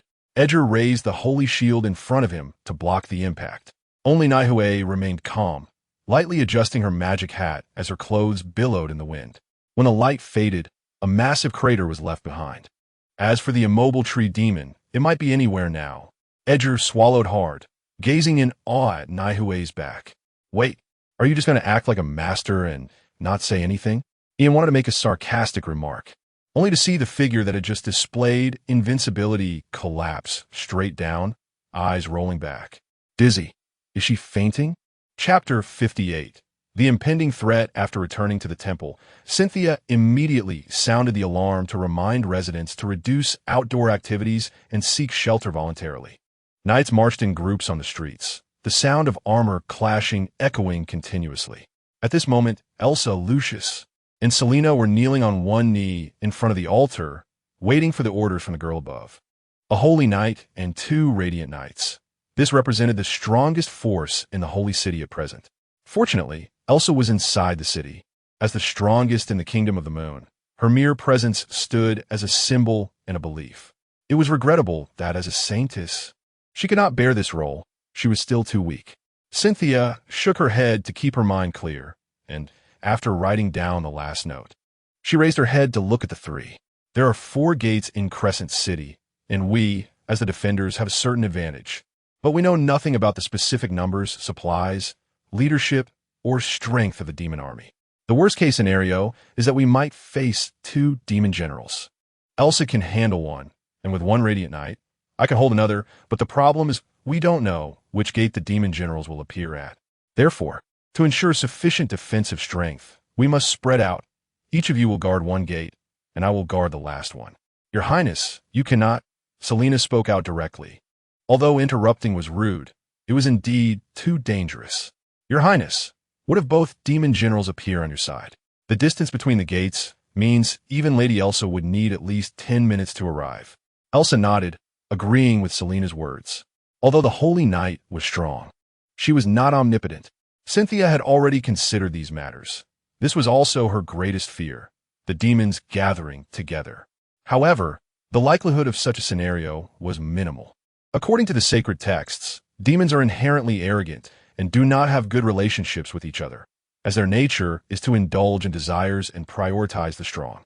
The probability of 2 demon generals working together was high, unless there was an order from a demon king requiring them to cooperate. I understand. To reduce this probability, I need you to do one thing after you go out. Now I will assign tasks. After a long while, Elsa and the others once again bowed before exiting the governing hall. Once outside the temple, Elsa spoke to the 2. Selena, you go to the north gate. I'm assigning you 8,000 knights. Understood, Selena replied. Lucius, you go to the south gate, also with 8,000 knights. I will take 4,000 knights to guard the east gate, and the remaining 10,000 knights will be assigned to your Highness to defend the west gate. The demons are likely to attack the nearest location directly. If a demon general appears, signal immediately, and the rest should support as quickly as possible. Understood, Lucius nodded. After giving the orders, Elsa patted the shoulders of the two, saying to each, "Be careful, for the sake of your highness." "For the sake of your highness," they echoed. And then the three immediately dispersed to their respective gates. Not far from the three, a figure in armor removed a trumpet-like object from beside his ear. The Saintess is at the west gate, which is the expected outcome. After glancing around to ensure no one was watching, he disappeared into the depths of the alley. "Your Highness, why did you let the three of them do this?" Emily, while refilling the empty pen with ink, asked curiously. Cynthia looked at the sketch of Crescent City in front of her, pointing to the location of the west gate. "It's just a diversion. Whether it's useful remains to be seen." "Are you suspecting there are still traitors in the city?" Emily realized she had spoken out of turn and hurriedly covered her mouth. Cynthia glanced at her in surprise, not expecting Emily to think of her intention. "It's fine. You said it. I'm not that rigid," she comforted, "and since you guessed it, there's no need to hide it. If I were the attacking side, I definitely wouldn't launch a direct assault against a well-defended city. Coordinating inside and outside is the easiest method. A hard shell can be breached from within. Many wars throughout history have used this tactic and have succeeded repeatedly. But your Highness, haven't we already checked with holy water? You're still a bit naive." Cynthia regained a small sense of satisfaction. Upon careful thought, there is still one group that hasn't been checked. We cannot be careless just because we have guarantees. "You mean?" Emily's eyes gradually widened, realizing that due to the limited supply of holy water, one group had not undergone inspection. The knights. Cynthia continued. Although she was reluctant to believe there were traitors among the knights, precautions must be taken. Even though knights take a sacred oath after becoming official knights to confirm their true intentions, there has already been an example of Reynard. People's hearts can change after all. If there are indeed traitors, every move I make could be reported to the demons, including my arrangements. Since we don't know how the demons plan to act, we might as well take a gamble. If we win, we could defend the city. If we lose, then I'll go down with the city. No, she might not die. After all, the Demon King specifically wants her, but that kind of ending is worse than death. Emily, from now on, you'll follow me closely, not leaving my side. And this, take it. Cynthia took out a platinum dagger embedded with gems from her space and handed it to Emily. This is the weapon of the previous Saintess. It can break through the defenses of the Saintess's attire. Your Highness, this. Emily took it with confusion, the thin, gossamer blade reflecting her face. Cynthia leaned closer to her ear and whispered, her warm breath startling Emily. "If I fail before I'm captured, use this to kill me." "Your Highness." "No, I can't do it." Panic filled Emily's pale pink eyes, and she nearly dropped the dagger. "Listen, do you want your Highness to be ravaged by demons?" "No, I don't want that." "Then listen to me." Cynthia patted the little nun's head, realizing that her mental fortitude was still lacking and needed practice. Originally, she thought that if she failed, she would take her own life, but she was afraid she wouldn't be able to do it when the time came. Things like biting one's tongue or performing seppuku were impossible. Her body, soaked daily in medicinal baths and holy water, was sensitive like a newborn baby. Even a light touch caused unbearable pain, let alone inflicting more pain. So it's better not to trouble herself with such matters. Tears welled in Emily's eyes. If your Highness leaves, I will follow you too. Good child. Remember to be quick. I'm afraid of pain. After comforting Emily, she returned to the holy seat and picked up the pen filled with ink again. The demon army is likely to attack at night. Dawn is when humans are most fatigued. Send the order for the knights to take turns resting to regain their strength. Whether we win or lose, we may find out tonight. Chapter 59. Fog Forest. I said, is it really that bad? You can only cast one spell? Edger silently carried Nawi on his back. The half-dead little person on his back let out a muffled whimper. And you, don't drop that broken staff? Is this really a reliable way to find the way? He turned to glare at Ian, who had set the staff upright and let it fall to the ground. I'm telling you, I learned this from a diviner before. He used his staff like this. There's a method to it. Ian, with a focused expression, looked at the direction the staff pointed and added, this is a specific divination method, something called pendulum divination or something like that. Can't remember, but it works. Edgar was about to go crazy. He really wanted to shoot Ian in the head to see what was going on in there. Pendulum divination is a vocational skill. What are you talking about? Hey, pendulum divination is still a form of magic. It makes no sense for a mage not to know it. Just watch. Picking up the staff again and letting it fall freely, Ian pointed in the direction it indicated. This way, follow me. I really must have been cursed to be stuck with you too. Complaining a bit, he adjusted Nawi on his back and followed. After all, he couldn't find a way either, so he might as well follow along. That way, if they got lost, he could still blame Ian. Don't be fooled by how casual this method seems. Ian wasn't just messing around. Since Nawi still remembered that the ruins were in the swamp, the moisture there was naturally heavy. As long as they walked toward the area with the densest water elements, they would definitely be fine. The magic stone embedded in the top of the staff had a certain attraction to elements, and by injecting magic power, they could sense the elements through the staff. Although it was possible to do without the staff, using it was much less tiring. In areas with heavy magical pollution, the recovery speed of magic power was very slow, so it was better to conserve energy. However, after walking for a while, the rainforest suddenly became foggy, and the visibility was completely white. No way is this right? This should be okay, Ian said uncertainly, casting a light spell above his head. The surrounding fog was a mix of white and purple, and the faint glow emitted by the holy water bottle kept the magical energy at bay. The heavy fog indicated a lot of moisture, which was very consistent with the characteristics of a swamp, so it was normal. Wait, there's a sound. Edgar quickly covered Ian's mouth, placing Nawi on the ground and pulling out his lance. Ian slowed his breathing. The fog here seemed capable of blocking detection, compressing his mental power to 5 meters. Crack, crack. It sounded like a sharp object scraping against something, accompanied by crunching sound. It seems like wood. Something is scratching the wood? Edgar made a judgment based on experience, his ears twitching to try to determine the direction. No need, I think I see it. Ian patted his arm, pointing to the fog on their right. Under the effect of the light spell, they could see a massive black shadow through the fog. It had 4 limbs, a triangular head, sharp claws, and a large body. Edgar didn't want to think about it. Ian's height only reached its leg joint. It was crouched on a tree, its front claws scratching at the bark continuously, each movement accompanied by a piercing sound, bark chips flying everywhere. This thing looks a bit like a bear. Edgar lowered his voice unconsciously. But why is it scratching the tree? Sharpening its claws? It might come after us once it's done. Edgar nodded in agreement. This bear looked formidable, so it was better to avoid it if possible. Putting away his weapon, Edgar adjusted Nawi on his back and signaled Ian to lead the way. But at this point, there was no clear path. Their senses had already become blurry, and Ian could only continue in the direction the staff initially pointed. The two moved quietly, and then crack, crack, crack. Edgar stiffly lowered his head as the dry yellow leaves underfoot crumbled. Roar? Scarlet eyes scanned through the fog, and Ian quickly canceled the light spell and crouched down. But they both forgot that bears rely on their sense of smell. Roar!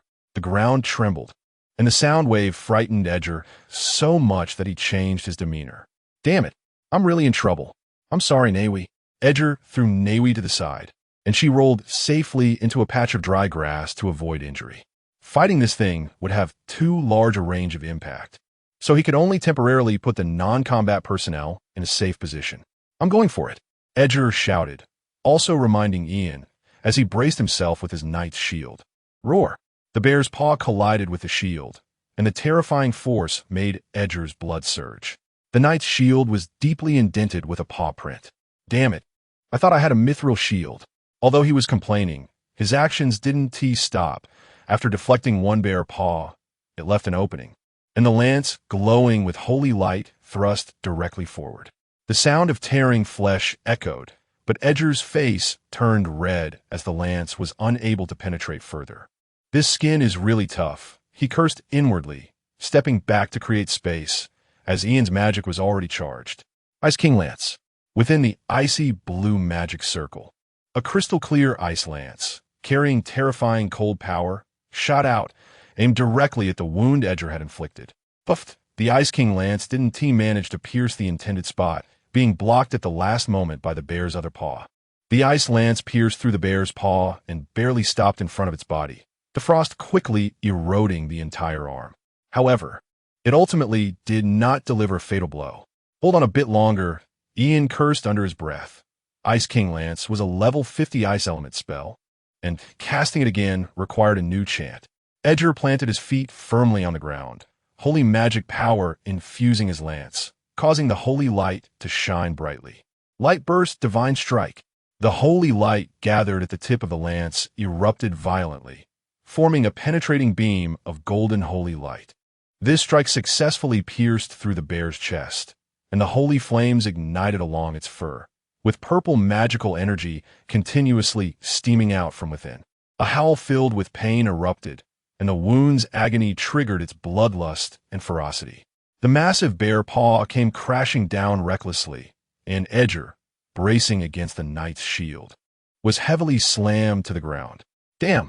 He spat out the grass that had entered his mouth, rolled to dodge the stomp, and quickly got up, swinging the lance to strike the paw that had been frozen and eroded. The knight's shield was already ruined, with a large dent making Edgar feel a pang of pain. I said, "Are you done yet?" Ice King Lance multiplicity. With a light shout, a magic circle unfolded behind Ian, and multiple ice lances emerged, shooting straight toward the magical bear that was entangled with Edgar. Each ice lance carried terrifying kinetic energy, and the ice erosion effect would activate upon contact with the target. The rain of ice lances made it impossible for such a large creature as the magical bear to evade.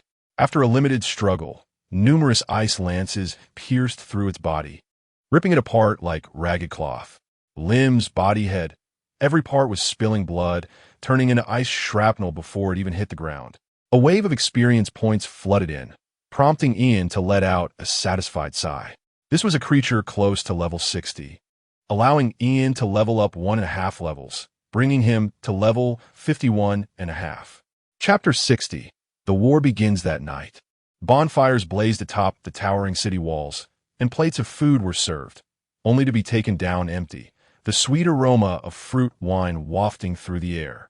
This was the pre-battle routine, and Cynthia didn't care about the expenses at this moment, sending up the best wine and meat. "Ah, Jack, this is the best wine I've ever had in my life. Wes so great about it. This could be our last meal. Let us hope we survive the battle. What are you afraid of? My parents are in the city. I am their only hope." Another knight, with a flushed face, came over, clinked his cup, and downed the wine, shouting, "Long live your highness! Long live your highness!" The knights raised their cups in response, draining their drinks, the sound of exhalations filling the air.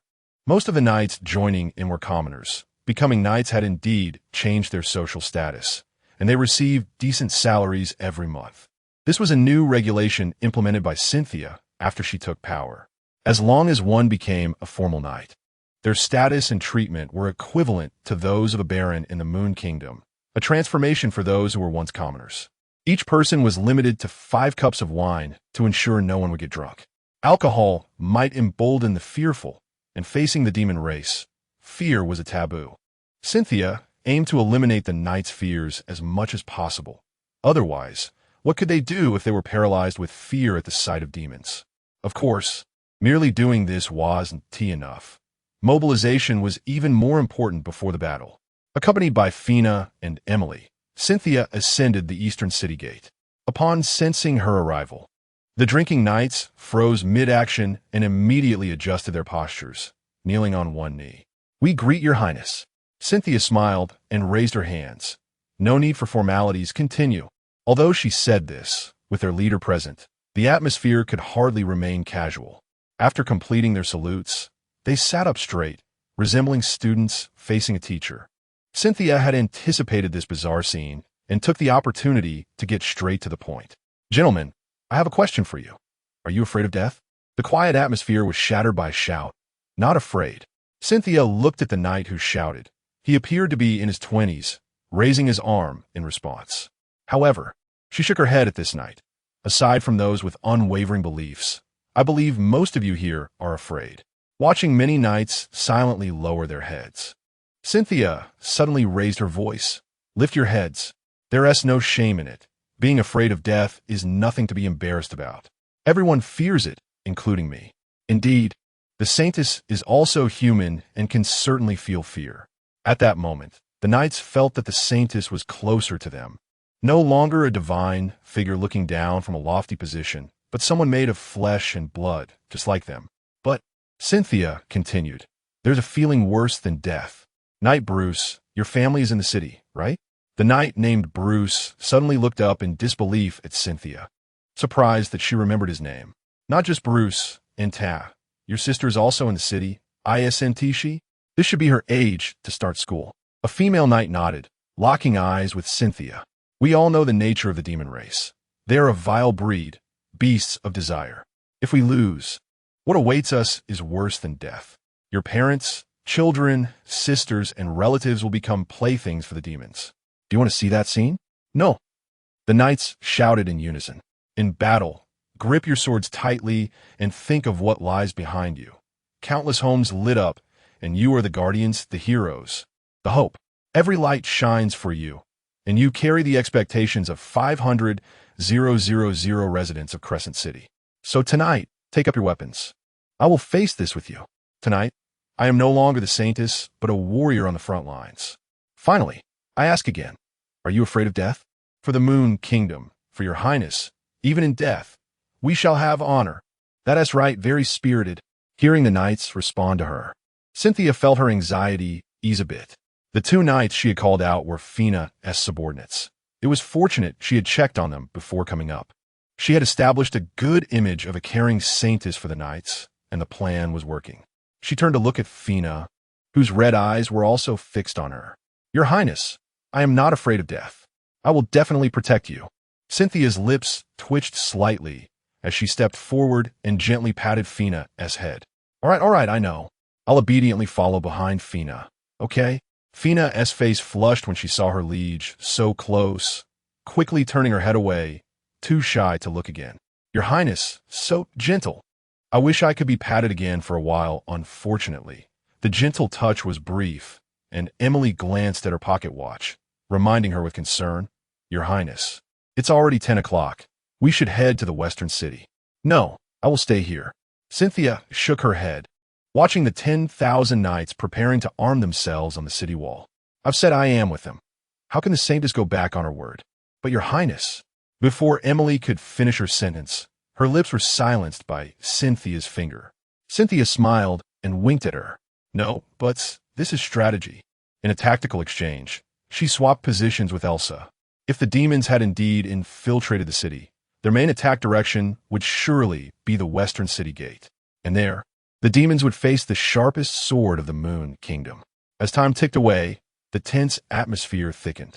Torches had already been lit on the walls, and the darkness outside was now beyond the reach of the eye. What time is it? Your Highness, it's 2:42 in the morning. If they attack tonight, it should be soon. As soon as Cynthia finished speaking, urgent bell sounds rang out from the city wall. She immediately looked out through the wall, as opening. Flickering lights appeared in the forest outside, like fireflies dancing in the sky. A foul stench filled her nostrils. It was the hallmark of the demon race. The attack had begun. The formal knights, armed with their ranks, were fine, but among these 10,000 knights, a considerable portion were apprentice knights from the Knight Academy and ordinary people who had joined the military. There were less than 2,000 knights above level 30.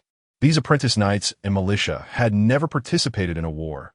Seeing the enemy surge like a tide, it was inevitable they would be at a loss.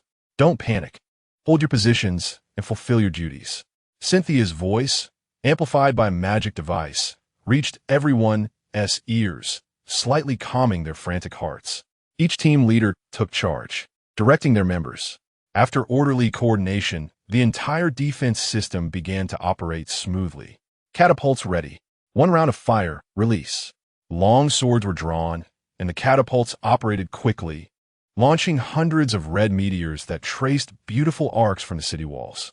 A roaring sound came from the ground as many shadows were caught in the explosive wave, instantly melted by the searing heat.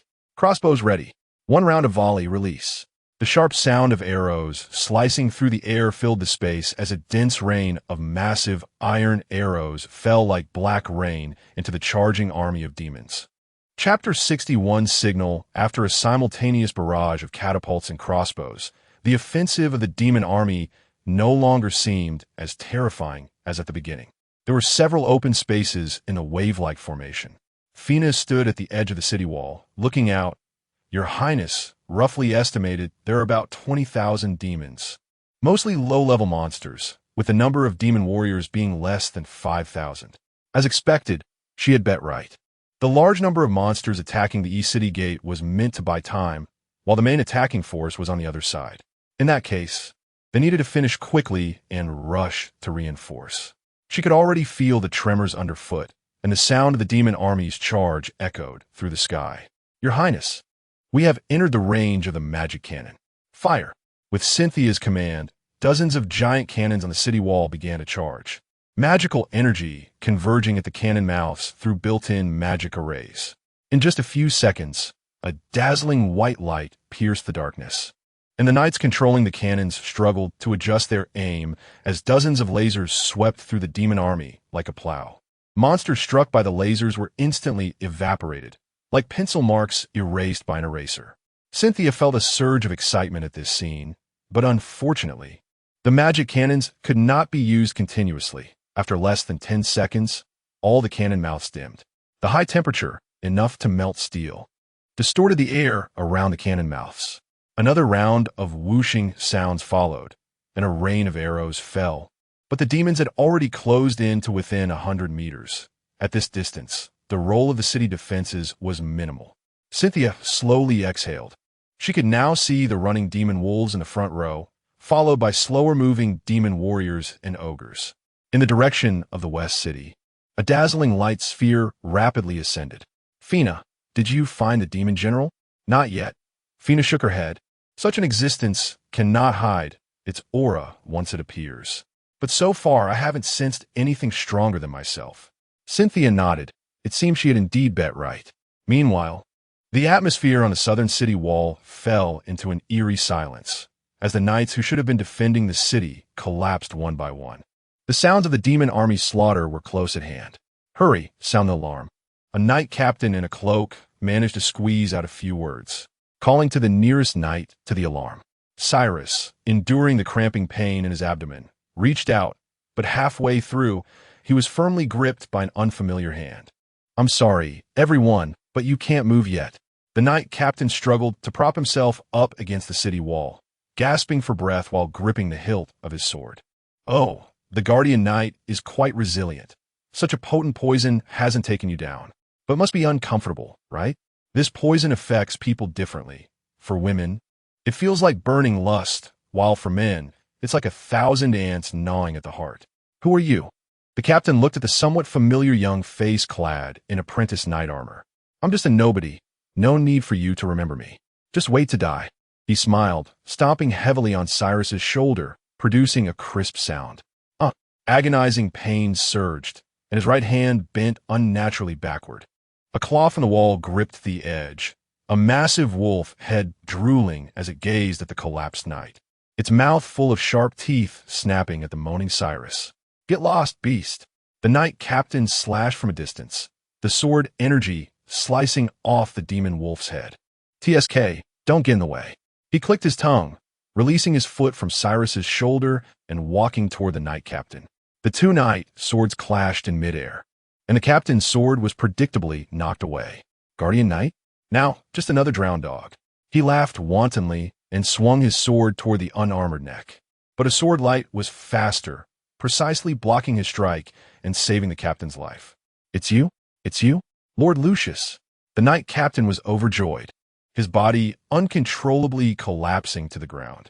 Lucius's gaze was sharp as a sword, fixed on the traitor before him, someone they had just seen not long ago. The apprentice knight, responsible for protecting Princess Vina, Roar. Lord Lucius, we meet again. Roar smiled, scratching his head. This is quite troublesome. Weren't you supposed to go to the West City? Your Highness has sharp eyes. Your plans have fallen through. I see. You anticipated this? It seems we underestimated this generation's moon saint. Roar dropped his sword and slowly raised his hands. With his strength, he could not resist a shining knight. I surrender. The Moon Kingdom cannot mistreat prisoners, right? Lucius frowned, He might have information about the demons, but I suspect there will be traitors in the city. Once you see the signal, don't rush to leave. This is the best opportunity for the traitors to strike. Kill any traitors you find immediately. Don't listen to their nonsense, or it will be too late. He still clearly remembered the words of His Highness. Roar looked at Lucius, a slight smile at the corner of his mouth, and then a rapidly approaching sword light flashed from below. A line of blood appeared in the center of his body, and Roar's smile froze on his face. His Highness said, "The dead are more valuable than the living." The knights, led by Lucius, quickly took over the city defenses, knocking down the demons that had climbed halfway. "My lord, the heavy cavalry is ready," Lucius's adjutant reported. "Open the city gates, out of the city." Lucius tossed his cloak and mounted the warhorse led by his adjutant. He was not only a shining knight of the Moon Kingdom, but also the commander of the Holy City Heavy Cavalry. 1,000 heavy cavalry. The elite crafted by the Holy Temple, all composed of knights above level 30, enjoying the best resources. This troop had been with Lucius since its formation, and only he could bring out the full power of the heavy knights. As the city gates opened, 1,000 heavy cavalry streamed out, forming a formation in front of the city gates. Lucius replaced his weapon with a 3-meter-long lance, and a halo rapidly expanded around him. Formation technique. Fearless iron cavalry, a faint golden light emanated from each knight, and the momentum of the entire unit suddenly changed. Their minds filled with only the obsession to tear apart the enemies before them. Formation technique. Wedge of the formation, hooves kicked up dust as the charging heavy cavalry formed a cone shape, with Lucius leading the charge straight into the demon army outside the city. The charging heavy cavalry seemed to enter a realm without anyone, crashing through from one end to the other, and with Lucius's loud shout. Formation technique, whirling thrust. The cavalry, in a nonsensical manner, twisted their route while charging at high speed, killing their way back in the terrified gazes of the demons.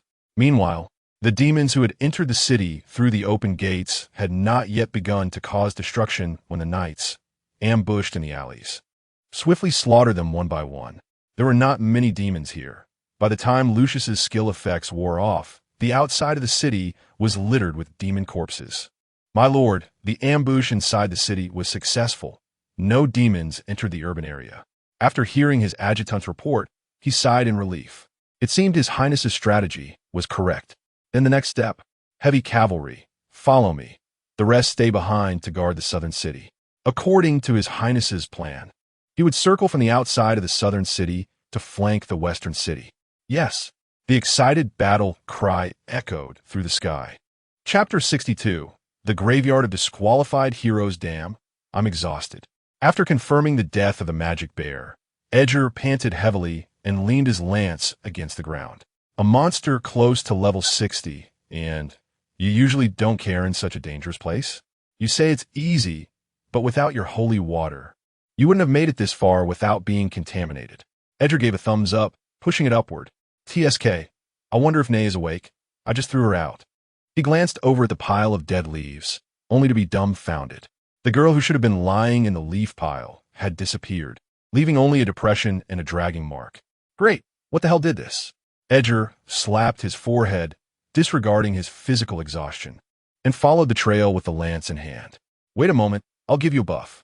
Ian tapped the ground, and 2 blue halos enveloped them. Edgar immediately felt lighter, as if a part of the weight had been stripped away. Is this magic hidden away? It's not magic, just hurry up.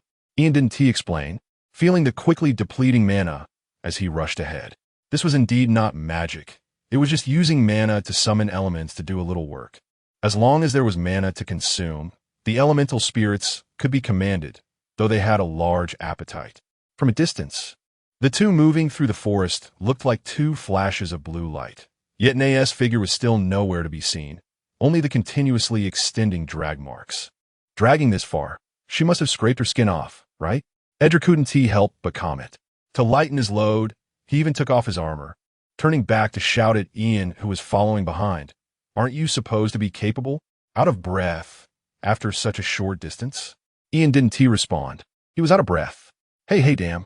As Edgar turned back, he stepped into the muck, leaning forward but with amazing coordination. He performed a forward flip to pull his foot out and landed steadily. Then both feet sank in. It's a swamp. Looks like we VE arrived. Ian stopped, examining the surroundings, where damp green vines hung from the trees, and the ground was a mix of rotten leaves and sludge. The dragging marks disappeared here, suggesting that Nay was likely taken into the ruins. Hey, can you save me first? Seeing Ian's gaze not on him, Edgar finally called for help. Aren't you capable? Can't get out of swamp? I'm begging you, it's already this time. His small body was almost sinking to his waist now. Don't rush. Do you think there is a possibility the ruins are beneath the swamp? Why don't you jump down and take a look? Are you kidding? You want me to risk my life? How could a person say such a barbaric thing? I'm serious. Don't resist. Ian extended his hand, half clenching it toward Edgar, using wind to lift him into the air, then pointed his staff at him. What the hell are you trying to do? Edgar suddenly had a bad feeling, and he saw an ice-blue magic circle appear on Ian's staff, instantly forming ice around his body. I'll freeze you in ice, leaving space inside. Then use a wind rope to toss you down, and you can see how deep it goes. Edgar stared at him in confusion, and before he could grasp the meaning, the ice under Ian's control formed a rectangular shape, allowing him to see outside. Oh, so that's how it is. When the air runs out inside, you just bang on the ice surface, got it? You. Edgar was at a loss for words. The view in front of him shifted, and it felt like he was flying for a bit before he splashed into the swamp. The shore where Ian stood was already far away, and he could only manage to shout, "You! Hurry up!" before completely submerging in the swamp. Below the swamp, Edgar curled up tightly. This ice was no place for a person to stay. What did I see? He climbed up the ice wall, trying to widen his eyes, but all he could see were mud, dead branches, and rotten leaves. A dead frog? Suddenly, the sinking speed increased, and Edgar's view opened up. Beneath the mud was actually water? The oxygen level was running low, and just as he was about to bang on the ice surface, he caught a glimpse of a blurry shadow in the corner of his eye that made him freeze in place. Continuing to descend, he finally saw it clearly. It was a moss-covered stone structure, symmetrical on both sides, clearly man-made. Damn, it really is down here. What kind of anti-human design is this? Saying this, he quickly banged on the ice surface. A few seconds later, he felt a pulling sensation, and his whole body was yanked up to the surface like a fish on a hook, re-emerging into the light. But Ian's first sentence made him fall silent. Hey, I think I found the ruins. Why aren't you talking? Do you want to save Nay? Where? After just having thrown Edgar into the swamp, Ian was not idle either. He maintained the wind rope and opened his wind wings to fly inside. He saw an old-looking stone building surrounded by a few trees, with hanging vines perfectly obscuring it. If he didn't look closely, it would be easy to miss. Are you saying there is really something beneath the swamp? Hearing that Edgar had indeed discovered something below, Ian found it absurd. So you really were messing with me? Huh? What a joke. Didn't you just find something? Avoiding Edgar's gaze with a guilty conscience, he wrapped his arms around Edgar under his armpits, lifting him up and flying toward the place he had just discovered. About 5 minutes later, the two landed on a green stone slab. In front of them stood a palace-like structure made entirely of stone, covered in moss. Entering through the door led to a descending staircase, but strangely, there was no magical pollution here, making it a pure land in the rainforest. In memory of my beloved, please do not disturb his eternal rest. Who is his beloved? I don't know. Maybe the saintess of the moon or the saintess of the forest. Ian wasn't concerned about this. He just wanted to find Nate quickly, as he still hadn't obtained his elemental mage. What a charmer, Edgar remarked, then put his knight armor back on, taking the lead with his lance. The descending staircase was short, but the sight at the end made Edgar curse. Who puts a poison pool in their graveyard? Ian peeked out. Beneath his feet was a patch of green liquid, occasionally bubbling and bursting. There was no choice. They used the same trick again, with Ian spreading his wind wings to carry Edgar over, and in front of them was another downward slope. But as soon as they landed, a rumbling sound came from the slope below, growing louder and closer, as if some massive creature was about to burst out. Edgar's expression tightened as he pulled Ian behind him, raising his lance and slowly channeling his fighting spirit, as the sound approached, until it became painfully loud in their ears. Both of them widened their eyes in shock. A mud truck? Chapter 63. Terrible, it was a massive, indescribable device. Its size occupied the entire passage, with two uniquely shaped large wheels firmly lodged in the tracks on either side. The front was lined with a row of rusty spikes, and the lower part extended forward with a blade that moved up and down as the vehicle progressed. Ian had no doubt that this thing could chop a person into pieces. What the hell, Ron? Edgar reacted, bursting forth with all his strength to run backward, not forgetting to pull Ian along. Eventually, at the edge of the poison pit, the two looked on with trepidation as the war chariot stopped 5 meters away from the pit and then began to operate in the opposite direction. This thing is so loud. How can her lover sleep? Is that really what you're thinking? Ian truly admired Edgar's ability in this regard. Lighten the mood, huh? Edgar shot him a glance. Wait a minute. We need to make sure this thing won't come back up. After saying that, he returned to where he had just stood and closed his eyes to listen carefully. With a crack, the rumbling sound resumed, and Edgar immediately retreated, silently counting in his mind, 1, 2, 35, 42. After the war chariot stopped in front of them again, Edgar announced the number. 42 seconds. Ian understood his meaning. Once the chariot started moving again, the two of them simultaneously made their move. The wind wrapped around them, and 2 streaks of blue light followed the chariot down the slope. Edgar shouted to Ian, "There must be some passage. Look carefully." No need to remind me. Ian had already maximized his perception. With the magical energy's interference gone, his mental power was once again in full effect, forming a 3-dimensional model of the scene in his mind. Over here, Ian pulled Edgar to the right, slipping through a gap in the wall, and using the wind element to gently descend. But this is still downhill. I say, we aren't running in front of the chariot, are we? As soon as Edgar finished speaking, a thunderous noise came from behind them, and his face went pale upon hearing it. Ian, I really am. The rumbling was mixed with furious curses as the two of them gasped for breath, standing on the lowest platform, while the chariot stopped behind them and then turned back. Ian bent over, resting on his knees. This was truly the most physically demanding day in 18 years. By the way, didn't you think about using magic to destroy that chariot? The inhalation sound suddenly became heavier, and he had to admit that he had forgotten. I'm really sorry. Responding in annoyance, Ian straightened his body and continued forward. Ahead was a flat passage that looked quite safe. Get down. Edgar's voice came from behind. Without thinking, Ian immediately crouched down. The sound of slicing air and a shrill scream followed closely behind, and 2 blue stone curved blades fell beside him. A knight's spear grazed his scalp, its tip piercing a small, ugly monster. Gargoyle. Ian recognized this creature, a common monster found in ruins. Its dark green skin blended well with the environment, making it hard to spot in the shadows. Relatively weak, its common attack method was to ambush from overlooked corners. He raised his head. There was an inconspicuous groove on the stone wall. Sigh. At a critical moment, I still have to rely on my brother to save you.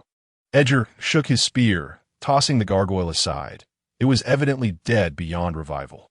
Sure, I'll treat you to a meal when we get back. He never expected to encounter such a situation right after retracting his mental probe, silently retreating behind Edgar. Sir, please. Hey, Edgar grinned, shouldering his spear and moving forward, gesturing for Ian to follow. You can't deny it. This place is quite treacherous. If I hadn't reacted quickly, you'd either be dead or severely injured. Inside the passage, Edgar spoke while remaining vigilant of his surroundings, but suddenly his words stopped, and he froze. I seem to have stepped on something. It's sinking. Just as Ian was about to speak, the sound of stone slabs scraping and moving came from beneath him, and 2 stone slabs beneath Edgar's feet suddenly split apart. Before Ian could rush over to help, the slabs closed again, sealing tightly. The mechanism that had been stepped on did not spring back up, and all that could be heard was the distant sound of wailing. After groping around for a moment with no results, Ian had no choice but to continue forward. It was an old trick for teammates to get separated in a maze. He had hoped to avoid it this time, but now he could only wish Edgar good luck. Damn, crap ugh. Edgar stumbled and slid down the narrow passage, unable to stop due to the speed.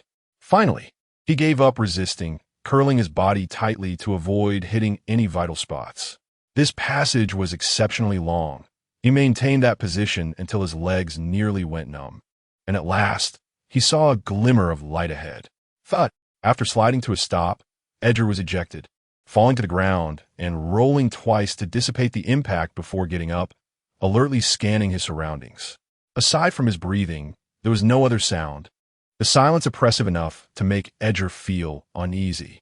Until, in a moment when his breathing slowed slightly, he still heard the sound of inhalation. He was stunned. Now it wasn't just oppressive, it was downright terrifying. Who? The knight's spear gathered holy light to illuminate the area, allowing him to clearly see an archway not far from him, with the inhalation sound coming from inside.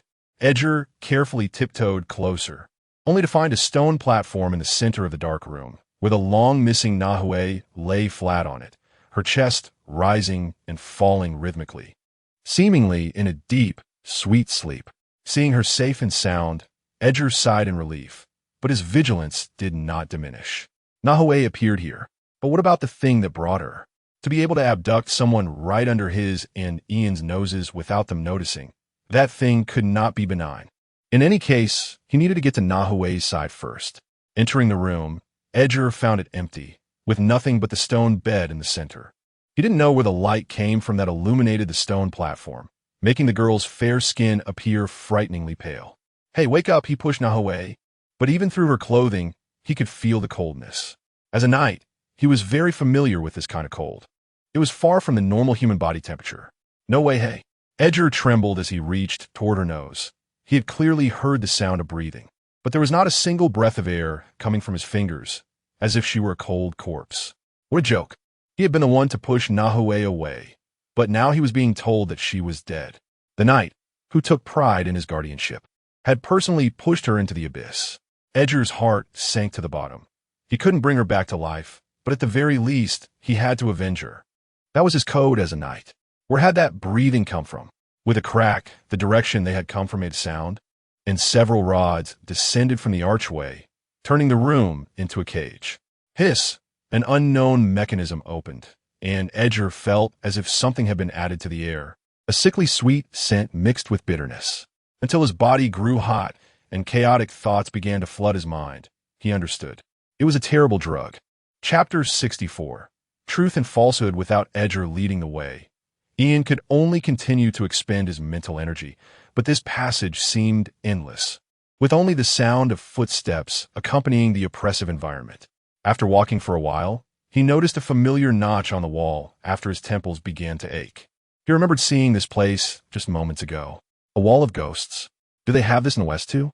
Feeling that continuing forward would exhaust him, Ian had no idea what to do for the moment, so he leaned against the notch and sat down, taking out some provisions and water from his space to replenish his strength. On the other side, Edgar felt as if his whole body was on fire. His spirit scorched by lust, his eyes unconsciously fixating on Nahui, who lay on the stone slab. Are you an animal, Edgar? Are you going to desecrate her corpse? Edgar murmured to himself, trying to keep himself awake with this method. What about your dignity, your honor, shining knight? He pinched his arm hard, but the pain turned into a strange itch, fueling the flames within him. Damn it, every cell in his body craved touch, desperately wanting to feel something. The moment his fingertips brushed against Nahui's cold body, reason ignited within him. He embraced her. The girl in his arms felt like a block of ice, just enough to alleviate the surface temperature. But this way there was truly no stopping the car.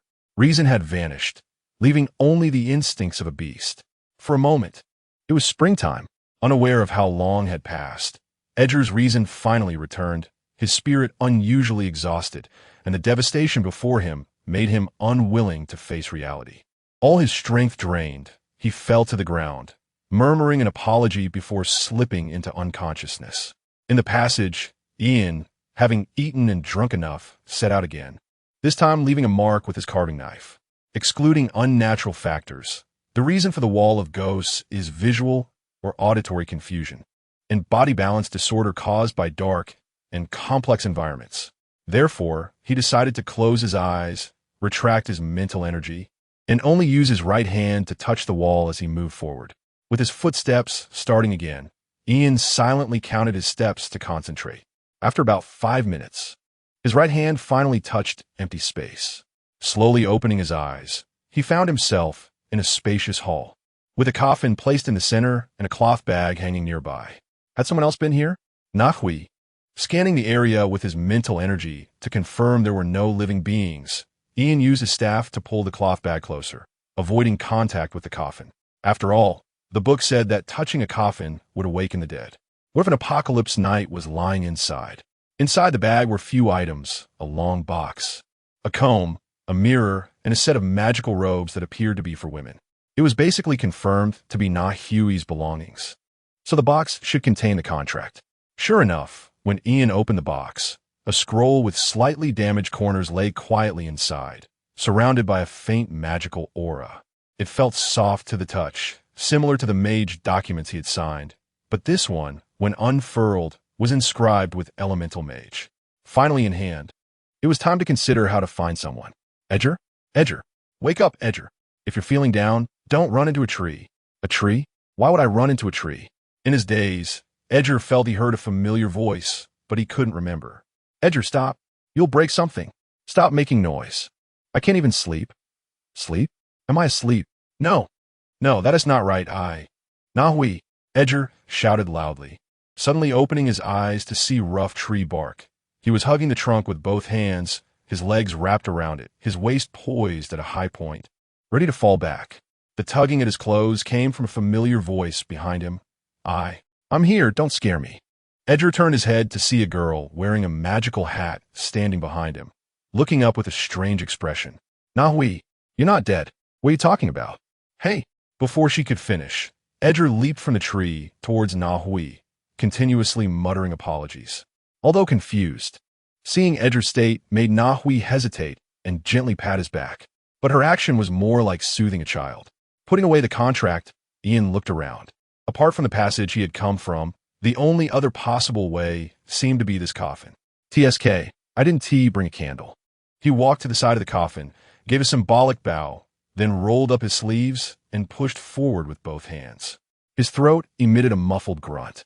Veins bulged on his hands, and his arms trembled as he exerted force, his neck and face turning red.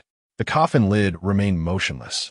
Releasing his hands and breathing heavily, Ian angrily stepped back a few paces. He had had enough of these formalities. A fiery magic circle quickly drew itself, bright flames erupted, and the surrounding air began to twist violently. But before he could launch the spell, the coffin made a sound, and to Ian's astonishment, the closed lid actually opened on its own. If the coffin wasn't alive, then what was inside it? Maintaining the fire burst spell, Ian slowly approached, using the light from the flames to see what was inside.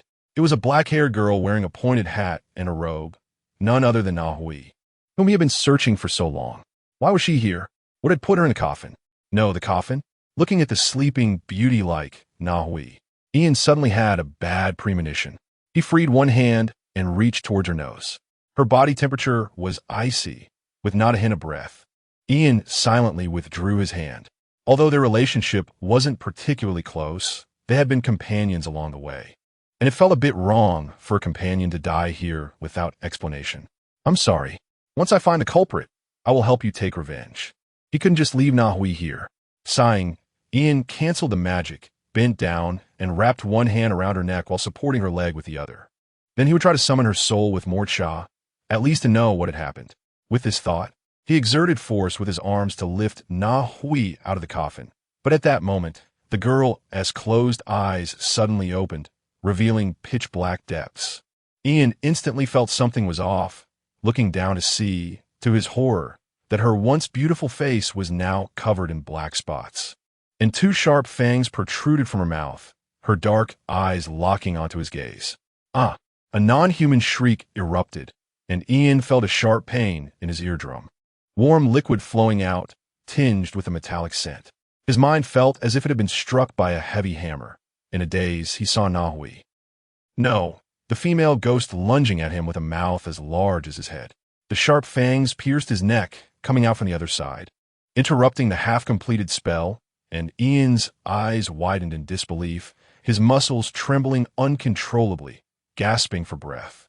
He could feel his life slipping away, but his body was stiff, unable to do anything. This sense of powerlessness nearly drove Ian to collapse. In his final moments, Cynthia's face appeared in his mind, seeming to cry out for something. I'm sorry. I'm sorry. Apologizing? There's no need to apologize. It's me who should apologize. I'm sorry. I broke my promise. I'm sorry. Cynthia, why has your voice changed? It's okay. Even if you go mute, I still like you. Chapter 65. What a shame. Hey, wake up, hey. Ian felt a sharp pain in his left hip as his body was flipped over by an irresistible force, the smell of dirt and grass filling his nostrils. Damn, take it easy. Consciousness broke free from the darkness, and in front of him was Edgar, who was chewing on a blade of grass, while Naihui sat beside him. Naihui? Ian's eyes immediately turned fierce. Naihui, wait, why is she calling me as soon as she wakes up? Naihui looked confused, only to see Ian glaring at her with a face full of hostility. Edgar kept apologizing as soon as he woke up, while Ian had a face full of anger. What exactly did I do? After a brief moment of confusion, Ian finally came to his senses, realizing he was still alive and that Naihui wasn't the ghost he feared. Sorry, I didn't react in time. It's fine, it's fine. I'm just curious about what you two dreamed about. Naihui shook her head, not caring much, but she was curious about their attitudes. Edgar and Ian exchanged glances, confirming each other's thoughts through their eyes, and both shut their mouths. Let's talk about this later. What is going on? Ian looked around. They were still in the rainforest, right where he and Edgar had been fighting the magical bear. Naihui pondered for a moment and uncertainly said, after Edgar knocked me awake, I saw you two fighting the magical bear, but after the bear died, you suddenly fainted. I struggled a lot to drag you both here. Fainted? Ian was stunned for a moment. Was it the mist's effect? I told you before, the white mist can make people weak and, over time, cause hallucinations. You might have inhaled too much. Hallucinations? But why were both Ian and I acting together in the hallucination? Edgar asked, recalling his actions from just now and blushing. Hey, why is there a fallen tree over there? Shut up and don't talk. Naihui couldn't help but smile, and after two light coughs under someone's fierce gaze, she said seriously, the captain said that the illusions created by the white mist are determined by a person's subconscious. Whatever is on their mind will appear. Ian nodded thoughtfully. The two of them wanted to find Naihui, which ultimately led him to see Naihui in the coffin, afraid that touching the coffin would cause a corpse to rise. Naihui became a corpse and ended up biting him to death. Edgar stood there, stunned like he had been struck by lightning, muttering, impossible. This expression piqued the curiosity of the two. Naihui poked his arm. What did you see? Nothing. Nothing. Let's go once you're recovered. Not recovered yet. Don't rush. Tell us about it. You shut up. Edgar's face was suspiciously red, his body instinctively reacting to his inner thoughts. Are you a child? Why are you blushing just from saying a couple of words? I said shut up. He definitely wouldn't say what he did. Otherwise, he would surely be seen as a pervert, right? My subconscious can't possibly be like that, can it? Edgar glanced at Naihui, her profile deeply etched in his pupils, and he casually withdrew his gaze the moment she turned her head. No, then how come you're fine? Not want to dwell on Edgar, Ian asked Naihui. Naihui shook her head. She didn't know why she was fine either. Maybe. Male special attack? TSK, this world is too malicious. Once Ian felt a bit better, the three of them re-entered the misty forest. This time, they were cautious and wouldn't walk in foolishly. The wind element surrounded the three of them like a ball, dispersing the white mist before it could approach, until they reached the densest part of the white mist. They saw a large flower with white and purple hues, its buds opening and closing, releasing mist as it did so. It seems the source of the mist is here. Ian released a wind blade that accurately sliced through the stem. Surprisingly, the large flower was quite fragile. After the stem was easily cut, the bud fell to the ground. The white mist visibly dissipated, and Naihui suddenly pointed in one direction and shouted, "Over there!" It destroyed half of the tree. The ruins are under the tree. She recognized the battle scars from that year. The tree demon that had been shattered by explosive magic was still there. That's my bag. But why is it in the tree? Seeing the familiar cloth bag, Ian narrowed his eyes. It was exactly the same as what he saw in the hallucination. I guess there's a set of clothes inside, a box and a comb and mirror. Naihue looked at Ian as if she had seen a ghost, as what he said was exactly what she had lost back then. It was seen in the hallucination. It seems that someone has moved the location of this bag. Without further explanation, he only cared about whether his things were lost. He retrieved the bag from afar and opened it. The familiar box was still inside, and when opened, the contract document was intact. Finally, he got the real thing. Naihue wasn't interested in this. She stepped ahead to investigate the half-destroyed tree. The entrance to the ruins was right here, but now it was empty. The ruins can't have run away, can they? She murmured, unwilling to give up as she walked around the tree twice, but found nothing. Do you still have a ruins key from back then? Not anymore. It was destroyed after use. Naihue looked dejected. After all this effort to get here, there was no gain. There was a magic circle here at the time. Once activated with the key, you could enter the interior. Her voice grew softer, clearly realizing something, her expression strange. Could it be a teleportation array? The ruins might not even be here. From your description, it sounds very much like a one-time teleportation array. The fact that you could appear outside the ruins is likely also the effect of space magic. Naihue fell silent. As a magician herself, she knew all too well how a teleportation array worked. It was very likely that she would never return to that ruins, but new questions kept arising. Why was her bag here? Why was she teleported out after mistakenly entering back then? What exactly happened in the ruins? The turmoil inside her was like a cat scratching. Too many unanswered questions made her extremely tormented. Edgar quietly watched Naihue, holding his head. He recalled the group of buildings he saw under the mud. They always gave him a sense of shock and reality. According to Naihue's words about the white mist, their subconscious had also been searching for the ruins. Could that place be the real location? But Edgar chose to remain silent. The memory of Naihue's cold body and the hallucination was vivid in his mind. And he was scared that Naihue would really become like that. Sigh, since that's the case, let us go. Naihue let out a regretful sigh. The Morning Dawn Adventure Group has a rule. Things that cannot be obtained should not be forced. Otherwise, it would be irresponsible to oneself and to teammates. Ian and Edgar exchanged glances and nodded. They had both gotten what they wanted, and naturally, they wouldn't take any more risks. The danger level of this rainforest was evident. If it hadn't been for coincidence, it would have been uncertain whether they could wake up from the hallucination at all. Let us go home. Chapter 66 Battlefield, West Wall of Crescent City. Compared to the battles here, the other three sides feel more like skirmishes. Under the assault of tens of thousands of demon troops, the city wall is as fragile as a young girl, unable to withstand the brutal impact of the demons.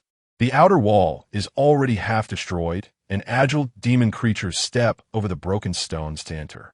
Kill. The knight's roars echo, blades clash with sharp claws. Bright red blood mixes with dark purple demon blood, and death occurs every moment. Matt has just become a full-fledged knight this year, and this is his first time on the front line, where the demons he has only read about in books have become real enemies. He cleaves a demon's neck with his sword. The massive head falls beside his leg, demon blood splattering all over him. But there is no time to care about that, as another demon is right in front of him. Whirlwind slash. Matt shouts, swinging his sword with the power of his rotating body. However, this demon is much stronger than the previous one. His strike misses, and his arm is slashed with deep wounds. In his blind spot, a sharp claw reaches for him, and by the time he notices, it's too late to evade. Watch out behind you. A warning comes, and a silver-armored knight in a cloak appears at his side, blocking the strike. Captain Damon. Matt breaks into a cold sweat, nearly facing death or severe injury. And severe injury on the battlefield is not far from death. Don't get distracted, Damon grunts, slaying the ambushing demon before standing back-to-back with Matt. The two of them are somewhat far from the main force of knights, essentially trapped in an encirclement.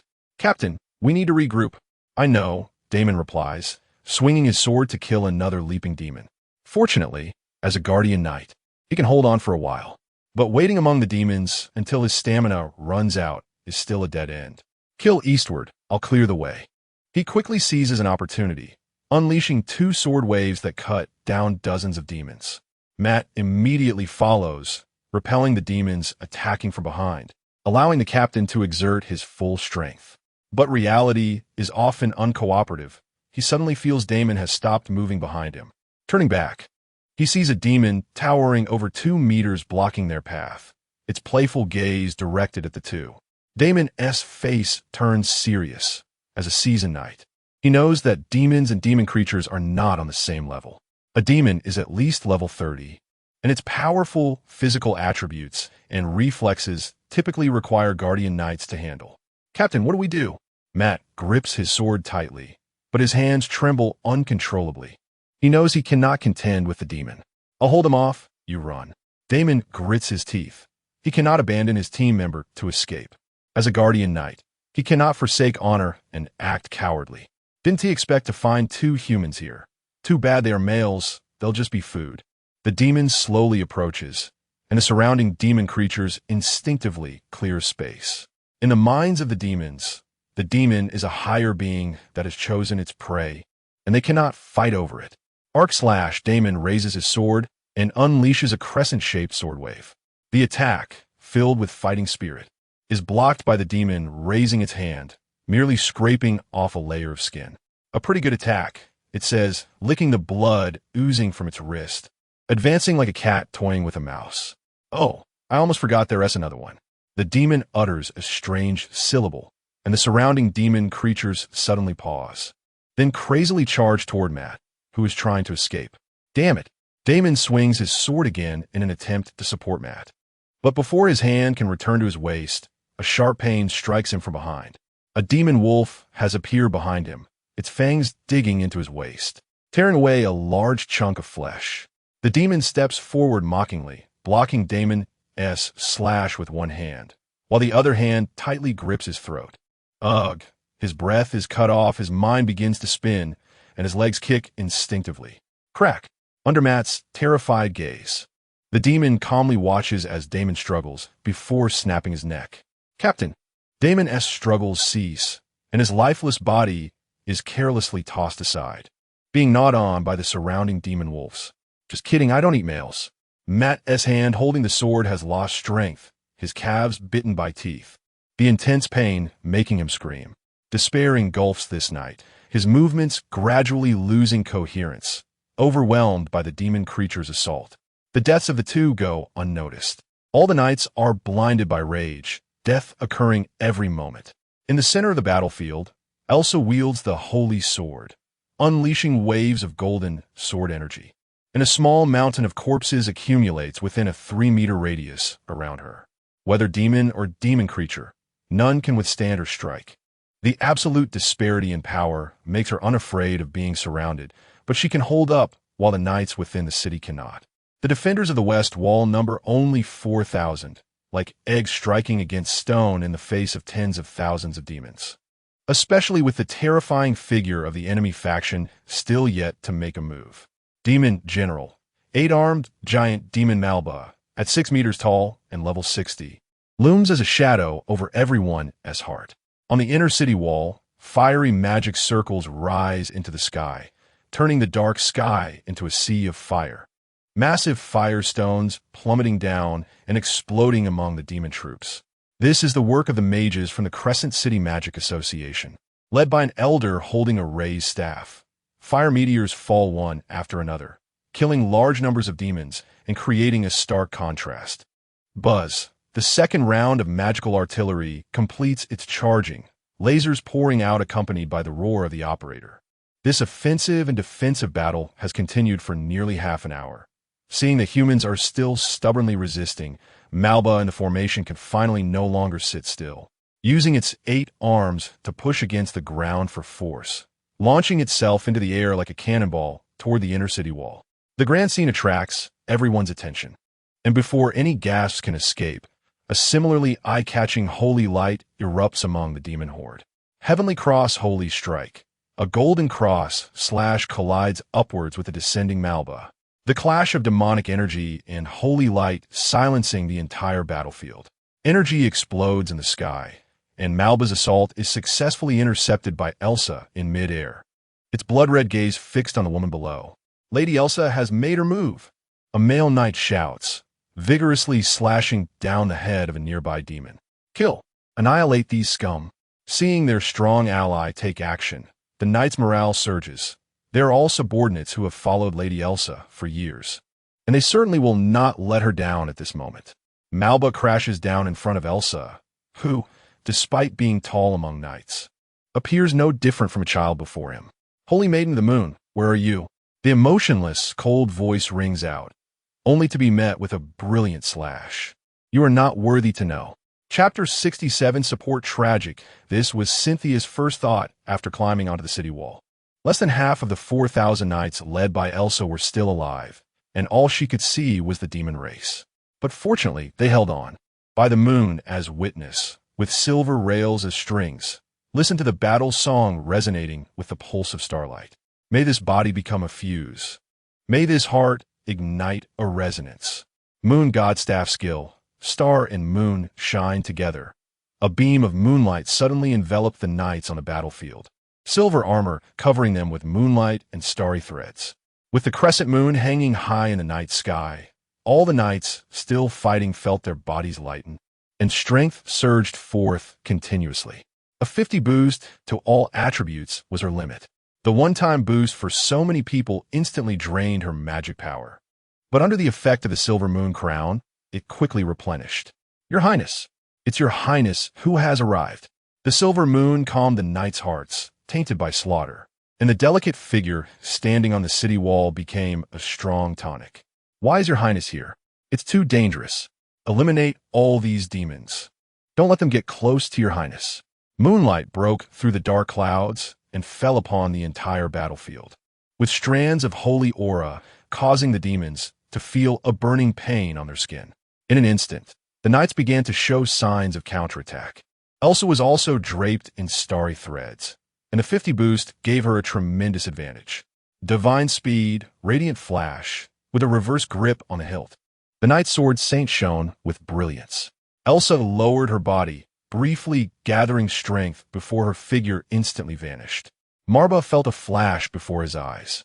The impenetrable sword blades were like a storm. Before his body could react, countless sword marks appeared, accompanied by streams of blood flowing out. Damn it! His body couldn't keep up with Elsa's speed, and he could only use his 8 arms to cover his vital points. His blood-red eyes staring at the instigator on the city wall. The Moon Saint. The girl stood on the city wall, holding the moon god staff high, looking down at the battlefield with a cold expression as if everything were under control. But in reality, what is Lucius doing? Why hasn't he signaled yet? Where is Selena? Where is Ian? No, Ian isn't here.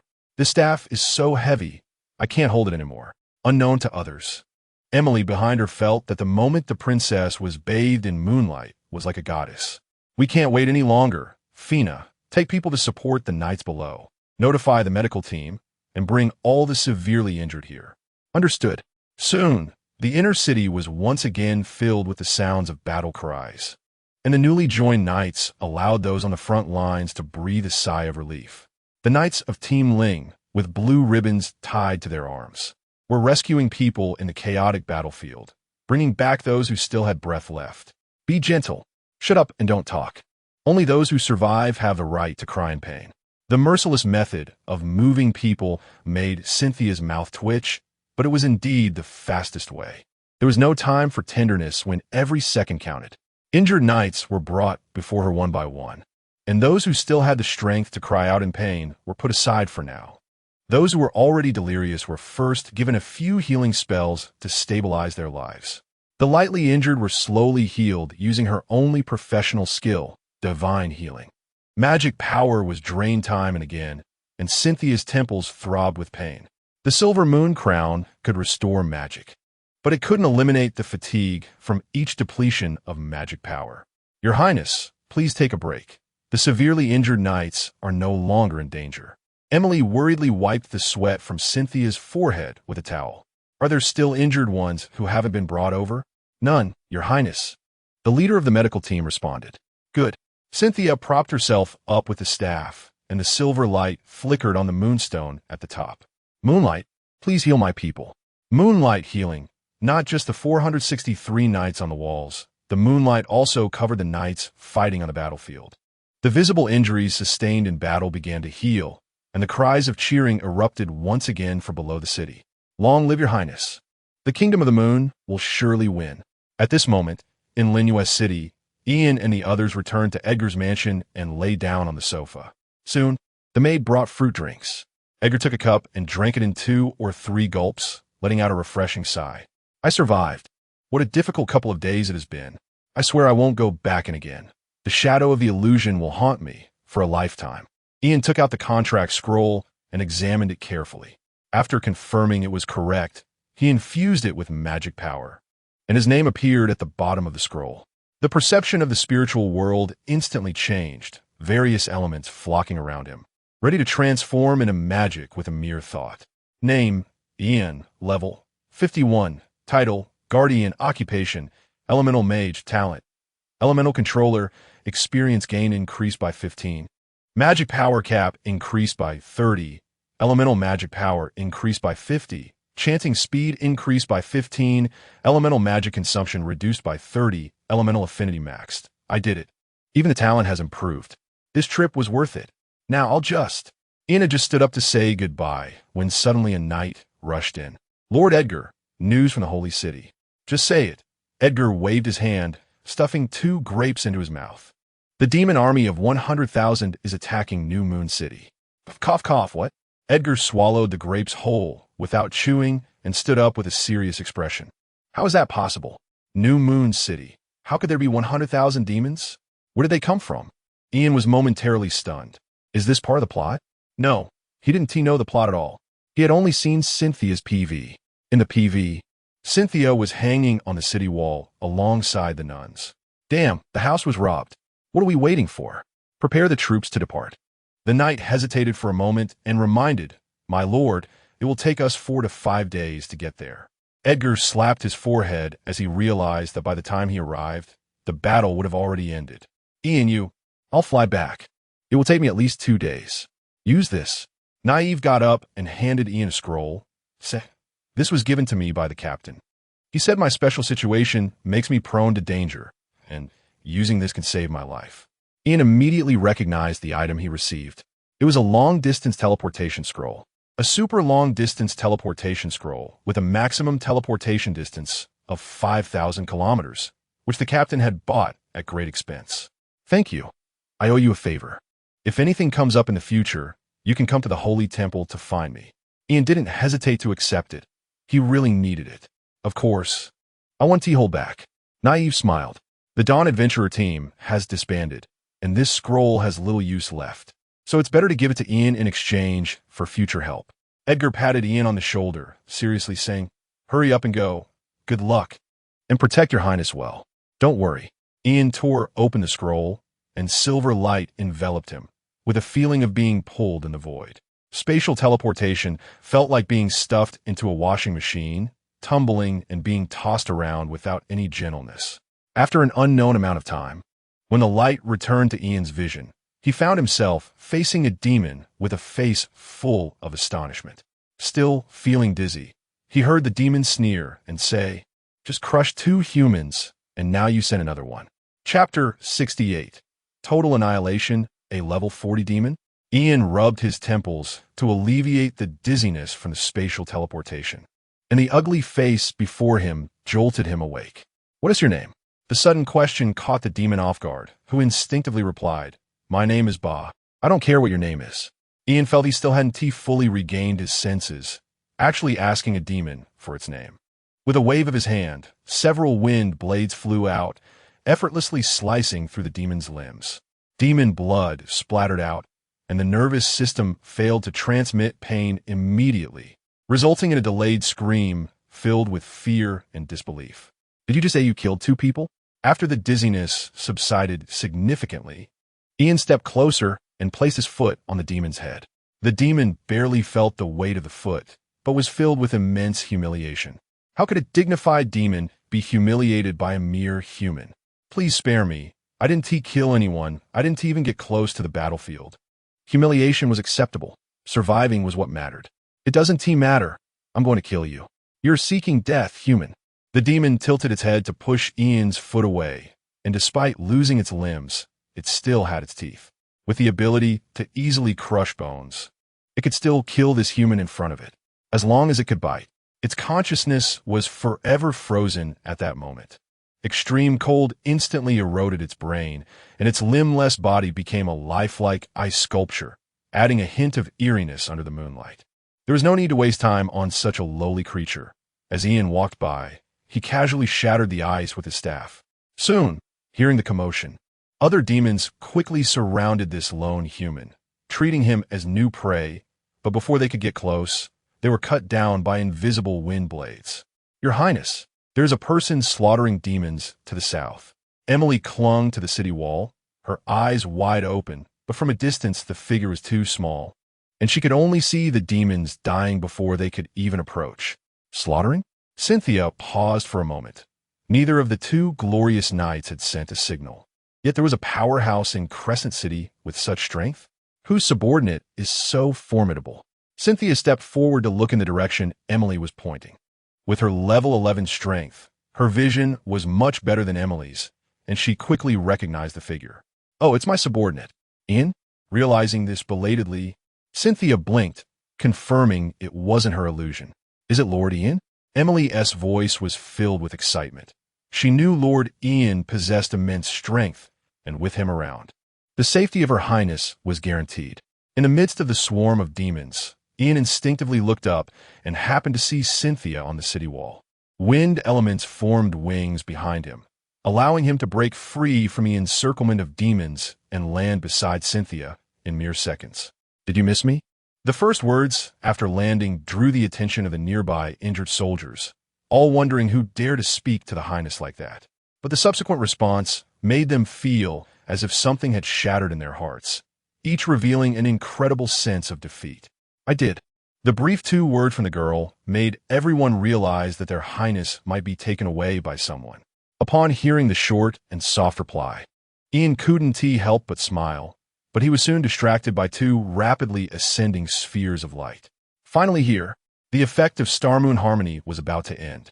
Cynthia immediately ordered, open the city gates, beat the drums, and retreat the entire army. Ian, still unclear about the situation, heard the rhythmic sound of war drums, and the knights disregarded their image as they retreated like a panicked, defeated army. Elsa forced Marba back with a sword, using the momentum to withdraw. The demon army received the order and charged into the city. Countless demons rushed to enter the inner city, where rows of houses stood, and no one could stop their advance. However, what greeted them was not unarmed civilians, but fully armored knights. Selena led the ambushing knights to strike from both sides as the demons entered the designated area, using holy attribute slashes to clear a path through the demons. And the overwhelming power of the glorious knights filled the intelligent demons with terror. Quick retreat. There's an ambush. But while it was easy to get in, getting out was difficult, as the demons behind pushed forward, while those inside, terrified, tried to escape, creating a delicate balance. Fools, run away! A knight's lance pierced its heart, and the screams of demons echoed as the demons that had entered the city were slaughtered. Marba, with his 8 arms transforming into flesh wings, darkly watched this scene. Just as he was about to act, a holy radiance cross, slash, and a massive fire pillar simultaneously struck. Elsa and Ian acted together to block his path, sealing off Marba's escape. Moon Saint, you can't escape. All troops retreat. Upon hearing the demon general's command, the demons immediately scattered, leaving the demons to obstruct the pursuing knights. But suddenly, a loud battle cry erupted from the hills to the east, and the sound of hooves grew closer, like a countdown to doom. Bas Temple, Lucius, holding a long spear, charged ahead, with the heavy cavalry behind him covered in golden holy light, like a golden meteor rushing from the side. Before the golden tide could close in, the dispersing golden aura caused the demon skin to feel a burning pain, and in panic, the already disordered formation broke apart like a useless membrane. In full charge mode, the cavalry, bolstered by Lucius's various battle formations, would tear apart even a demon general standing in their way, let alone these demoralized demons. Screams echoed continuously as the cavalry ravaged through the demon army as if it were no man's land. The cornered demons could only flee to the other side. But another loud shout rang out. In the name of the moon, charge! Wrapped in the Moon Kingdom's banner, Mogul pointed his longsword, and countless knights surged out from the dense forest behind him, charging at the fleeing demons. For the Highness, for the Moon Kingdom, kill, kill! Mogul's voice, amplified by battle energy, rang out especially loud on the battlefield, even causing Cynthia on the city wall to cast a surprised glance. Especially when she saw him using the moon flag as a cloak. It was as if loyalty was written on his face. 3 glorious nights, 1 holy night, and an unknown magician. Marba's gaze swept over them, and his expression turned grim to the extreme. Moon Saint, next time will be your death date. Do you think this is your territory, that you can come and go as you please? 2 powerful figures blocking the way. Cynthia didn't need to be submissive to him. Take him down. Chapter 69, Victory. The sky, stained by demonic energy, confronted the half-moon. Malba's hands surged with magic, and dark purple energy gathered in his palms to form 2 long blades. With a flap of his wings, his massive body accelerated instantly, causing the air to roar. Ian's pupils contracted as an ice wall quickly formed in front of him, but it was weak under the force of the high-speed attack. Just as he was about to use Ice Crystal Substitute to swap positions, a layer of moonlight transformed into a shield and timely blocked in front of him. Seeing this, he abandoned the substitute and raised his staff toward the sky, dazzling lightning suddenly appearing around the magic stone. The magic blades struck heavily against Silver Moon Guardian, the moonlight shield absorbing most of the force before shattering, with the remaining impact being blocked by the last layer of ice shield. The silver moon was obscured by thunderclouds.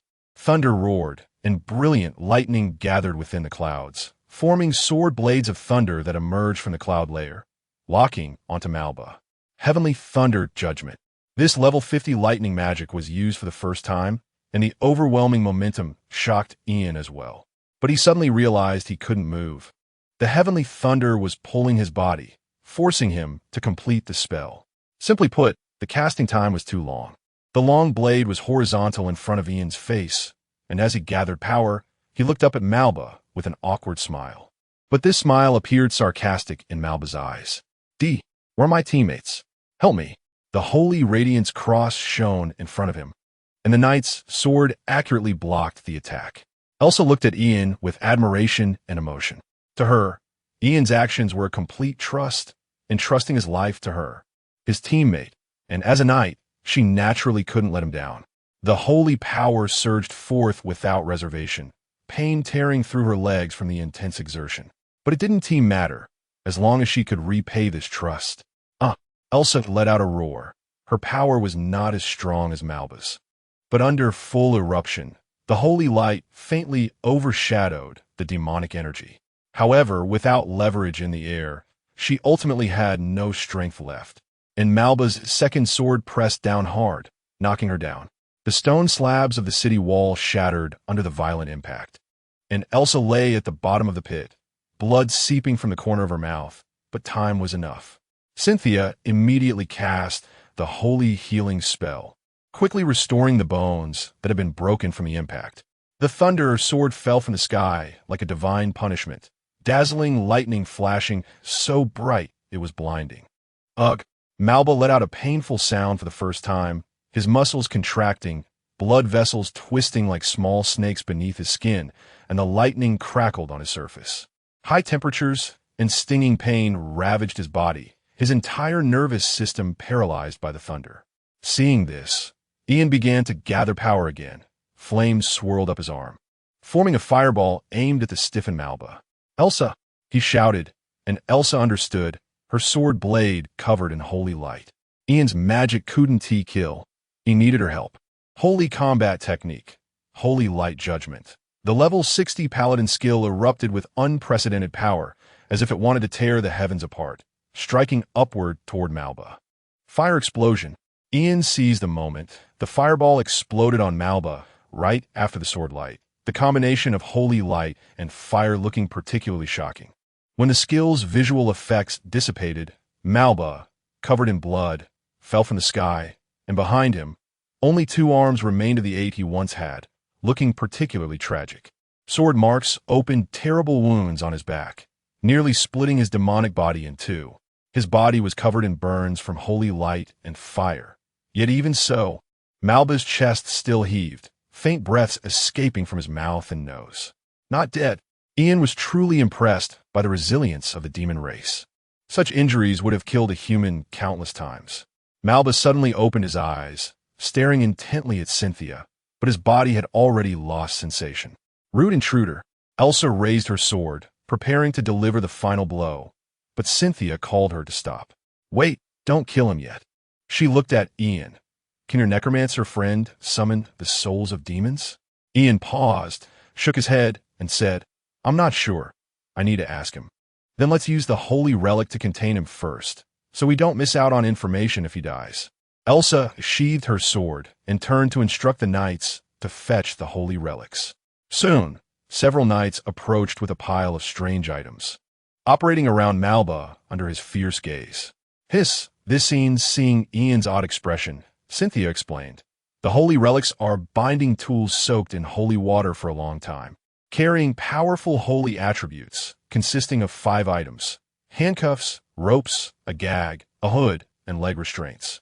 2 knights worked together to pull Malba's hands back to the limit, fitting the handcuffs, binding his thighs with the leg restraints, and forcefully folding them back until his calves bent to touch his hands, then tying them together with ropes.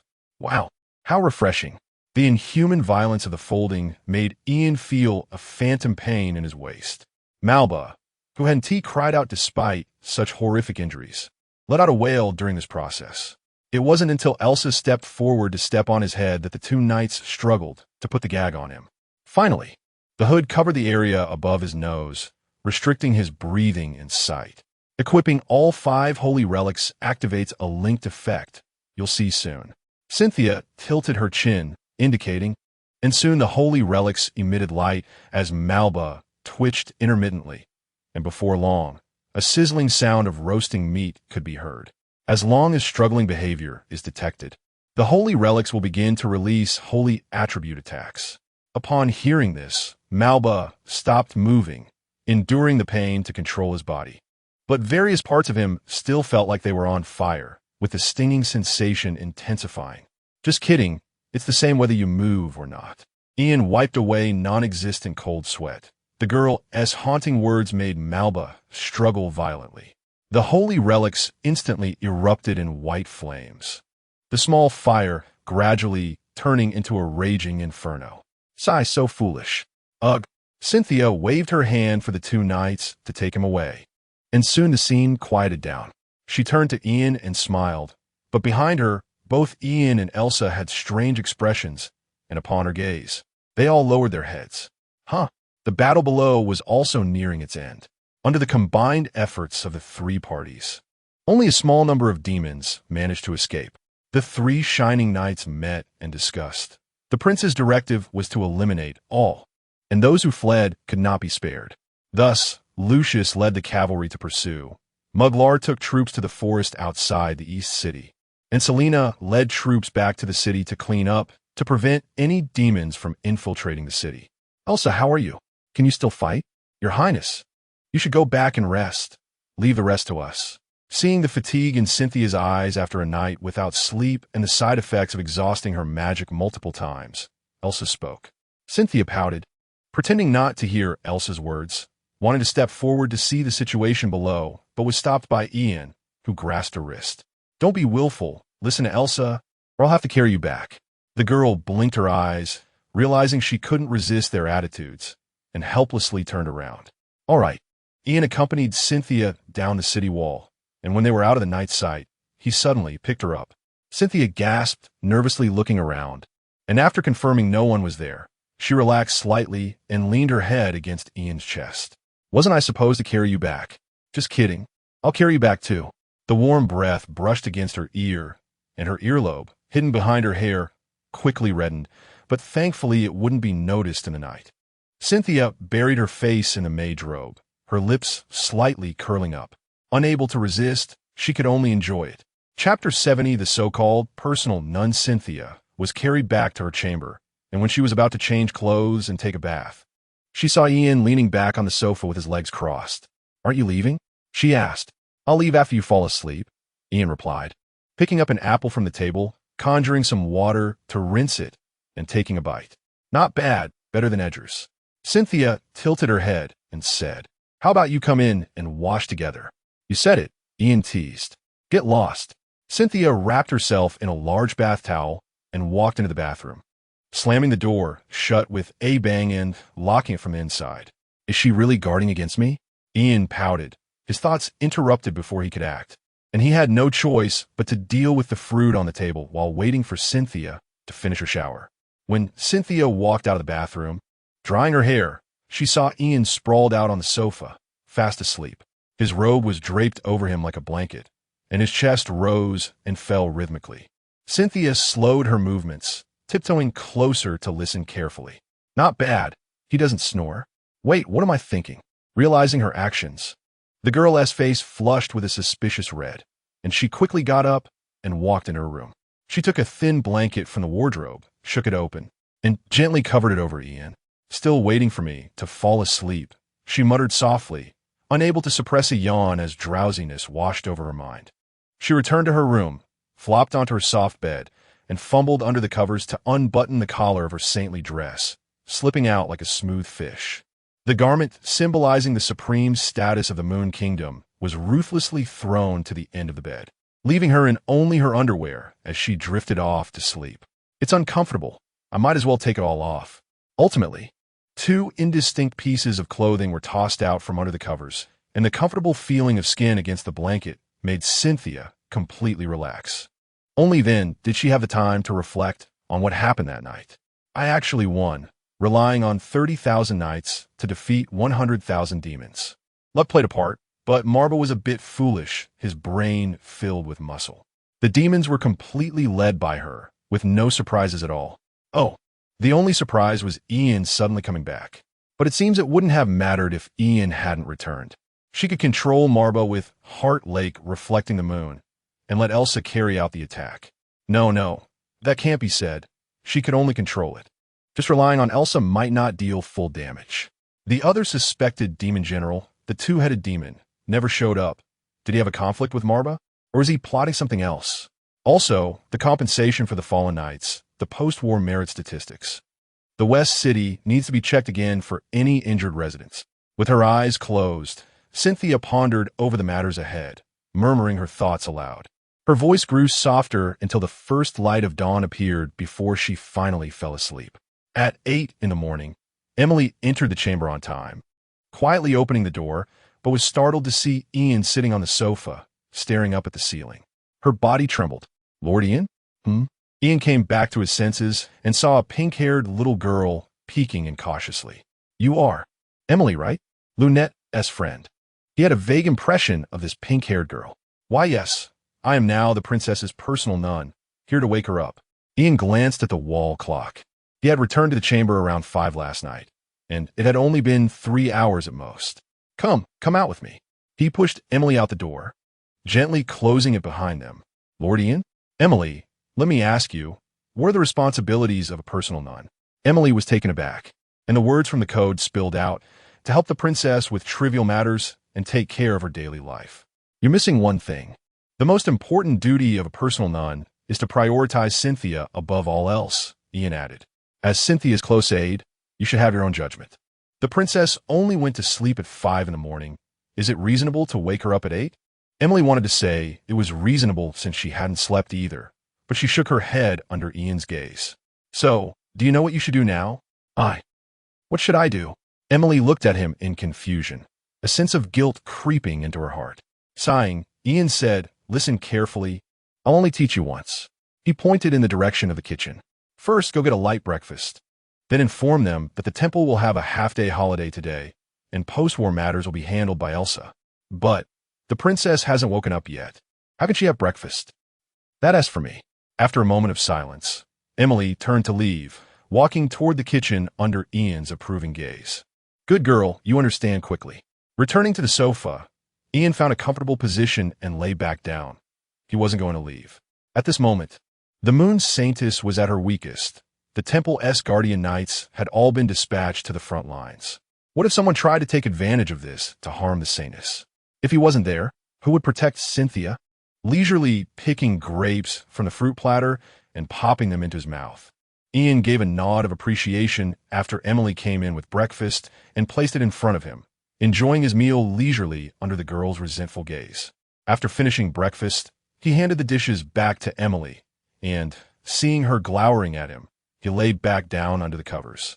I've been working hard outside for so many days, dealing with illusions and demon generals. Can I take a break? He felt no psychological burden.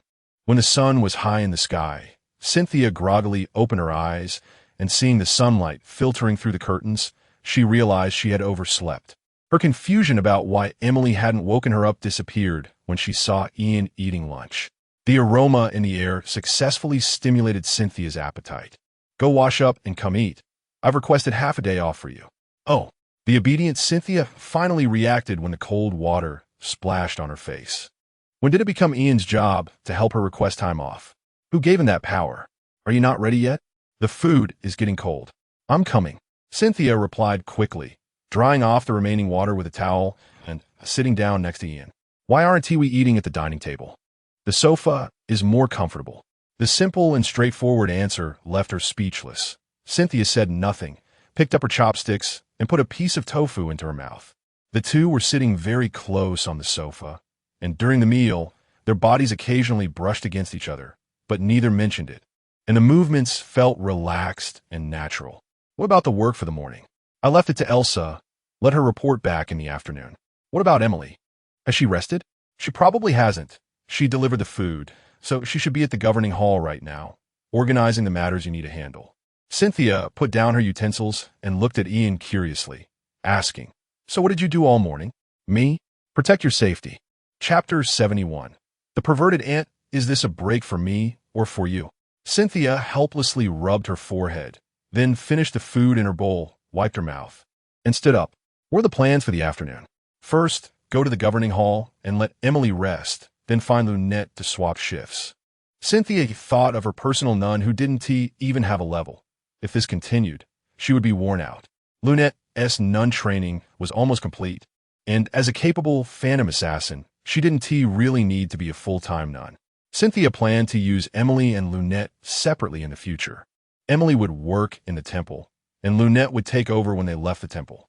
When the two arrived at the governing hall, they saw a nun dozing off at the door, her pink little head nodding down and then suddenly jerking up. Hearing footsteps, Emily woke up and instinctively said, Your Highness is resting today. Please come back in the afternoon. Your Highness? Only then did she see the person in front of her. After realizing it, she immediately prepared to salute, but was stopped by Cynthia holding her arm. Stop with the formalities, go call Lunette to swap shifts, and take a good rest, Cynthia said. Emily was taken aback, a look of surprise flashing in her eyes. She stepped back 2 paces, insisted on saluting, and said, Thank you, Your Highness. She quickly left, glaring at Ian with what she thought was a fierce look as she passed by. After Emily walked away, Ian pondered that look, but couldn't understand. Why was she acting cute towards me? It was clearly a complaint. Lunette, after receiving the notification, hopped out of the Nuns' Institute, humming a tune. Ever since Emily left, she had been almost bored to death in the Nuns' Institute. The etiquette rules made her head ache, and she was constantly looking forward to liberation. Cynthia's sister, I'm here. Lunette pushed open the door and found another person beside the throne. Oh, Ian, you're back. Ian's mouth twitched. A 1'5" lowly fox girl calling his name sounded so strange. Cynthia covered her mouth and chuckled lightly, then pretended to be serious and coughed. Lunette, remember to use titles while working. Call him Your Highness. Right, call him Lord Ian, Ian echoed. Lunette nodded thoughtfully, obediently calling him Your Highness, then looked at Ian without speaking. By the way, she said softly, her eyes innocent and pure, but her words stunned both of them. Do you have a title? The nuns in the institute said that a pretty boy often followed beside Your Highness, living off her. This is wrong. I can't stay in this nuns' institute anymore. Ha ha ha ha ha. Cynthia finally couldn't hold back, laying on the table, her shoulders shaking continuously. So, quickly call her Lady Lunette. Ian shot an air blast at her forehead from a distance, causing her to cry out in pain. Living off someone? What a joke. How could I, a level 51 archmage, fall to living off someone? I said enough. Is it that funny? I'm sorry. I just couldn't help it. Cynthia picked up the water beside her and took a few sips to calm her throat. She sensed that Lunette was just joking. Maybe she was helping Emily get revenge? The kind-hearted and gentle novice nuns were unlikely to say such things. It was probably Lunette being intentional. Suddenly, the communication stone in her hand vibrated. Ian glanced at it and nodded to Cynthia. Morthy is here, waiting next to the prison. Let us go. It's time to get down to business.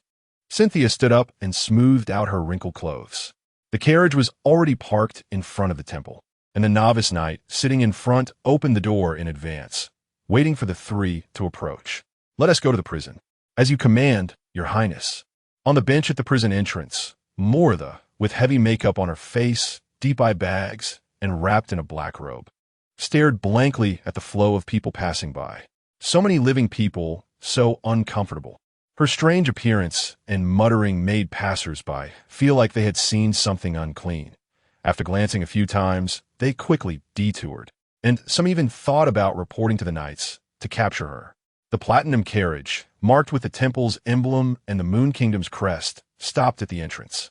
The knight respectfully opened the carriage door, and the crowd slowed down, wanting to see which important person was coming out. Why is it a pretty boy? Is there such a person in the temple? Don't think I can't hear you just because you're speaking quietly. Hey, you don't know, right? I was watching the West City with a telescope at home yesterday, and this lord was flying in the sky, fighting against the demon race. He looked really cool. Speak more if you can. Are you sick? Mortha watched Ian come down, her expression constantly changing. Was she this complicated when seeing her sister? Stop being narcissistic, come up. Mortha shrugged and got up to follow Ian into the carriage, curiously observing the interior. TSK, TSK. As expected of the saint's carriage, it exudes luxury. Cynthia smiled slightly. Miss Mortha, please don't tease me. I also want to thank you for your help. Mortha leaned back on the sofa, her legs elegantly crossed, the black stockings shining under the light, and her unpainted skin was shockingly white. Nice to meet you, Your Highness. You seem more likable than your predecessor. I want to comment on the previous saint. Let us talk about serious matters. Cynthia changed the subject and, after instructing the knight driving the carriage, it began to move slowly. I learned from Ian that you are a necromancer, able to use the souls of the dead to obtain information. I wonder if it's feasible with demon souls? The demons? Not long ago, a demon broke into my magic tower, clueless. He was a cute child. Mortha smiled and raised her hand to release a ghostly green magic circle, from which a terrifying monster emerged, half of its body appearing. Two hideous heads were connected to one neck, and sickle-like appendages grew on its hands, with bone spikes extending from the joints. A two-headed demon. Cynthia's pupils constricted. Seeing such an ugly face suddenly appear made her heart race. Don't get me wrong, it's not because I'm moved. I'm scared. Mortha was pleased with her expression, her fingers intertwining with a crisp sound. Don't be nervous, look. Under the gaze of three pairs of eyes, the two-headed demon's originally ferocious expression became dull. Its two mouths opened and closed, making indistinct sounds. Mommy, mommy, brother, she is not mommy. Sister, she looks prettier than mommy. Slap. Mortha expressionlessly slapped it, and the magic circle and the two-headed demon disappeared, but the shock among the three continued. Ian seemed to have a new understanding of the woman in front of him. Is her taste this heavy now? Cynthia shivered. She felt the need to reassess this woman. Lunette was more direct. Auntie, you're so perverted. Don't say that. It's called a personal preference. Cynthia lightly patted the little fox girl's hand to correct her. Mortha's expression was starting to crack. Why didn't she correct the term Annie? Chapter 72 Interrogation in summary. The souls of the demon race are very special. Once they die, they completely lose their rationality. This is still with the effort I put into creating a new personality. If the magic grid goes in, it would just be a moving pile of meat. By the way, what level is that two-headed demon? Ian asked curiously. He had known Morcha for so long, and still didn't know her combat power. As he spoke, the strange atmosphere was immediately broken. Morcha lazily leaned back on the sofa, twirling her fingers together. Over level 50, barely eye-catching, but I'm not sure about the specifics. Hiss. That statement made him quite unhappy. When did level 50 become barely eye-catching? Ian nudged Cynthia's arm and asked bluntly, Can you see what level she is? Cynthia shook her head. I need to touch the panel to see. I can't do it from a distance. What's the matter, little brother? Want to probe your sister's depths? Morcha laughed charmingly. But it's a pity you're still too young. Just wait a few more years. What depths? Kid should go play. Ian gave Lunette a light knock on the head, and after hearing her pained cry, he retracted his hand in satisfaction. The appearance of the two-headed demon relieved Cynthia. It seemed she didn't have to worry about any conspiracy. However, being able to easily subdue a level 50 demon, Morcha's strength was at least above level 60. It would be a pity not to recruit a wild powerhouse of this level, right? This thought circled in Cynthia's mind, but was ultimately suppressed. There was no need. This cooperative relationship was good enough. Morcha was definitely not young, and it was impossible to recruit her with just a few words. For someone like her, benefits were the priority. The Moon Kingdom was still too weak and couldn't offer anything valuable. Perhaps they could talk about it again in the future. Setting aside her thoughts for now, the carriage came to a stop just as a knight's voice was heard outside. "Your Highness, we have arrived." He respectfully opened the carriage door, and a uniformed jailer was already waiting at the entrance. Upon seeing Cynthia get out, he immediately stepped forward to salute. "I have seen your Highness. No need for formalities. Please rise." Cynthia thought for a long time, but couldn't remember who this person was. It seemed she hadn't arranged for a new warden since Myron's death. "I had someone deliver Roar's body here. Take me to see it." "As you command." The jailer led the group into the underground level. In the innermost cell, a body split in half lay inside, and a foul odor had already spread, causing the newcomers to frown, especially Lunette, as a fox demi-human. Her sense of smell was twice that of a human, and the smell was too terrible. First, she sent the jailer away to wait outside, and seeing Lunette's discomfort, Cynthia also asked her to step out and guard the door, leaving just the three of them inside. Morcha appeared unfazed, not showing any discomfort at all. She even stepped forward with interest and poked around a bit. "Nice swordsmanship, a clean cut in half. Oh, this part is also sliced open. TSK, TSK, TSK. Holding back the curious Cynthia from getting closer, Ian asked from a distance, "So, can it still be used?" "Of course, just a little bit of effort will do." Morcha snapped her fingers, and a magic circle enveloped Roar, with a milky white gaseous substance drifting out from him. She grabbed with both hands and roughly kneaded the gaseous substance together. "All right, ask away." In the puzzled gazes of the two, a ball was presented before them. Morcha explained. His strength was too weak when he was alive. It takes too long for his soul to take human form, so this is more convenient. The effect is the same anyway. "So, just ask directly?" "Yes." "All right, although it's a bit different from what I imagined, as long as it works." Cynthia thought for a moment and cautiously asked the ball, "Why did you side with the demon race?" "To obtain Anna." A voice came from the light ball. Although it was quite unreasonable, no one cared about that at the moment. "Anna?" Ian recalled the night lady who accompanied him during his visit to Dark Moon City. She seemed to be the chief of the Night Academy. "Anna, she is so beautiful, so powerful, so captivating. I want to have her, to possess her, and to be the only one in her world. What a lovesick fool." Morcha remarked with a hint of emotion. "But she is so far away from me, so unreachable. Only the demon race can help me get her." "Hopeless." Cynthia scolded angrily. "Because of such a childish reason, you treat the 500,000 people in New Moon City as bargaining chips?" The light ball shook violently, seemingly frightened by Cynthia, and did not respond for a long time. Morcha infused a bit of magic power to stabilize it, and reminded, "Your Highness, this low-level soul has no subjective thoughts. Asking him like this will not yield an answer." Cynthia took a deep breath to calm her emotions, suppressing her anger as she continued to ask, "How did the demon race reach New Moon City? What was your original plan?" "To poison the wine at the South City Gate. And once the knights are poisoned, the two-headed demon will begin the slaughter from the South City Gate." Cynthia nodded. "The consequences of a level 50 demon entering the city are unimaginable. It's obvious what would happen to unarmed residents against a demon of that level." Although she had asked Lucius to stay a bit longer at the South City, the Radiant Knights do not have an advantage against demons of the same level, especially against someone like Lucius who specializes in battle formations. In the narrow environment within the city, the cavalry cannot charge, and they are likely not the two-headed demon's match. Thinking about it this way, Morcha's actions had a significant impact on the war's direction. "It seems I've helped the Moon Kingdom quite a bit." Your Highness won't forget my contributions, right? Of course. The Holy Hall will remember your contributions. She was eager for Morcha to establish a connection with the Moon Kingdom. Asking for a reward was better than having no desires at all. Such a large Moon Kingdom. Can't they afford a reward? I want a dragon S-corpse. Can't afford it. The Moon Kingdom is not worthy. Don't think about that kind of thing. If you have the ability, go ask the Dragon Emperor for it. Don't bother us. Ian sighed. How could this woman only think about impossible things? We can discuss this later. Do you have any more questions? Morcha squinted her eyes and smiled at her. None. Cynthia shook her head. The most crucial information was not known by Roar. So she needed to ask Malba. Seeing this, Morcha opened the magic circle and stuffed the light ball inside. Brother, dinner is ready.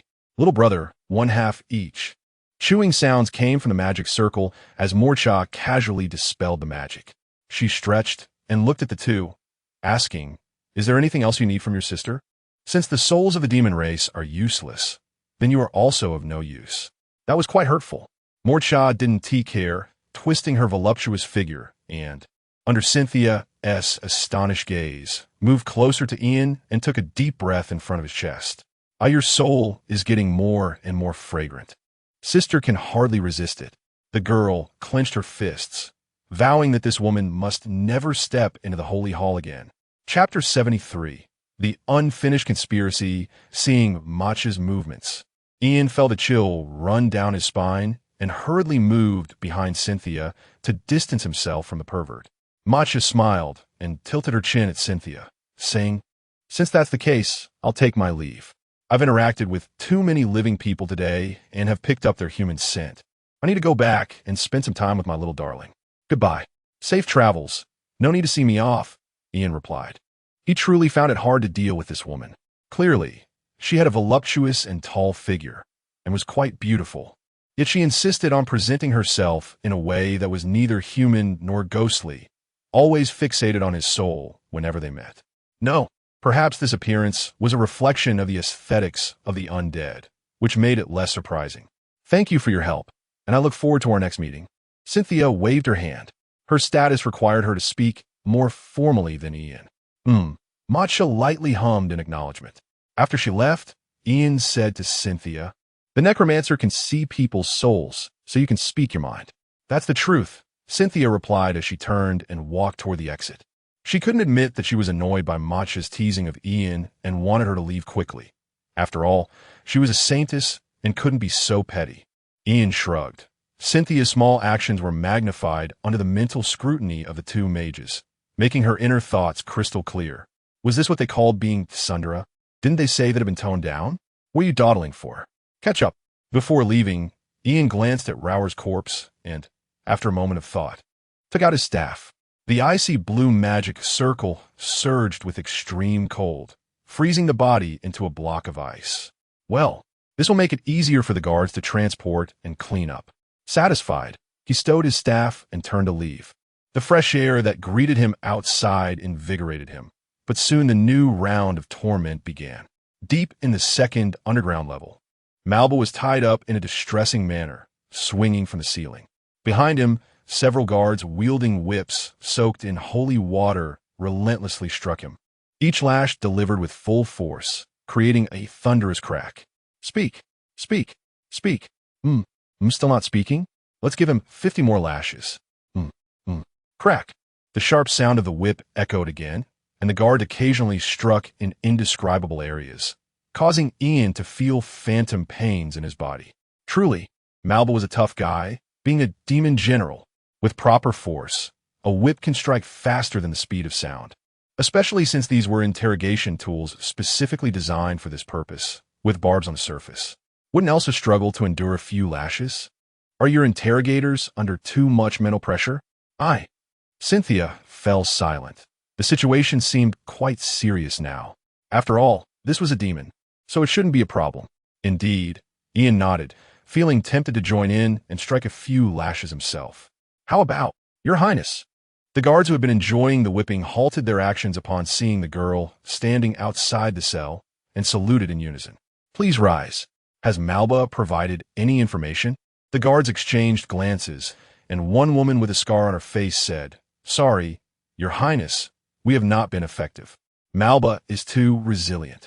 So we're preparing to escalate our methods." Mm, mm. The meaningless whimpering came from behind, and Ian stepped inside to take a look. Malba was covered in wounds, blood flowing uncontrollably, with faint holy light emanating from the wounds, as the holy artifact was constantly at work. Well, this is no different from rubbing salt into the wounds, but didn't he remove his mouthpiece? Silence. Cynthia watched as the three interrogators' eyes widened. This really was a problem, wasn't it? The three interrogators lowered their heads, looking embarrassed. "Forget it." Cynthia sighed and signaled Ian with her eyes. Ian nodded, stepping forward to remove the mouthpiece. The previously low whimpering immediately turned into wailing. "Moon Saintess, I want you." Before he could finish, Ian shoved the mouthpiece back in, still not in place. Remember, when dealing with demons, don't hold back. Feel free to try any methods you haven't used yet. One interrogator's eyes lit up. "My lord, I have a method here that I haven't had the chance to test." "Go, bring it here." "Yes, my lord." The fierce gaze now held a hint of panic. "All right, you all step outside first and give us some private space." "Yes, Your Highness." After dismissing a few guards, Cynthia smiled at Malba, stopping just 2 steps away. "Think about it. Will you tell me how the demons get to New Moon City? Or shall we go through another round?" Ian appropriately removed the mouthpiece, and this time Malba remained silent, staring quietly at Cynthia for a while before saying, "This is the plan of the Demon Lord. I cannot tell you." "The Demon Lord?" "I really don't know what my Little Moon Kingdom has that catches the Demon Lord's attention. Is it that the Forest Kingdom is too strong? Or is it that the Holy Maiden of the Forest isn't as pretty as I am?" Ian's mouth twitched. Wasn't that a bit off? Malba stared fixedly at Cynthia and nodded under their surprised gazes. "The Demon Lord desires you, and even if I fail, soon there will be another demon to replace me. You cannot escape." He let out a scream, angrily shaking his body to look behind him. "Sorry, couldn't help but test the feeling." Ian awkwardly lowered the whip. He was genuinely curious about the sensation. "Don't say that." No wonder those interrogators were acting strangely. It's quite addictive and makes you want to try again. Cynthia quickly pressed down on Ian's eager hand. "All right, let's go. We won't get anything useful from him here." She didn't want Ian to become strange too. The interrogators who had left earlier returned, carrying a tray. Ian curiously glanced at it. Several long, thick nails were soaking in holy water, while another hand held a hammer. "Hiss, should we take another look?" "Let's go." Cynthia pulled Ian's hand and dragged him outside. As they reached the doorway, an unprecedented wailing sound echoed from within. "Your Highness, what is going on in there?" Lunette, stationed at the door, curiously peeked inside but was turned back by Cynthia covering her ears, and she shut the door tightly. "Don't look or listen. Children shouldn't learn these things." "I'm not a kid." Lunette pouted, clearly displeased with this childish reasoning. "I'll buy you a cake later." "Yay." The carriage was already waiting outside. The coachman opened the door, and after everyone climbed in, he took his seat at the front. "Back to the Holy Temple." "Yes, drive." The reins flicked, and the Pegasus flapped its wings twice before starting to move slowly. Inside the carriage, Cynthia pondered for a moment before looking at Ian and said, "I should have guessed the demon's method or found a way to investigate." "Yeah, 2 demon generals have appeared in the Moon Kingdom consecutively. One infiltrated the Holy City, trying to capture you, and the other's intentions are obvious. See Moon City, Apollos. Chapter 74 Ways to Save Money. When Ian first saw Apollos, he found it strange that a demon general would hide beside Leonard. Why was Leonard colluding with the demon race? As the lord of a city, he had power and strength, a harmonious family, and a son and daughter. Ian couldn't think of a reason. Unfortunately, Matcha was of no use this time. After all, he had been watching the execution at the time, and no bodies were left behind. His family members were also gone. If he had known, leaving a survivor might have allowed him to ask some questions. Cynthia leaned against the wall of the carriage, twirling a strand of hair with one hand. She felt a bit regretful about her earlier decision, but it was done, and fortunately, there were other methods. The daily food consumption of 100,000 demon troops was astronomical, and there would definitely be a large number of consumables accompanying the demon army. Let's wait a bit. There should be news by evening. In the demon camp outside the eastern city, Mugrel was leading troops to clear the area, and it was almost a day later, so it should be about time. Back at the temple, Cynthia hurriedly began to handle the piled-up affairs, with Lunette helping by passing documents and running errands when needed, which made Ian feel completely idle. This atmosphere was quite awkward, especially since everyone else had something to do while he had nothing, and he couldn't even pass the time by playing on his phone. Lunette, carrying documents, turned her head and looked at Ian with a puzzled expression. How about helping me bring some fruit over? Two pairs of eyes stared at him, their meaning obvious. If you're really bored, go help me check the situation in the industrial department. Goran, right? No problem. Ian readily agreed. Indeed, when a person became idle, they would feel bored and want to find something to do. Speaking of which, did the demon race also have such thoughts? To relieve their desires by harming the races of the continent. If they could create something like a smartphone, would they be better off scrolling through videos? Turning demons into useless beings who could only scroll on their phones? Should I see a doctor? How could I have such fantasies? Ian shook his head, dismissing this unrealistic thought. The inherent flaws of a race couldn't be changed by such methods. The strictly hierarchical demon race only obeyed the will of their superiors. Moreover, the demons weren't even considered a wise race. Their desires occupied the majority of their thoughts, with only the higher-ranking demons possessing rationality. The industrial department was located in the southeast corner of the temple, a designated office area. When Ian entered, a bustling scene greeted his eyes. Waves of heat filled with sparks hit him as Goran commanded craftsmen to move the equipment that needed repairs. Ian didn't hide his presence, and soon Goran noticed him, patting a nearby worker to let him temporarily take over the command. What brings you here? The princess sent me to see how things are going here. He pointed at the workers moving armor. Are these all for repair? Yes, after this battle, we have about 80,000 pieces of equipment that need repairs. Goran sighed, rubbing his waist. The current problem is manpower and materials. I checked. Your knight's armor is primarily made of metal, with steel and iron making up the bulk, and mithril mixed in to enhance hardness. It's lined with leather for comfort. To be honest, the design is quite good, but it consumes too many materials. The standard equipment for a level 30 knight costs about 2 gold coins, while for a level 40 knight, it's 15 gold coins. The materials stored in the temple aren't enough. Initially, we estimate we need an additional 300,000 gold coins. 300,000. Ian thought for a moment. If it weren't for the 800,000 gold coins he had obtained from the Elf Queen last time, just the repair costs could worsen the already strained treasury of the Moon Kingdom. Is there a way to reduce costs? The temple is currently tight on funds. As a kept man, Ian felt it was his duty to help Cynthia save some money. Yes. What was originally just a casual question unexpectedly got Goran awed. What is it? Ian's eyes lit up. Don't pay salaries. Ian was speechless as he pinched his brow. This method could indeed reduce expenses, but it was inhumane. If implemented, he would have to worry about being hung from a lamppost that day. Is there another way? There is, but it takes time. Goran pointed at the damaged armor in the corner. Why not just not repair them at all and use these scraps as raw materials? We can reforge them using dwarven techniques to create new ones. Using scraps to make new ones? This sounded as absurd as making a new car from several old used cars. However, Goran was quite confident about it, stroking his beard. The difficulty of making armor for you humans is generally low. I can improve a part of it based on the dwarven warrior armor. While using these as raw materials may not be as good as brand new ones, it can achieve about 80 of the new effect overall and save over 100,000 gold coins.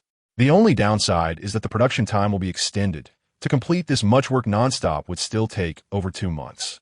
After Goran finished speaking, Ian thought for a moment and found it feasible, as long as there wouldn't be another demon attack on Crescent City within 2 months. I'll go consult the princess and let her decide. All right.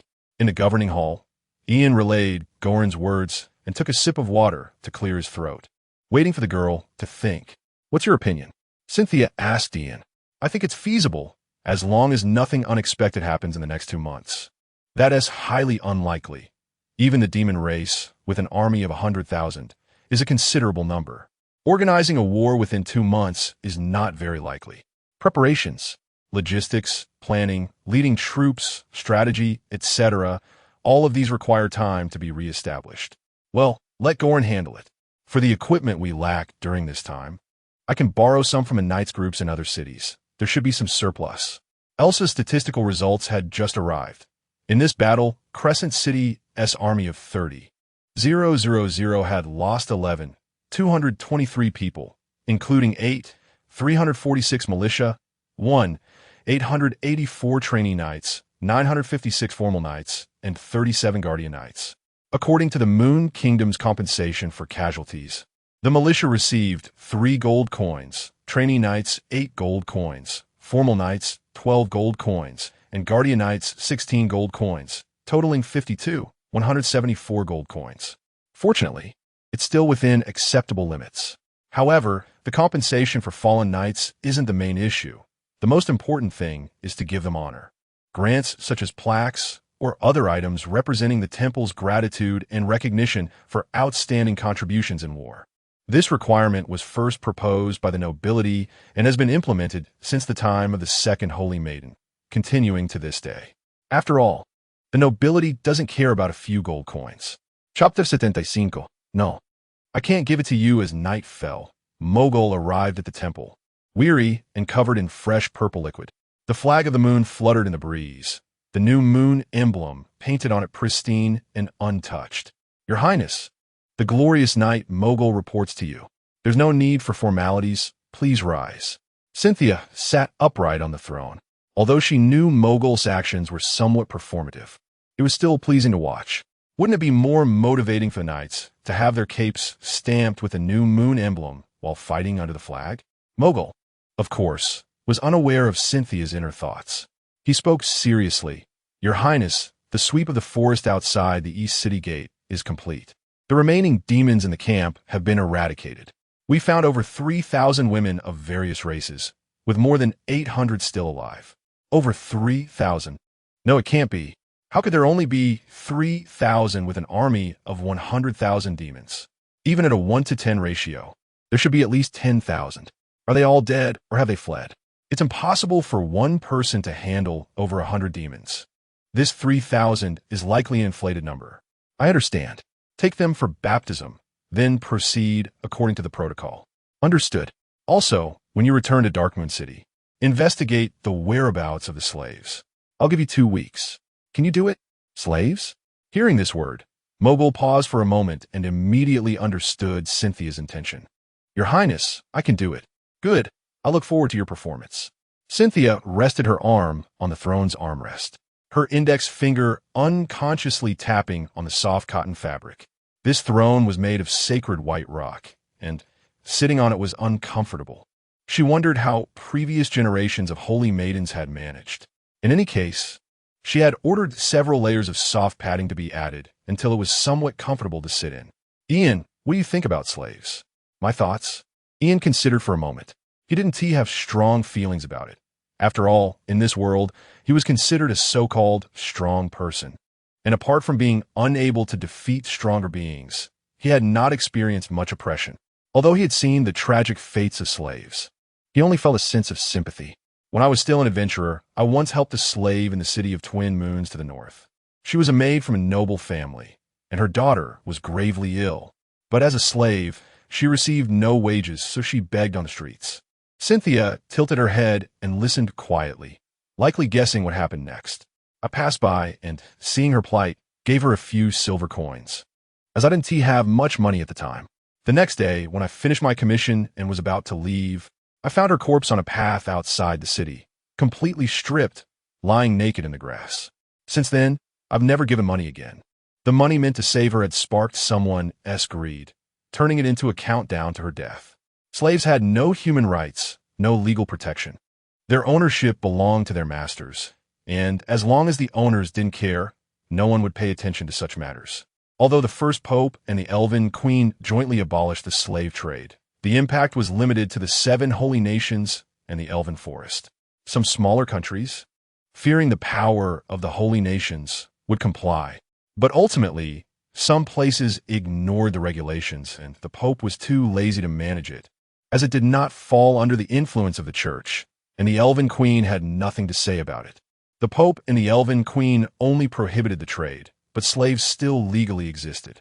Cynthia sighed. The Kingdom of the Moon also had relevant regulations. Abolishing slavery could only be a gradual process. She couldn't bear the backlash from a sudden cut. So, my view is that this is a feast for a few, fueled by the flesh and blood of others. But when human development relies on enslavement, it is certainly twisted and wrong. Ian spoke his thoughts plainly. He was not a saint, nor did he have the desire to save the world, and he lacked the ability and status to do so. Likewise, he wouldn't urge Cynthia to act in a certain way, as she was the holy maiden and the monarch of the Kingdom of the Moon. Well, let us take it step by step.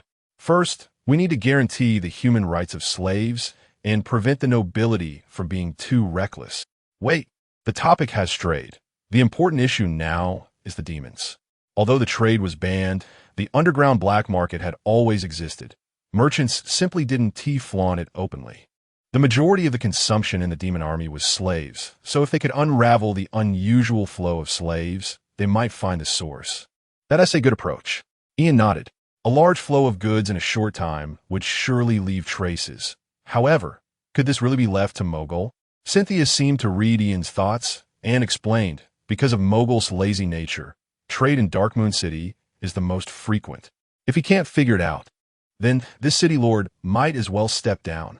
Originally, knights shouldn't hold the position of city lords. It seemed unreliable to mix martial and civil affairs. But she truly had no one else to use. If she didn't let the knights handle it, the nobility would take control. Fortunately, among the glorious knights, Mogul was somewhat clever and adaptable, so being a city lord shouldn't be a problem. Someone like Edger who wants to be a city lord? Don't even think about it. Ian clicked his tongue. It seemed the test for Mogul was ongoing. By the way, Cynthia suddenly turned her head. What do you think about me building a monument, engraving the names of the fallen, and holding a city-wide moment of silence? Good idea. It might even help you level up twice. Let's do it. Lunette, go tell Elsa to gather all the knights tomorrow and notify all city residents. I'm going to hold a meeting in the West City Square. Yes. Lunette, who had been lost in thought, suddenly came to her senses and hurried out of the temple. By the way, there's also the matter of rewards. Several knights cannot be left out. What should I give? Everyone who participated in the battle would receive gold coin rewards, distributed based on merit, with those achieving great feats being granted the title of honorary knight and the rank of viscount. But there were also knight commanders like Lucius, Selena, and Elsa who needed to be personally awarded by her in the temple. Wait, ISNT someone missing? What about me? Do I get no reward? You? Cynthia looked at Ian, who was pointing at himself, and a smile spread across her lips. What do you want? Let me think. Ian scratched his chin. He had only mentioned it casually, but since Cynthia was really willing to give it to him, he dared to ask. After all, he and Elsa had captured the demon general together. What was wrong with asking for a reward? He looked at Cynthia, but couldn't think of anything at the moment. Unexpectedly, Cynthia suddenly crossed her arms and shifted back slightly, eyeing Ian warily. If you look at me like that, you're not thinking. Actually, I am. Ian instinctively replied, suddenly realizing what he had said, but he decided to continue. The holy maiden wouldn't be unable to fulfill such a simple request from her subordinate, right? Ian slowly leaned forward, a smile creeping onto his lips as he watched the girl gradually recline on the throne. No, I can't. Cynthia bit her lip lightly, her eyes filled with conflict. Her voice was soft, like a kitten scratching the palm of his hand, sending ripples through Ian's heart. The holy maiden's attire. There are only 2 pieces. I can't give it to you. The look of pity on her face vanished, and seeing Ian's bewildered expression, she replaced it with a mischievous smirk, as if her scheme had succeeded. Chapter 76. Who looks better? The craftsman worked quickly. A stone monument that required little skill could be completed in half a day, but the engraving took a bit more effort. Fortunately, the legendary mage of the temple, Mr. Ian, stepped in and spent another half day carving one side with wind elements, finally fulfilling Cynthia's wishes. At night, the West City Square was brightly lit. Rows of knights stood solemnly as they watched the saintess step onto the stage and personally unveil the black cloth. The lights shone on the side of the monument filled with inscriptions, and it was Cynthia's first time facing such an occasion. her palms sweaty from gripping tightly. The speech she had rehearsed before coming up was forgotten as soon as she stood there. All her thoughts condensed into one sentence. We have triumphed. Long live the Holy Church. Long live His Highness. The tense atmosphere was eased by the enthusiastic ambience. As the wave of cheers subsided, Cynthia spoke. Knights, thank you for your dedication in protecting Crescent City, safeguarding its people, and protecting me. But war is always cruel. In this process, we have lost so much. Ian quietly listened from the end of the line, the scene reminding him of the weekly assemblies in high school, where he also stood at the back, listening to speeches from outstanding students. But back then, the content was all boring fluff. Only when a critical announcement was made did he feel a spark of interest. He remembered often chatting with his buddy from the neighboring class, but now, hey, buddy, do you think the Saintess is pretty? A knight in front of Ian moved back a couple of steps, tilted his head, and asked, Hiss, looks like this kind of thing exists everywhere. Are you asking me? Of course, I'm asking you. You're the only one behind me. Who else would I ask? Ian smiled. The knight in front of him was very robust, taller than him by a head, but his words didn't match his honest appearance. What do you think? He countered. The knight hummed a couple of times before saying, The Saintess is very cute, but a bit childish. She's still too young. Cute, huh? She's indeed very cute. Ian looked at the girl in the distance, her fair skin glimmering like pearls under the light. He thought Cynthia's appearance leaned more toward a youthful type, with a pure and sweet cuteness that occasionally revealed a hint of maturity. In short, he liked her very much. So what type do you like? I like sturdy ones. Like my wife. She's about the same height as me, and her muscles make me envious. When talking about his wife, the knight's voice became lighter, with a hint of pride. Let me tell you, my wife gave birth to a daughter last month, all pink and tender, just as cute as the Saintess. I heard the Saintess is going to distribute rewards just in time to buy some things for my wife and child. Is that so? Then congratulations, bro. Hee. You look pretty young. Do you have a girlfriend? Need me to introduce someone? No need to trouble yourself. I have high standards. What's the trouble? We're knights. With such good conditions, what kind of girl can't we find? Ian pointed at the girl on the stage. I like our Saintess. Do you have any connections?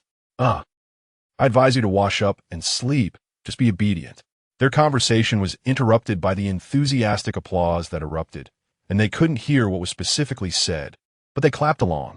Seeing the speech nearing its end, Ian quietly slipped away, and the knight who had been talking wanted to continue, but found no one behind him. Hey, this kid is really bold, even dares to run when the Saintess is speaking. Your honor will be remembered by the people and by the Holy Church. After finishing her last sentence, Cynthia let out a long breath. It was over, and judging by the response, there shouldn't be any problems. This speech not only involved knights, but also gathered a considerable crowd of citizens outside. They had all come to watch because they heard the Saintess would attend. After all, the Saintess's beauty had always been a hot topic among the citizens of the Holy Church, and even knights from the Sand Kingdom and the Sun Kingdom had clashed over this issue. Cynthia had been in office for less than a year and rarely showed her face, so the residents of Crescent City had not seen her much. What were they mumbling about? I can't hear clearly. By the way, the new Saintess is really beautiful. Last time, you didn't believe me when I said she was pretty. I think she's much better looking than the Saintess of the Sun Kingdom. The Saintess of the Sun Kingdom really isn't that great. I'm not interested in little girls. The kind like the Saintess of the Sand Kingdom is much better. Our Saintess is too pure. Don't you think the Saintess of the Water Kingdom has a better vibe? Elegant and knowledgeable, gentle like the waves. Why are you two bending your elbows outward? Don't you think the Pope is also very charming? I'm not interested in men. The four of them huddled together, and their discussion immediately sparked lively chatter around them, igniting a debate about whose Saintess was prettier. After returning to her chamber, Cynthia lay down on her bed and didn't want to move at all. Just thinking about how she had teased Ian earlier made her cover her face. How could I be so bold? So embarrassing. She suddenly sat up and looked at the mirror on her dressing table, making an expression of frustration. Cynthia, you are the Saintess. You must learn to be reserved. You can't do this anymore, okay? Your primary task is work. You need to find a way to support the Moon Kingdom. You need to focus, and focus, okay? Come on, Cynthia, you can do it. Watching her expression gradually calm in the mirror, Cynthia once again covered her face and collapsed back onto the bed. What am I doing?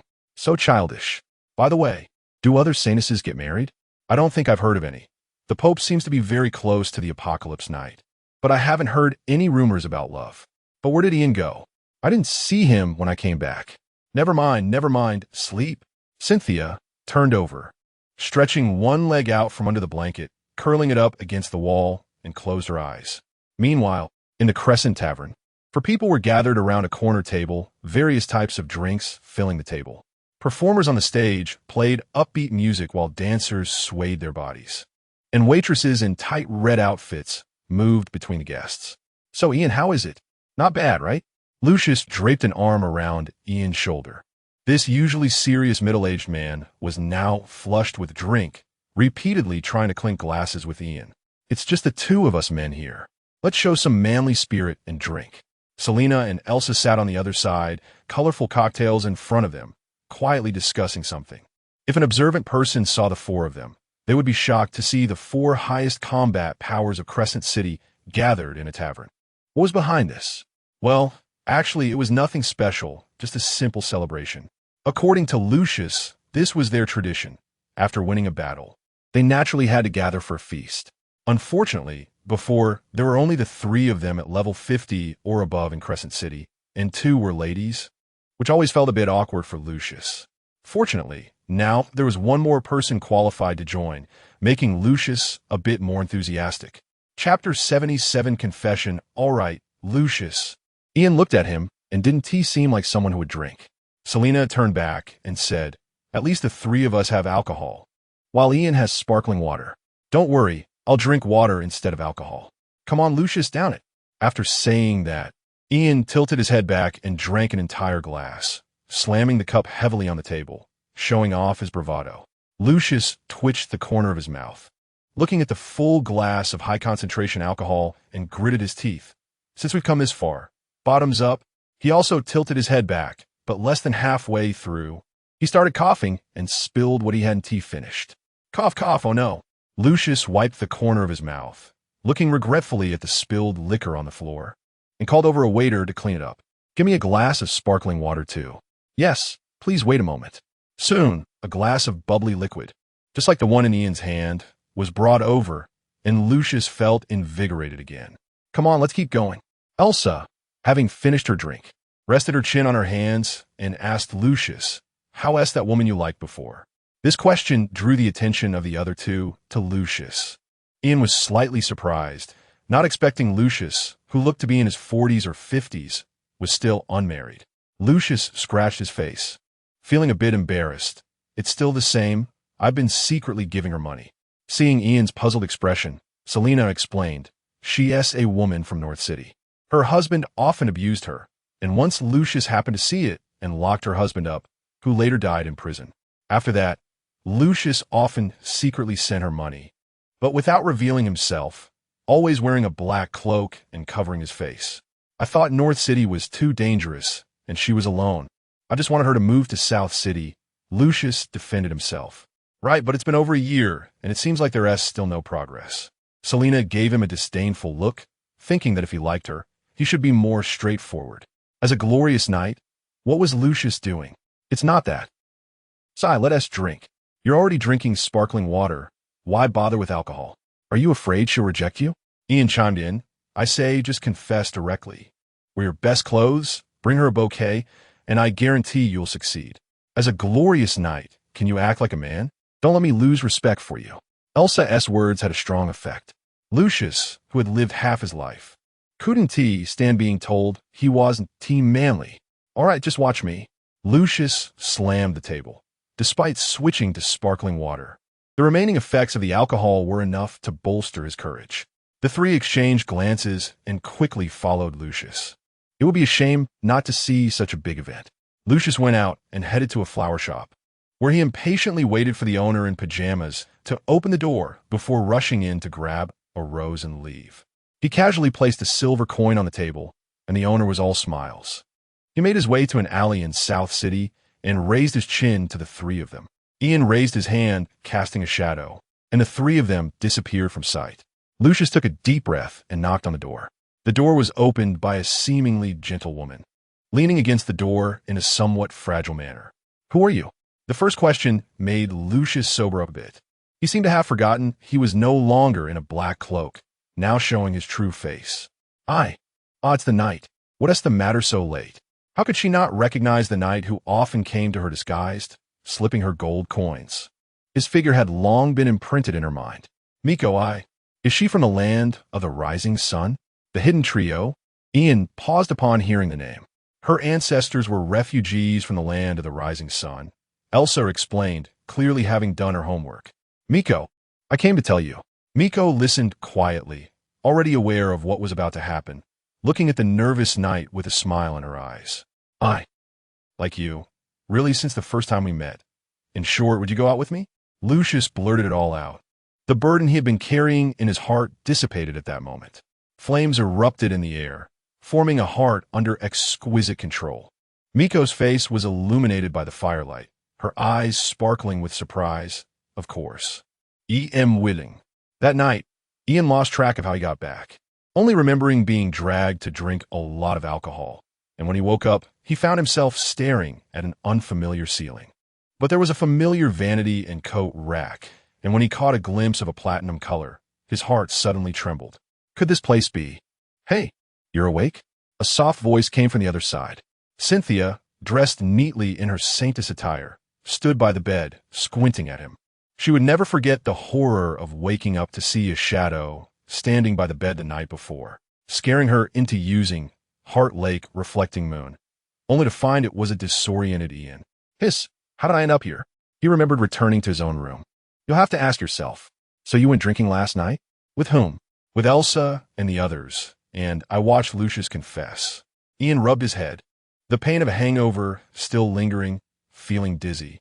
Seeing this, Cynthia stepped forward to support his head, and a bit of holy light flickered. The holy angel appeared in his spiritual world after a long time, still tenderly soothing him. Really? Cynthia looked helplessly at the now sleeping Ian. She couldn't move an adult man, so she had to let him occupy her bed. You're lucky. She helped Ian unfasten his robe and placed it with her saintess attire, then retrieved the blanket she had taken last time to cover him. Did he even take off his shoes himself?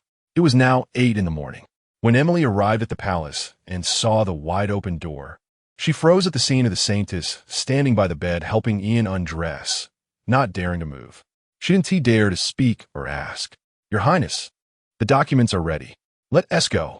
Cynthia closed the door behind her, thinking, let them see it. I believe Emily is a sensible nun. Is there a communication from the Holy Church? Yes, His Holiness the Pope announced that the Seven Saints Conference will be held tomorrow evening. If you need to request leave, please inform us in advance. All right. By the way, after last night's speech, Cynthia's act of rewarding all the knights spread, successfully raising her rank by 2 levels. Now at 13th level. Chapter 78. Chirp in the central area of the 7 holy kingdoms. There's a piece of land known as the land shrouded in divine radiance.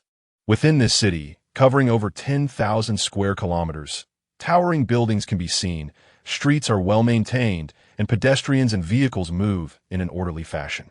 At the center of this city stands a pure white palace, a masterpiece of human architectural art, which evokes heartfelt admiration for its sanctity and solemnity from all who have seen it. Pope Octavius sits on the holy throne, his golden hair meticulously groomed, and a handsome face lit up with an intrigued expression as he reads a report in his hands. Beside his high-backed chair stands a pink-haired knight with an air of indifference, silently leaning on her sword. Phil, how credible do you think the news from the Moon Kingdom is? Though it's hard to believe, the Moon Kingdom would not joke about the invasion of the demon race. No, I mean the achievement of the Moon Saint defeating the 100,000-strong demon army. Roswell frowned slightly. Your Holiness, I could do that too. That's not how we should look at the problem. Octavius's gentle laughter rang out as he ruffled the girl's bangs with his hand. You are an apocalypse knight, so you naturally wouldn't fear facing a demon general. However, the Moon Saint has only been in office for less than a year, and given the current situation in the Moon Kingdom, she might not even have reached level 30. To lead an army of 30,000 knights to defeat 100,000 demons is a rare ability. The jealousy rising in Roswell's heart gradually calmed under the gentle touch. her expression cold, but her body subtly leaning forward, attempting to gain more attention. Octavius noticed the girl's thoughts, but did not indulge her, decisively retracting his hand to turn the page of the report. Oh, they captured Demon General Malba alive? His playful expression slightly reined in, as it had been over 100 years since a demon general had been captured alive. Was it done by Elsa? No, her strength isn't sufficient. He was well aware of the Holy Radiance Knight Elsa. In fact, he had a clear understanding of the data of each Holy Radiance Knight in the 7 Holy Kingdoms.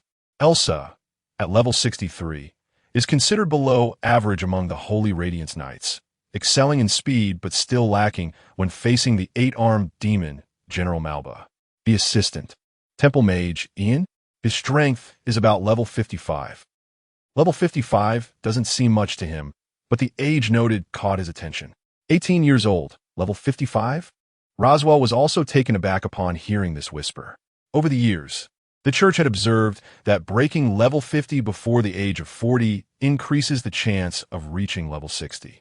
Achieving level 55 at just 18 years old means that as long as he doesn't die young, he is highly likely to achieve level 70 in the future. It seems the Moon Saint has found an extraordinary talent. She still looks like a little girl, but now she is gradually spreading her wings. The system of the Holy Kingdom is similar to a feudal system, with the sovereign country being the central angel city where the Pope resides, also known as the Divine Realm, which is about twice the size of Crescent City, with a population of around 1 million. In terms of power ranking, the Pope is actually at the bottom. However, over the years, the 7 Holy Kingdoms have coexisted peacefully, largely thanks to Pope Octavius acting as a buffer. Cynthia sat on the edge of the bed, occasionally casting glances at Ian, who was occupying her bed. So what I mean is, you are coming with me to the meeting tomorrow night. Me? Ian sat up, leaning against the soft pillow at the head of the bed, the squeeze pattern seeming to silently complain. This is a meeting of the highest leaders. Is it appropriate for me to attend? Cynthia slowly leaned down, resting her hands beside Ian's legs, one leg crossing onto the bed, her flawless face coming close to Ian's, squinting slightly as she said, "You slept on my bed for a day, and you can't agree to this little request? Sleeping in your bed was purely accidental, but accompanying you to attend is something I still need to consider." The reflection of his own face in Cynthia's ruby-like eyes made it hard for Ian to look away, and a strong desire surged in his mind, urging him to do something. The Seven Saints meeting is held once a year, and this is my first time attending. If I don't have someone with me, I might get so nervous that I can't say anything. She slightly pouted, her soft voice teasing Ian's ear, and seeing his dazed expression, she internally celebrated with a yes. Just as she was about to get up, she found her wrist and waist being gripped. Ian looked at the girl whose panic was showing in her eyes, a smirk on his face as his arms tightened, pulling her body closer to him. Although a mage's strength grows slowly, it varies from person to person. For Cynthia, a level 13 novice, it was an overwhelming power. I said, "Your Highness, the rewards for today should have concluded. Where's my reward?" Ian's sudden change of topic left the girl momentarily stunned. "What reward? I already said the Saintess attire cannot be given to you. Think of something else and let me know when you're ready." Cynthia twisted her body, trying to break free, but Ian would not let go of the meat that had come right to his mouth. "We weren't talking about. I also understand your Highness's poverty, so let's skip the mundane matter of money." "It's not mundane." The girl was unexpectedly serious about this. "So what I want as a reward is..." Ian leaned forward, and, under Cynthia's surprised gaze, he pressed his lips against her cheek, their soft, slightly moist lips meeting for just a moment before parting. By the time she realized what had happened, heat rushed to her face, even her earlobes turning red. "Y. Cynthia stammered, pointing at Ian, unable to finish her sentence. "What happened to me? You bold, reckless, shameless pervert." A series of words spilled out, and the more Cynthia thought about it, the angrier she got, feeling as if she had suffered a great loss. Thus, in Ian's astonishment, she turned his face towards her and pressed her lips hard against his. Chirp pop. After lingering for 2 seconds, their lips parted with a crisp sound, leaving Cynthia's face as red as if it would bleed. All right, your reward. I've given it." Still savoring the moment, Ian nodded in satisfaction at her stammering words. Phew, it's so late. I need to go to sleep. With her hands and waist finally released, Cynthia quickly turned her back, patting her cheeks, and, as she was about to head outside, she suddenly realized something and silently returned to the bedside. This is my sleeping quarters. Ian chuckled as he got off the bed. Knowing that Cynthia's threshold for tolerance was nearing its limit, he quickly found his kicked-off boots and put them on. I'll be leaving now. You get some good rest. Before leaving, Ian straightened the crumpled sheets he had created, said good night, and left the room, gently closing the door behind him. After that, everything that happened inside was unknown, until Ian saw Cynthia get up the next day, still looking as usual, which made him breathe a sigh of relief. No one knew the complexity of Cynthia's feelings at that moment. When Emily came to wake her up, she had to mentally prepare for a long time before daring to step outside. After what seemed like a moment of insanity last night, she kept wondering how to face Ian afterward. Is this love? It seems like it hasn't reached that point yet, but kissing is clearly something only partners would do. So complicated. Should I pretend nothing happened? Chapter 79. Recruitment, yes. Nothing happened. It was just the reward from the Saintess to her subordinates. The etiquette of the Forest Kingdom is still there. Good morning. You don't have anything to do today. Just remember to come back before 8 in the evening. All right. Cynthia's attitude was naturally a good thing. The most worrying thing was a cold demeanor afterward. After breakfast, Cynthia and Emily went to the governing hall. While Ian was still sitting in a chair thinking about what to do today, suddenly having free time felt quite unusual. Should he go shopping? He hadn't really explored Crescent City yet, but it would be boring to go alone. Ian stepped outside to look at the bright sunshine and suddenly had an idea. Edgar's air conditioning was still not settled. Was he supposed to recommend someone? Are you there? Is there something? Sure enough, through the communication stone, he could visualize Edgar's arrogant appearance, sitting cross-legged like a 14-year-old boy with a blade of grass in his mouth. You haven't introduced me to that great inventor you mentioned. Oh, wait a moment. I'll send your frequency. Soon, a wave came from the communication stone. In simpler terms, the other party recommended a friend to you. Would you like to add her? Yes. Ian used his magical power to establish contact, and the other party sent a series of question marks first. Who are you? Hurry up, I'm busy. This really stumped Ian. Without a position, how could he introduce himself? After thinking for a moment, he replied, I'm someone close to the Saintess. Do you have any thoughts about working at the temple? On the other side, in a mechanical workshop in Crescent City, a girl with purple hair wearing work clothes was silently staring at the message. Tools were scattered everywhere around her, and the table and walls were filled with bizarre creations. As far as I know, the temple is quite poor, and the money I need for experiments is a large sum. Are you a noble? No. Do you have merchants or nobles supporting you? No. Then how can you say the temple is poor? Hiss, why is this person so rude? Is this the attitude one should have when recruiting? She squeezed the tool hammer in her hand, feeling an itch in her fingers. Don't say any more. I want to go to the temple. Reason? My mother and brother are still here. Bring them to Crescent City and arrange accommodation. They are slaves. Her intention to type suddenly froze. If they were slaves, she really couldn't make arbitrary conclusions. According to the laws of the Moon Kingdom, the ownership of slaves belongs to their masters, and even the temple cannot give orders lightly without legal grounds. Now you see, so I want to go. Although she typed out this line, her hand tightly gripped the hammer, and her heart was racing more noticeably with the tension. She was looking forward to the other party responding, but as time passed, the light in her eyes gradually dimmed. Finally, the communication stone flickered again, tugging at her heart. What is your name? And what is your father's name? My name is Tiffany, and my father is Moshilund. Tiffany replied immediately, and her heart, which had been racing violently in response to the last message, began to calm down. Wait a moment, I'll ask. Ask.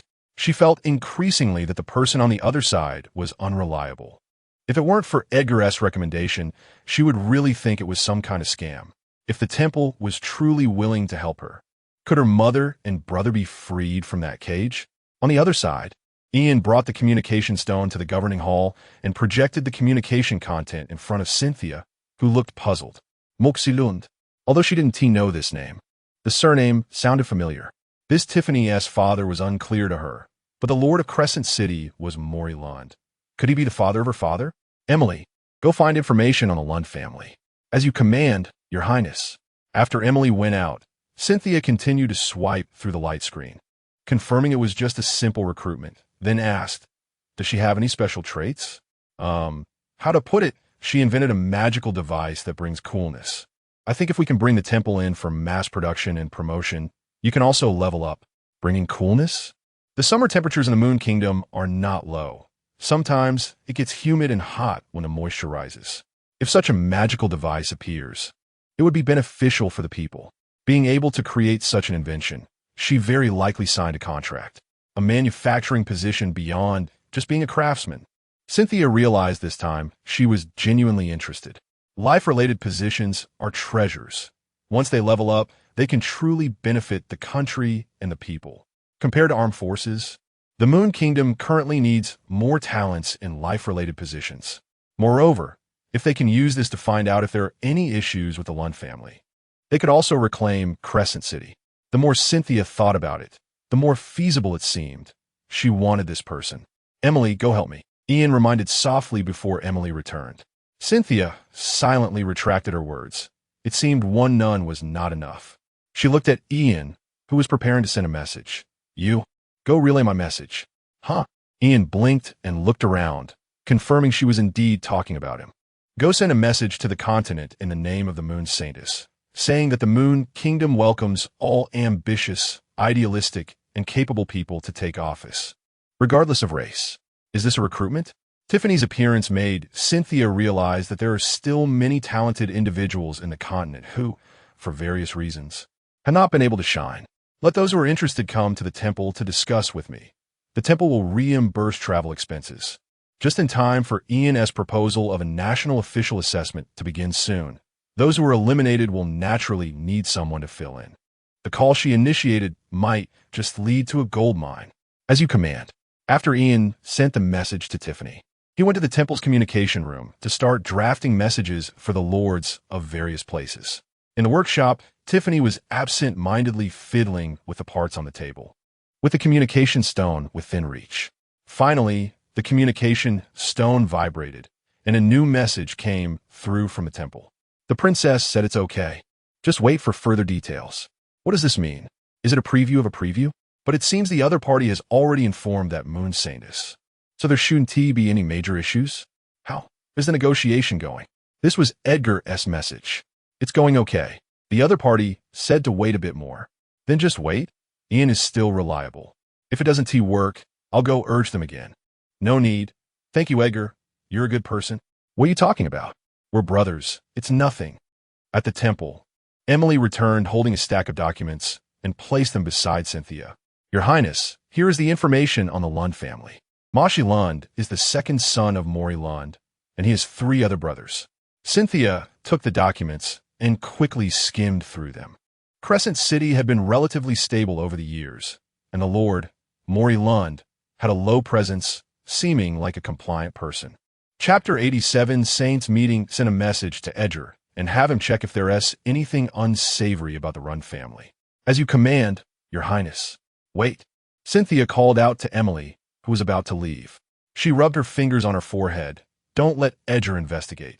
That fool tends to stir up trouble. After the meeting, let Ian go in person.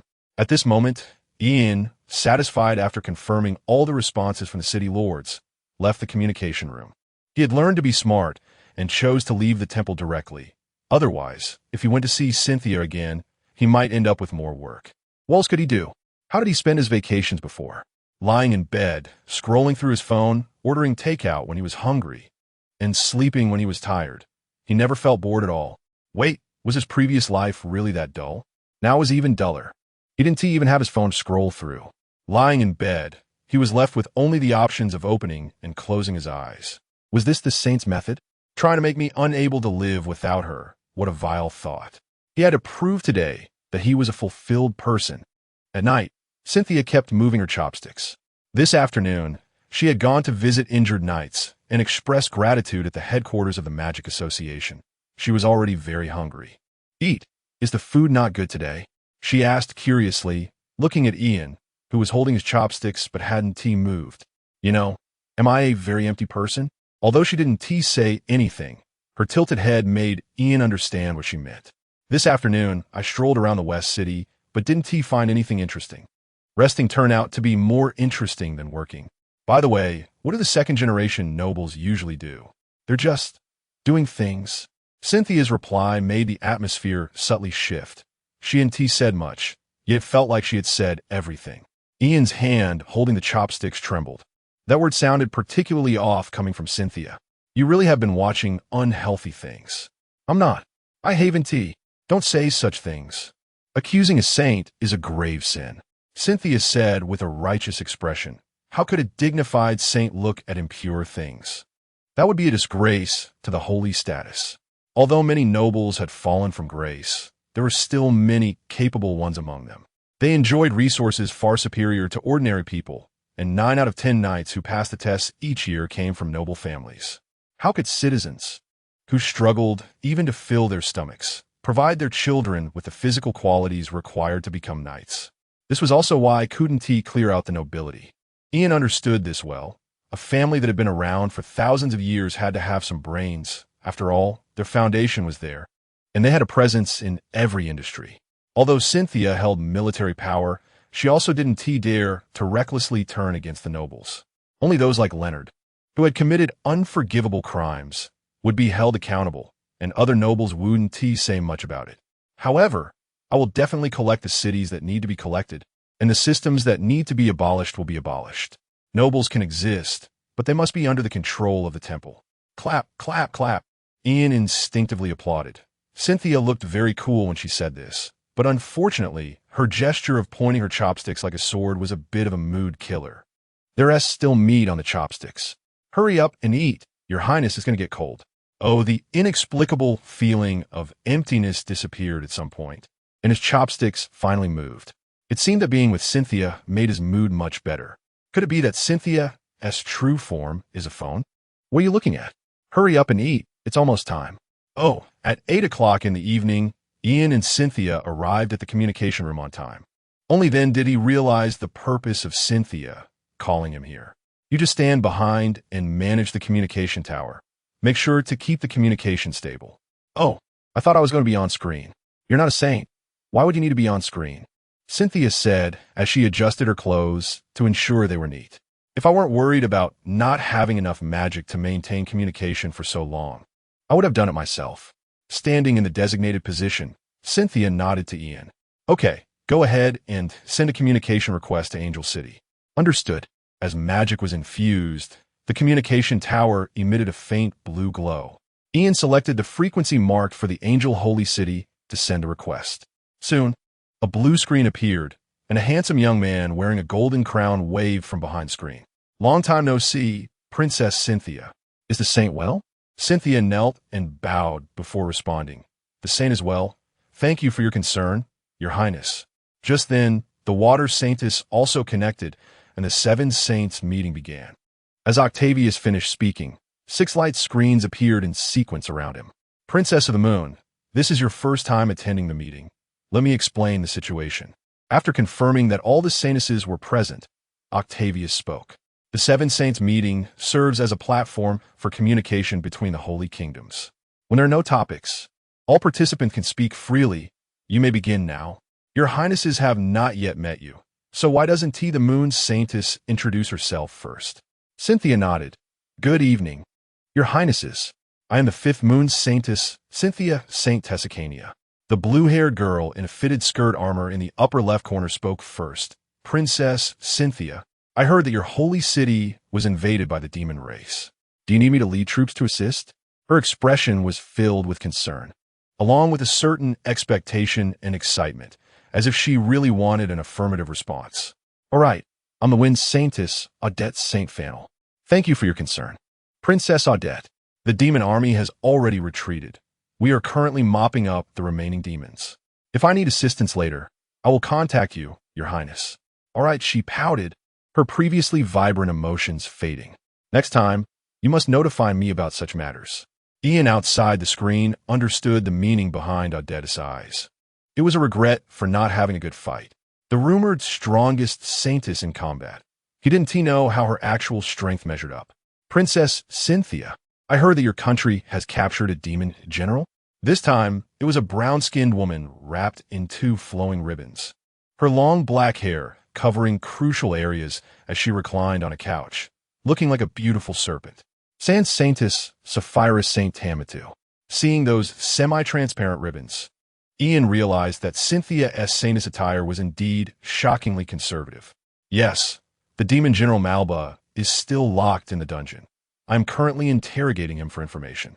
Regarding this, I would like to ask Princess Cynthia to transfer Malba to the Angel Holy City. Octavius's words made Cynthia hesitate for a moment. Your Highness, what do you mean? I want Malba to be judged in the Angel Holy City, so you won't have to worry about potential retaliation from the demon race. How's that sound? This sounded reasonable, but she didn't believe that the Pope was truly so kind-hearted. Of course, the results of the Holy Kingdom's interrogation will also be communicated to all your highnesses. This statement undoubtedly put her in a difficult position. If she didn't hand over Malba, it would seem like the Moon Kingdom wanted to keep him for themselves. Looking at that gentle smile, Cynthia slightly lowered her head. As your highness wishes. Thank you, Princess Cynthia, for your generosity. I will have the cardinal contact you shortly. Chapter 81. The virtual is virtual. After Octavius finished speaking, the next to speak was a black-haired girl in a red and white shrine maiden outfit on the lower left screen. The fabric on the shoulders and arms of her shrine maiden outfit was largely hollowed out, tied at the waist with a large red bow, and the hem barely covered her thighs, revealing a mysterious domain with her movements. Sun Saint, Canberra Psycha, Your Highness Cynthia, how did the demon race invade Crescent City? This question captured everyone's attention, as the news they received was that the demon army had appeared in Crescent City without any warning. If they could appear in Crescent City, who knew if the demon race would suddenly show up in their holy city, making it impossible to sleep soundly? This question will have to wait for the crown to answer us. The methods of the Moon Kingdom are indeed limited, and we cannot extract the information mentioned by Marba. Cynthia subtly countered Octavius's earlier actions. Wasn't he just shifting the blame? She could do that too, just when the Holy Church needed people. This information would have to be asked of the Pope. After all, she couldn't extract it herself. Octavius nodded with a smile. After all, his goal was achieved, and he didn't mind Cynthia's mild provocation. Little Psycha, you need not worry. The demon race has deployed an army of 100,000, so they probably won't be able to organize a large-scale war in a short time. Saphira's lazy voice rang out, one hand supporting her head, while the other curled around the stray hair hanging by her ear, her golden pupils resembling a Persian cat, looking at the little shrine maiden with a smile. Psycha frowned. She had no good feelings towards this careless woman.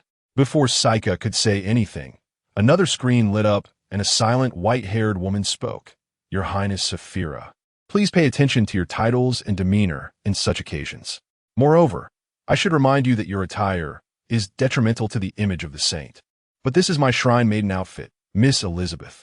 She straightened her body and winked at the woman on the opposite screen. Snow Saint, Elizabeth Saint Aidan. Ian's gaze lingered on her for a moment. The Snow Saint lived up to her name, with brows and hair as white as snow, clad in a complex layered wedding dress-like outfit, beneath which her almost translucent white skin was faintly visible. Compared to the Sand Saint's generous display, he found the Snow Saint's partially concealed allure more enticing. Your Highness Saphira's attire does indeed comply with the temple's requirements, but one must still be cautious in public. The Pope spoke, and Elizabeth fell silent, slightly lowering her head. Octavius waited a few seconds, and seeing no one else speak, clapped his hands. Well then, the free speaking time is over. Next is the Holy Church's resolution regarding the upcoming year, starting with the tribute gold from each country. It was resolved that the tribute gold from the Moon Kingdom for this year would be halved as a post-war compensation and a reward for capturing the demon general alive. I acknowledge you as the Pope now. Cynthia's lips uncontrollably curled upwards. The amount the Moon Kingdom had to supply each year was 10 million gold coins, and having it would free up 5 million. Thank you for your understanding, Your Highness. Cynthia bowed again, this time with more sincerity. Octavius, hereafter referred to as October, nodded. Next matter, regarding trade. This meeting lasted nearly 2 hours in total. Ian was uninterested in the discussions and spent most of the time observing the various saints. The Sand Saint was too fiery, the Sun Saint too young, the Wind Saint was a battle maniac, the Snow Saint too aloof, the Water Saint was scheming, and the Forest Saint was too green. After 2 hours of comparison, he concluded that Cynthia was indeed the best. Well then, looking forward to seeing you next time. October waved goodbye to the saints in turn, finishing the communication after receiving their bows. As the light screen disappeared, Cynthia relaxed her posture. Standing is so tiring. The Pope is so verbose. I never want to have a meeting again. Can't they just send a document over? Standing still for 2 hours had made her feet ache. The Sand Saint is really a genius. Next time, I'll bring a chair too. Ian felt his own energy. No wonder Cynthia wanted him to come. The 2-hour multi-person communication had drained a third of his magic power, enough to exhaust 10 Cynthias. Shall we go back to sleep? Each of us will go back to sleep. She glanced at Ian beside her and reached out to link her arm with his. Just tell me a bit. My legs are sore. The sudden action made Ian widen his eyes slightly, feeling a soft touch grazing his arm. Don't be too nervous, Ian, he told himself internally. Try not to seem like a rookie. But his body's reaction told him he was indeed a rookie. There was no need to pretend otherwise. Aren't we leaving? Cynthia's eyes flashed with mischief as she noticed Ian's delay in movement and took the initiative to pull him forward. No, he couldn't be this passive anymore. Otherwise, he would really end up being led by the nose. Aren't you tired from standing? Then it's better not to walk. The familiar princess Carrie made Cynthia let out a surprised cry, her perspective turning 90 degrees. Don't. The nun hasn't finished work. I checked. There's no one along the way. How about it? Cynthia punched his chest. Having been carried, she still asked how it was. Was she not embarrassed? No, how? Shut up and walk quickly, or you'll put me down. The saintess had a tough mouth, but her whole body was soft. Ian didn't use the wind wings and just walked back holding Cynthia. The moonlight cast 2 intertwined shadows on them, creating a beautiful scene.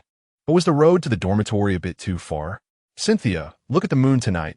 It's so beautiful. How about we walk a bit?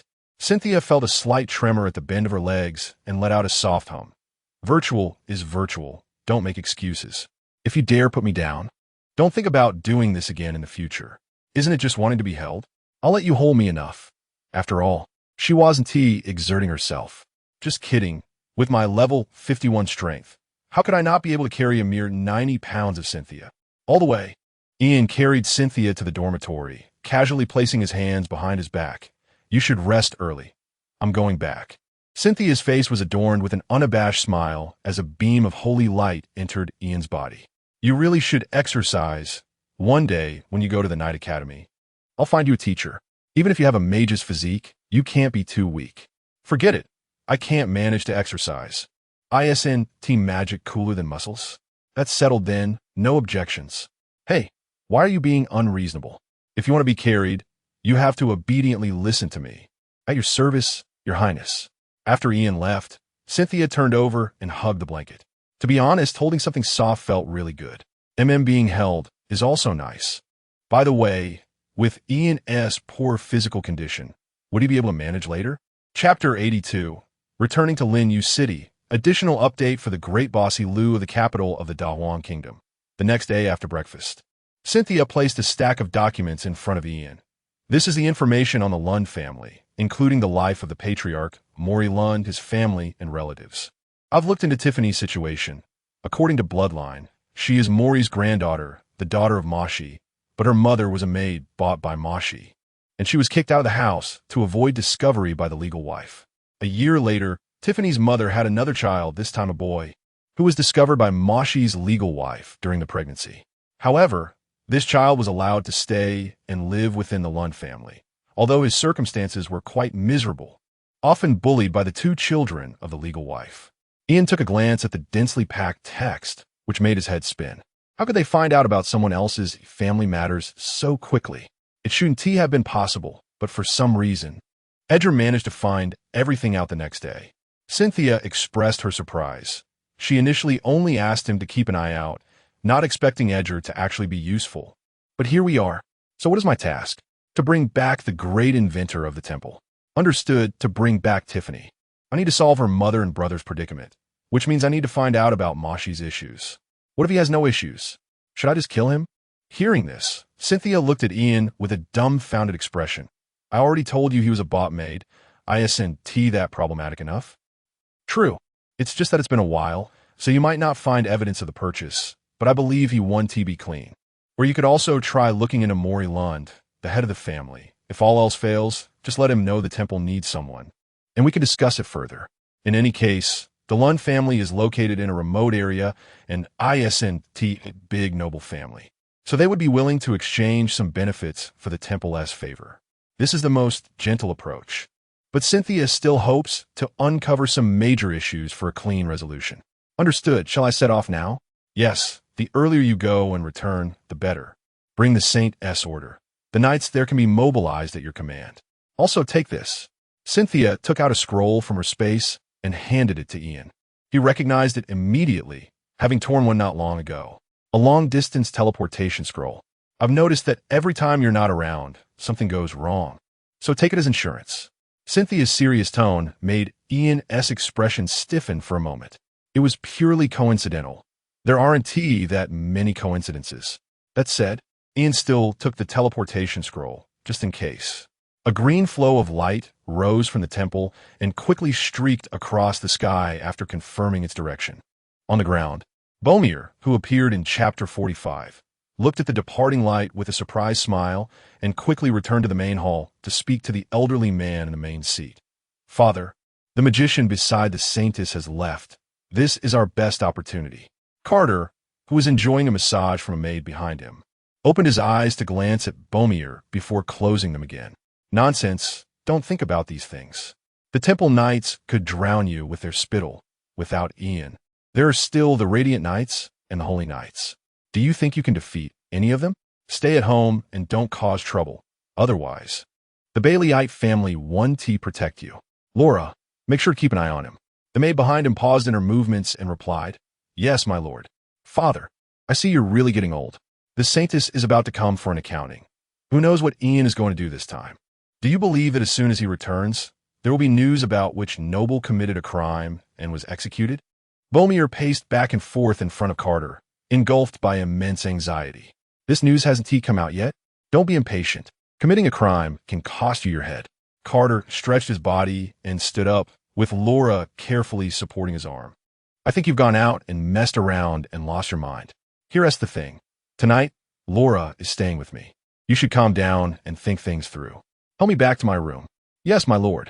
As their bodies brushed past, Laura glanced at Bomir, who was clenching his fists, feeling worried. She knew the young master's temperament. It was evident from how he treated her. Rough and impatient, two extremes compared to the father. Once left alone in the room, Bomir kicked the chair that Carter had been sitting on with great force. Old man, just watch. I'll make you see how things are done. In Linyu City, Tiffany had already received the notification, her face showing a hint of surprise. The person from the temple had replied that they would come to Linyu City in person. It seems this saintess has quite the backbone. She is actually making me work. Despite her small stature, her words were exceptionally fierce. Bang, bang, bang. The door was knocked on violently. Just as Tiffany was about to continue assembling some parts, she irritably jumped off her chair, dragging a hammer as tall as herself to open the door. Who is it? Don't you know climbing on chairs is exhausting? The person who opened the door made her pause, and her expression instantly turned cold. We shouldn't have anything to do with each other anymore. Why are you still here? The elegantly dressed man outside looked into the room. At his height, he didn't even need to lean down to see the environment inside the workshop. He let out a sneer and looked down at the cold Tiffany. Father wants you to return home for a banquet next Wednesday at 6 o'clock. Tiffany didn't even think about it, and said she wouldn't go, starting to close the door. Think about your mother and brother. If you don't go, I can't guarantee what will happen to them. The low voice echoed in her ears, and Tiffany tightly gripped the hammer, wanted to smash the person in front of her into the ground. Mogu, you bastard. That's all I have to say. I'm leaving. He waved his hand in front of his nose, commenting on the unpleasant smell. Get lost. The hammer slammed down on the ground beneath Mogu's feet, cracks spreading out. And Tiffany stared fiercely at Mogu, her expression suggesting that the hammer would fall on him any second. The loud noise made Mogu's body tremble. and with a terrified look, he pointed at Tiffany, cursing her as a shrew before quickly leaving. After shutting the door, Tiffany leaned against the door panel, letting gravity pull her down to the ground. Damn it, she cursed under her breath. Mashi's demands were something she couldn't refuse. Otherwise, it would be her mother and brother who would suffer. But suddenly needing her to attend a banquet was definitely not a good thing. Fortunately, it's next Wednesday, so there is still some time to prepare. Chapter 83, I have an idea. When Ian arrived at Linguist City, the first thing he saw was Edgar's impatient face. Long time no see, kid. Edgar's already poor mood worsened. He had been resting comfortably at home when suddenly the prince ordered him to work. After working overtime to finish, he had to come pick up this inspecting envoy just days later. You could just show up without needing me to pick you up, right? I don't want to be interrogated just to enter a city. It's a hassle. Linguist City was close to the border, and the entry checks were strict, time-consuming, and labor-intensive. Plus, he had to endure the rough nights, big hands groping around. Just thinking about it made him uncomfortable.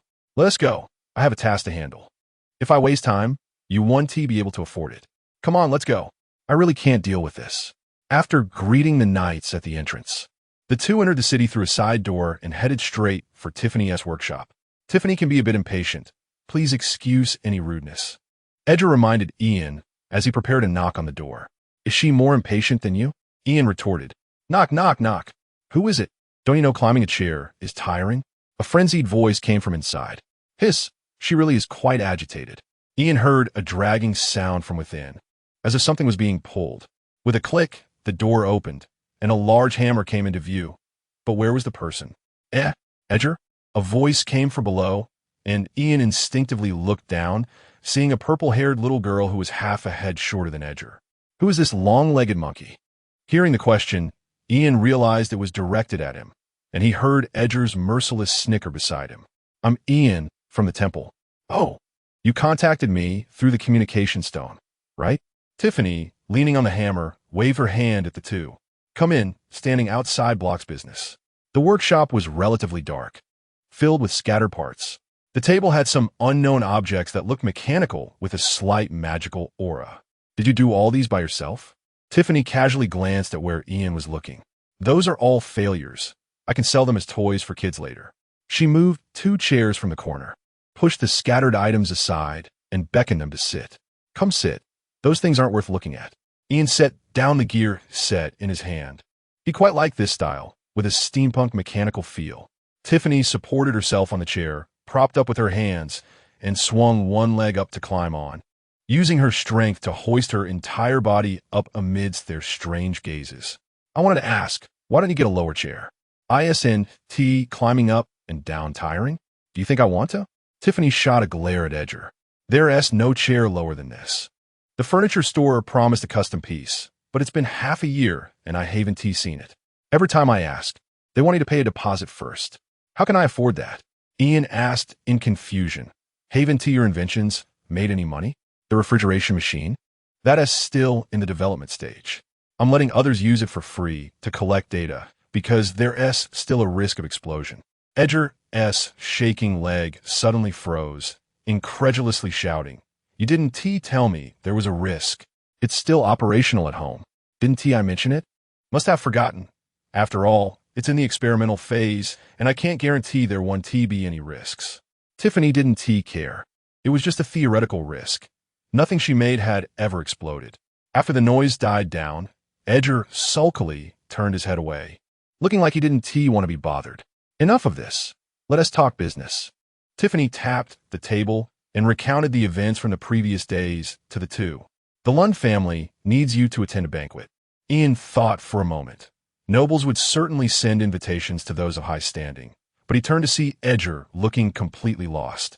Great, he doesn't have one. What does that look mean? It means nothing. If you don't have one, we can force our way in when the Holy Maideness order is revealed. Let us see who dares to stop us. Ian looked at Tiffany. There are 2 days left.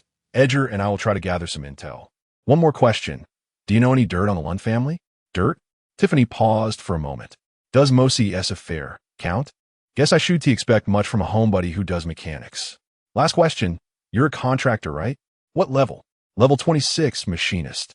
Level 26? Ian looked up and down at Tiffany, originally thinking she was a super genius who broke through level 40 early like Edgar. He didn't expect her to just be young. Well, with proper training, the future looks promising. In the temple, Cynthia walked out of the communication room. She had just spoken with the Pope, and a cardinal named Desirphilian was departing for the moon country today, expected to arrive in a week. The cardinal. Cynthia recalled a few faces she had seen during training. Her teacher was also a cardinal, an elderly man who looked quite benevolent. The Holy Church's superiority over the 7 holy nations was not just due to its status as the founding nation, but more importantly, its overwhelming strength. In addition to the Pope and the Knights of Revelation, there were 7 cardinals, each above level 60 cleric, corresponding to the 7 nations. Cleric was a combat-oriented holy light profession controlled by the Holy Church. Unlike the common knights, only cardinals and their successors could obtain it. In fact, the 7 holy nations could also appoint cardinals, but the cardinals under the Holy Maiden were purely a position, equivalent to some small human nation as prime minister. However, her cardinal had yet to be determined, and the assessment was about to begin, so it would be decided then. As for the candidate, do I even need to say? Of course, it would be a certain great mage currently on a field assignment. Yawn. As Ian walked with Edgar, he suddenly sneezed and rubbed his slightly itchy nose. You're really weak, catching a cold in this hot weather. Edgar didn't hide his sarcasm. Is that possible? His strength had long made him immune to illness. How could he catch a cold? I just feel like someone is cursing me behind my back. It must be you. You can sense that? Edgar looked at him in surprise, cursing inwardly again. Are you cursing me again? Ian felt his nose itch again. Damn, you're something else. An idea suddenly popped into Edgar's mind, and he elbowed Ian's arm. Do you think that when we fight, if I curse you in my heart while you're casting, would it interrupt your spell casting? Ha ha. Ian. Chapter 84. The classic. After staying overnight at Edgar's big house, Ian took a cute-looking maid with him the next afternoon. As they walked down the street, he looked around at the shops. Do you know what kids like these days? It should be candy? The maid hesitated, as beautifully wrapped candies were generally only enjoyed by nobles. Then let's go with candy. Ian pointed to a dessert shop ahead on the left, saying to buy some candy and a small cake, something that looks nice. Yes, sir. The young maid immediately stepped forward, but suddenly turned back halfway. Sir, I didn't bring any money. The idea of getting something for free shattered. Ian took a gold coin from his space and gave it to the maid. Soon, the maid returned with 2 paper bags, handing the change back to Ian. No need, consider it your pay for today. Do you know where there are many kids? The maid thought for a moment. For kids, there are parks or alleys, and also the noble district. First, let's rule out the noble district. The kids there might not be interested in such things. The park is crowded and messy. Who knows what rumors might spread? Let's check the alleys and see if we can encounter a few kids. Yes, please follow me. The maid took the lead, and as the ground beneath them changed from cobblestones to dirt, Ian realized where he had arrived. The houses in front of him were no longer made of bricks and tiles. They could hardly be called houses, but rather large boxes made of wooden planks and straw. In the gaps between the houses, several children were sitting on the ground, watching the 2 adults who seemed out of place with vigilance. In a place like this, candy might not work. You go ahead, be gentle, and tell them that answering a few questions can get them candy and food. Yes. The maid gracefully stepped forward, opening the paper bag a few steps away. Soon, a few kids, tempted, cautiously followed the maid to Ian, their expressions filled with fear. What do you want to ask? A girl who looked about 11 or 12 stood at the front of the group. Actually, by this point, Ian already didn't need to ask. The mere existence of slum of this scale was enough reason to dismiss Lord Maury Lund. The upgrade conditions for the Moon Saint are the same. There have been several supports for impoverished areas, and although poverty still exists, the living conditions have indeed improved. Taking New Moon City as an example, although the northern district is similarly poor, at least the houses are normal brick houses and the necessary urban infrastructure is in place. Each year, the temple allocates funds for the reconstruction of slums in various cities. Although it's not much, over the years it should have shown some improvement. Now it seems that Linyu City is like this, where has the money gone is worth investigating. Despite having these thoughts, Ian still asked a few questions. Otherwise, it would really just be playing with the kids. Do you know the Lund family? Yes, they're the big bad guys in the city. Shut up, BULO. The girl immediately covered the mouth of the boy who spoke, apologizing to Ian, saying he didn't mean it. After being scolded like that, how could it be unintentional? Ian sighed and slowly squatted down to be at eye level with the girl. I'm a person of the Saintus, here to investigate the crimes of the Lund family. Do you understand? The Saintus? The girl was taken aback. She had only heard that title from adults, and it was the highest-ranking person in the Moon Kingdom. That should be a good person? She slightly relaxed her vigilance. The Lund family is a great noble. We can't get close to them, but know they often send people to the taverns around here. A familiar feeling washed over Ian. Now hearing about the tavern reminded him of Belinda's underground auction. Could it be another hidden door in a cabinet? When do they usually come? In the evening or early morning? Because I've seen them coming out from inside when I woke up in the middle of the night. They stay for a while after going in. Drinking? Only a fool would believe that. There's so many good taverns in the city. Why would they come to a slum tavern to drink? Besides unique tastes, they must have other purposes. It seems that the tavern is still a cover. As for what happens inside, we can find out by investigating. Ian scattered the candy to the kids, letting them finish eating on the spot before allowing them to leave, keeping only the girl behind. How can you tell that they are from the Lund family and not other nobles? The girl timidly said, because they have a mark on their clothes. Finally, the small cake was happily devoured by the girl, and she even licked the cream off the plate before leaving, constantly thanking the Saintus as she walked away. The tavern was easy to find, with a large sign hanging a tire, painted with 2 clinking wine glasses. Tire Tavern. Welcome. The next scene was not suitable for the young maid, so Ian sent her back to call Edger over. By the way, have him or something ragged. Although puzzled, the maid respectfully responded and quickly left. Ian used disguise magic to change his face, swapped his mage robe for coarse cloth clothing, and confirmed that it looked similar to what the poor wore. He then disguised his explosive wand as a bulging black cloth bag, threw it over his shoulder, and pushed open the tavern door. Boss, bring out the wine. The best one. The bearded man who was polishing glasses was about to curse at the sound of the shouting, wondering what money a poor man had to drink the best. Just then, a skinny, sharp-faced man, looking quite pleased, threw a black bag onto his bar, causing a clinking sound to ring out. The bearded man's expression changed instantly, and the scolding he was about to give was replaced with a pleasing smile. Boss, are you making a fortune? What would you like to drink? The most expensive one. Bring out the most expensive. Today I have plenty of money. Damn. Showing off to whom? Cursing inwardly, the bearded man pulled out a bottle of wine that didn't look cheap from under the table, carefully holding it out to the skinny man. Boss, look. This is my collection of white wine. If you want to drink it, I'll open it for you. Just this amount. He spread out his palm with 5 fingers open. Just 5. 50 gold coins. All right, open it. This level of wine is what I deserve. It was only 5 silver coins. The bearded man swallowed back the rest of his words. 50 gold coins could easily buy him out of business. Where did this guy get such windfall? He looked at the cloth bag the man placed on the table. Could that clinking sound just now have all been gold coins? How many could be in there?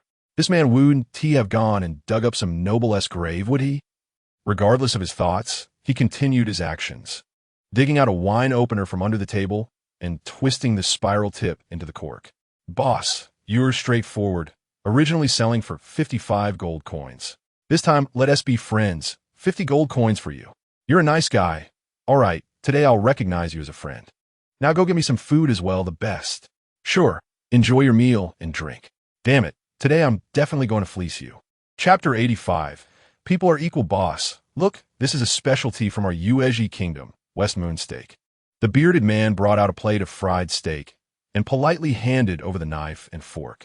He glanced faintly at it, tapped the nearby wine bottle, and swung a leg over to the chair beside him. What are you dawdling for? Pour me some wine, or do you want me to drink straight from the bottle? Ah, right, look at my memory. I've delayed the boss's enjoyment. Ugh. The bearded man suppressed his anger, forced a smile, and pulled out a wine glass from under the table. The transparent liquid in the glass swirled, with bubbles continuously rising. Wow, not bad. The thin man lifted it to his nose, and well, he couldn't smell anything, but he pretended to shake the glass in his hand. The bearded man rubbed his hands together, sneaking glances at the cloth bag, when he heard the annoying voice again. What are you still doing? Cut the steak into pieces. Don't you have hands? The bearded man dared not express his anger, before the money was in hand, The customer was king. He had to comply. Introduce this steak a bit more. Let me see if it matches my status. Your identity as a peasant doesn't need to match anything. The bearded man's hand holding the knife trembled, but then he thought that this was just an uncultured nouveau riche, and since he was feeling proud, maybe introducing it as more precious could get him a bit more money. How to say the steak is precious. Call it foreign beef. All right, not just the beef needs to be precious, but also the people who have eaten this steak must be of noble status. The bearded man had an idea and grinned. Boss, you may not know, but this steak is made from Wagyu imported from the land of the rising sun. The identities of those who have eaten it are beyond your imagination. Oh, what identities? The thin man stroked his chin, looking interested. I'll tell you. As far as I know, in our Ueji kingdom, you know the moon saintess, right? She has to eat Wagyu 3 times a day, never misses a meal. They say, this Wagyu is tender, bouncy, and has a good chew. She just loves it, Ian, is Cynthia a pig? 3 meals of Wagyu a day? He wanted to speak up for the saintess. Where would you get the money for 3 meals of Wagyu? A day without meat would be more like it. Even if there was meat, it was usually stir-fried with vegetables. No one had more say on this than him. Hey boss, why aren't you speaking? Didn't you think that such a big figure eats the same as you? Clang. The tavern door was suddenly kicked open with force, and before the bearded man could look up, a more arrogant voice came through. Where's the boss? Come over and serve wine, the best one. Damn, what a strange day. Usually, no one comes, and now it's all abnormal characters. Huh, another nouveau riche. Just from a voice, Ian knew who it was. He turned around, and Edgar's appearance nearly blinded him. His originally messy hair was slicked back, shining with grease, wearing an open black shirt, shorts, and flip-flops. He had sunglasses on his face and a thick cigar in his mouth, which he took off to blow a smoke ring. Striding to the bar with an air of indifference, he slammed his bag down. What are you looking at? Serve the wine, just like this guy next to me. Wait, who asked this kid? Are they together? The bearded man wanted to say something, but the kid had a gold chain around his neck, making all his words vanish. Business is business. Who to deal with is who to deal with. Sir, please wait. Sir? Call me master. Yes, master, please wait. The bearded man retreated to the back, and while no one was paying attention, Edgar lowered his sunglasses to look at the thin man. Why did you call me here? Weren't you paying attention when you came? The slum looks like this. The Lord is primarily responsible. Ian took a sip of wine and said, the Render family often comes here. This bar should be a front. Oh, if you want to follow the clues, why did you call me? Of course. It's for your own good. He couldn't exactly say it was because he was annoyed at seeing Edgar enjoying himself at home while he had to work. So he wanted to pull him over to help. Come, let me treat you to high-grade Wagyu steak. Ian moved the cut steak in front of Edgar, receiving 2 dismissive sounds in response. Do you really think Edgar, am that stupid? The probability of this place having Wagyu is about the same as finding gold on the ground. Looking at the boss's expression, he had every reason to suspect that Ian was worried it might have been spat on inside. Want to trick me? No way. The bearded man brought out another bottle of wine and steak, providing Edgar with the same service. 2 lords, this steak, the same as the moon saintess, costs 150 gold. How about we settle the bill first? 150 gold? Edgar was confused. When did they start saying there was a prince version of steak? Before he could ask, Ian suddenly exploded, slamming his hand down on the table in anger, pointing at the bearded man's nose. 150 gold. Who the hell do you think you're looking down on? Am I someone who lacks that little bit of money? The bearded man was intimidated by this momentum, shrinking back a bit. Boss, isn't this already expensive enough? Expensive my ass. I came here to spend money today. Ian swayed slightly, seizing the opportunity to catch his breath. He had yelled too loudly and nearly gasped for air. I know that the nobles in the city come here too. Do they really want such cheap stuff? You definitely have better stuff that you Haven Tea brought out. Are you looking down on me? Boss, I'm going to smash your place today. Then buy it and smash it again. Seeing Ian pick up a chair, the bearded man panicked and rushed to stop him. Boss, it's all a misunderstanding. A misunderstanding. Please calm down. Damn it. What kind of madness is this? What bad luck did I run into today? Are you capable of doing what nobles do? The price is. Just then, the fierce actions had inadvertently opened the black cloth bag on the table, and the bearded man caught a glimpse of the glimmering gold inside. Coins, he confirmed. All gold coins. Boss, it was my fault earlier. I've reflected on it. People should be equal. What nobles can do, why can't you do it? Even if you can't, I'll let you do it. Enjoy your meal and drink. I'll prepare and take you right away. Hearing this, Edgar clapped his hands. Hey, what about me? If he can do it, I want to do it too. The bearded man looked over, although the person was dressed oddly. He didn't seem like a peasant, but rather like a merchant's child. But could this kid really handle it? Before he could hesitate, another bulging bag slammed onto the table. The bearded man bowed seriously to the two. People are equal, my lords. Please wait a moment. Chapter 86. Did you call me here for this? In the end, the two only had one drink, and the meat remained untouched. Boss, sir, I'm ready over here. Please follow me. As they walked, Ian shook his head and hoisted the cloth bag, following behind the boss. Edgar adjusted his posture, one hand in his pocket and the other clutching his leather bag under his armpit, exuding arrogance that made one doubt if his real profession was that of a knight. Hey, this way, please. The bearded man opened the door leading to the backyard, felt around on the ground, pulled out a handle, and lifted it forcefully. A door that seemed almost fused with the ground was raised, revealing a staircase leading down. A hidden door in the ground? Which family spy are you? Boss, please. The bearded man stretched out his hand, and after both men went down, he closed the door from behind. Once inside, Ian immediately sensed a change in the environment. There was a faint fragrance in the air, likely from some kind of incense. The floor beneath their feet was made of solid wood, covered with a soft material that made almost no sound with each step. The passage was wide enough to accommodate several people walking side by side, with pale, purple magical lamps hanging on the walls, casting a dreamy glow on the scene before them. Boss, sir, this place was originally only accessible to nobles, but today, I'm bringing you two here to see something new. Oh, who built this place that has the qualifications to open my eyes? Edgar asked with a scoff at the right moment. Of course, it's the head of the Lund family, who spent an unknown number of gold coins to create this underground paradise upon hearing the bearded man's exaggerated tone. Ian looked around the environment and seemed to understand what kind of place this was. Sure enough, after going downstairs, they entered a more lavishly decorated hall, with ominous sounds faintly emanating from the back room. The bearded man walked to the counter and pulled out a large book, spreading it open in front of the two. Here, gentlemen, take a look at some options. Whatever kind of person you want, we have them here. For white, we have from the snow country. And for something more playful, you can choose from a land of the rising sun. Edgar glanced at Ian, realizing that he was brought here for this. Does this require companionship? Is one person too shy? The bearded man flipped a few more pages. Of course, we also have other races like elves, dwarves, and so on. Everything is available. Elves? Ian turned to a page featuring a woman in a red leather outfit, half kneeling on the bed with her tongue pressed against her lips. Large areas of snow-white skin exposed. Her hair was styled back, deliberately showing off the pointed ears that identified her as an elf. Is this elf? Are there any with black hair? Is this from the elf forest? Elf forest? The bearded man murmured softly, then quickly changed to a smiling nod. Of course. We conduct honest business here. If you don't want elves, we also have bloodsuckers and the mountain giant tribe. If you want something more intense, we also have beastmen, tigers, and leopards, but the prices are naturally higher. The bearded man noticed the skinny guy's eyes shining brighter and snatched the book from his hands, flipping through it rapidly. TSK. Country bumpkin, look at this clueless expression.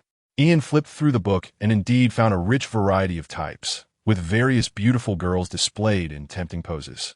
Using this to test the staff? Unless he puts Cynthia up there.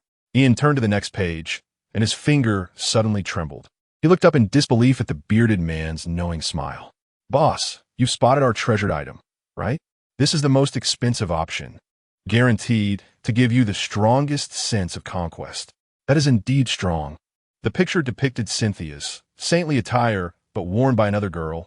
Moreover, the saintly outfits he had seen at the Seven Saints Conference all appeared in the last few pages. This is our newly launched Fallen Saint Girl project. Although it's a replica, you can customize the storyline, and our staff can perform. It will definitely feel authentic. The figure of the Moon Saintess in the book had a similar physique and hair color to Cynthia. If one didn't look at the facial features, they really did resemble each other. Wait, Cynthia isn't that well endowed. No, that's not the point. Desecrating a saint is a death sentence. And now there's a real reason. The recording stone hidden in his hand captured the audio and video clearly as Ian handed the book to Edgar. Brother, you choose first. Edgar looked at Ian in disbelief, blinking rapidly to convey the message. Are you serious? Ian smiled and nodded, also blinking his left eye. You have to see it in person, otherwise, what if he asks not what he claims? Edgar closed his eyes and tilted his head back, casually pointing at the name list. Oh, the guest knows how to play. We only have one giant here. I'll notify her right away. The bearded man beamed, knowing that the price for this giant would not be cheap. But he wondered if his kid would get into trouble. Boss, what about you? Me? I'll take a look again. You lead this brother in first. All right, boss. Hold this and follow me. The bearded man handed Edgar a round object. This is a wake-up potion to prevent those inside from being unruly. The incense in our room has a mesmerizing effect, so you should take this before entering. Edgar gasped and turned to Ian, blinking madly. Was this really necessary? Did the prince have some dissatisfaction with him and specifically send Ian to deal with him? Ian subtly nodded, focusing on the booklet and not responding to Edgar's plea for help. The bearded man led him to a door much larger than the others, gently pushing it open. Edgar witnessed an unforgettable scene in his life. A voluptuous woman, 5 meters tall, half reclining on a specially made large bed, casting a seductive glance at Edgar as he entered the room. Perfect match. This was truly a perfect match. This boss is genuinely trustworthy. Edgar vaguely saw love in her eyes, the immense shadow enveloping him. The leather bag he was clutching unconsciously fell onto the carpet, and Edgar murmured, I really can't do this. As the bearded man turned to close the door with a smile, a hand clapped on his shoulder, startling him. Turning around, he found it was the skinny guy, and he sighed in relief. Boss, have you made your choice? Yes, I made my choice. Ian's hand was swirling with dark mist as dark magic silently activated. Sleep. The bearded man felt an overwhelming drowsiness surge over him, his mind going blank before he collapsed to the ground with a thud. The black cloth bag he was carrying had transformed into a wand, and Ian struck the back of the bearded man's head hard.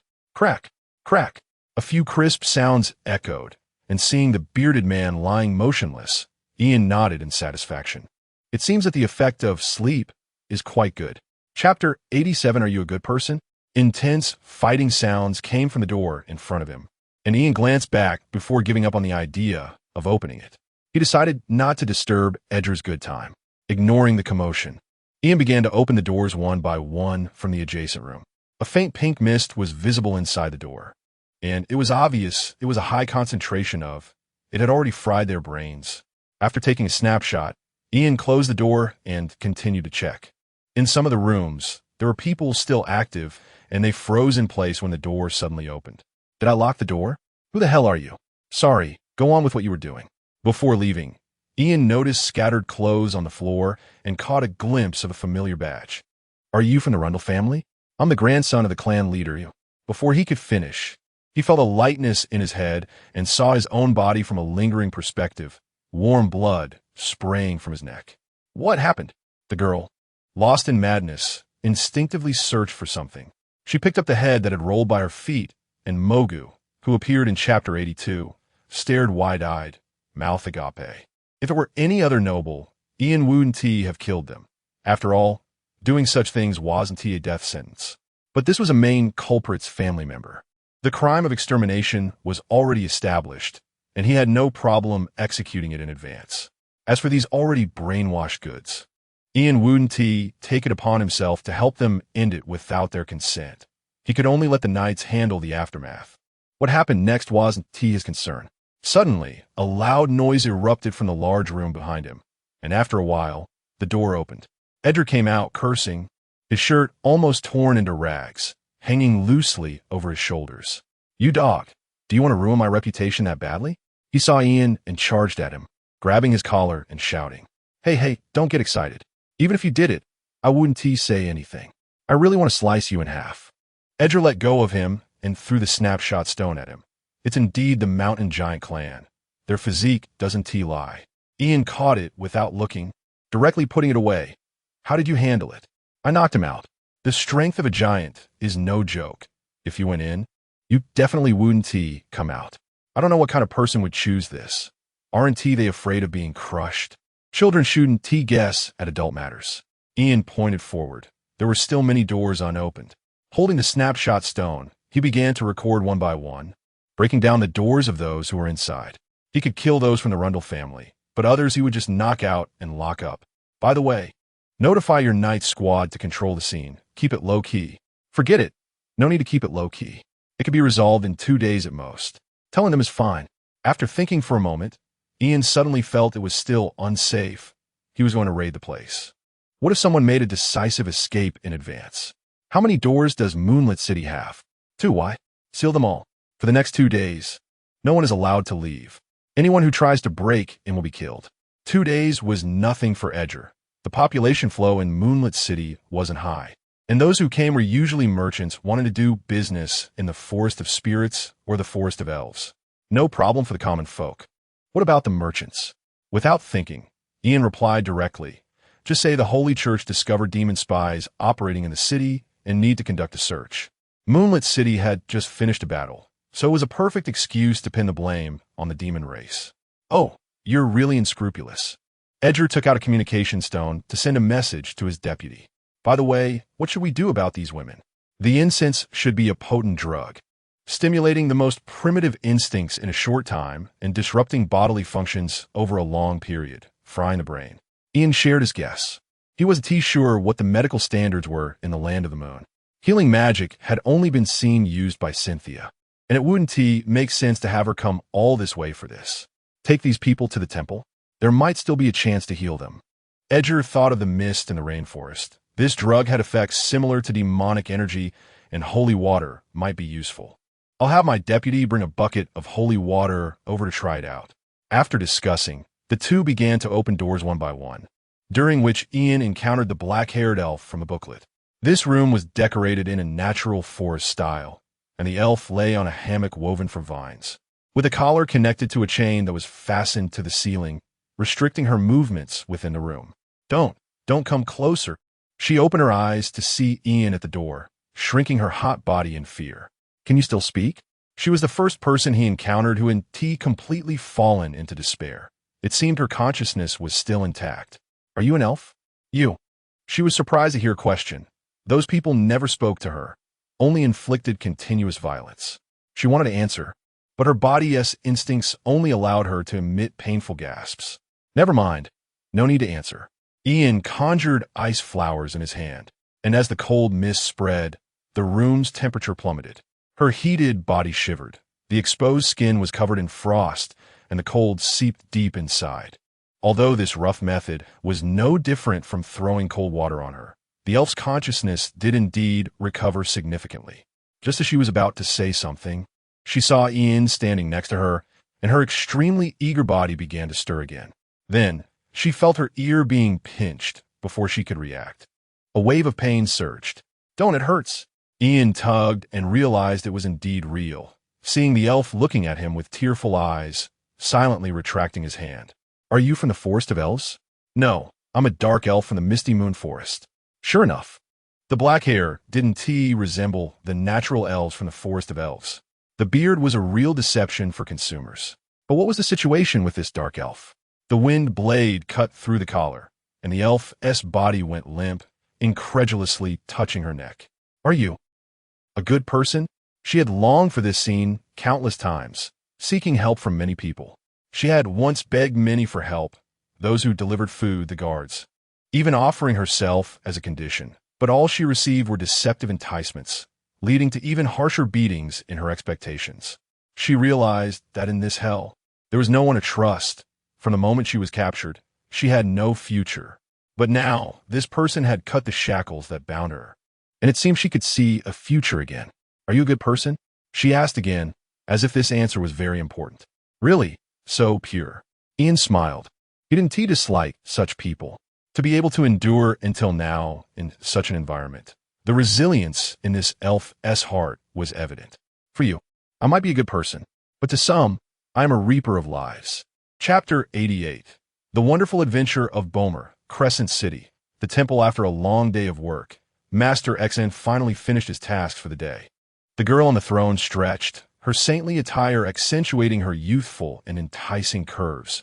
But unfortunately, no one witnessed this scene except for Emily. Emily, is the water ready? Your Highness, it was ready half an hour ago. All right, let's go. That's it for today. We'll leave the unfinished tasks for tomorrow. They're not urgent.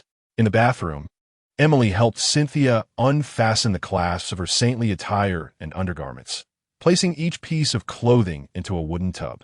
After Cynthia stepped into the water, Emily lifted the tub away as it needed to be cleaned and dried.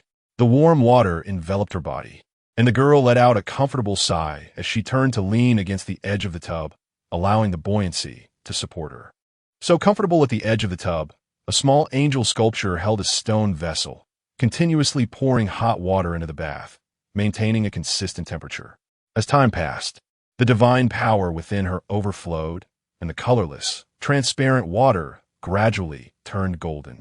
Half an hour later, the entire tub of water had transformed into a light golden hue. Cynthia stepped out, water droplets cascading down her body and forming puddles on the floor.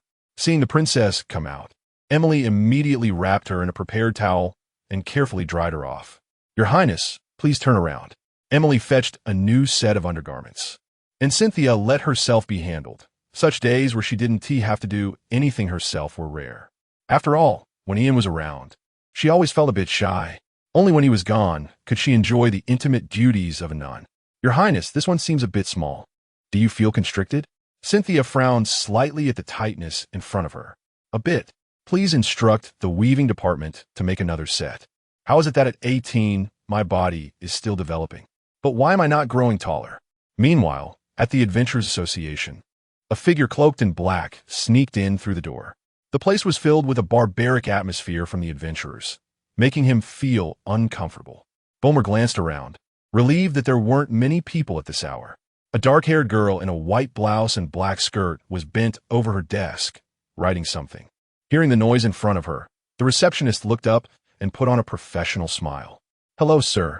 This is Alina at Counter 1. How may I assist you? Can your association accept any task? Alina shook her head. We can only help you post a task. Whether it's accepted is up to the adventurers. TSK. Bulmer clicked his tongue. If he posted this task, wouldn't the whole city know his intentions? Sir, if you have any concerns, you can choose to make a private commission. We will contact adventurers for you. If you wish, please fill out the commission form, and I will arrange a private channel for you, though the commission fee is relatively high. Money is not an issue. Bulmer took the form Alina handed him and grabbed a pen from the side, filling it out one by one. Name? Right, I need to hide my name. I can't let him know who I am. Age? I'll put 38. Gender? Why does the commission need to ask for gender? Female. Requirements and objectives. At least level 40 strength. Request to assassinate the Saintess. Done. Alina took the commission form, glancing with surprise at the cloaked figure upon seeing the task requirements. Which lunatic is this? They were the Adventurers Association, not a wishing well. But the client's matters were not her concern. She took a stamp and pressed it down, placing the commission form in a drawer. I will find suitable adventurers for you tomorrow. Please come back in the afternoon. Make it quick. Bulmer reminded her, and, confirming no one was watching, tightened his cloak and left. The next day, Cynthia struggled in bed for a while without getting up, feeling that Emily should have come to wake her, but hadn't heard anything. By 9 o'clock, she couldn't hold back any longer, forcing herself away from the pillow and scratching her messy hair. Emily? Your Highness, I'm here. Emily entered the room with a clean set of saintly attire. Do you want to get dressed now? Oh, yes. Cynthia instinctively nodded, but suddenly realized that was not the main issue. Why didn't you wake me up today? Your Highness, today is your day off. You don't need to get up early. Day off. All right. It's the end of the month. The Saintess doesn't work today. Cynthia halted Emily's actions of dressing her and lay back down, hugging the blanket tightly. Ugh, let me sleep a bit more. Hang the clothes on the rack. I'll dress myself when I wake up. You should take a rest too. Have a day off. As you command, Your Highness. Emily's tone rose slightly. Who wouldn't be happy to have a day off? It was a perfect opportunity to go shopping with Lunette. At the Adventurers Association, Alina, looking reluctant, yawned as she sat down at her workstation, pulling out a stack of pending commissions from her drawer. Beast sighted. Clean the courtyard. Assassinate the Saintess? Oh, it's that fool-esque commission from last night. Should I report it to the president? Just as she was debating over the commission, the door suddenly swung open, and two contrasting figures walked in. Hey, the lovely Miss Alina. Do you have any new commissions? A weak, sharp voice came from a tall, thin figure with a horse's head, looking sickly as he plopped down on a small stool. We've run out of money and want to take on a high-paying job. A deep voice came from another figure, a robust character with a bull's head. Bullhead and horse face.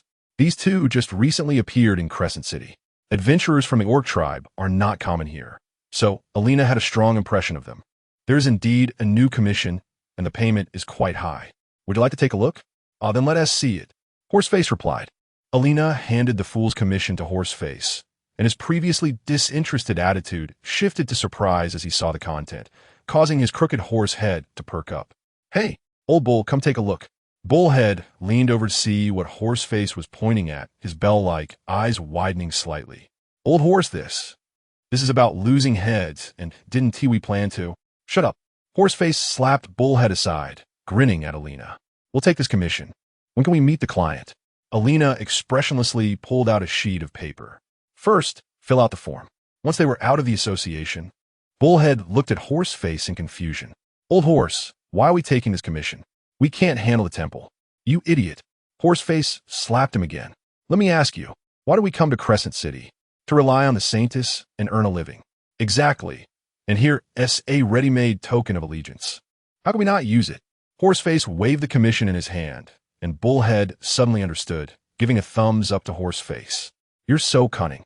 Chapter 89. In the afternoon, Bomer donned his black robe again, climbed over the wall in the backyard, and hurried towards the Adventurers Association. Alina was still sitting at the counter, a thick stack of documents piled beside her, her face filled with despair. Why? Why is there still so much work? Top! The front desk was knocked on, and Alina instinctively put on a smile and looked up, only for her mouth to droop again. Sigh, the fool is here. How's my commission? It has already been accepted. The adventurers are waiting for you in meeting room number 3. Room number 3? Got it.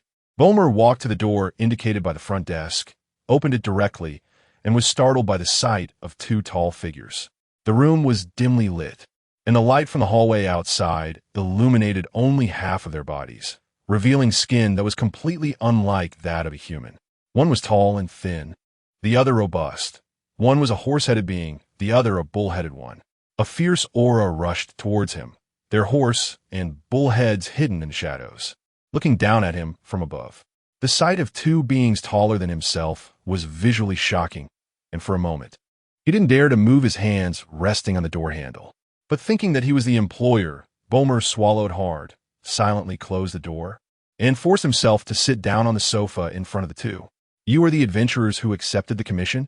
The bull-headed and horse-headed beings exchanged glances, and the bull-headed one spoke in a deep voice. Yes, boss, we brothers are both level 40 warriors. Together, we can withstand a radiant night. Completing your commission is not a problem. For the boss's life, for the boss's death. The horse-headed one chimed in. Bomer's nervousness eased a little.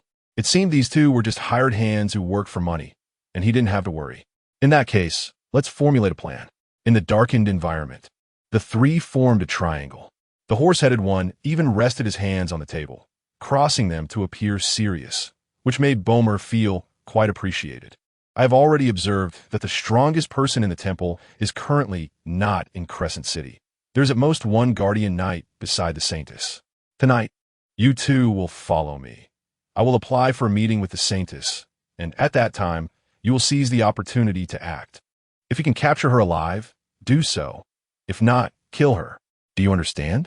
The bull-headed one snorted out a puff of white air. Understood, boss. Whatever you say goes. Bomer slowly raised a cruel smile. In his expectations, as long as the Saintess died, the Moon Kingdom would be thrown into chaos. Before a new Saintess was chosen, he, as a member of the noble Belret family, would surely be able to eliminate all obstacles and reign supreme. By that time, as the first heir of the Belret family, it wouldn't be unthinkable to have the Saintess serve him. As for the gods, such things had never been seen. Apart from selecting a Saintess, what use were they? He saw so-called gods as mere tricks of the Holy Church. By then, he would dominate the Moon Kingdom, annex the Sun Kingdom, kick the Forest Kingdom, and march northward, targeting the Holy Church with his sword. Who could tell the difference between him and the first pope? Ha! Ha ha! Old horse, what's wrong with this guy? The bull-headed one looked at Boehmer, who was laughing inexplicably, and nudged the horse-headed one with a puzzled expression. He must be having a breakdown. You don't think he's really insane, do you? This plan would be useless. The horse-headed one suddenly became worried about whether this person was reliable, fearing that they might end up bringing a lunatic to their future master. No, he had to test this person's identity. Boss, our commission requires a deposit first. This job is too risky, so the deposit should naturally be a bit higher. Don't worry, I won't let you work for free. I can pay whatever you ask. Boehmer leaned back on the sofa, spreading his hands out. Money was the one thing he had plenty of. Well, the horse-headed one pondered for a moment, extending a hand. Then let's settle on this amount. 50,000 gold coins? Simple. I'll give you 80,000. The way Boehmer spoke stunned the bull-headed and horse-headed beings, and the horse-headed one looked at his own hand. Originally intending to say 500. He hadn't misjudged the person, suppressing his excitement. He pretended to be calm and agreed with the fool on a place to retrieve the money. The horse-headed one reached out and shook hands with Boehmer. For the boss's life. For the boss's death. It was Boehmer's first time feeling trusted by others. Was this what it felt like to have one's own subordinates? This feeling of being entrusted by others made Boehmer's eyes slightly moist. Father, just watch. This is my true ability. I will lead the Belret family down the right path. The murmured words contained his inner determination, and he solemnly looked at the bull-headed and horse-headed beings. If I succeed, I will appoint you two as the generals of bull and horse, sharing wealth and glory from then on. Boss, take care. The bull-headed one stood up straight and performed a somewhat unstandard knightly salute. 3 hours later, in the alley behind the Belret family, to collect the money, Boehmer said one last thing, pulled up his hood, opened the door, and stepped from darkness into light. Once he was far away, the horse-headed one could no longer hold back and collapsed onto the sofa, laughing heartily. Stupid bull. I've never seen anything dumber than you. I'm not stupid. The bull-headed one grumbled in response from the side. Old horse, what should we do? They were originally adventurers from the Beastman Empire. But after offending a big shot in the Beast Court, they could no longer survive and ended up in human territory. They had heard that the Saintess of the Moon was recruiting talents and thought about coming here to make a living. After all, being an adventurer wasn't a long-term job. Not only was the income unstable, but many adventurers also died in the wild every day. Even if they could work now, they wouldn't have anyone to take care of them in their old age. He offered us 80,000 gold coins. It seems like we could spend it for a lifetime. Yes, but gold coins can't guarantee our lives. The horse-headed one nodded. We committed such a big crime that the high priest would love to kill us. There are so many pursuers on the road. We can't be sure when they might come after us again. The horse-headed one calculated 80,000 gold coins. If we give 6,000 as tribute to the Saintess, we could secure a position in Crescent City and settle down. Even if the high priest wants to settle scores later, the Saintess could protect us. Then we can find a human woman, have a child. Living a stable life wouldn't be bad. The bull-headed one silently nodded. But could the Saintess defeat the high priest? What if the high priest got anxious and told the Beast Emperor? The Beastman Empire has a Beast Emperor, but the Moon Kingdom is backed by the human Holy Church. And the Pope and their paladins are not mere decorations. Indeed, in the small room, the bull-headed and horse-headed beings reached a consensus. They wanted the gold coins. They wanted the people, and they also wanted a stable life. So what position should we aim for? Of course, something leisurely. I think being a jailer would be nice. The horse-headed one replied. Chapter 90. Preaching Your Highness, the communication room has received a message from the Adventurers Association. Cynthia, who was leisurely having lunch after getting out of bed, looked up upon hearing Emily's voice. She couldn't recall any interaction with the Adventurers Association, nor had she ever met the president. What did they say? They said they received a commission, the content of which is to assassinate you.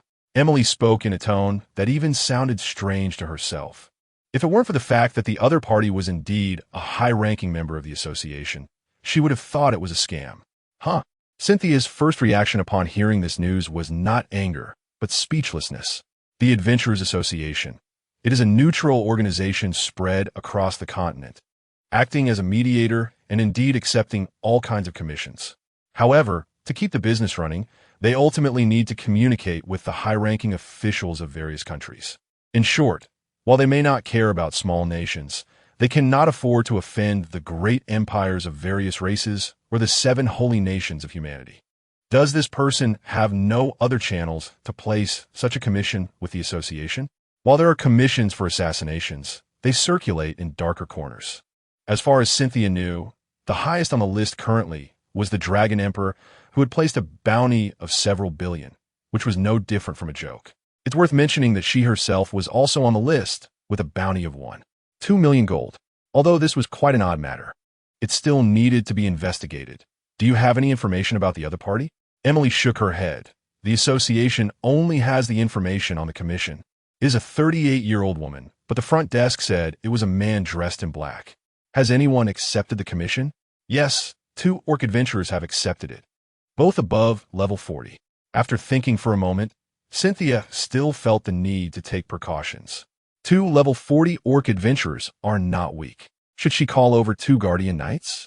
Or maybe not. The guardian knights are quite busy usually. She decided to ask Elsa if she had time to come and protect the temple. Having a level 60 expert nearby is safer.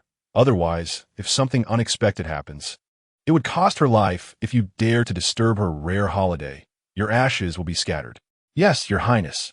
On the other side, Bomir quietly snuck into the yard after returning home, taking off his clothes and pretending nothing had happened as he returned to his room. Young master? The voice of the maid Laura came from outside the door. Bomir paused his movements, quickly stuffing the black clothing under the bed before opening the door. What is it? He opened the door impatiently. He couldn't afford to make any mistakes with his grand plan about to unfold. But the sight of Laura made him pause. The maid's outfit that should have been worn was transformed, mostly into a net-like lace, and she had a collar around her neck with a small bell hanging from it. This is seductive?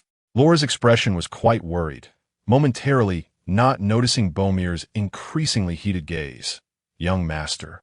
I knocked on the door an hour ago and got no response. Did you go out? No, I fell asleep and didn't tea here. The lie he had already prepared slipped out. He glanced at the clock in the room, with 2 hours left. He needed to resolve Laura's situation quickly to avoid exposure. 2 hours should be enough. Laura. Bomir's hand climbed onto her shoulder, suddenly pulling her into the room. Young master. Laura couldn't resist Bomir's strength and could only let him push her onto the bed. Young master, please. I just came back from the master. 2 hours later. Bomir walked out of the room, feeling refreshed, rubbing his sore waist in mild distress. Fortunately, Laura had been dealt with. Based on experience, she would at least sleep until midnight. He also casually took the warehouse key from Laura, just in time to go get the money. The bull-headed and horse-faced had been waiting at Bomir's designated location for quite a while, idly squatting in the alley and flicking pebbles. Old horse, do you think the human might be tricking us? Probably not. Listen carefully. There is a noise coming from that house. The horse-faced pointed to a house in the yard, and the bull-headed held his breath and tilted his head. Hey, there really is a sound. It's quite loud. Smack. The horse-faced slapped the big black bull-headed on the side of the head. You fool. They are obviously having a good time. Once they finish, they will come to give us money. Oh, right. The bull-headed pulled his head back and continued to squat on the ground, fiddling with stones. Soon, there was a sound of fabric rubbing and a heavy object falling to the ground from the wall opposite. Bomir, carrying 2 large boxes, was blushing and trying to crawl out. Noticing the commotion, the horse-faced immediately stood up and peered over the wall. The sudden appearance of the horse-headed startled Bomir, causing his legs to tremble. After regaining his composure, he quietly called out to the horse-faced. General Horse, come help me. It's too heavy. Hurry, bull-headed, get to work. Oh, okay. With their heights, the wall was like nothing. They reached over and directly pulled out the boxes, taking advantage of Bomir still trying to climb over the wall to open them. Old horse, there is so much money. The shining gold coins made the bull-headed's eyes widen. Oh no, we hit the jackpot. The horse-faced, too excited to speak, fortunately remembered that the job wasn't finished yet and immediately closed the boxes. Look at you, with such a lack of ambition. Put them into storage first. The boss is still hanging on the wall. Oh, oh, bullheaded buzzed in response, and after a flash of white light, the two boxes disappeared. He then reached out to help Bomir down from where he was stuck. The horse-faced rubbed his hands together, leaning his horse face towards Bomir with a grin. Boss, when do we start our plan? Huh. Bomir exhaled heavily. After 2 hours of intense exercise, climbing a wall again was truly pushing it. Let me think. It's still early. Let us go eat first, then we'll head straight to the temple and catch her off guard. At your command, Boss the horse-faced replied cheerfully. At the temple, Cynthia and Elsa were sitting face to face, with 2 dishes in front of them. This was their dinner for the night. Your Highness, I heard there are thieves planning to assassinate the Holy Seat. It was news from the Adventurers Association. Someone posted this commission, and it has already been accepted. Elsa was also taken aback upon hearing this. It truly was child's play. Cynthia chuckled. Regardless of whether it's childish, we still need to be cautious. Don't you think? It's appropriate for your Highness to be so vigilant. Since we know someone is planning an assassination, the temple should activate the highest alert. Elsa's face was serious. Have tonight's meals been tested for poison? There is no need to be that cautious. Cynthia wanted to say, but seeing the expression on the other's face, she swallowed her words. They haven't been tested yet. However, since we're halfway through eating, if there was poison, it would have already taken effect. Your Highness, please be sure to remain cautious. Your safety is the most important. Elsa also realized the problem, lightly coughing to relax her body, but her words did not stop. For the remaining half of the meal, Cynthia endured half an hour of preaching, only stopping when Elsa finally finished, her eyes nearly rolling out from the lecture. Unfortunately, all the words were expressions of concern for her, and there was no way to refute them. Boo-hoo, Ian, where are you? I don't want to have dinner with her anymore. Chapter 91. Which side are you on? At 9 o'clock in the evening, just when Cynthia thought the other party wouldn't come today, Emily hurried into the ruling hall. Your Highness, Bomer requests an audience. Bomer? Cynthia was taken aback. Elsa's brother. What does he want to see me for? Wait, could it be? Emily glanced at Elsa beside her, hesitating, unsure if she should continue. Cynthia, seeing her pleading gaze, nodded. Go on. Your Highness, Bomer is accompanied by 2 beastmen, one a bull and the other a horse, claiming they are here to introduce talents to you. All right, it all makes sense now. The mysterious 38-year-old female client has surfaced. She glanced at Elsa beside her, who looked much like she had expected, her whole demeanor frozen upon hearing Bomer's name. Cynthia suddenly felt that calling Elsa over might have been a mistake. What should I do? Should I convict Bomer? Elsa, you should. Your Highness, please let me stay here. Elsa realized Cynthia's thoughts, her dazed expression turning resolute. She wanted to stay and see for herself. Your Highness, I will not influence your decision. Please let me stay. Actually, if you really don't leave, there is nothing I can do. Since we've come this far, letting her stay is fine. All right, but you must hide. You can't show yourself first. Elsa nodded, looking around before swiftly hiding behind the throne, concealing her presence. Seeing that she was fine, Cynthia turned to Emily. Let them in. You don't need to follow them inside. Just close the door and wait outside. As you command, Your Highness. Outside the hall, Bomer paced anxiously, his heart racing as he stood here. The grand hall before him contained the Saintess. Upon seeing the nun return, he realized that the door to a new era was opening for him. Mr. Bomer, please come in. Emily bowed her head and gestured for them to enter, following the 3 steps closely. At the entrance of the ruling hall, Bomer took a deep breath, watching the door slowly open. Under the tall angel statue inside, the young girl sat on the throne, her ruby-like eyes staring directly at him. Very good, no guards. The first step of the plan succeeded, and Bomer felt a bit more at ease as he walked through the door, standing straight at the bottom of the holy steps. The bull and horse beastmen looked around without any restraint, marveling at how grand the place was. Cynthia looked at Bomer, who stood silently below, and felt a bit speechless. She would have to be the one to break the silence first. Mr. Bomer, you come to see me late at night, and don't say anything? Of course. Bomer suddenly stammered, saying something that left everyone confused. Stop it, what are you doing? He looked at Cynthia on the throne, his face turning red, her delicate features unreservedly reflected in his eyes. Damn, how can a woman be this beautiful? He changed his mind, It would be a pity if the moon's saintess died. Seeing Bomer frozen in place, lost in thought, Cynthia sighed and stood up from the throne. Mr. Bomer, this morning I received a message from the Adventurers Association. They said a masked woman aged 38 has placed a contract to assassinate me. How? Is that possible? The Adventurers Association actually betrayed me. His plan was exposed. No. Wait, what he filled in was just false information. They also told me that 2 Beastmen adventurers accepted the contract. Hearing this, Bomer's body trembled slightly. His plan was completely unraveled, and at this point, he could only.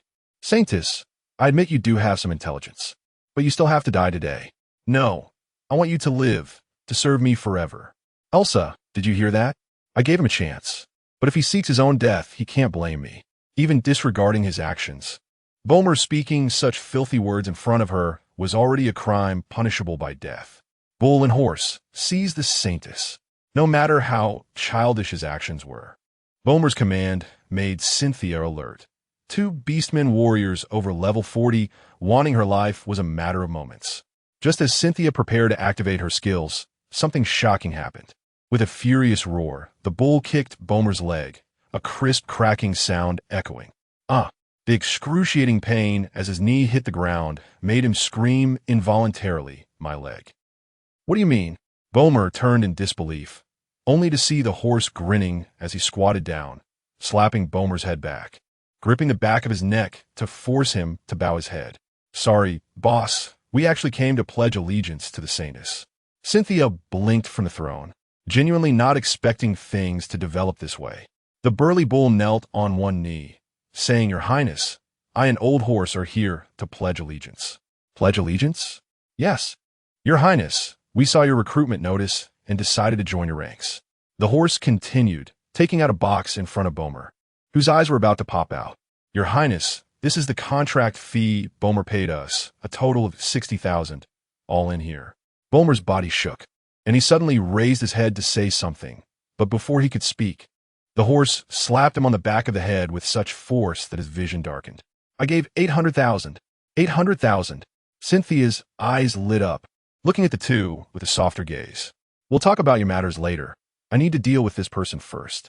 Cynthia stepped down from the holy steps to stand in front of Bomer, while the horse wisely stepped back 2 paces to allow space, firmly holding Bomer down to prevent him from moving. Do you know whether it is your intention to assassinate me or your filthy words against me? Both are crimes punishable by death. I could put you on the pyre right now. Bomer's eyes widened slightly, gritting his teeth. He couldn't understand why his plan had failed. Everything was supposed to go as expected, but everything deviated from his vision. You can't kill me. I'm the eldest son of the Baileyite family, the only heir. If you kill me, the Baileyite family will not spare you. Shut up. A familiar cold voice came from above, golden hair entering his line of sight. Bomer's eyes suddenly lit up. Sister, Elsa, hurry and save me. Quickly kill the saintess. The entire Moon Kingdom is under our control. I told you to shut up. Elsa kicked Bomer hard on the chin, the sound of her knight's boot colliding with his jaw echoing. The tremendous force made it impossible for the horse to keep Bomer pinned down, sending him flying straight out, crashing against the wall of the temple and landing on the ground, leaving 2 teeth behind. Hiss, what a ruthless woman. The horse instantly judged that this woman's strength far exceeded his and the bull's, at least level 60. Cynthia was also taken aback by Elsa's decisive action, momentarily unsure of what to say as she looked at her. She is not dead, right? She asked weakly. Chapter 92 Frame and Blame Lin Yueching. According to the night statistics, nearly 400 people were rescued from the underground club, with fewer than 20 still conscious. How is it? Is the holy water effective? Edger asked his aide. It's effective, but the results are not obvious. After all, the main reason isn't the demonic energy. Then let's find a doctor in the city and see if they can treat them. Edger waved his hand for him to hurry, as the placement of this group was a significant problem, equivalent to taking care of over 100 infants who couldn't take care of themselves. All the rooms in his mansion were now full, and every day there were strange noises that made passing citizens glance curiously. If this isn't solved soon, he felt there would soon be rumors that the captain of the Night Order, Edger, was reveling every night, which was truly a matter of human nature. Ian leaned against the side of the sofa, Next to him was the maid he had brought out last time, holding a plate of fruit, all neatly cut and placed on toothpicks. After receiving so many tips from him before, she had to serve him again. He popped a piece of melon into his mouth, the sweet juice flooding his taste buds, and after swallowing, he said, "You can hold on for one more day at most. Soon there will be space available." "Did I ask you to call Tiffany?" "Yes, I called. She should be here soon." Edgar leaned back, reaching for the fruit only to find the maid completely ignoring him. "Mia, don't just stand there." "Lord Edgar, you haven't tea-paid." Mia stood her ground. "Damn." About 10 minutes later, Tiffany walked in with an odd expression, her eyes scanning Edgar up and down as if seeing him for the first time. "Edgar, have you been suppressing yourself for too long? Even if you want to do this, there's no need to make such a fuss, right?" Edgar suddenly stood up on the sofa, pointing down at Tiffany in exasperation. "You stupid woman, I was just trying to help you. What kind of person do you think I am, to go be a stud?" Tiffany nodded thoughtfully. "That's right. With your small build, you can't do much." "I can't believe." Ian finished the last grape, watching the two bicker with great interest, and asked the maid to bring another plate. "Ahem." He interrupted the two, pulling out a round, black, cloth-wrapped package from his space and throwing it onto the table. "Tiffany, take a look. Do you recognize this person?" "Person?" Tiffany froze, only to see the round package seeping with crimson color. "My God, my table! Are you sick or something?" Edgar cursed, saying the table was no good. It was bad luck. Tiffany ignored his yelling and opened the package. Inside was a severed head, eyes wide open, staring at her with an expression of disbelief. "This is Mogu. He's dead?" The Mogu who had come to find her was now reduced to a head just a few dozen centimeters away, making her feel a bit dazed. "Do you know him?" Ian asked again, suddenly realizing that Tiffany was really a child, and quickly retracted Mogu. It was all Edgar's fault for being a fake child in front of her. He forgot Tiffany was real.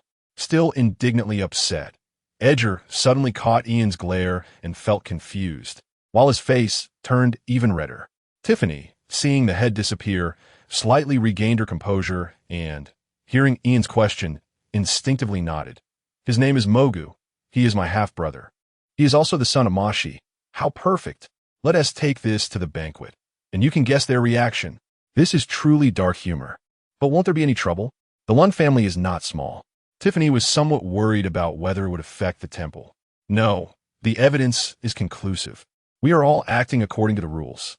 With evidence collected to this extent, it no longer mattered whether Tiffany attended the banquet. She could directly kill her way in. But that would require explaining to other nobles, so it was better to wait for the banquet, a public occasion, to directly use the recording stone and solve the problem at once. Another reason was that Edgar was very unhappy about not being invited to the banquet. "You want to show off? You can act as you wish, be arrogant or low-key. It's up to you." "I understand." Tiffany nodded.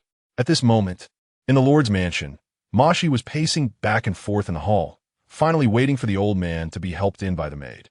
"Father, the Tyre Tavern has been surrounded by knights. The hidden things underground should have been exposed." The old man's face remained expressionless, but the hand that was being supported tightened around the maid's wrist like a vice. Despite the pain, the maid bit her lip and dared not make a sound. "The knights was at Edgar's instruction?"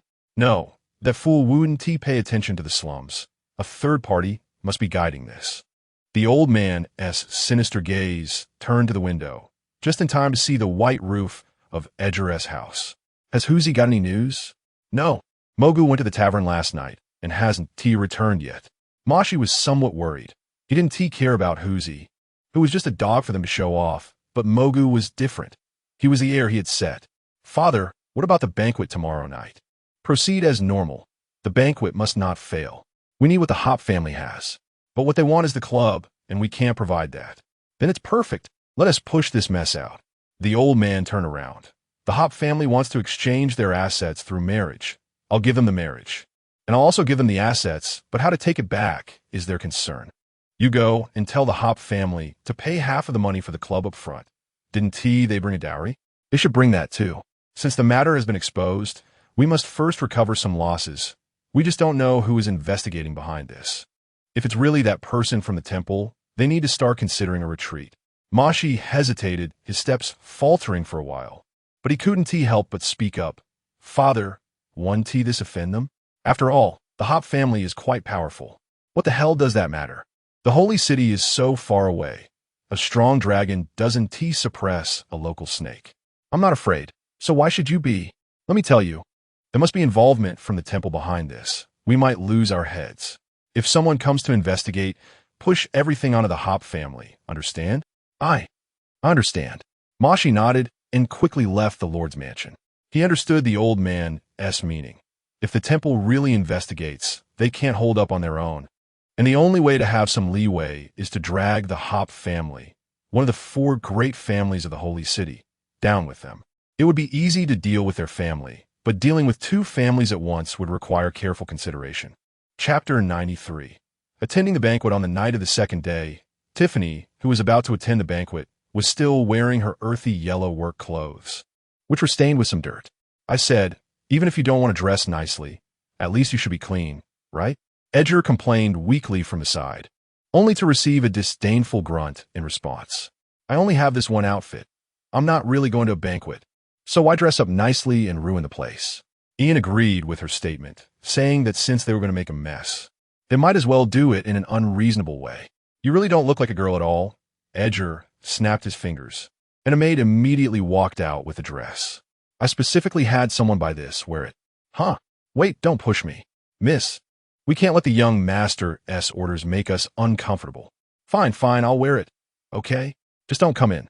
I'll change by myself. Unable to resist the maid, Tiffany shot a fierce glare at Edgar and took the dress into her bedroom. Why does she have to wear a formal dress? Ian asked in confusion. Edgar shrugged, absently fiddling with the gears on the table. Because I want her to. Is it appropriate for a good girl to wear that shabby work outfit all day? She hasn't even taken care of herself. It's a waste of that pretty face. Feeling sorry for her? Ian chuckled lightly, leaning back with his arms crossed, as if seeing through Edgar's thoughts. Shut up. I just can't stand it. Inside the room, Tiffany was holding the dress up to herself, her delicate brows slightly furrowed. So complicated, I can't wear it. I'm afraid I'll ruin the expensive fabric if I force it on. She felt embarrassed to ask the maid for help, but was also conflicted. Just as she was in a dilemma, the maid gently knocked on the door. Miss Tiffany, do you need my help? Okay, come in. After a moment of silence, Tiffany opened the door, not wanting to waste time. It would be faster to let the maid help. Not that she couldn't do it herself. Please raise your arms. I need to take this off you first. Edgar and Ian were chatting outside, becoming impatient as they waited, until finally the bedroom door opened. The usually carefree Tiffany was now lowering her head, her hands hanging in front of her, pressing down on the hem of the dress, her steps noticeably smaller. Her purple hair, left hanging around her neck, complemented the sky-blue puffy skirt, with white lace adorning the top, making her round little face look even cuter.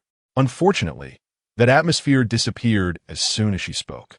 This is so uncomfortable. This dress gives me no sense of security. She was now afraid to take big steps, feeling the wind rushing in. Am I waiting to get bitten by mosquitoes with my bare legs? Edgar fell silent at her words, turning to the maid behind him. Do you have any long socks or something? Get her a pair. Yes, sir. After Tiffany awkwardly put on the long socks and small leather shoes, Ian led her to the banquet location. As for Edgar, he thought it best to wait until the critical moment to make his entrance. A carriage marked with the emblem of the temple slowly approached and stopped in front of the Lund family mansion. The servant was taken aback upon seeing the carriage. He remembered that there didn't seem to be anyone from the temple on the guest list. So what was this carriage doing here? Confused or not, he quickly approached, feeling obliged to greet it since the temple carriage had parked there. The maid driving the carriage handed the reins to the servant and moved to open the door. Lord Ian, Miss Tiffany, please disembark. At the entrance of the banquet hall, Moxie was smiling broadly, welcoming guests, shaking hands, and exchanging pleasantries. Just as one guest entered, he saw a man in a trench coat and a cute girl walking towards him. The man looked unfamiliar. After all, he had memorized the names and appearances of all the invited guests, but the girl looked increasingly familiar. Tiffany. It wasn't until he saw her purple hair that he confirmed this was the daughter he had cast out into the world. Suppressing his shock, Moxie put on a practiced smile and opened his arms to walk forward. Tiffany, my daughter, it's been a long time. Let me hug you. Boom. Before he could get close, Tiffany raised her hand high and a massive power hammer appeared out of thin air, crashing down heavily, causing the tiled floor to crack instantly. The loud noise attracted everyone's attention, and Moxie's eyelids twitched as his steps came to a halt, his smile frozen on his face.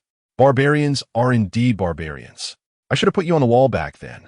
Feeling humiliated in front of so many people, Moxie's anger surged, but Tiffany was the star of the night.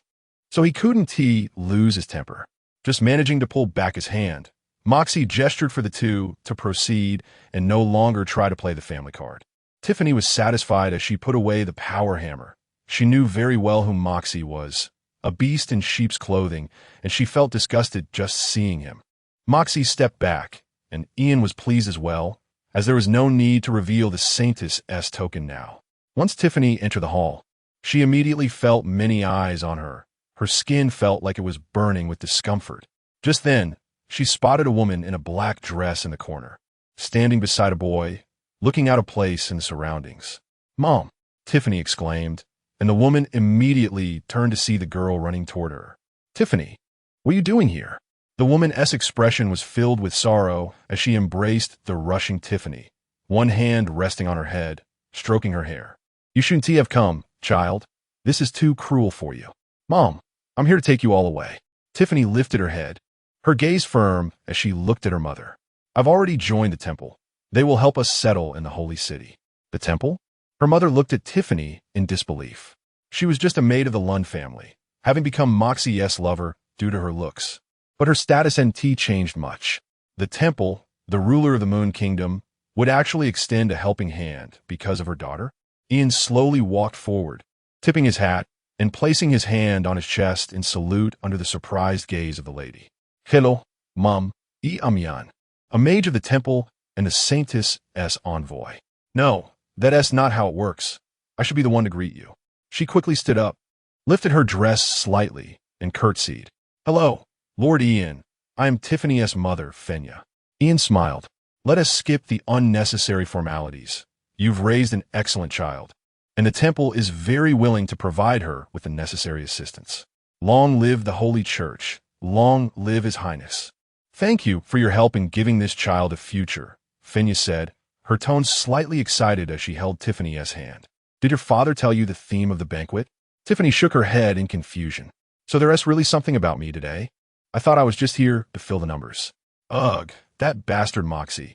At least I can finally get rid of him." She cursed under her breath, saying it for Tiffany to hear, but more for Ian's benefit. "Tonight is your engagement banquet." "Tiffany." "Ian? Huh?" she exclaimed incredulously. Chapter 94. Noble model my engagement banquet? Tiffany suddenly looked at the gorgeous dress she was wearing and wanted to hit Edgar hard. Wasn't this a trap for her? Fania sighed softly. The other party is the heir of a prominent family from the Holy City, who suddenly proposed a marriage alliance with the Lund family. "So you were pushed out. Holy City family?" Ian became interested upon hearing this and immediately asked who it was. "It's the young master of the Hope family. The second child of the head of the family, Edward Hope." Upon hearing this name, the image of the old gentleman Edward Hope jumped into his mind. He was the big shot.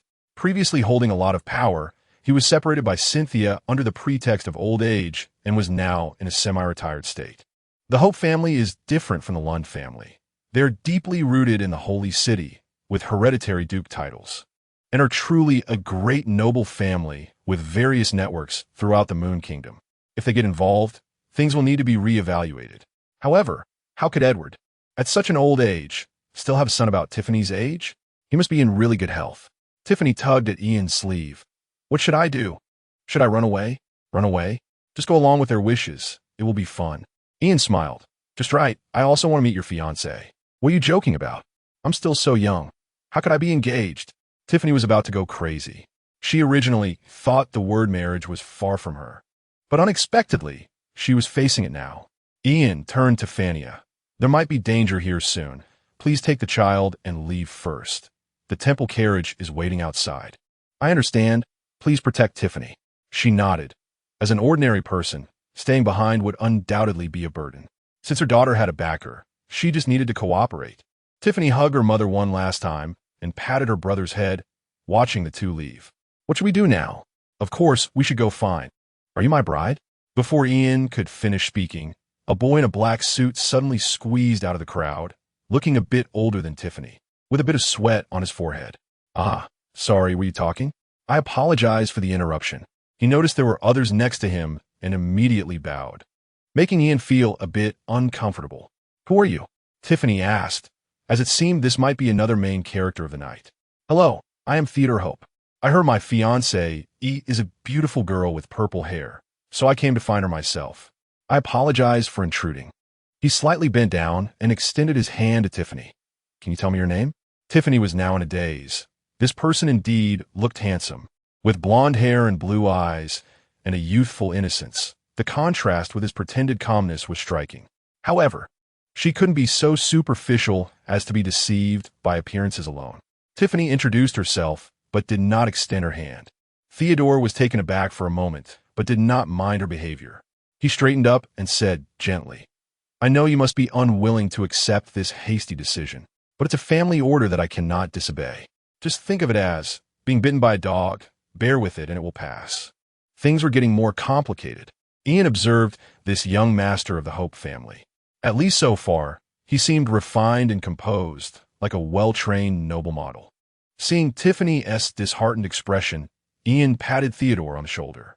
Kid, go back and stay with your family. Your engagement is void. Theodore frowned, without the disdain and anger he had expected, but calmly asked, May I ask why you say that? Because the Lund family is about to be no more. As soon as he finished speaking, several people in black clothes squeezed out of the crowd and quickly surrounded Theodore. Young master, an unexpected situation has occurred. The head of the family wants you to return. Although Theodore still didn't understand, he realized that the man in front of him was not simple. After thinking for a moment, he took a handkerchief out of his pocket and handed it to Tiffany. Keep this. I will come back to find you. Hey, wait. Before Tiffany could react, Theodore was taken away by several people. She stared at the purple handkerchief in her hand, lost in thought, then said something that made Ian's mouth twitch. Does he think he's very handsome? Poor kid. After thinking for a moment, Tiffany still didn't throw it away. After all, Theodore said he would come to find her, and if she lost it, she would have to pay for it. Nobility's things were expensive. She couldn't afford to sell herself to make up for it. When everyone arrived, Moshi, who was welcoming guests outside, adjusted his collar and stepped onto the stage under the gaze of the crowd. I am very pleased that everyone is here today to attend the engagement banquet of the Lund family and the Hope family, on behalf of the two new people. Wait, before he could finish, a somewhat immature yet domineering voice interrupted him. The mansion's door was forcibly broken open, and the guards who tried to block it were thrown in like garbage, groaning on the floor in pain. The clanging of armor echoed, and under the astonished gaze of everyone, hundreds of knights lined up outside in 2 rows, with a familiar figure at the front. The shining knight of the Moon Kingdom. Edgar, the commander of the Lin City Knight Brigade. A small figure sat on a chair with his legs crossed, holding a knight's sword planted on the ground, while a maid dutifully fanned him from behind, and another maid lit a cigar and brought it to his lips. Edgar took a deep breath and exhaled, pointing his sword at the room. Such a lively place. Why wasn't I invited? Moshi's heart sank. Who provoked this mad dog? Could it be that the clubhouse has already caught up with him? Reluctantly, he had no choice but to step forward. Edgar, you. What do you mean by you? You don't even add a respectful title when addressing me? Moshi's smile faltered, hesitatingly calling out, Lord Edgar, you're calling so unwillingly. Break one of his legs for me. Moshi's face changed upon hearing this, and he quickly stepped back, knowing that Edgar would dare to say it, and would truly do it. But the knight was faster than him. As soon as Edgar finished speaking, 2 silver-armored knights rushed out, grabbing Moshi by the collar just as he retreated to the crowd and throwing him out. Another knight pressed down on him, pinning him firmly in front of Edgar. The pain took a few seconds to register. He was not young, and the fall made him dizzy, with every part of his body aching. Edgar! A stern voice came from within the room again. Edgar looked up and immediately laughed. It was an old, haggard man being supported as he walked out. Lord Mori, it's been a while. Why have you aged so much? Can't even walk properly? Edgar, recognize your identity. This is not a place for you to cause trouble. You should recognize your identity. An old dog still dares to bark in front of me. Break one of his legs too. Edgar jumped off the chair, pointing at Mori and giving the order. Chapter 95. Complete Annihilation. M.O. Lee's expression darkened. As the lord of Linyu City and the head of the Lun family, it had been a long time since anyone dared to speak to him like this. Facing the approaching night, he remained completely unflustered, while two figures rushed out from the crowd to block him. Clang! Two long swords clashed against the knight's sword, and the two guards felt their hands grow heavy, the immense force causing pain in their hands. Avon was slightly startled. He was Edgar's adjutant, a level 40 guardian knight, and yet he was stopped by two guards. But that was all there was to it. Being at the same level, his title bonuses gave him far superior attributes, and killing them was just a matter of time. Oh, you still have subordinates? Edgar gestured for Avon to hold back. Guards dressed in the same attire appeared one after another, surrounding the family head. Ian took a quick glance. Most were low-level lackeys in their 20s, a small number in their 30s, and those two level 40s could not compare to the quality of the Night Order, but they were enough to hold the line. You think these people can stop me? Edgar slowly drew his knight sword, feeling that he wouldn't even need to draw his gun to deal with them. He could finish them off in a few seconds. Though he wasn't very large, the terrifying aura he emitted made no one dare to underestimate him. A massive oppressive feeling filled M.O. Lee's mind. He gritted his teeth, and words struggled to escape his throat. You come here for no reason. Attempting to kill the Lord of Linyu City, unable to tolerate the Holy Temple, trying to rebel? With so many people present, every pair of eyes would ensure that what you did today would reach His Highness's ears. Edgar sneered. If it reaches His Highness's ears, he will only praise me for doing a great job. His gaze locked onto a spot in the crowd. Ian, how much longer do you plan to hide? After a loud shout, everyone fell silent. The name Edgar called out seemed familiar, but the memory was faint. The crowd instinctively parted, revealing a young man in a trench coat behind them. Ian. M.O. Lee repeated the name, suddenly recalling that it was a magician recruited by the Holy Temple. Since Linyu City was too far from the Holy City, he had paid much attention to this news, but he knew this person represented the Holy Temple. Good evening, Lord M.O. Lee. I am Ian, a mage of the Holy Temple, sent by His Highness. He smiled and waved at M.O. Lee, taking out a recording stone in front of everyone. Now that there are so many people, let's make sure everyone sees. M.O. Lee's heart sank completely. His fists were tightly clenched, knowing he had been exposed. Ian infused mana into the stone, activating it, and a shimmering blue screen appeared, beginning to emit sound and images. Oh, who built this place? Edgar's voice came from within. Then a rough yet flattering voice followed. Of course, it's the master of the Lun family. Boss, we have elves, giants, and even more exciting things. M.O. Lee's face turned darker. This bearded man was someone M.O. she had found, who repeatedly assured him of loyalty and reliability, yet turned out to be such a petty person. After the recording stone finished, Ian turned to M.O. Lee, embezzling Holy Temple subsidies, illegal transactions, controlling personal freedom, abusing slaves. Do you have anything to say to defend yourself, Lord M.O. Lee? M.O. Lee fell silent for a moment. The evidence found by the Holy Temple was too much, and he didn't know how to wash it away. My lord, this transaction was with the Hop family. If you want to investigate, you should check the Hop family first. M.O., she shouted from below, and Edgar raised an eyebrow, almost forgetting this person. Weren't you supposed to break a leg? Why haven't you done anything? Yes, you dare. In M.O., she's terrified gaze. The knight's sword sheath slammed down on his knee, the indescribable pain causing his features to contort. This scene made the nobles present break out in a cold sweat. Having lived in luxury, they had never seen such violent scenes. Meanwhile, Theodore stepped out from the crowd, staring directly at Lord M.O. Lee. The Hop family is not engaged in any dirty trade, now or in the future. We are merely engaged in a normal business marriage. Since the Lun family behaves this way, I think this marriage should be called off. Upon hearing this, Tiffany's expression brightened.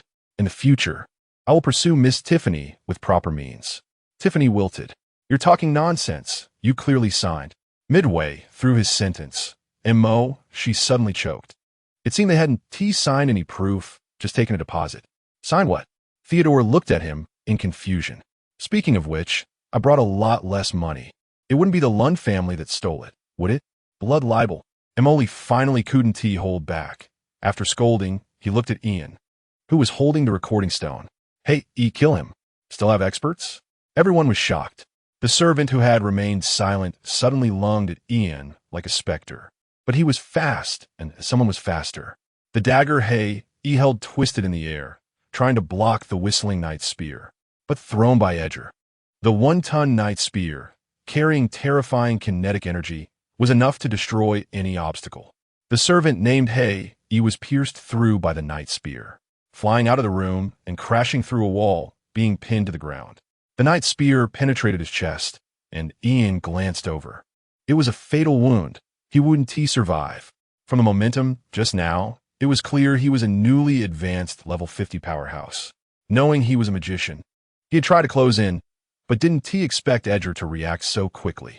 A level 57 Radiant Knight had a clear level advantage, and with the high attribute bonuses from his titles, killing an ordinary level 50 was like chopping vegetables. Trash, is this your alliance? Edgar scoffed. He hadn't even exerted himself, and the opponent had already fallen. He felt increasingly invincible. Emily couldn't believe that the expert he had recruited was so easily defeated. His resume had claimed he was unbeatable and could easily handle knights. With the Hop family lacking evidence and the powerful ally as fate unknown, he found himself at a dead end. In that case, Holy Temple Mage Ian. In the name of His Highness, I hereby pronounce judgment.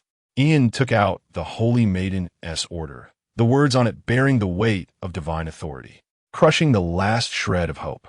The Lund family, for embezzling Holy Temple subsidies, engaging in illegal transactions, controlling personal freedom, and abusing slaves, will face multiple charges and complete annihilation.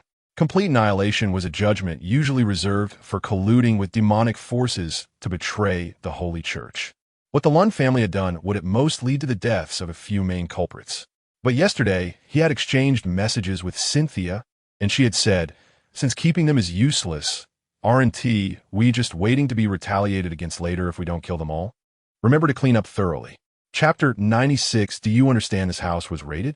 As Ian's words fell, his aide Ivan commanded the knights to surround the entire mansion. Anyone unrelated, leave now. The knights' swords gleamed menacingly, and just looking at them made one's skin prickle. The subsequent matters could be left to Edgar. They had nothing to do with him. Ian took a final glance at the Hop family's position and happened to see Theodore looking at him. Next to him was Tiffany. You're too young to be learning bad habits. Do you know this counts as puppy love? Ian raised his hand to shield Tiffany's face, finally drawing Theodore's attention, and waved goodbye to him. Let us go, pack your things. We leave for the Holy City the day after tomorrow. Got it. Tiffany turned around, but suddenly looked back before leaving, only to find that the person was already out of sight, so she turned back again. What, do you really like him? Like him? What nonsense. That little brat knows nothing about love. Tiffany crossed her arms with a disdainful look. I'm only interested in wrenches and gears. Love would only slow me down when I'm tightening screws. Ian looked at Tiffany, who was shorter than his shoulder, and asked, how old are you this year? 14. Why? Tiffany replied, puzzled. That's good. Ian said something that made no sense, and when he saw Tiffany's confused expression, he didn't explain. According to the laws of the Moon Kingdom, child laborers cannot be paid before the age of 16. This news could wait until they reached the Holy City to tell her. The carriage had already stopped by the roadside, and a knight respectfully opened the door. Funia was inside waiting with the boy. The matter has been resolved. You can pack your things tomorrow, and we'll head back to the Holy City the day after tomorrow. Thank you again for your help, Lord Ian. Funia immediately stood up and tried to bow, but a sudden strong wind blew, preventing her from doing so. Ian leaned his staff against the side, sat down on the sofa, and waved his hand, saying, no need for such formalities. We're helping you, of course. We expect something in return. Your daughter has already sold herself to the temple, from now until death. She is expected to work for over 100 years. Huh? When did I? Tiffany was interrupted by Funia, who pulled her in front of her and embraced her small body. When you get to the temple, focus on your work, build good relationships with your colleagues, and remember not to be willful. Your temper is too fiery. You need to change that. Tiffany's eyes gradually lost their sparkle. After a night passed, when Ian got up feeling refreshed, Edgar was already sitting in the living room, looking like he hadn't slept all night. Didn't he sleep? If I sleep, Who will do the work? He retorted casually, swallowed the last bite of bread, and patted his hands. I just finished rounding everyone up. They've all been thrown in jail.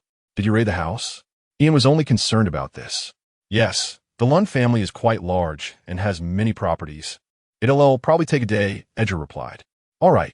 Since the matter was settled, he also sat down, took a piece of bread, and bit into it, finding it a bit dry. Go pour me a glass of milk. Edgar looked around. The maid wasn't nearby at the moment. Who are you talking to? Ian's gaze was on Edgar, and seeing his confused expression, he raised his chin. What are you looking at? Just you, pour me a glass of milk. I say. Your brain. Edgar was about to curse when he suddenly caught a glimpse of a platinum edge peeking out of Ian's hand, and his tone shifted. Your brain is really smart. Threatening people with the Holy Maiden's order. It's just a glass of milk. I'll pour it. After teasing Edgar, he felt pleasantly satisfied. After finishing breakfast, he went directly to the Lund family mansion. He needed to oversee the raid himself. The night order had already sealed off the mansion to prevent idle people from entering. By the time Ian arrived, Ivan was already directing the removal of items. How is it? Ian approached and asked. Ivan quickly saluted upon seeing Ian. My lord, we just finished moving the warehouse. But I took a look and found very few gold coins. It doesn't seem like the amount a noble should have. That means there are secret rooms. Ian was very familiar with this scenario. He had seen cabinets hiding doors and floors hiding entrances before. For such a large family, having a few secret rooms to hide things was entirely normal. I'll find them. First, take me to the warehouse. Yes. Following Ivan to the warehouse door, Ian saw that many bottles and jars were still piled inside. He was taken aback. Haven't you ever raided a house before? He casually picked up a vase-like container, wiped the dust off the top, and instantly revealed a blue-green base. Ivan immediately understood Ian's meaning, but hesitated on the surface. My lord, this stuff isn't worth much. Otherwise, it wouldn't be piled in the warehouse. Indeed, as a knight from the noble class, he had no concept of gold coins. Ian sighed and patted Ivan's shoulder. Do you know the current situation of the temple? Ivan shook his head in confusion. Since he became a knight, he had been under Edgar and hadn't even been to the holy city much. You don't know, do you? Let me tell you. Ian feigned a deep tone. Our princess, the honorable holy maiden, only has one vegetarian dish to eat every day, alternating between greens and radishes, because meat is too expensive now. How could it be? The princess, actually. Ivan was greatly shocked. The ruler of the Moon Kingdom lived so frugally every day? Have you thought about why? Because what? Because of the Moon Kingdom, because of the knights, because of the common people. Ian spoke calmly. The princess has always been thinking about the knights and often mentions wanting to provide the knights with new equipment and ensure their food and drink. This money has always come from the temple. The princess has always cared about the common people, hoping to help them live better lives. And the temple has been distributing subsidies. The result of doing this is that the Holy Maiden herself lives very poorly. So, the things you look down upon could allow the princess to have one more good meal, to supplement some nutrition. You can tell from her height, right? That's the result of malnutrition. Although Ivan didn't know how tall Cynthia was, and he hadn't even seen his own princess, he saw from Ian's description a girl burdened with the weight of the Moon Kingdom, worrying for the country and its people. My lord, I understand now. I will put away my arrogance and not let a single bit slip by. He stood up straight and saluted, his eyes filled with determination. Go search again. Don't let any corners or edges be missed, and pry up any visible tiles. Yes. The knights responded loudly to Ivan's order. Lord Ian, I request you, in the honor of protecting the knights, to take good care of the princess's health. The princess holds them in her heart, and they will hold her high. Although the Knight Order's equipment hadn't been renewed, Lord Ian said it was all because the Lund family hoarded gold coins. Withholding military pay is a death sentence for them. Chapter 97. The Choice in the Edgar Household. Avon stood in the hall reporting the compiled results to the two. Lord Ian, a total of 5. 2 million gold coins were obtained, along with 32 pieces of land deeds valued at 5 million gold coins. The houses, vases, furniture, tiles, etc. in the Lund family are valued at 59 million, bringing the total value to 29 million gold coins. Quite a windfall. Hearing this amount, Ian could hardly suppress a smile. Just a mid-level border noble could seize the tax revenue of the Moon Kingdom for a month. If they could target a grand noble from the Holy City, wow. He really wanted to see Cynthia's reaction when she found out. At that moment, in Crescent City, at the temple, two people were kneeling in the Hall of Governance. The Radiant Knight Elsa and her father, the head of the Bellet family, Carter Bellet. My knight and Lord Carter, please rise. Cynthia raised her hand slightly, feeling somewhat intimidated. She didn't dare to sit with these two present. She originally wanted to wait for Ian to return before dealing with Bomir's matter, feeling it was unsafe otherwise. But now it seemed she couldn't delay any longer. The main party had come to her. Cynthia glanced at Emily beside her, and the little nun took the initiative to move 2 chairs forward. Please take a seat. Thank you, Your Highness. After bowing again, Carter sat down, straightening up to look at the girl on the holy stage. Only then did Cynthia sit down, pondering for a moment before speaking. Are you here regarding Bomir's matter? Yes, I just learned what that fool Bomir has done. I had warned him before, but it seems he did not listen. Carter's words hinted at self-preservation. Lord Carter, do you wish for me to be lenient? Carter sighed. Yes, but not for Bomir. I ask Your Highness to be lenient towards the Bellet family. As expected, Carter wanted to abandon Bomir. It seemed Elsa had intervened significantly, indicating that Elsa was still loyal to the temple, which relieved Cynthia a bit. She nodded, not responding to Carter, and turned to Elsa, asking, Do you share this view? Yes, Your Highness. Bomir's crime of treason is unforgivable, but it was his own doing, and the Bellet family was unaware, thus innocent. Indeed, they were innocent. Cynthia also knew that the Bellet family had not aided Bomir. Otherwise, it wouldn't just be the mere appearance of 2 minor figures. Nobles maintain guards, which are essentially private armies, and they can recruit strong individuals from the populace. There are even level 60 strongmen among the civilians. The famous Grey Beast mercenary group has a leader who is a level 66 strongman, and it is now heard that he is hoarding power in a small town in the Sand Kingdom. As an old noble family, who knows what kind of people the Bellet family has under their command? If they truly rebelled, the temple could not withstand them without the 2 Radiant Knights present. Thus, it seems the Bellet family's request is indeed reasonable. Even Elsa spoke up, and she had to give this face. However, it couldn't be too easy. With an idea in mind, Cynthia spoke. Lord Carter, I will not pursue the Bellet family's responsibility, and I can even let Bomir go. Her words startled Carter. Could this princess's heart actually be so kind? Even the crime of attempting to assassinate the Saintess could be forgiven? However, the next sentence dispelled that thought. However, the Bellet family must pay a certain price, and it must be a price that most nobles cannot afford. Otherwise, if others follow Bomir's example, won't the threshold of the temple be trampled by assassins? Cynthia could choose not to kill Bomir. After all, he was just a clown, but she could use him to test Elsa's attitude. If Elsa was truly loyal to the temple and to herself, even if Cynthia did not kill Bomir, Elsa would carry out the execution herself.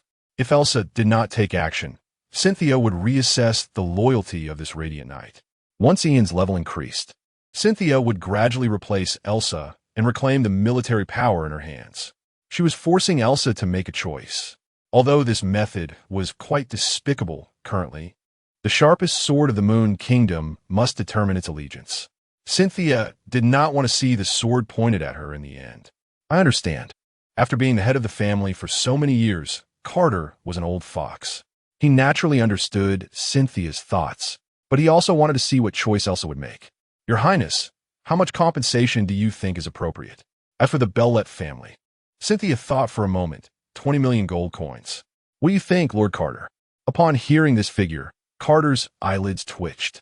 So-called kind little Saintess was indeed a fantasy. This princess was much harsher than her predecessor. 20 million.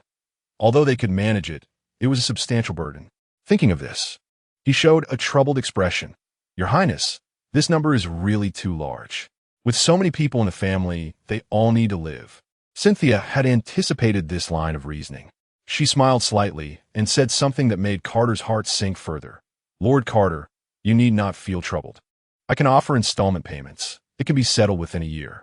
20 million over a year, which amounts to 67 million each month, was still acceptable. Given that Baumier was a first-time offender, she would not calculate interest on this installment. Carter smiled bitterly. "Thank you, Your Highness." Look, he still needs to thank her. If the money cannot be paid after a year, then she would not hesitate to release Ian. Since that is the case, let us keep a record for evidence. Does Lord Carter have anything else? No, I take my leave. Carter stood and bowed. Seeing this, Elsa also stood. Thank you for your grace, Your Highness. I take my leave. Cynthia stood to see them off, and once the two left, her serious expression immediately vanished. She walked back to the holy seat with her hands behind her back, unable to hide her smile. 20 million. How should she spend it? All right, let us ask about Ian's situation. Just as she was about to send a message, her communication stone flashed. Ian's report had just arrived. Total value, 8, 29 million gold. 5, 2 million gold coins. Only 8 million? Question mark. Ian was taken aback. Was 8 million a very small number? Why was the reaction so different from what he expected? The temple only needs to make a slight move, and it's over twice that for you. Ian's expression grew more confused. Did Cynthia also loot during his absence? The Hope family? No, he had only just learned about the problems with the Hope family. What had Cynthia done? When will you be back? Suppressing his doubts, he thought he would find out when he returned. Leaving tomorrow. There's too much stuff. It'll probably take a week to arrive. Understood. He would still have to wait a week at the temple. The joy he felt dissipated significantly as Cynthia silently complained while leaning on the table. Chichi Special Edition, Bonus Chapter. Hey Ian, do you know what date is today? Cynthia leaned comfortably against the holy seat, her shoulders receiving a soothing massage, the friction of her fingertips against her clothes causing her skin to warm slightly. What day? Massage day? Ian, expressionless, increased the force of his massage, but no matter how hard he tried, he could only elicit a light hum from Cynthia. Work out more. Your massage lacks strength. Cynthia patted his hand to signal him to stop, pulling out a decorated poster from the table. Different countries have different names for it. The Moon Kingdom calls it the New Moon Festival, which is essentially Valentine's Day. Ian took it and glanced at it. The paper featured a magical image of a bright moon hanging high in the sky, with a man and woman embracing under the moonlight, the scene serene and beautiful. Legend has it that those who confess under the moon tonight will receive the blessings of the moon goddess, and their love will last forever. It's quite a beautiful festival. Ian put the poster back and thoughtfully looked at Cynthia. Did the prince show me this because he wants to confess to me tonight? I could tell you tonight that you're an idiot, Cynthia replied, turning her head to let her hair cover her flushed ears. Quickly finding another document from the table and tossing it into Ian's hands. I'm telling you this because of this. Ian took it and glanced at it. It was an application for a merchant event and a venue reservation request for the West Square. Cynthia explained, as per tradition, the Holy City will hold a new moon festival tonight, aimed at helping single youths find their ideal partners. Merchants will host various mini-games and activities with prizes. It also promotes population growth and increases consumption. Ian nodded, flipping through the document until he found Cynthia's notes at the back. Each stall collects one of the revenue as event preparation funds. The square location charges 3. Venue fee is 10,000 gold coins. Hey, isn't this just a little profit to help with household expenses?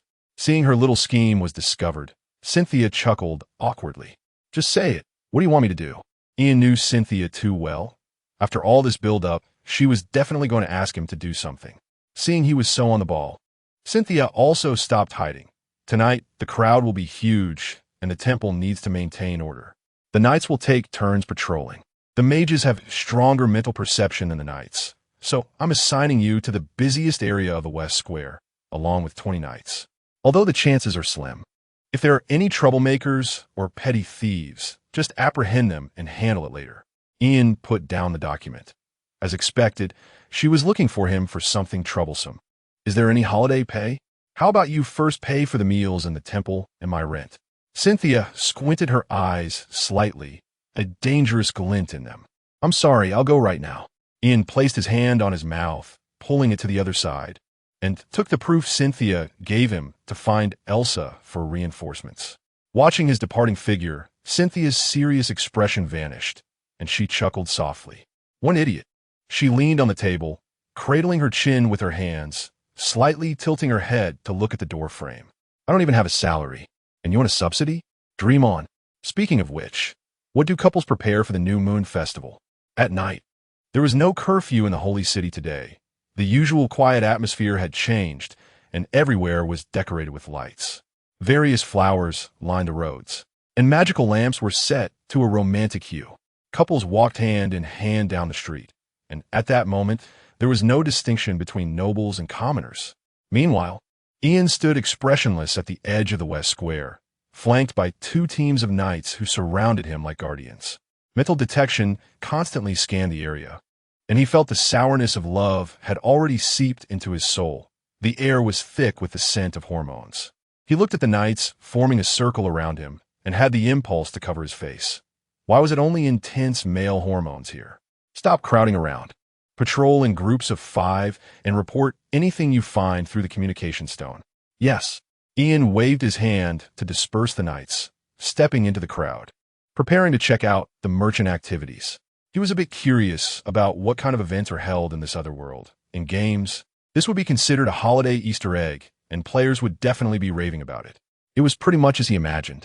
The minigames set up by the merchants required 2 people to interact, increasing intimacy while getting rid of some surplus products as gifts, and attracting customers to spend in their shops, a triple win. These activities were definitely unrelated to him, so he could only walk around and observe, eventually stopping in front of a flower stall. Not because of the flowers, but because of the person standing next to the stall. With long, glossy black hair casually draped behind her, wearing a familiar outfit that had faded, she was now in a pure white dress, currently looking at Ian with a smile on her face. Cynthia? Ian was taken aback. He couldn't possibly mistake her, aside from the hair color. She looked like she was carved from the same mold. What's wrong? Don't you recognize me? With a smile in her scarlet eyes, Cynthia unconsciously raised and lowered her toes, hiding a wildly beating heart beneath her calm exterior. She hadn't originally planned to come, but after a long mental preparation, she secretly came anyway. She always felt she wasn't ready, thinking that if she didn't run into Ian, it would be fine, but now they had actually met. Well, since I'm here, I might as well. Cynthia pointed to the stall next to her. Do you want to play a game? Sure.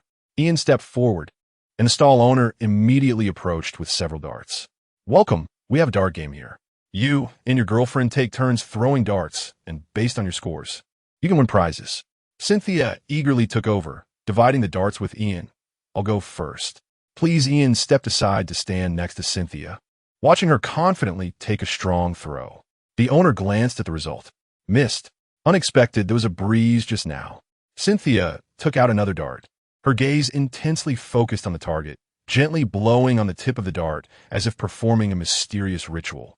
After the ritual, she threw the dart, which drew a perfect arc, but unfortunately, it didn't have enough force to stick. Missed. The dart wasn't good. Missed. I slipped. Missed. Missed. I'm sorry.